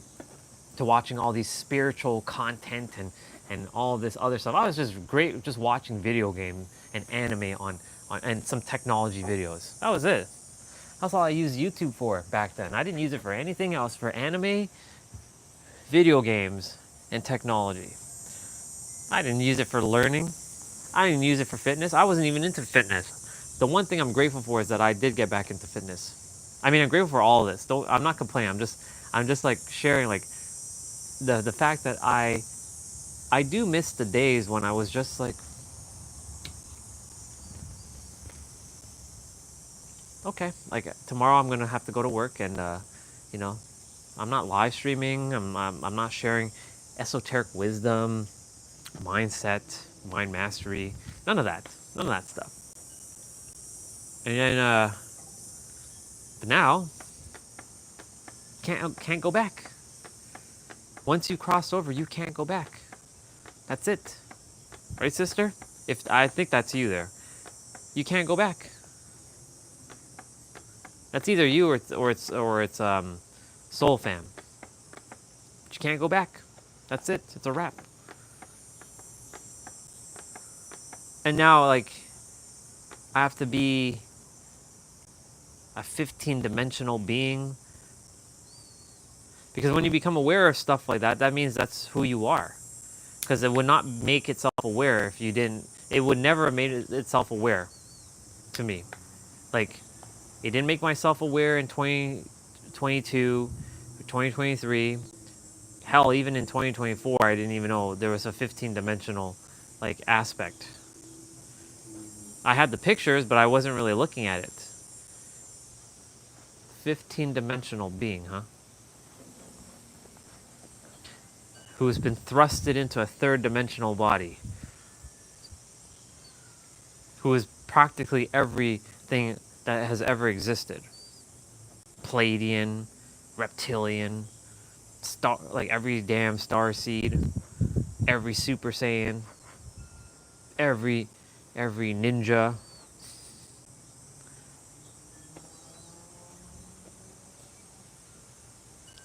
I'm grateful though,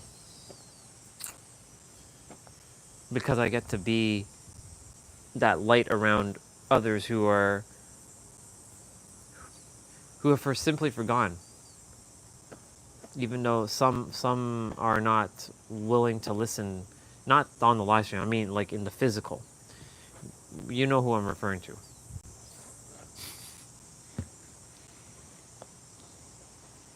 Because they'll simply think I'm crazy, or they'll think like I'm their kid, which I'm not their kid. They don't know that. I know it's gonna seem like, yeah, but they brought you into the world. No, I brought myself into the world. They were just the medium. But I know that's gonna sound so disrespectful, because you know we play the human character and we get disrespected with things like that. That's why I said life was so much simpler when I didn't know any of this stuff. Or wasn't aware, let me phrase that. But yeah, here we are. Here we are. Remembering little by little, day by day.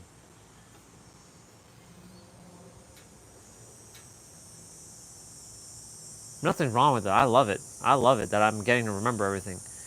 Because eventually I'm going to snap my finger and everything will just fall into my lap. Because I'm going to make it that way. I'm going to make it effortless. I mean, I'm still taking physical action. I'm not just sitting my butt and doing nothing. I'm still taking action, but I have to remind myself, like, it's easy. It can be with ease. And I don't have to go hustle and grind to make a buck.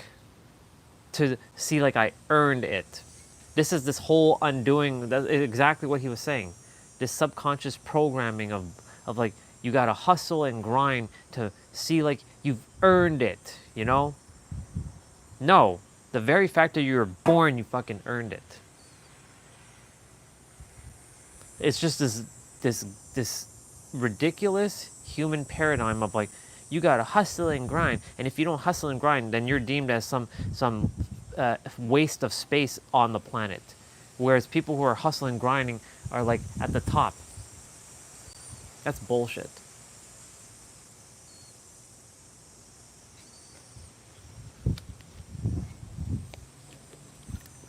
You're here to live your purpose, and it's with ease, with passion, and with being effortless. And yes, it's going to look like hard work to others, but for you, it's effortless.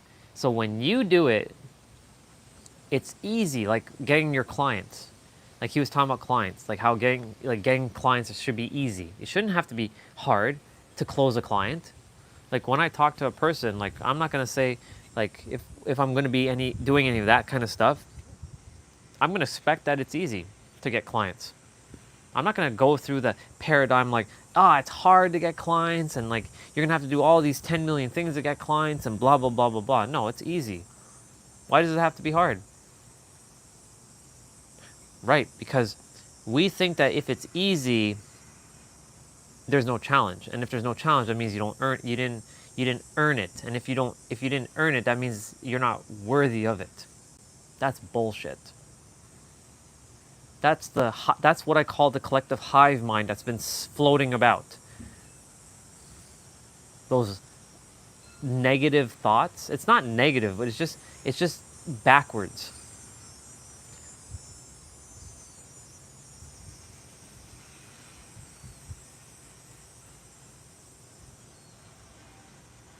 We are meant to bring all that we're here to do with joy, in the now, with passion. And yes, that passion, like this live stream, would look like a lot of hard work to someone else. For me, this is effortless. This takes like zero effort for me to do. But someone else, this would be hard for them. So this is considered hard work for someone else. It's a perspective. So like someone else doing this live stream, they would say, "Oh my God, how do you do 12 hours? That's like hard, man." That's your perspective. So you're thinking that you think that this is hard work. Well, if you're thinking that's hard work and that like I earned it because it's hard work, for me it's nothing. It's not even hard. This is easy mode. Just literally turn on the camera and start speaking. And I love doing what I do. And I get paid to do what I do. It may not show that right now, but I got paid to do what I do. So I know that that's possible. I've already made over $100 on the live stream. Money, the number is irrelevant. It's subjective. 1 penny to 1 billion is the same to the eyes of the universe. But I made $100 on the live stream. And it felt fucking amazing. I'm like, thank you so much. It felt effortless. I didn't have to try. There's no effort. I didn't have to put in any hard attempts. That's how it's supposed to be for all of us. You don't have to go and grind and being pulverized into dust. You don't have to do that. But the world has this backwards idea that you have to work hard, and if those who work hard, they earn it. And those who don't. I'm not saying those who are so-called lazy, well, that's a different story. We're not talking about being lazy here. You're still taking action, but it looks effortless to you. And it is effortless to you, but to someone else, they'll look at you as if you're hardworking. But for you, it's not hard work. It's effortless. Like, for example, you love to bake, and you'll bake hundreds of muffins or donuts or whatever it is, and you'll design them, and you'll go to your store and you'll sell them, and you're with your customers, and you're providing a service, and you're bringing joy, and you're giving them a nice dessert to eat. That was funny with the whole Nero saying how America is saying that donut is a breakfast item. Anyways, yeah, so like to you, like doing that, like if you love that, it's effortless. But to someone else, it's like, man, how do you make 100 like donuts or muffins a day, and then have to come to the store and sell it? Isn't that a lot of work? Maybe to someone else it's a lot of work, but to you, it's effortless. It's easy. You don't even have to try. I don't like using the word try. You don't even have to attempt hard.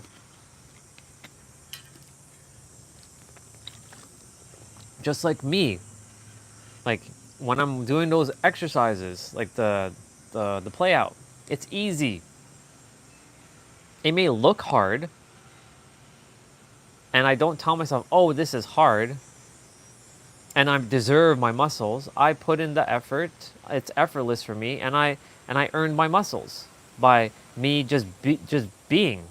I earned it by default. I don't have to go and work hard to earn my muscles. I earned it by default. It's a switch in perspective. It's a switch in a shift in a mindset.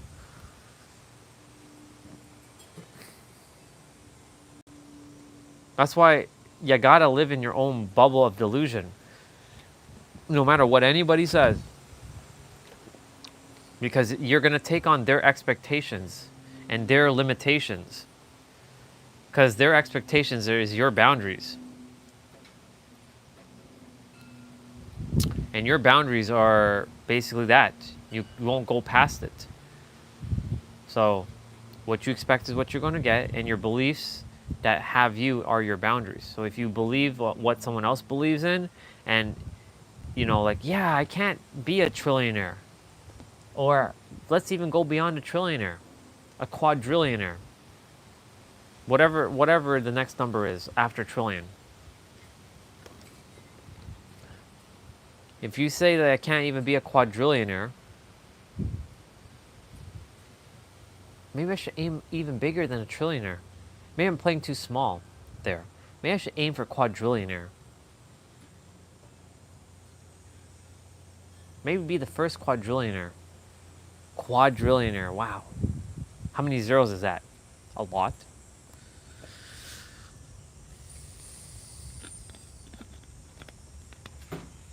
You know, manifestation is internally shifting to a degree in which you are no longer emotionally dependent upon seeing your reality shift.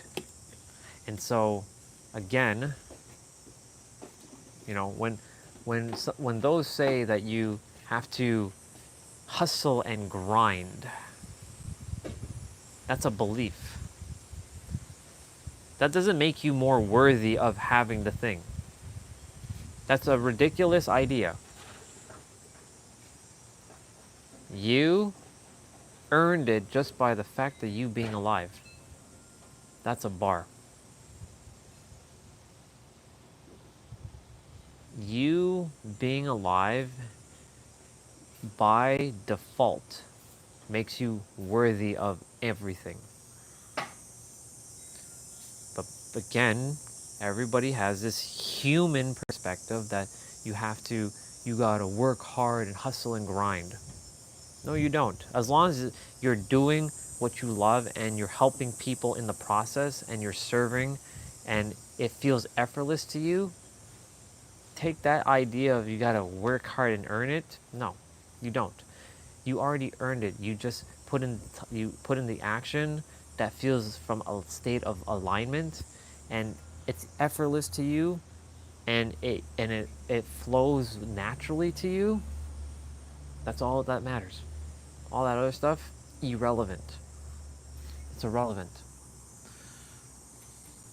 Everything's a paradox. You have to see this world as a paradox. That's what the universe has been telling me all this time. Everything is a paradox. Because it told me I'm ready to handle paradoxes now. Not a moment sooner. Why do you think I see things, I'm shifting things and twisting things around? Nero's doing the same thing. Pete's doing the same thing. Everything's a paradox.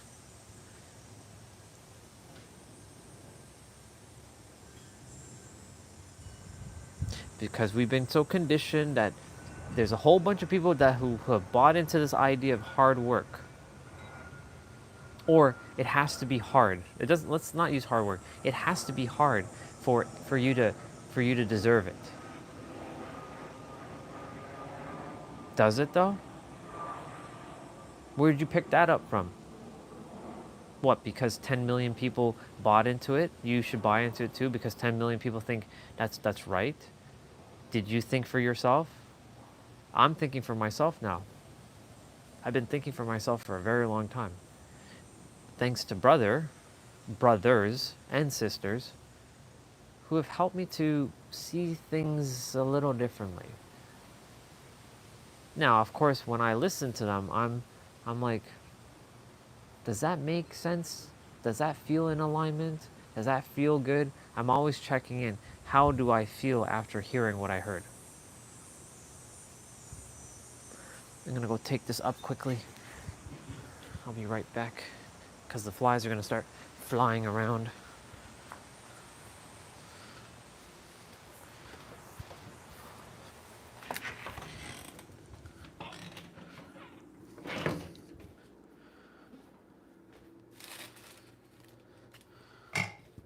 Excuse me.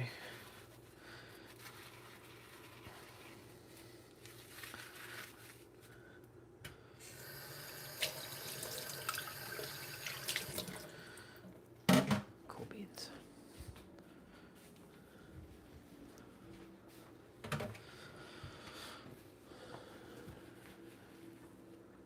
I might eat one more thing and then that's it. But we'll see. After that, that'll be a wrap. That'll be a wrap.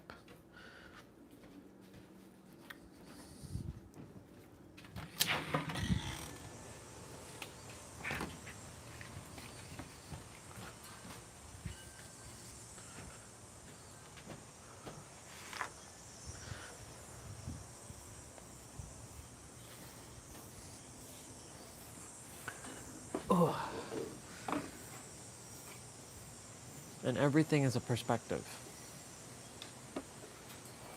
Literally.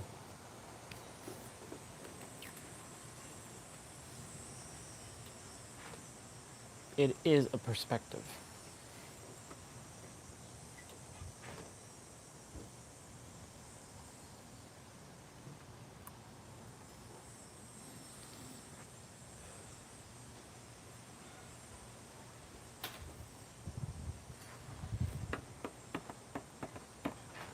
How many steps have I done? I'm sure I only did like 12,000. 13,000.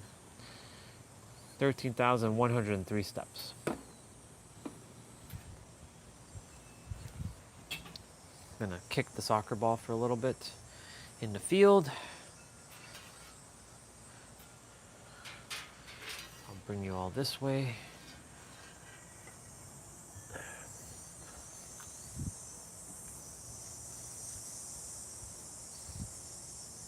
Yep. I really like that video a lot.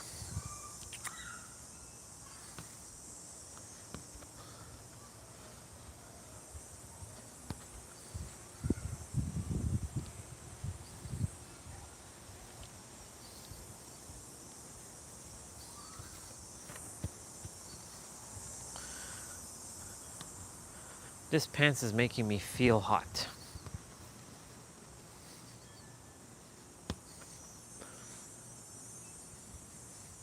So I'm gonna go change my pants.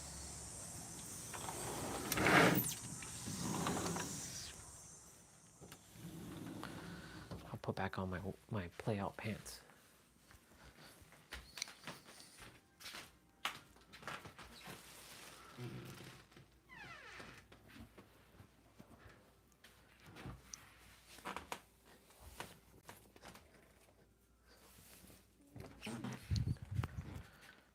I'm surprised that this thing has not fallen yet.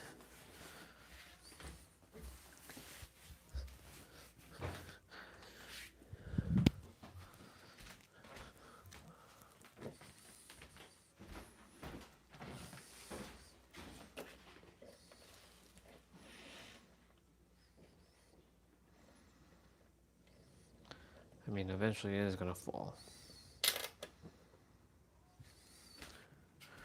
There.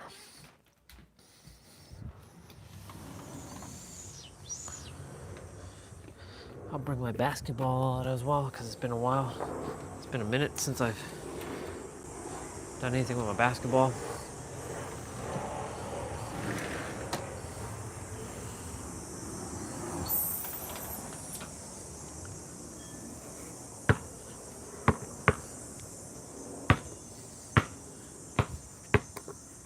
Yeah, this is gonna have to be aired.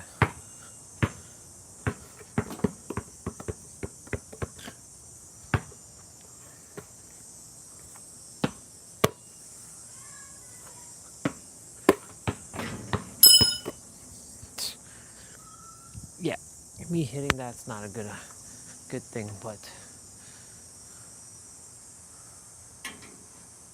I'll have to glue this thing back. I have to get crazy glue.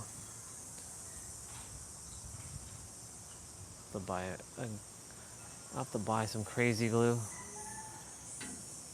or Gorilla Glue or something.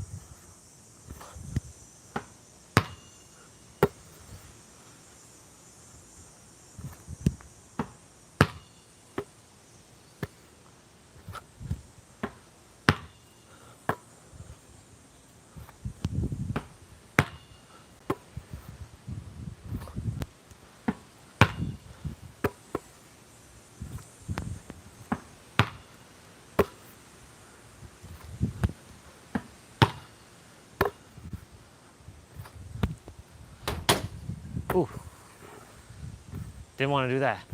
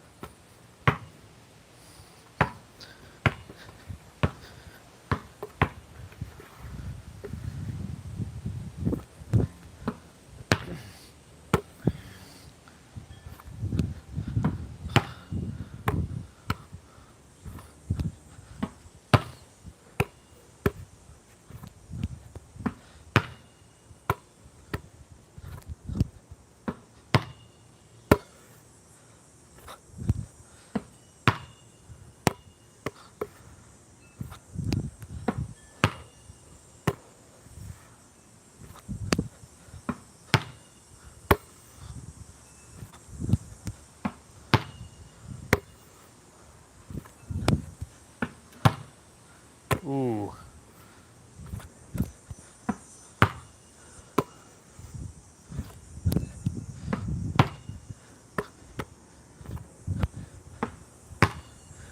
I gotta practice my shots.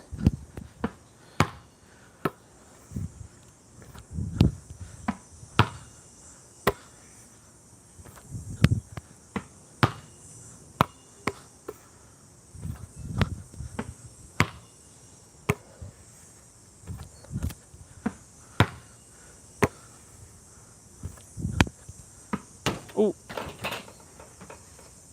That would have been disastrous. It hit the, that would have been disastrous. Okay. Now we make sure we don't do that.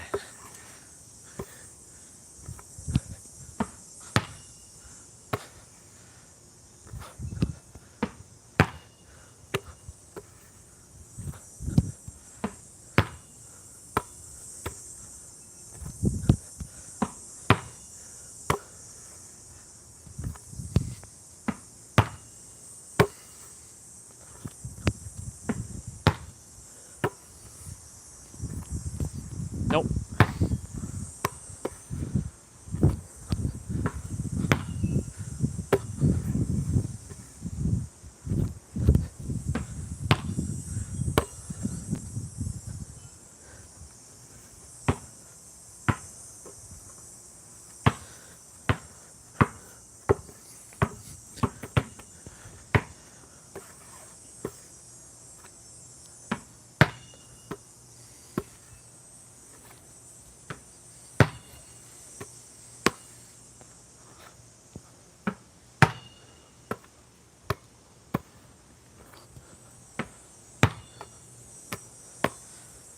You know, we're gonna be eventually playing basketball again at some point.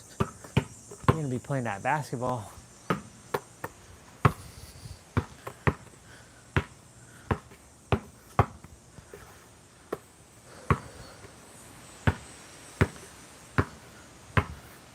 What's the time on the live stream? Ooh, it's 5:55. Look at that. Cool. I mean, not the timer, but the actual like clock time is 5:55.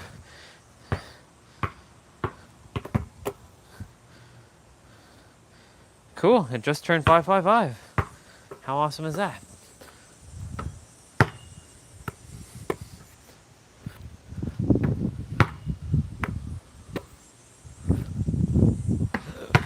Ooh, that was close. That hang time. Nope. Ooh, that hit the table.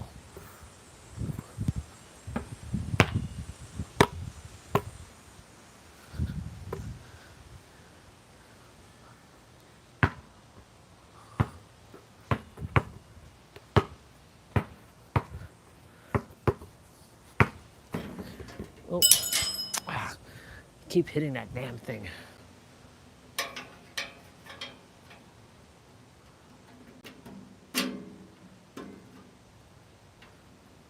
Well, it's 6 o'clock now.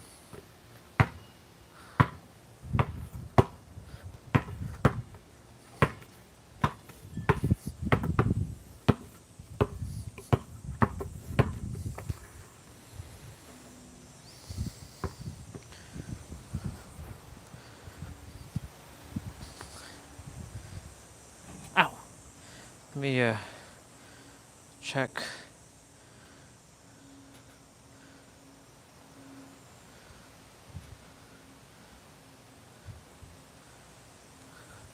Let's unplug the tablet.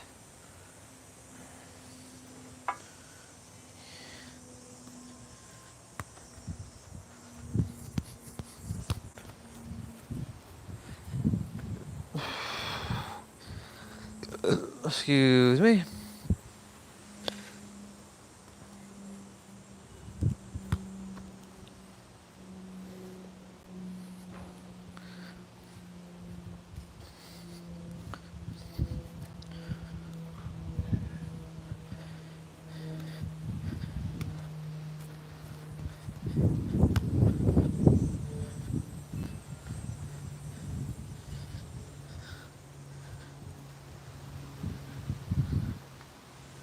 Let's see.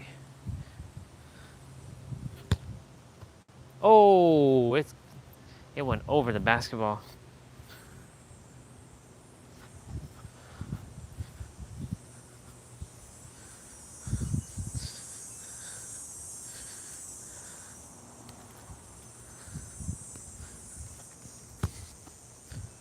Nope.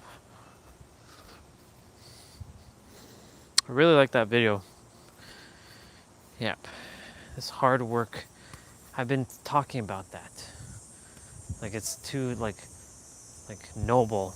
Like it's not noble or inhonorable to not work hard. But that's not true.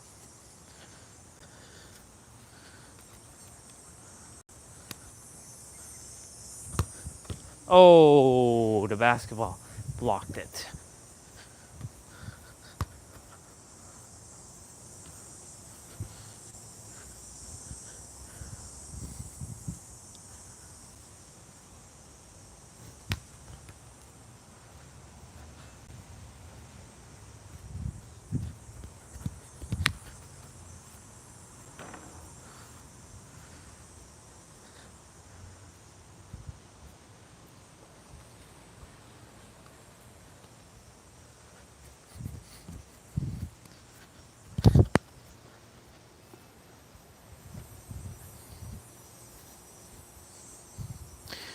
All right, universe. What do we have? What are we doing? What are we gonna do? You tell me now. I know it's actually me, so higher self, what we got? When is everything gonna unfold? I think I'm making a decision right now, higher self. Change the game. It's time for us to go home.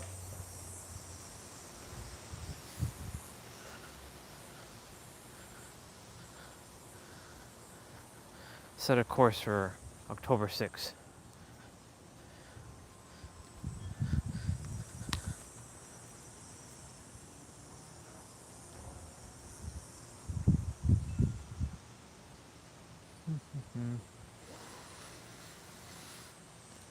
$55,000 US. Bring it forth. That's easy enough. We have manifestation muscle. We have plenty of muscle. We brought forth a lot of things. So, let's bring forth some resources now. I expect it with ease and it's effortless. I expect it with ease and effortless. Thank you so much. I appreciate it. Okay, so now it's 6 p.m. Um,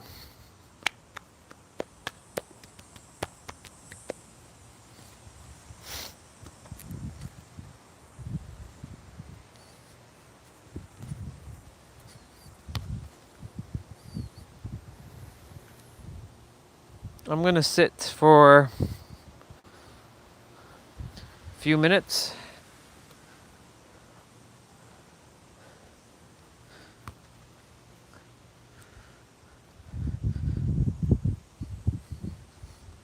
Well, the live stream's at over 600 minutes now, so.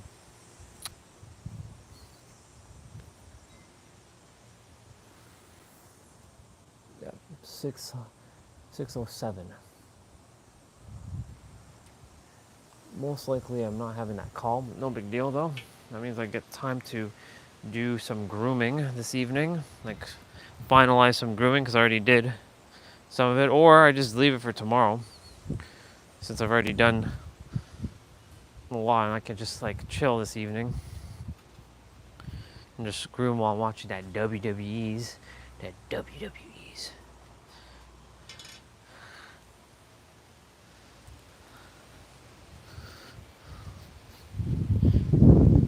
Yeah.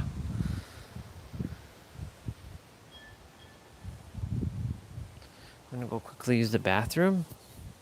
I'll be right back.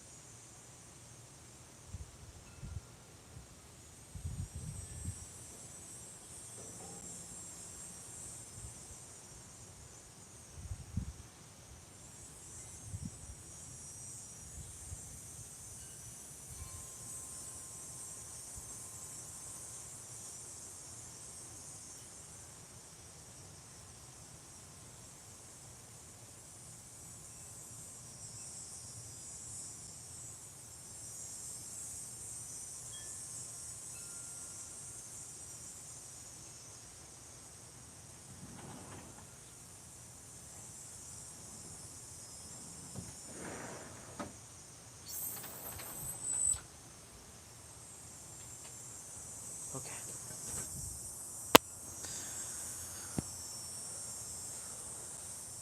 Yeah, I'm gonna sit now. I don't think I'm gonna be having the call, but we'll see. I could be surprised. Probably zonked out. I'm gonna sit. I am going to just be. No stimulation. I'll quickly just check Instagram one more time and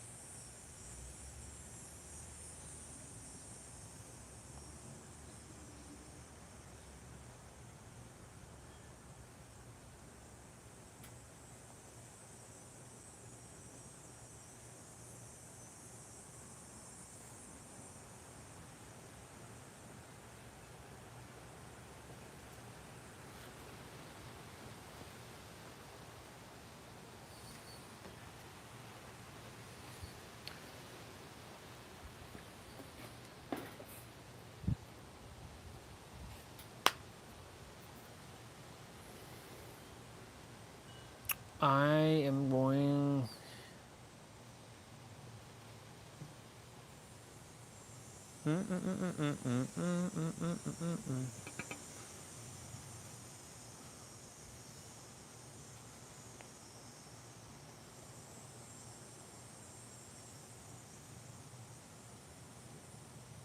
Ooh, that's a bar. You arrive with nothing. You spend your whole life chasing everything, and you still leave with nothing. Make sure your soul gains more than your hands. Oh, that's a bar.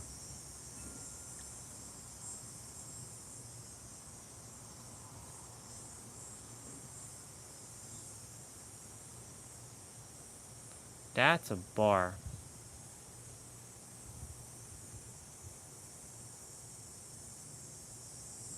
I don't want to be stimulated because it makes sense.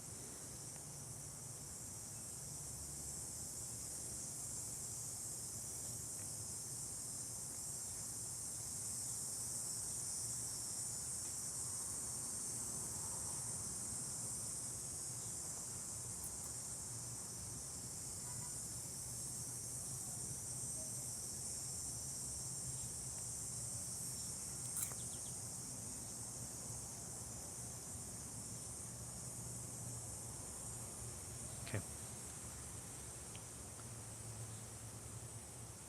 Kurosaki. But.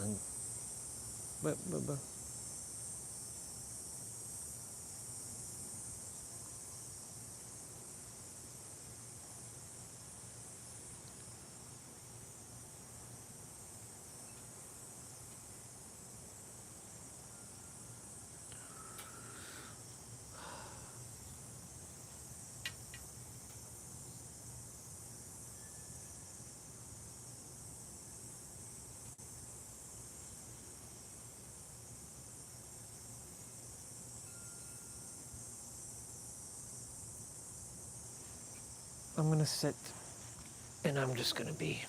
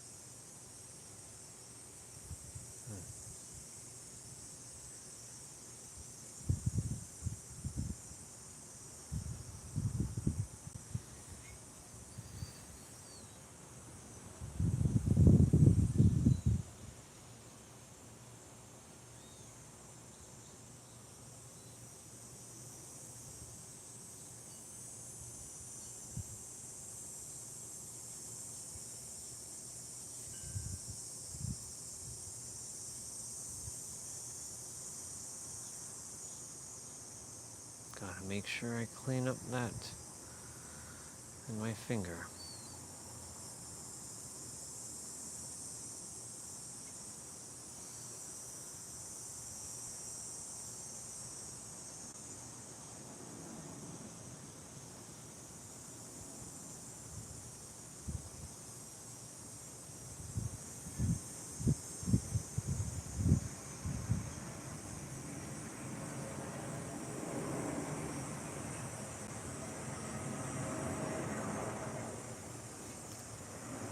Come on.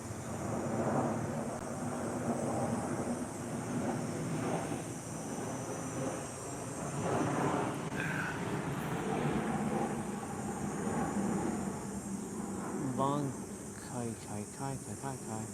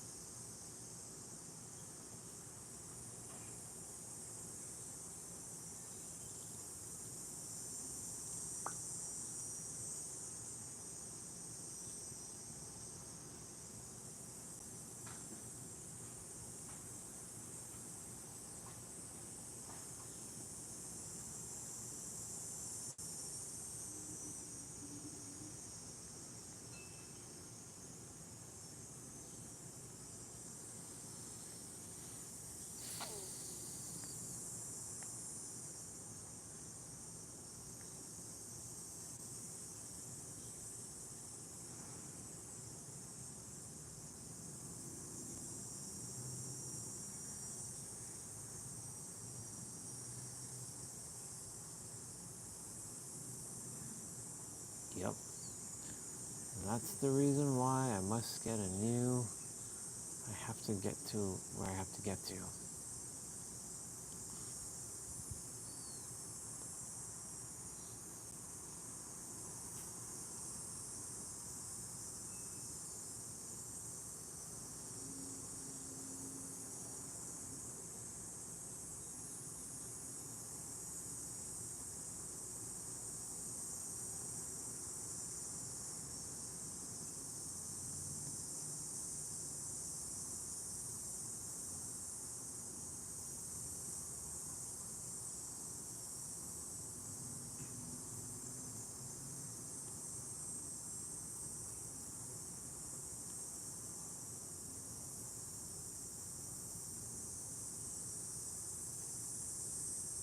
Cool. Wish I had that.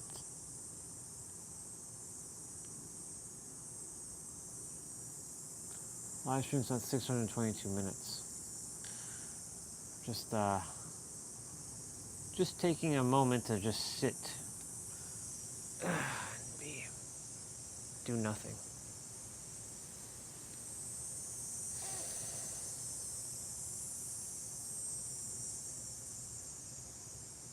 I'm testing something. I'm testing to see how long I can sit without doing anything. Like, I'm gonna drink this water and that's it.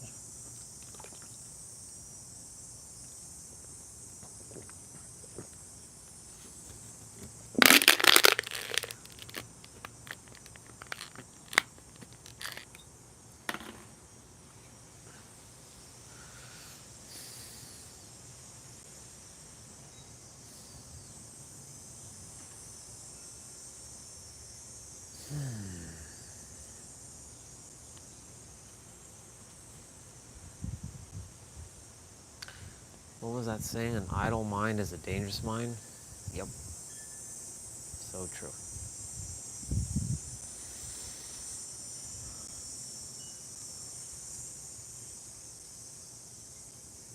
An idling mind is a dangerous mind.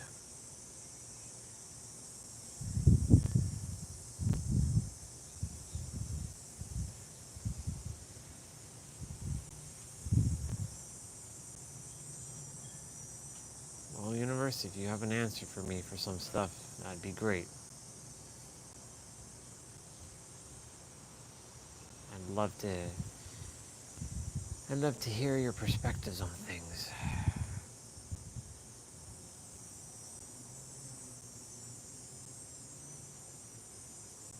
Why am I still here? Not on the earth. I mean, why am I still here? What is the reason for it? I'd much rather be in San Diego right now. Adventuring and chilling and enjoying my time alone, being away from these people. I love them, but I just can't be around them. So tell me, why am I still here? Why haven't you helped me to cultivate more resources from within?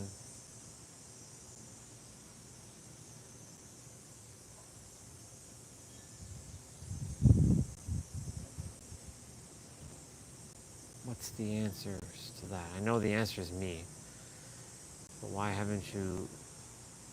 does it still feel like breadcrumbs that you're just sprinkling in front of me? Can you not just give me the damn bread? I don't care for the breadcrumbs. I want the entire damn loaf. I desire the entire damn loaf. I don't want to be using words like want. I desire, and I have that entire loaf now. Great. Manifestation is internally shifting to a degree in which you are no longer emotionally dependent upon seeing reality change. Right. Right. Manifestation is internally shifting to a degree in which you are no longer emotionally dependent upon seeing reality change.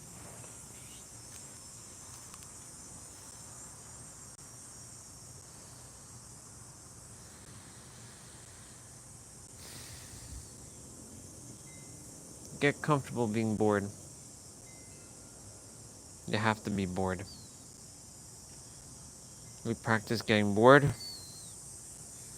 You're not stimulating yourself.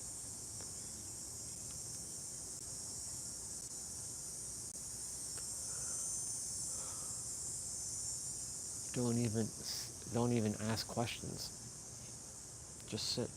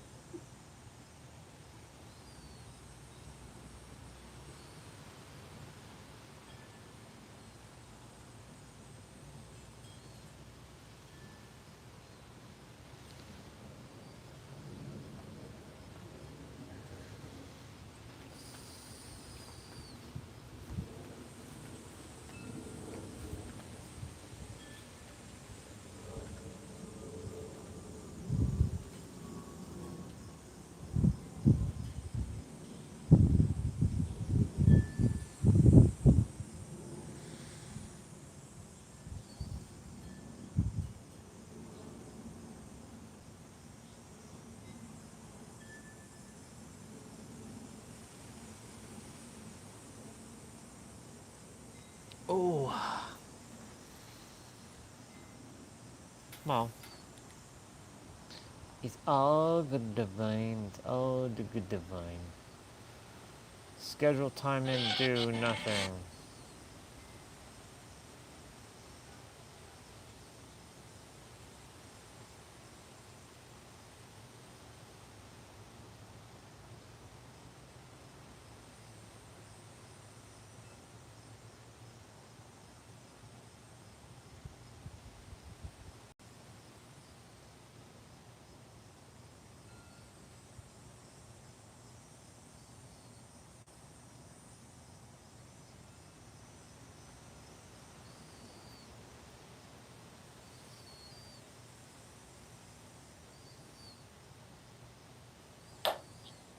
You are addicted to the frequency of struggle. You see, there's an aspect of you that requires for things to be so complicated, so complex, so difficult when it comes to.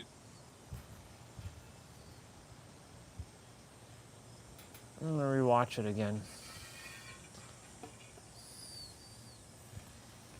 We'll rewatch it again.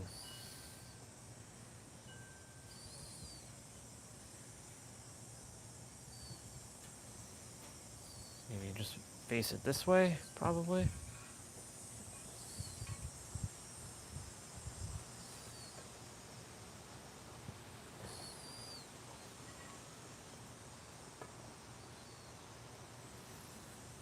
Desiring to materialize your desired reality. As you know, spirituality without the ability to control your reality is vanity. And more often than not, we have this tendency to struggle, but not struggle out of necessity. It's actually an unnecessary degree of struggle, which we often do because we're unaware of the secret frequency of struggle that is within us. And when it comes to materializing your desired reality, whether that's to make a certain amount of money, attain a job, a career promotion, or certain relationships, have you realized that things always seem to be unnecessarily difficult, unnecessarily complicated? And it's because this frequency, you see right here, you see our boy pushing the boulder up the hill. He's addicted, right, to the frequency of struggle. And over here we got a cycle and some handcuffs. Boys. So let's get into it, man. They are Pokemon boys. The handcuffs. I don't know about you during today, man. This maybe you're a bit rusty.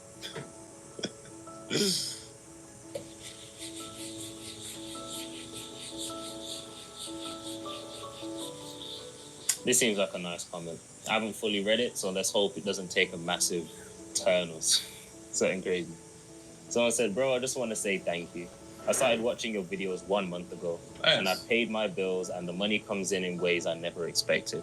The best part is, it didn't surprise me, because I reached a point where I felt good whether I had it or not. Greetings from Ecuador. You know, the true definition of manifestation is internally shifting to a degree to which you're no longer emotionally dependent upon seeing reality change. So well done. That's the true embodiment of my definition of manifestation. So well done, brother from Ecuador. Shout out Ecuador. Shout out. Someone said, I appreciate y'all reading my comment. Why you say y'all? Why are you reading it like that? From when they say y'all, it just makes me okay. Go on. So American. Just for your information, my channel doubled from 230k when I commented to 490k now. Smiley face. What's his name? Because niggas gonna say it's fake. Ben G Talk. Make sure you put like a screenshot of his channel on the thing. Yeah. Hey, bro, don't get exposed for doing some fuck shit now. That what putting you. Then check out his channel. You know what I'm saying? Next thing you know, my man's in the media for doing that mad thing. You know. All right, cool. Let's get into this. Now, like I said, unfortunately, when it comes to desiring to materialize your desired reality, I'll use purple and blue. Cool. There's one base foundational premise that you have to come to an understanding of, and this can be extrapolated for any particular condition or characteristic, because as human beings, we make the mistake of identifying with qualities and characteristics instead of coming to the realization that it is them that identify with us. And this is what I mean by that.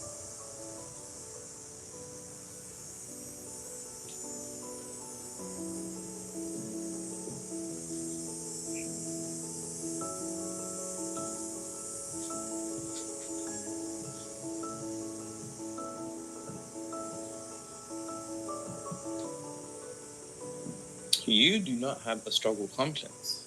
In fact, it is the struggle complex that has you. And that's a bar, write that down. What do you mean by that, Nero? Well, you have to come to an understanding of one thing in particular. And this is a bit more on the esoteric and the more occultic side of things when it comes to manifestation, reality creation. It's the truth that you don't have beliefs. Beliefs have you.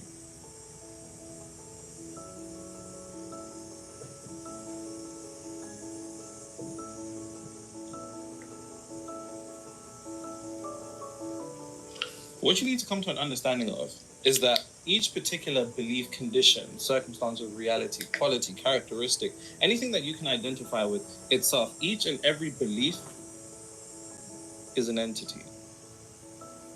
Now, when I say entity, all I mean is an organism that exists on the spiritual plane. There's 3 planes of existence. All successful manifestation requires alignment across all 3 planes of existence. So don't listen to anybody that tells you that you don't need to do anything to materialize your desired reality, because that's just complete and utter idiotic. In its base form, it's just idiotic, because nothing takes place in the physical plane without some type of physical action. Now, does that mean the physical action has to be hard? No. But what I will not do is facilitate laziness, because that's not what we're doing here. Action can feel effortless and natural and aligned. That's what it should be. But the whole notion of no action is just ridiculous. But an entity is an organism that lives on the spiritual plane.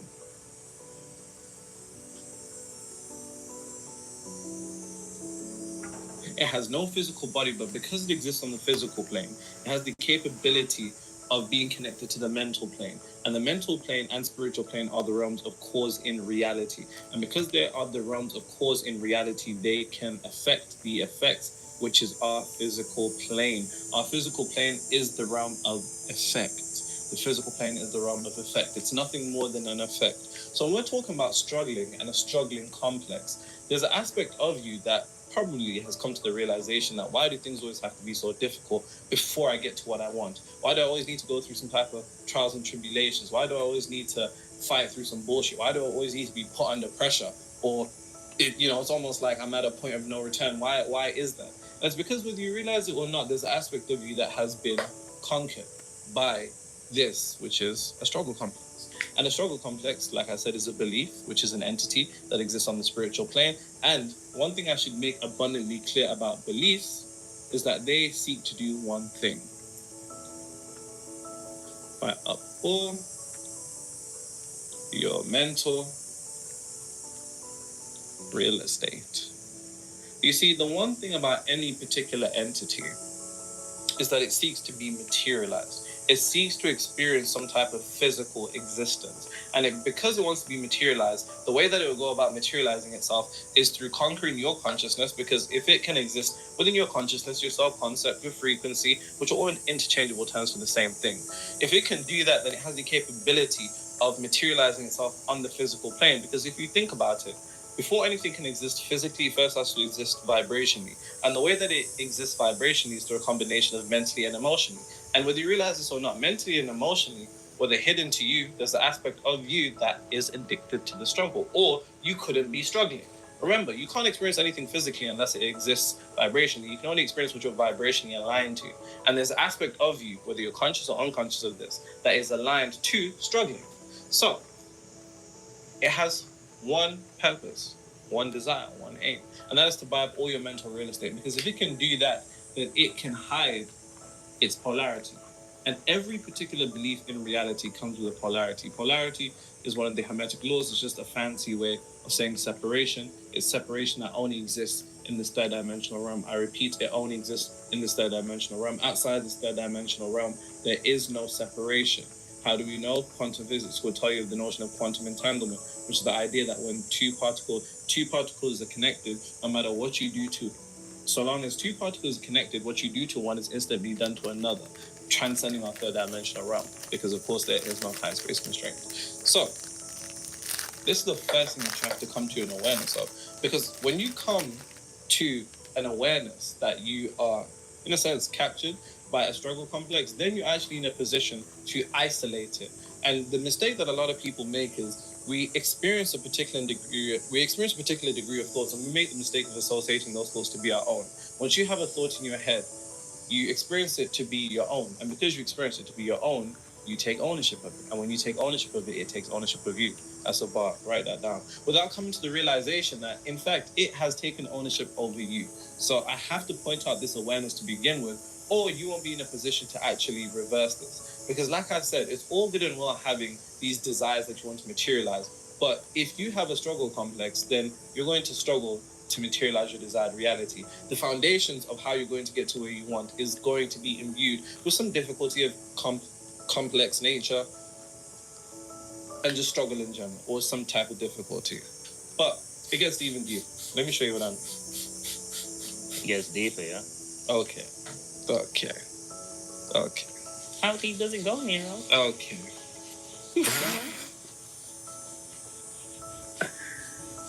Ooh. Let me show you what I mean. Talking about going deep, someone commented, I just manifested a threesome after not talking to girls for months. Okay. You know what? Let me not write them off. Say what you're saying. First night out, I left the house with confidence, but it started to wane. Ran into a friend with no game, who I could have chilled with and had a dry night. I said no. Jesus. You know, that's is this how friends think about each other? You know, like that? Like, nah, let me not hang around him. That guy, he gets no play. I don't want that.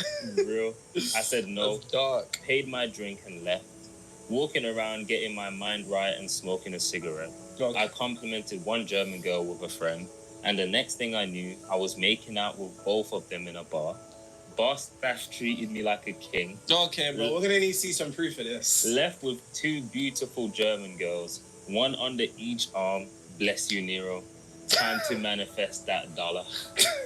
So now you're gonna start manifesting money? I'm not manifesting the threesome before money. Niggas and priorities, isn't it? It's just.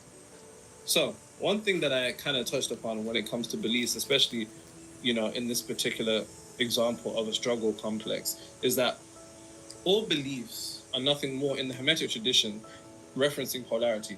All beliefs are said to be half-truths. In the Hermetic tradition, it says all truths are half-truths. And what does it mean by this? It means that there's an aspect of you that believes in the notion that things must be complex. It can't be that easy. Things have to be difficult. Things have to be hard. Things have to be complicated. And this can be extrapolated to anything. It can be the notion of getting a job. It can be the notion of getting a promotion. It can be the notion of getting into a relationship, a healthy relationship. It can be in the notion of making more money. It always revolves around these particular things. That things have to be complicated, complex, difficult, or hard. Whatever fucking reason. We don't know why we think these things, but we just do. And now you know why you think these things. It's because you don't possess this belief. It is, in fact, this belief that possesses you. And that's what borrow that down. But in the Hermetic tradition, when you get into polarity, one of the axioms is all truths are half-truths.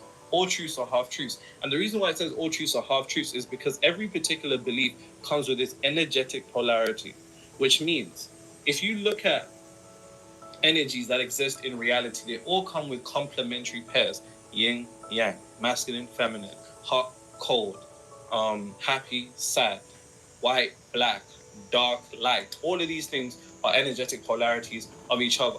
And when we talk about energetic polarities, that's just the fancy way of saying energies that are the same energy, but their only difference is their rate of vibration.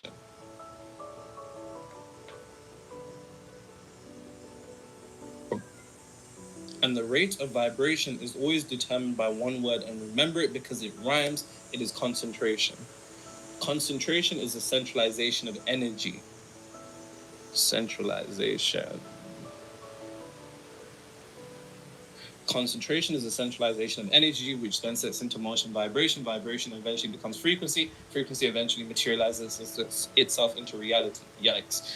Now, everything comes with a complementary energetic polarity, which means the notion of a struggle complex has its own energetic polarity. But what beliefs do is that they hide options.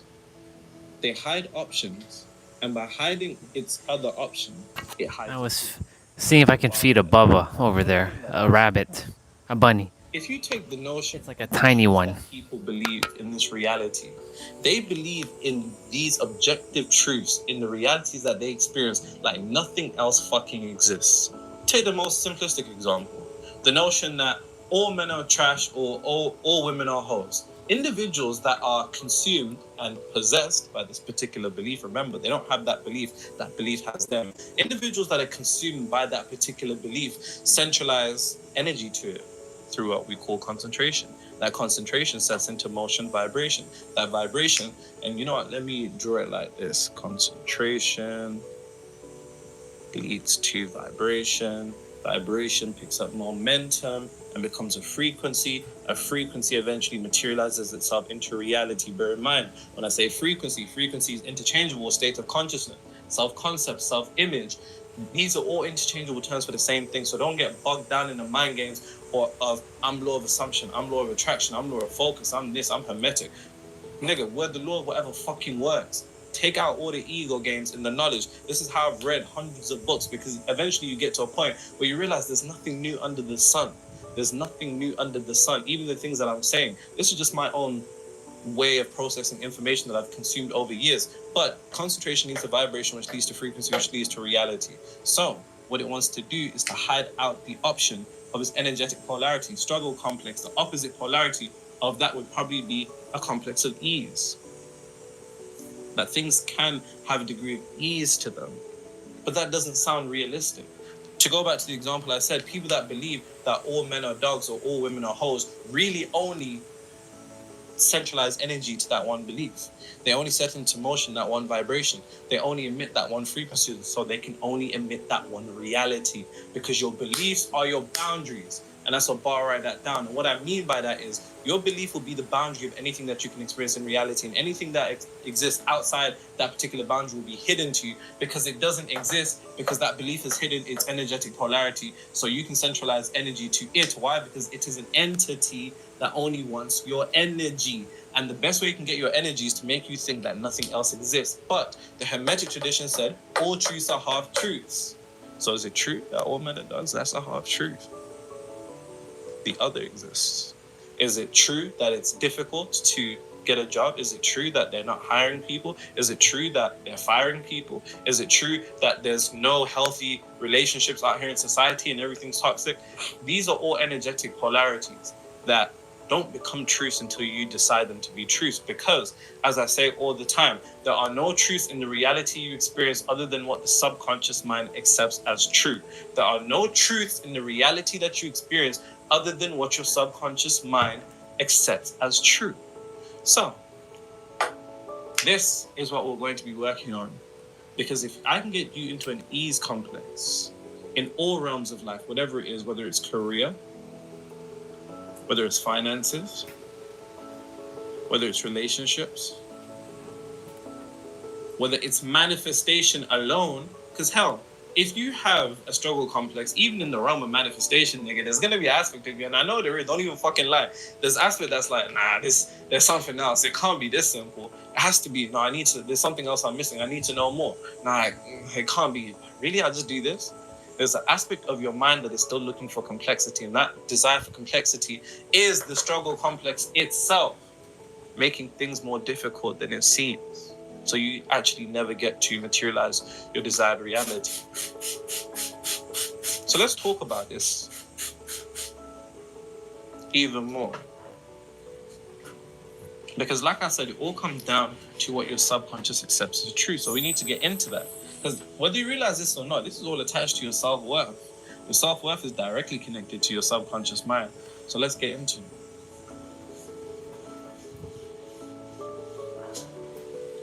And what's even worse is we don't even remember why we're fighting. So all of us are mad for nothing, crying for nothing, fighting for nothing. Oh, we don't let it go for nothing, nothing. It should be nothing.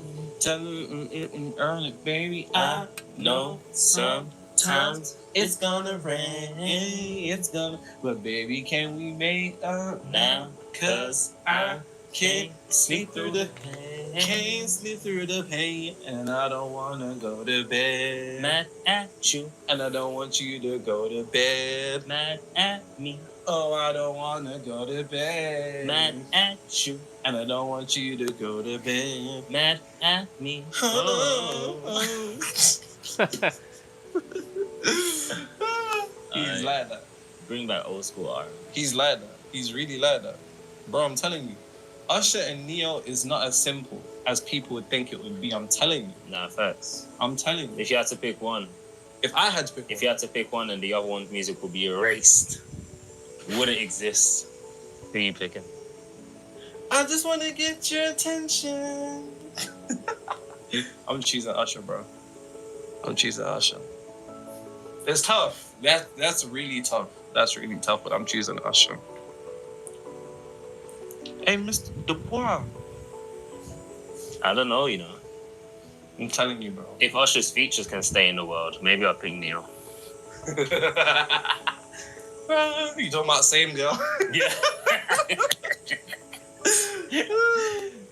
Yeah, I hear you. I hear you, man. I hear you. All right, cool.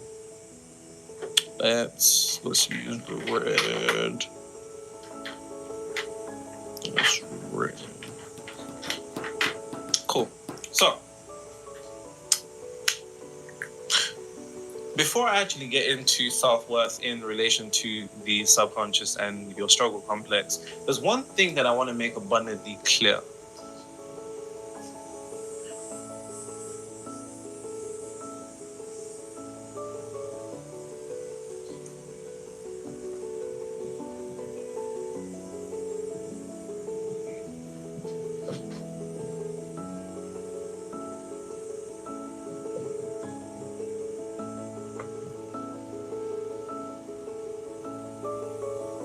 Whether you realize this or not, all human beings, well, most of us that grow up in, not upper class or middle class or whatever, to be honest, because middle class also has this. This is more a peasant type of thing, us being the peasants. There is this association that we've been conditioned to have, which is the idea that hard work equals self-worth. Hard work equals self-worth. Hard work equals self-worth. Hard work equals self-worth. We've been conditioned to have this idea without realizing how this particular idea has a ripple effect in all aspects of the mind. Nothing is compartmentalized in the mind. That's a bar, write that down. I repeat, nothing is compartmentalized in the mind. Nothing is compartmentalized in the mind. People believe that they can compartmentalize certain aspects of their life, but no. One aspect of your life is going to be intricately connected to another part. You're just unaware of it. And I see this all the time again when I work with clients. By the way, if you're an actor, an entrepreneur, or an athlete, and you want to double your performance, whether your revenue, performance, results, in a couple of weeks without making any physical changes, then link in the description. And by the way, make sure you leave notes in the comments as usual. But there's a ripple effect that takes place from this central idea. What do you mean by that, Mira? Well, think about it like this. If you have this particular notion that hard work is equal to self-worth, how do we know this? When somebody's known as a hard-working person, there's almost this degree of nobility to them. It's almost like, that's a good thing. When you hear someone's lazy and they don't do nothing, you're like, what a waste of space, dragging society down. But the individual that works hard, it's seen as honorable. And that is the fucking mistake. Now, is it dishonorable to work hard? Is that what I'm saying? No. But what I'm saying is you have to understand how, due to the fact that nothing's compartmentalized in the mind, one particular idea held in the mind will have ripple effects in other aspects of your life. What you don't realize is that our hard work is directly attached to our self-worth, and our self-worth is detached to our hard work. So when we're not working hard, our self-worth is depleted. And when we're working hard, our self-worth increases. However, the mistake here is the association with what is within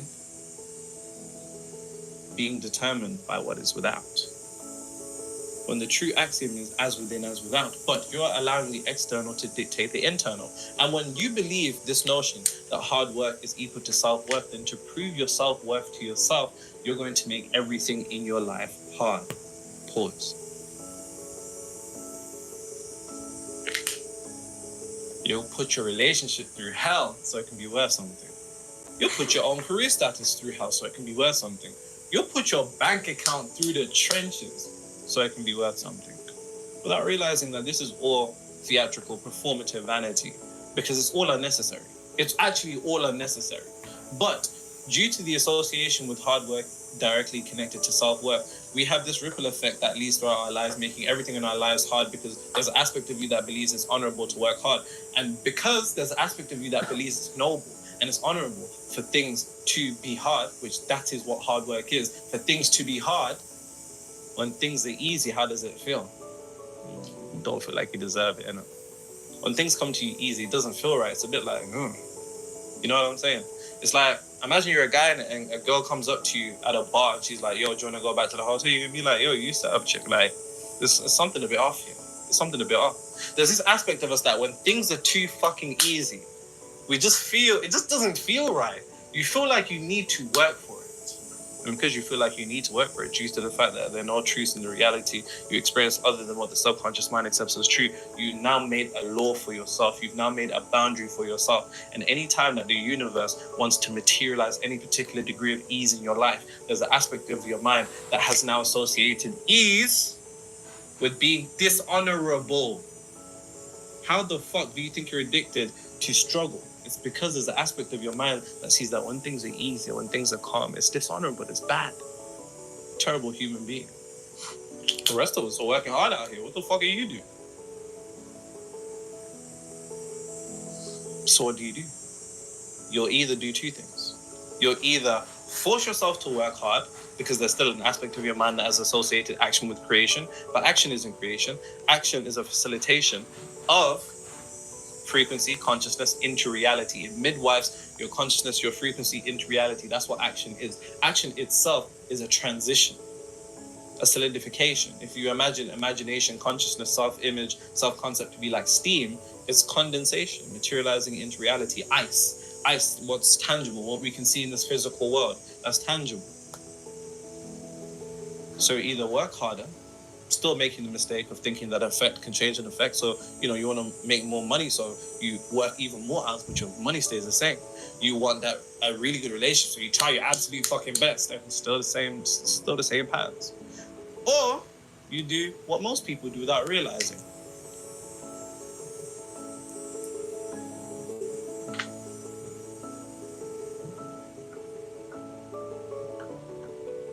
Vibrational self-sabotage. Or when things are easy, you'll unconsciously repel them. You'll unconsciously be like, nah, I'm good. I'm good. Like AJ, when he sees a tomato on his burger, take it off. I'm good. I'm horrified. By the way, I'm still craving Chick-fil-A. Oh, don't make me jealous, bro. Yeah, it was crazy. See, now you saw. Spicy deluxe Chick-fil-A sauce, Polynesian sauce. Eat it like a maniac. Pause. And this is what people do, vibrational self-sabotage. When things come too easy, it just doesn't feel right. So it's just like, nah, when you get that client and it's too easy, you're like, something's a bit off here. When you get that girl or guy, something's a bit off here. When people are in healthy relationships for fucking once in their life, they're like, something's off here. Something's missing here. When they see a green flag, they're like, something's... I know, I've had Chick-fil-A. I'm rewatching the video again. It was too good. It was good, and I felt like I took a moment to just sit and be. I was attempting to feed a bunny, but it didn't want to eat the blueberry, and it's in the yard. So I'm just like rewatching it again. And yes, Chick-fil-A, I've had it once when we were in San Diego that last time. I was like, this is not even that good. But I'll touch upon it here because it is directly connected to the struggle. It was all right at best. It wasn't like, oh my god, it's the best damn burger I've ever had. I mean, there's Chick-fil-A here in Canada now. I didn't know that we had them here, but it's not that great. And I had such self-doubt that the first few I didn't get a single 100 in any of them, and it was driving me mad. But in my last two exams, I remembered I used to watch you a lot, and I used my study breaks to do that. And I used my study breaks. I guess it's because they don't have Chick-fil-A over there. In the last one. When I tell you, I literally wasn't sure of 4 questions, but in the exam I wasn't even stressed because I kept repeating to doubt self, is to doubt God. Real. So that one video. To doubt self is to doubt God. Real, that's real. That's the video on self-doubt. Self-doubt, yeah. Titled just self-doubt. Yeah. I guess in the UK they don't really have good food. Who knows? I don't know. I have no idea. I didn't feel the need. I'm sure they have good food, but you know. So thank you. My average grade is I mean, they probably. I don't know. If he's thinking that he's having so much craving of Chick-fil-A, I don't know. And also a few other gifts, and my parents got their salary. And my parents got their salaries after close to 3 months of not getting it. And another thing is, I get my desires in minutes when I imagine it playing out in my head with complete, utter conviction. Even if it's small wins, I'm still happy about them. Hey, shout out to you, man. Life's up. No, life's up. 96 on average out of 100. That's that ease complex right there. That's that ease complex. You know what I'm saying? Remember in school, like really think about it. I'm sure it does. It doesn't really actually taste. I'll say that. It does. I'll save that for the end. It actually doesn't taste that good. Like, I mean, it tastes all right, but like, I've had better chicken sandwiches. You know what I'm saying? Yeah, addictive chemicals. Self-worth is external. What do I mean by that? People's self-worth is determined by the things that exist outside of them, which means that it's the external. Bear in mind, the external is this third dimensional realm, which is confined to polarity, which means that the energetic polarity of up and down exists. In this reality, things can go up, things can go down, things can go good, things can go bad, things can be negative and positive. So for the average person, their self-worth is directly determined by what is external, without realizing that they've attached themselves to the third dimensional realm. And the third dimensional realm is the realm. For me, like when I had it that one time, I was like, it's okay. That was the first time I also went into a restaurant. I called myself Orion, and it's like, you know, order for Orion. They feel amazing when they don't. They feel That was the first time ever. It was like 8. It was like 7 p.m. Over there. They're not. When they look good, they feel great. When they don't, you get the gist of what I'm trying to say here. And we were live streaming at that time. The opposite. It has to be internal. And your self-worth is something that is internal. Hence why it is self-worth. And when we think about self from a point of metaphysics, the self is an aspect of God. So your self-worth should really, truly be your God-worth. But how many people have the worth of God? Without realizing that when we're talking about God, we're just talking about impersonal energy that transcends this third dimensional realm. But you can't transcend this third dimensional realm internally if your self-worth is still determined by this third dimensional realm. Hence why a lot of people don't have God worth, they have devil worth. What do I mean by that? If you think about the story where Christ and the devil were in the desert, the devil said, listen, all this shit that you can see, this is an esoteric story, by the way, all this shit that you can see, I'll give it to you. But Christ, being the unification with the infinite intelligence, already coming to a mental degree of oneness. Popeyes used to be good too, like their chicken sandwich, but it's not that great now either. I still think the KFC one is probably still the best, but I haven't had the KFC chicken sandwich in forever. It only merely takes for you to reveal it to yourself. You're like a fucking seed. If you look at an oak tree, the seed of an oak tree already comes with the genetic potential for that oak tree within the seed. You just need to allow yourself to reveal it to yourself, and that's what borrow that down. But if we're talking, allow yourself to reveal it to yourself. On a Allow yourself to reveal it to yourself. Yeah, I like that. Mind has one language. That's not repetition. That's a very long-winded way of doing things. It is emotion, and I always say this for two particular reasons. For somebody to go through somebody only needs to go through a traumatic experience once for the entire paradigm to be shifted. And typically it's extremely negative. But because the energetic polarity exists, you can do it in a positive direction. It only requires 1 degree of emotional intensity. So your self-worth is determined by your subconscious. Subconscious is determined by emotion. But really and truly, it is what you have emotionally experienced. Your self-worth is determined by what you have emotionally experienced. What do I mean by this? Understanding that your self-worth is the ceiling of all that you can materialize. Based upon what you are emotionally conditioned to or have emotionally continuously experienced, that is where your self-worth will be. For example, an individual that has been dating nothing but hood niggas. Shout out to the hood man. You know what from the ends. Sometimes you lot be on some mad things. But check it like this. Let's say a girl. I like when he says them mad things. Right? Or she's always in mad things. Toxic relationship, right? Because this can go both ways. Let's say somebody's experienced nothing but toxicity emotionally, intense degrees of emotional toxicity, then that means their self-worth is now determined to that degree of emotional toxicity. Why? Because the subconscious mind has one language, that's emotion, and emotion is ultimately the language of the subconscious mind, and whatever you experience intensely and emotionally will enter the subconscious mind, and that will determine your self-worth. So somebody that is only used to toxicity, when they finally come around peace, they're going to be like, It's boring. it's not doing it for me. It's just like, oh, this is boring. Right? This is boring. There's no fuckeries going on, and there's no toxicity. It's boring. You know what I'm talking about. That's why girls like bad guys, so-called bad guys. Your self-worth has been calibrated to emotional toxicity, and this They think bad guys are exciting.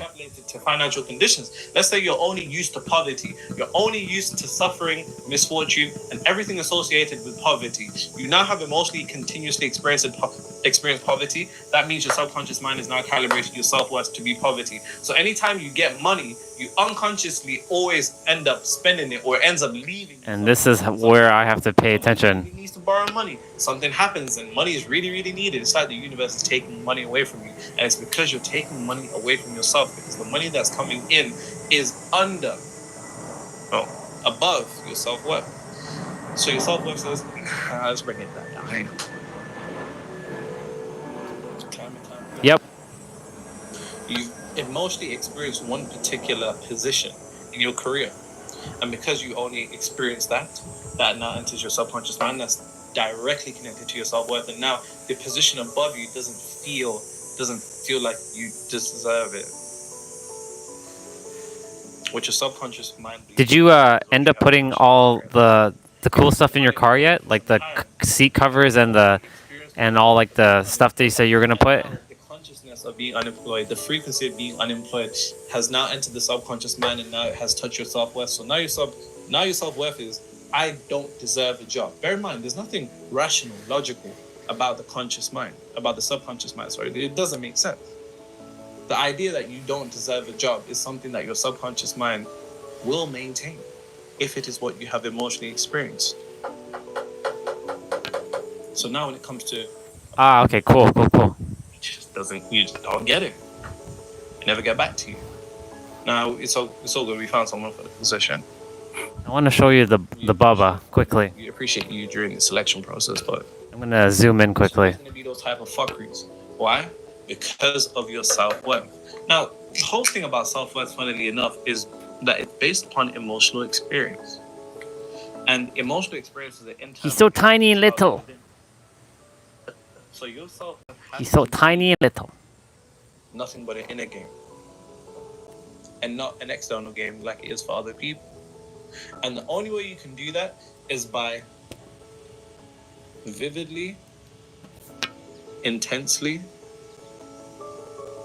cultivating a scene with your imagination that stimulates emotion.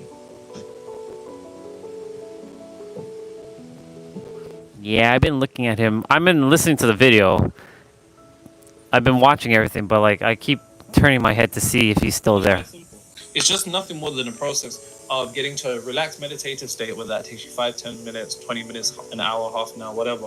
When your body is completely relaxed, create an imaginative scene where somebody is acknowledging you for attaining whatever it is that you want internally, and loop that again and again and again. If you do that again and again, you're going to end up stimulating emotion. When you end up stimulating emotion, you're going to emotionally experience something else. And when you emotionally experience something... Currently, I still do that with Victoria.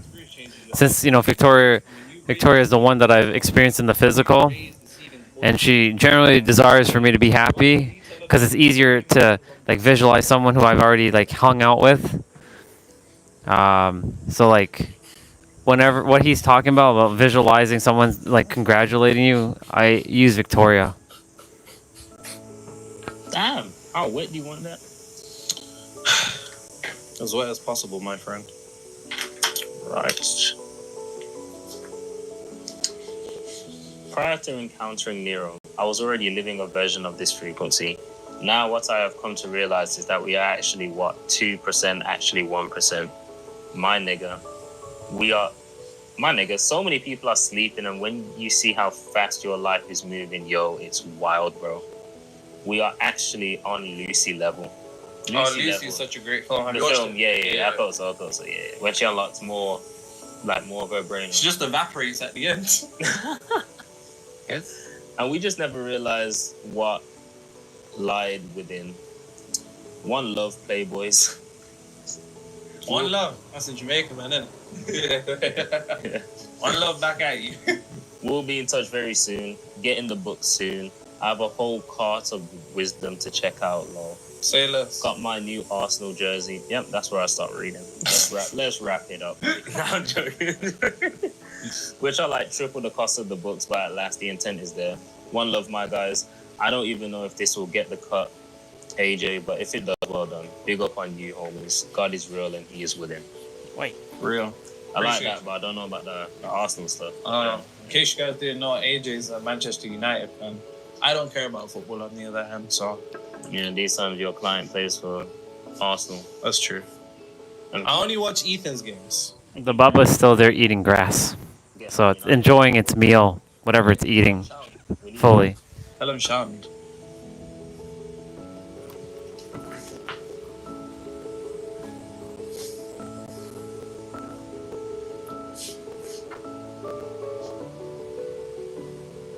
Ooh, that dress scandalous. None that could handle it. You shaking it. I always love when they sing together. It's awesome. Devilish.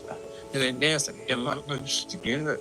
Let the dance. Nothing, because she was living la vida loca.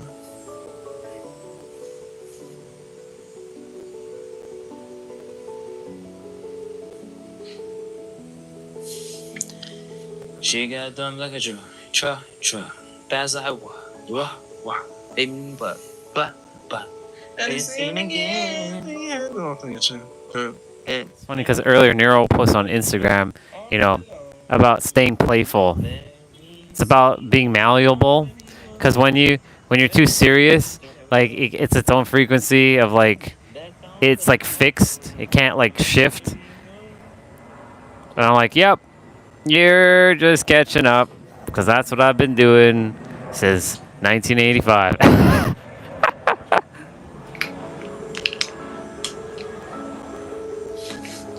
So, there's one thing that you're going to have to do. If you want to get rid of the struggle complex, this is what you're going to have to do. You have to understand that the struggle complex is predicated upon a series of characteristics that it feels like reality has to be. Complicated. Complex. Complex. It's kind of the same word. Difficult. And hard. And convoluted. Because it believes that things have to be complicated, complex, difficult, or hard, you have to understand the only It's like I'm psychic. why you have the struggle complex is because you have emotionally experienced them, going back to what I was just saying about self-worth. And in order for you to enter the ease complex, this is just a matter. The process of you transmuting and shifting from one particular vibration to another requires nothing more than for you to just emotionally experience the ease complex. But here's the thing about the ease complex, that the mind has formed a dangerous association. It's boring. Peace, calm, whatever. The mistake the mistake of the association is boredom. See, I'm a psychic. Whenever things are peaceful in people's lives, it's almost boring, isn't it? It's boring. Like, often hear women describe relationships as boring. The whole time it's just peaceful. You know what I'm saying? When I know what you're super saying. money's coming in and you ain't got much to do, you're just bored. You look for something to do, might just tweak some shit on your website. You know what I'm saying? When something at work is just going too easy. It's just boring. It's boring. And the dangerous association is that peace is equal to boredom. And when peace is equal to boredom, you will seek excitement, but you will seek excitement in complexity. In fact, you will seek excitement in all of the above. Excitement equals hard. And all the others. Because when things are complicated, it's fun, it's exciting. When things are complex, it's fun, it's exciting. When things are difficult, it's fun, exciting. When things That's a massive rewire, by the way. because that's the association that the mind has formed through the indirect association with boredom or peace being equal to boredom or boredom being equal to peace. So to avoid being bored, you make yourself excited with all of these fuckeries and then put yourself into a struggle complex, then end up desiring to materialize certain things and never being able to get them because it is too boring. See, time and time and again. Time and time and again. So, the only way to truly get past this, like I said, is to emotionally experience the ease complex. But the only way that you can emotionally experience the ease complex is if you immerse yourself into boredom. Bear in mind, when I say boredom, what it really is, I say that in air quotes, because what it really is peace, calm, stillness. Peace to a no. And the easiest way to do that is actually just by Doing nothing. Which I did 15 minutes of. Go on a walk without music playing or something playing in the background. You can't even go to sleep without something playing in the background. Bless me. In case you haven't realized, you're always seeking some type of stimulation everywhere you go. And because you're always seeking some type of stimulation, you're always avoiding peace. And because you're always avoiding peace, you're always avoiding the ease complex. And when you're avoiding peace, you're indirectly aligning with the struggle complex of making things complicated, complex, difficult, hard. You need. That's why I gotta just on a live stream just sit and do nothing. Like literally sit and do nothing. Immerse yourself into doing nothing. Make time to actually just sit there and do nothing. Like you can meditate, that's also cool because that's immersing. Meditation is fucking boring. I'll tell you that as someone who's been meditating, it's fucking boring. I'll tell you that for free. Different types of meditation. You can do a silent meditation where you literally just set a timer on your phone. You know, you don't need no guided meditation apps. You don't, even that is a degree of stimulation, isn't it? When you got the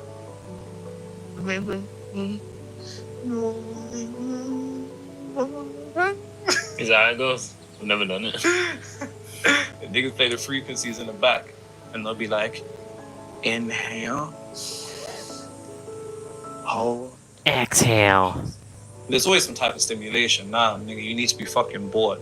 You actually need to immerse yourself in boredom because boredom is a misassociation with what it truly is, which is peace, calm, and stillness. You need to associate yourself and immerse yourself into being bored. Because boredom is actually peace. Boredom is actually calm. And the issue is you don't spend enough time being bored. And because you don't spend enough time being bored, when peace finally comes around, it feels foreign to you. It feels uncomfortable. So you vibrationally. Yep. I've said many times, I've heard Destiny's brother, Jason, say many times, I'm bored. I'm bored. I'm bored. Things actually are. I was like, what the fuck, dude? I'm bored. That healthy relationship comes easy. That's good, bro. Easily. You get that promotion easily. You close that client easily. How could it come easily when you're vibrationally repelling ease?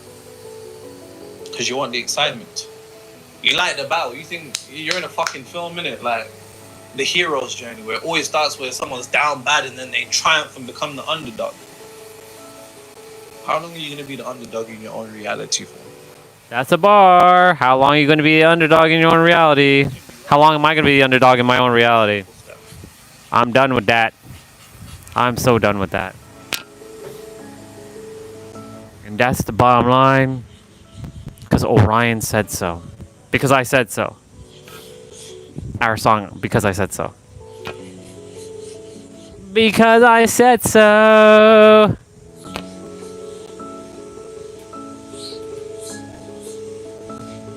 Goodness me, it's dripping all over my hands. Hey, yo. My bad. Pause. Well, play, resume, fast. I was just checking to see if any messages were on Instagram. None, so all good.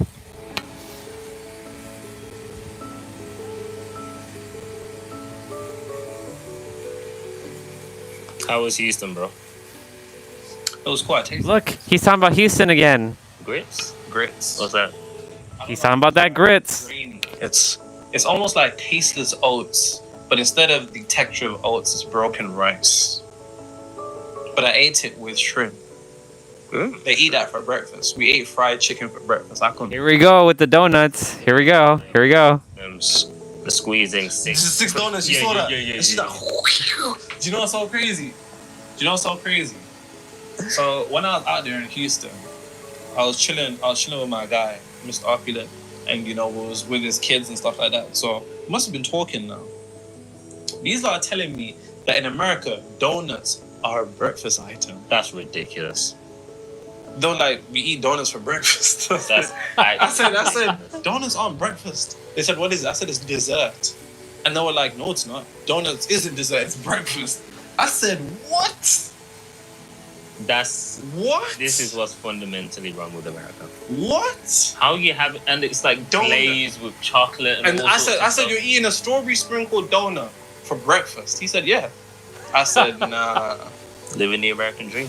I said, there's no ways. That's insane. There's no ways. That makes Shake Shack look like that makes sense though, because next to Shake Shack, those are like dessert place. No, they actually do. Because when I think about it, you see American TV shows, they get like coffees in the morning with the donut. Like, that's mad. That's North America. That's not just America. That's a Canada thing too. The Houston immigration guy. Yeah, he was quite nice. He was very nice. I was basically going into Houston, innit, and he was like, what's up with this irregular traveling plan to America? I said, it's lit. I said, I like it there. He was like, oh, what do you do? I said, also I do YouTube. They were like, yo, make sure you shout us on the YouTube video. Fair enough. Shout out Moreno from Houston, Texas. That's actually sick. That was funny. That is sick.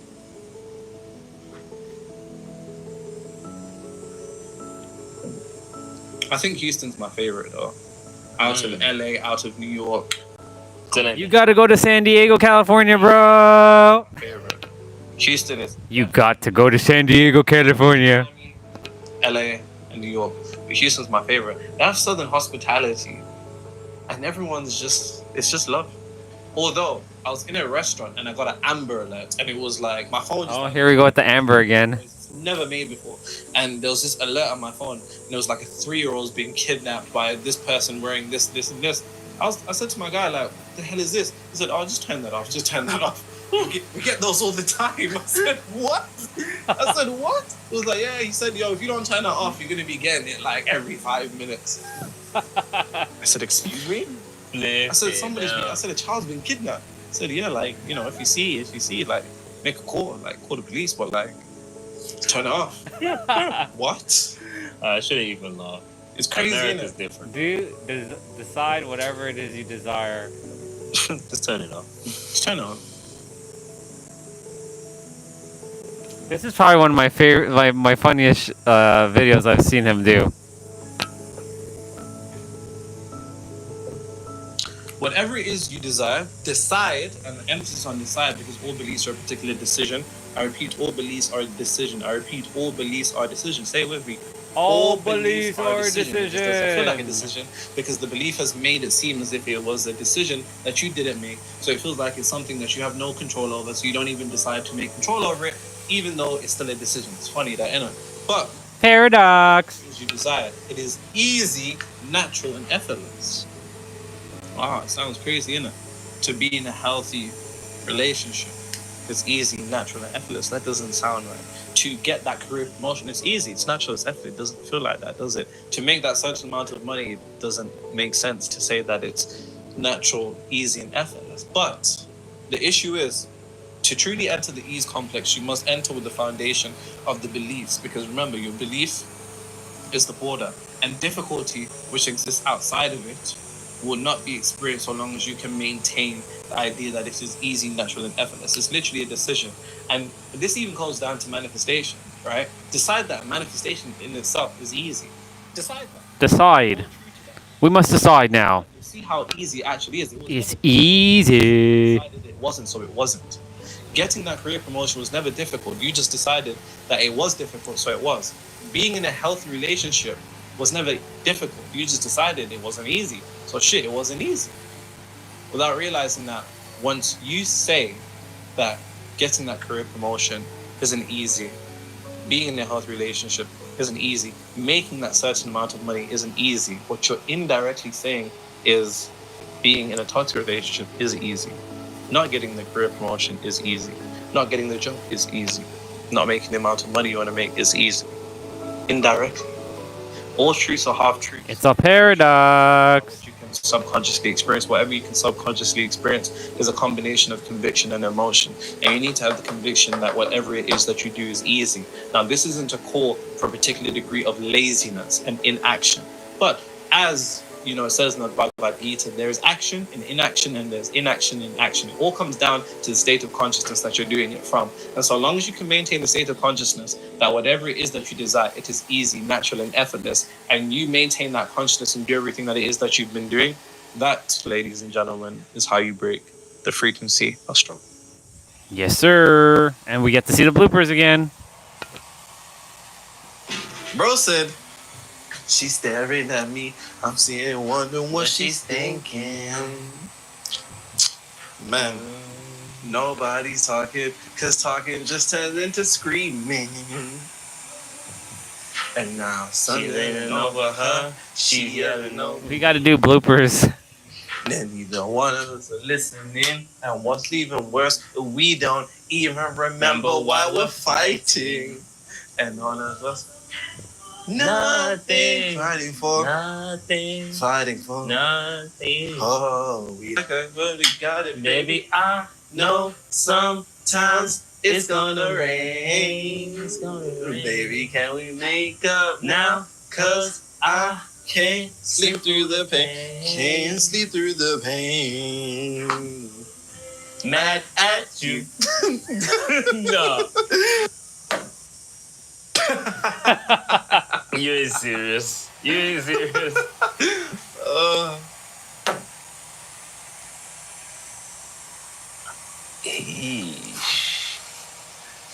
Niggas Don't worry. niggas, I'll figure it out. Give me a sec. Niggas are gonna say you're cloned. Give me a sec. Let me. I'm not confident in my drawing. You know, I have to be. Bro, if I'm not, the people will feel it. So I must.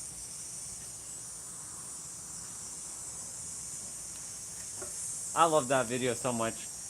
We're definitely I love that video so much. I'm going to be watching it again tomorrow morning. It's like a must.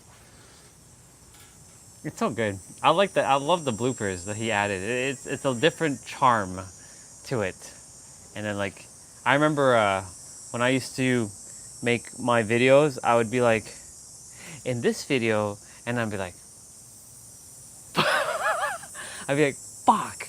And then I use my Apple Watch to control things, and I'd be like, in this video, we're gonna be talking, and I'm like, fuck. And then I'd do it again.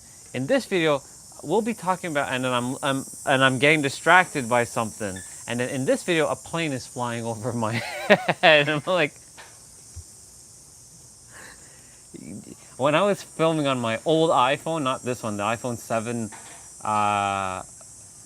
Plus, 32 gig version that I can only film one video at a time, and the most amount I can film at a given time is up to 30 minutes because I had no storage left on that phone.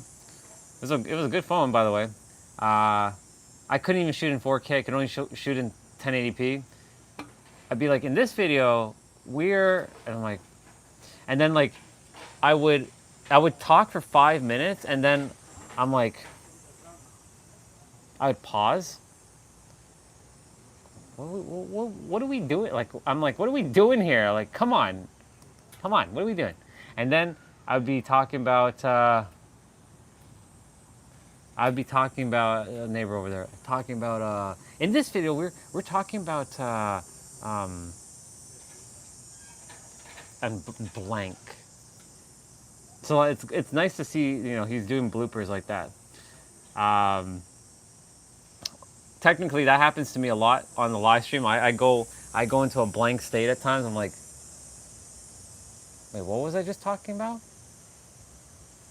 And it would be awesome if we had one of those like pause things, you know, like you know how on like TV they have like the color like bar thing. It goes beep. We should do something like that, but you know, the YouTube doesn't have that kind of feature yet. So pause. It's awesome though. Live streams at 692 minutes.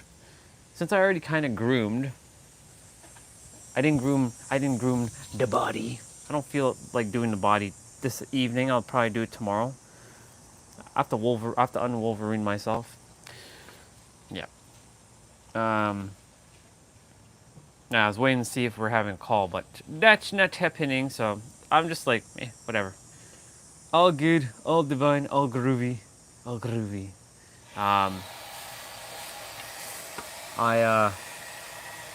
What am I gonna do this evening?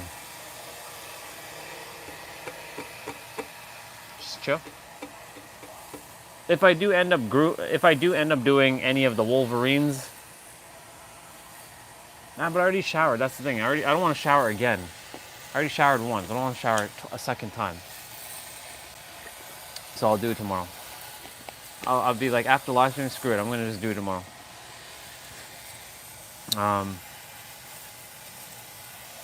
You can't even really see it, but you know, it's starting to show again. That's so, yeah. I was talking about, like, you know, it was a whole thing what he was saying about, you know, when you look good on the outside, it makes you feel good on the inside, but technically you should be feeling good on the inside before looking like a hot mess. So even if you look like a hot mess, you should still be able to radiate that confidence and that joy and that magnetic charm, no matter what you look. But like, for some reason, I have to deprogram my subconscious of, like, I don't have to look good to know that I am good. You know what I'm saying? Like, I know I talked about it earlier, but it does have to be addressed, because, like, just because I have some grays now and you know, the hair is kind of all messy and, like, it's weird and shit, like, that shouldn't make me feel that I'm not good. You know what I'm saying? Like, it's weird how we tie our looks to how we feel. Like, it's great to get a haircut. It makes us feel like, you know, it feels fresh, it feels good, but why can't we still feel that freshness even if we're kind of looking like a bum? You know what I'm saying? Interesting things I'll probably go through and just, like, dismantle some things tonight. There's a lot of things that I'm becoming aware of very quickly at accelerated rates. It's just, like, pulverize, you know? It's weird. Like, why do we have to, like, look a certain way to make us feel a certain way? Why can't we just feel that way all the time, no matter what we look like? Like, I was mentioning the suit earlier. Like, just because I don't wear a suit, that doesn't make me less confident. Like, the suit doesn't make me more confident. But for some reason, like, when we put on a suit or a dress or something, it makes us feel this, like, this vibe. Right. And so because of that has to sort of, like, be dismantled. Because, again, like, I stopped caring what people thought about.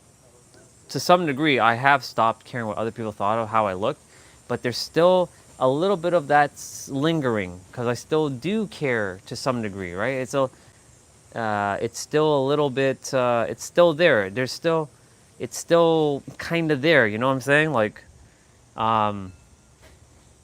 for example, oh, it's a great one. I have food on my face, right? I have, like, a piece of something on my face, like on my beard, right?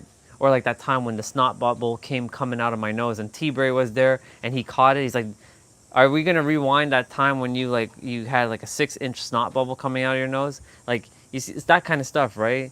Like, if that was, like, you know, on my face, for example, does that make me less confident or less of how do I say this? Does this make me less worthy, right? No, it shouldn't. Like, right now, my nose is running. But it's weird because, like, you know, we dress up to make us look and feel good, and that's great, but why do we do that? Why can't we still feel good without dressing up? You know what I'm saying? Because again, it comes down to perception of others of what they may think of us. Like if I were to walk on stage and I'm wearing this ripped, like I have this pants has so many holes in it. You all don't really see the holes, but the holes are there. My workout pants. I just washed it, but you know, this pants has gone through the ringer, right? If I were to go on stage, right? Or even in pub, like the only place I go with this pants is when we play basketball. Like I play basketball in this pants with the workout pants. But like if I were to go out into the public, to like the store with this kind of pants, do you think why isn't it not acceptable? Because there's some level of like caring what other people think about how you look. Because like if you show up looking like a bum, right? They perceive you as like some bum, right? And I am not a bum, but I'm not hating on people who are looking like bums, you know what I'm saying? But like it's weird. So it's something I have to dismantle once and for all. Like whether I wear a 3-piece suit, whether I have weird ass hair right now, because like my hair is all over the friggin' place. It's not the way it's, you know, because I haven't cut the hair in almost 3 months. If I leave it for the entire month, it'll be 3 months fully. Because the last time we went and got our haircut was late May. So June we didn't, July we didn't, and it's now August, right? Like my hair is like fraying, like it frays now. Like it, you know, when you comb it, it frays upwards. Like in the morning, there's bedhead. Like we have hair like sticking up like this, and I have to like put it down. Like why does that matter? You know?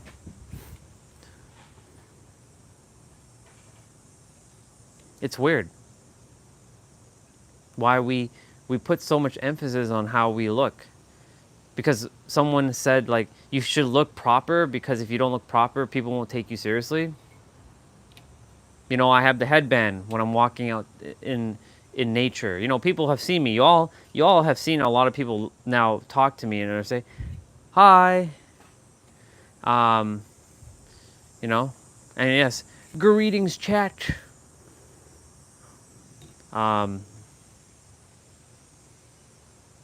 But it's weird.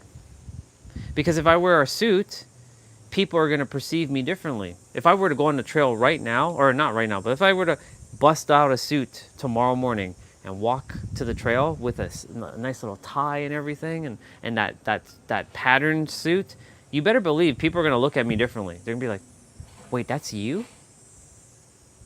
Oh my.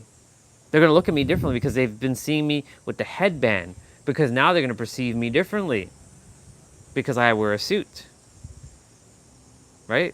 And it's this whole like judgment, immediate judgment of like, that person there is wearing like some like track pants, or he's wearing like some ripped pants, and he's got a headband. His shirt is kind of faded. It's not really black anymore. It's more like greenish black.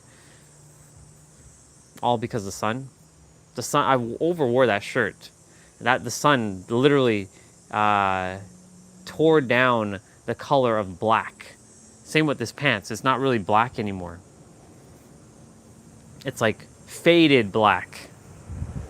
But again, it comes down to like, well, you know, are people gonna like take me serious, or are they gonna perceive me as some sort of bum? You know, it's weird.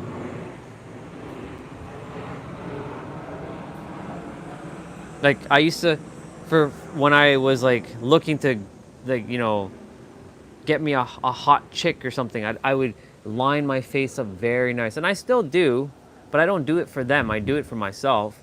But like, line up the beard very nice. I even draw a line with the marker just to make it look nice and sharp. Because like it doesn't grow a certain. I want it. If I cut it lower, it'll have the hair, but if I keep it up, the hair doesn't grow as much. I curse my beard sometimes. I'm like, come on. Can you like grow, like you're growing hair in places I don't want hair, and where I want hair, there's no hair growing. Like it's ridiculous. My body has a weird complex like that. It's all because probably I manifested that, and I'm like, it's ridiculous. Anyways, you know, I used to pride myself on how I used to look, and But guess what? That didn't do a damn thing anyways. You know why? Because no girl liked me anyways. Because it doesn't start from the outside, it starts from the inside.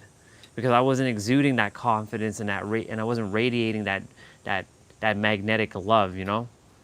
I was putting on the so-called mask of like looking good and like I had the black beard, like it was full black, full thick black beard, you know. You see it in my old videos, you'll see it, like I look good. But the thing is, did it do anything? No. So I'm like, fuck it. Like, do I accept my grays now? No, I still don't. I don't fully accept it yet because I'm not like, you know. But eventually I'm going to have to say, screw it. I'm going to dye it at some point, but like, screw it. I'm still going to pluck here and there, but I'm sure that's not really good for my hair follicles. And probably I'm doing more damage by doing that. But you know, like, there's going to come a point where I have to accept it. Age of wisdom, you know. But here we are. You know, here we are. And I just have to accept, you know, I just have to accept what it is. And also, you know, if I'm putting on a mask, you know what I'm saying? If I'm like putting on a mask, I'm just seeing if I'm putting on a mask of like, yeah, I don't actually have grays and I pluck it and then I'm dating someone and then they see the grays and they don't like me because I have grays, then was that really me? Or can they accept me with my grays? You know? It's weird. It's a paradigm I have to break. And tonight I have to dismantle it. And I know it may not happen right tonight. It might take a couple nights. Unless I say, let's just fucking dismantle this ideology of like, we gotta look good on the outside to feel good on the inside. No, we don't. I can look like a slob and be fucking magnetic. I'm not gonna go and like just let myself loose, you know, like just not take care of myself. It's good to groom, you know, hygiene, right? I do it for hygienic reasons. But there's still some of that. There's still some of that old belief that's still kind of lingering.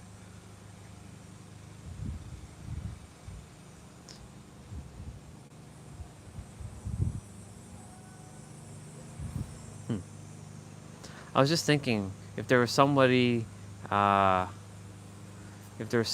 I like knew, which is you, Miss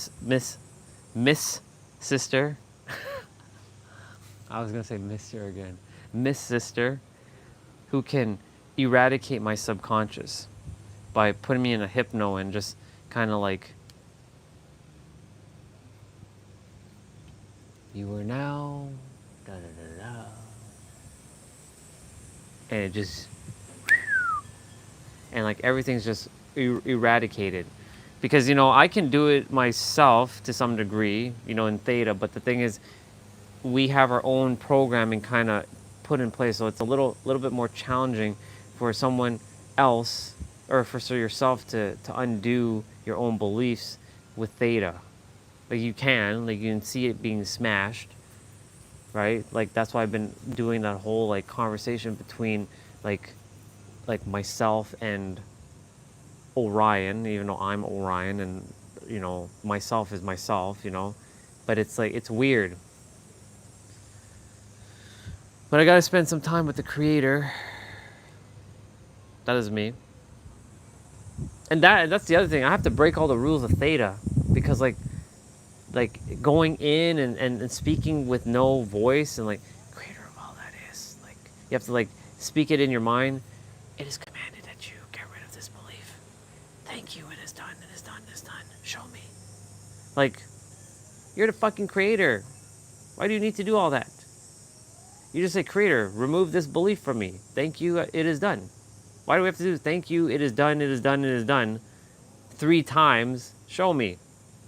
What, because Viana Steibel said it had to be that way? No.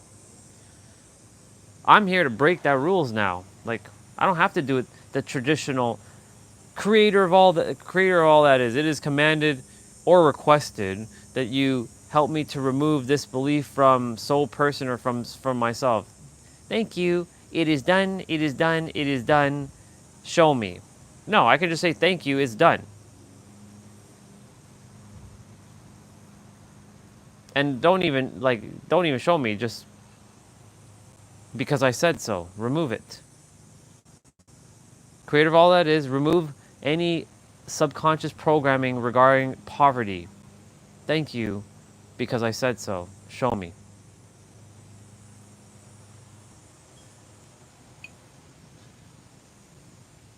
Yeah. Creator of all that is, creator, that is me. It is commanded to remove any subconscious program of me having to look good to feel good. Thank you. It is done. Because I said so. And literally dismantle it. Yeah. Live streams at 709 minutes. Tomorrow is upper body day, y'all. Get ready for that because that's going to be fun. It's going to be another hot and scorching day. And yeah, it's going to be hot. It's going to be hot. And tomorrow I'm going to do my grooming.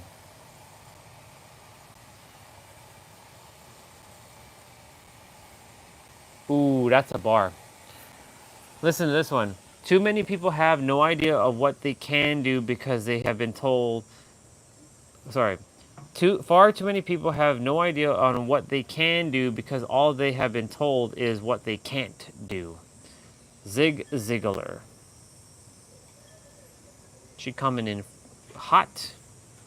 She coming in hot with that.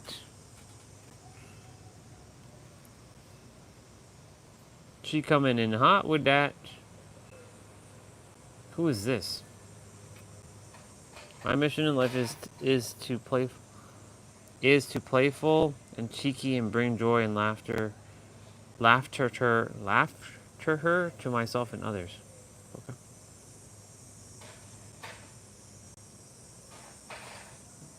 Interesting.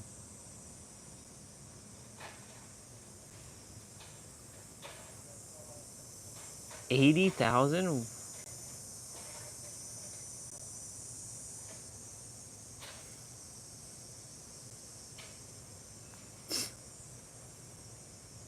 That's interesting.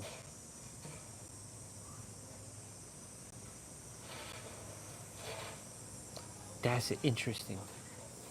7-Eleven on the live stream timer. And yeah.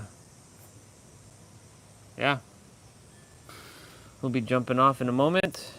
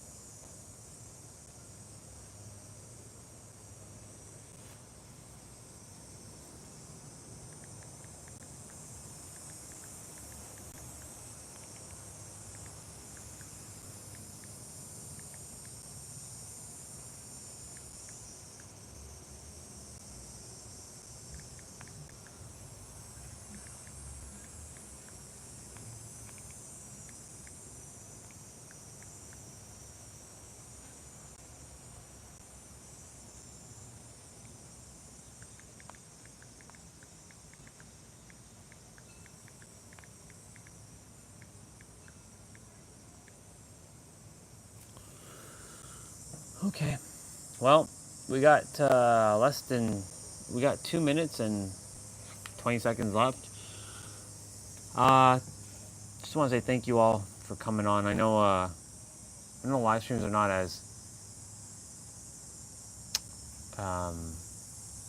popular and and lots of things going on in the chat like they used to be, but I promise I'll do my best to see how I'm going to get this channel back to the way it was, and with really aligned people, great conversations. You know, I mean, we still have it. We still have great conversations, just, you know, it's a little bit quieter because, you know, I'm still having to overcome some things that I know that I should just already overcome. I'm going to snap my finger and overcome it. But I promise I'm going to get this stream back to the way it was. And we're going to have a lot of people, lots of laughter, lots of fun, lots of growth, lots of expansion with one another. So don't worry too much about that. I know that the universe is going to bring those and fix this channel the way it's supposed to. But for now, I'm grateful for the time that we get to spend. I'm grateful that, you know, I'm monitoring my everyday, how I'm feeling, and making sure that I stay in alignment and not run into, you know what, the egregore. But overall, you know, I caught myself earlier, and I'm like, stop that, stop. Immediately, it was like almost instantaneous, and I caught it. So the live stream is going to end in 30 seconds. Wishing you all an amazing rest of your morning, afternoon, evening, or night. And remember that you are the revealer of your reality, and everything you desire is truly here in and now. And I have to remind myself of that every day.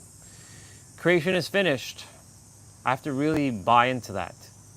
And with that, have yourselves a wonderful rest of your night, and may your heart be your guiding key. I love you. Bye-bye. Okay, now that the stream is done, like I just finished it up, now I can like properly like have a, you know, an ending.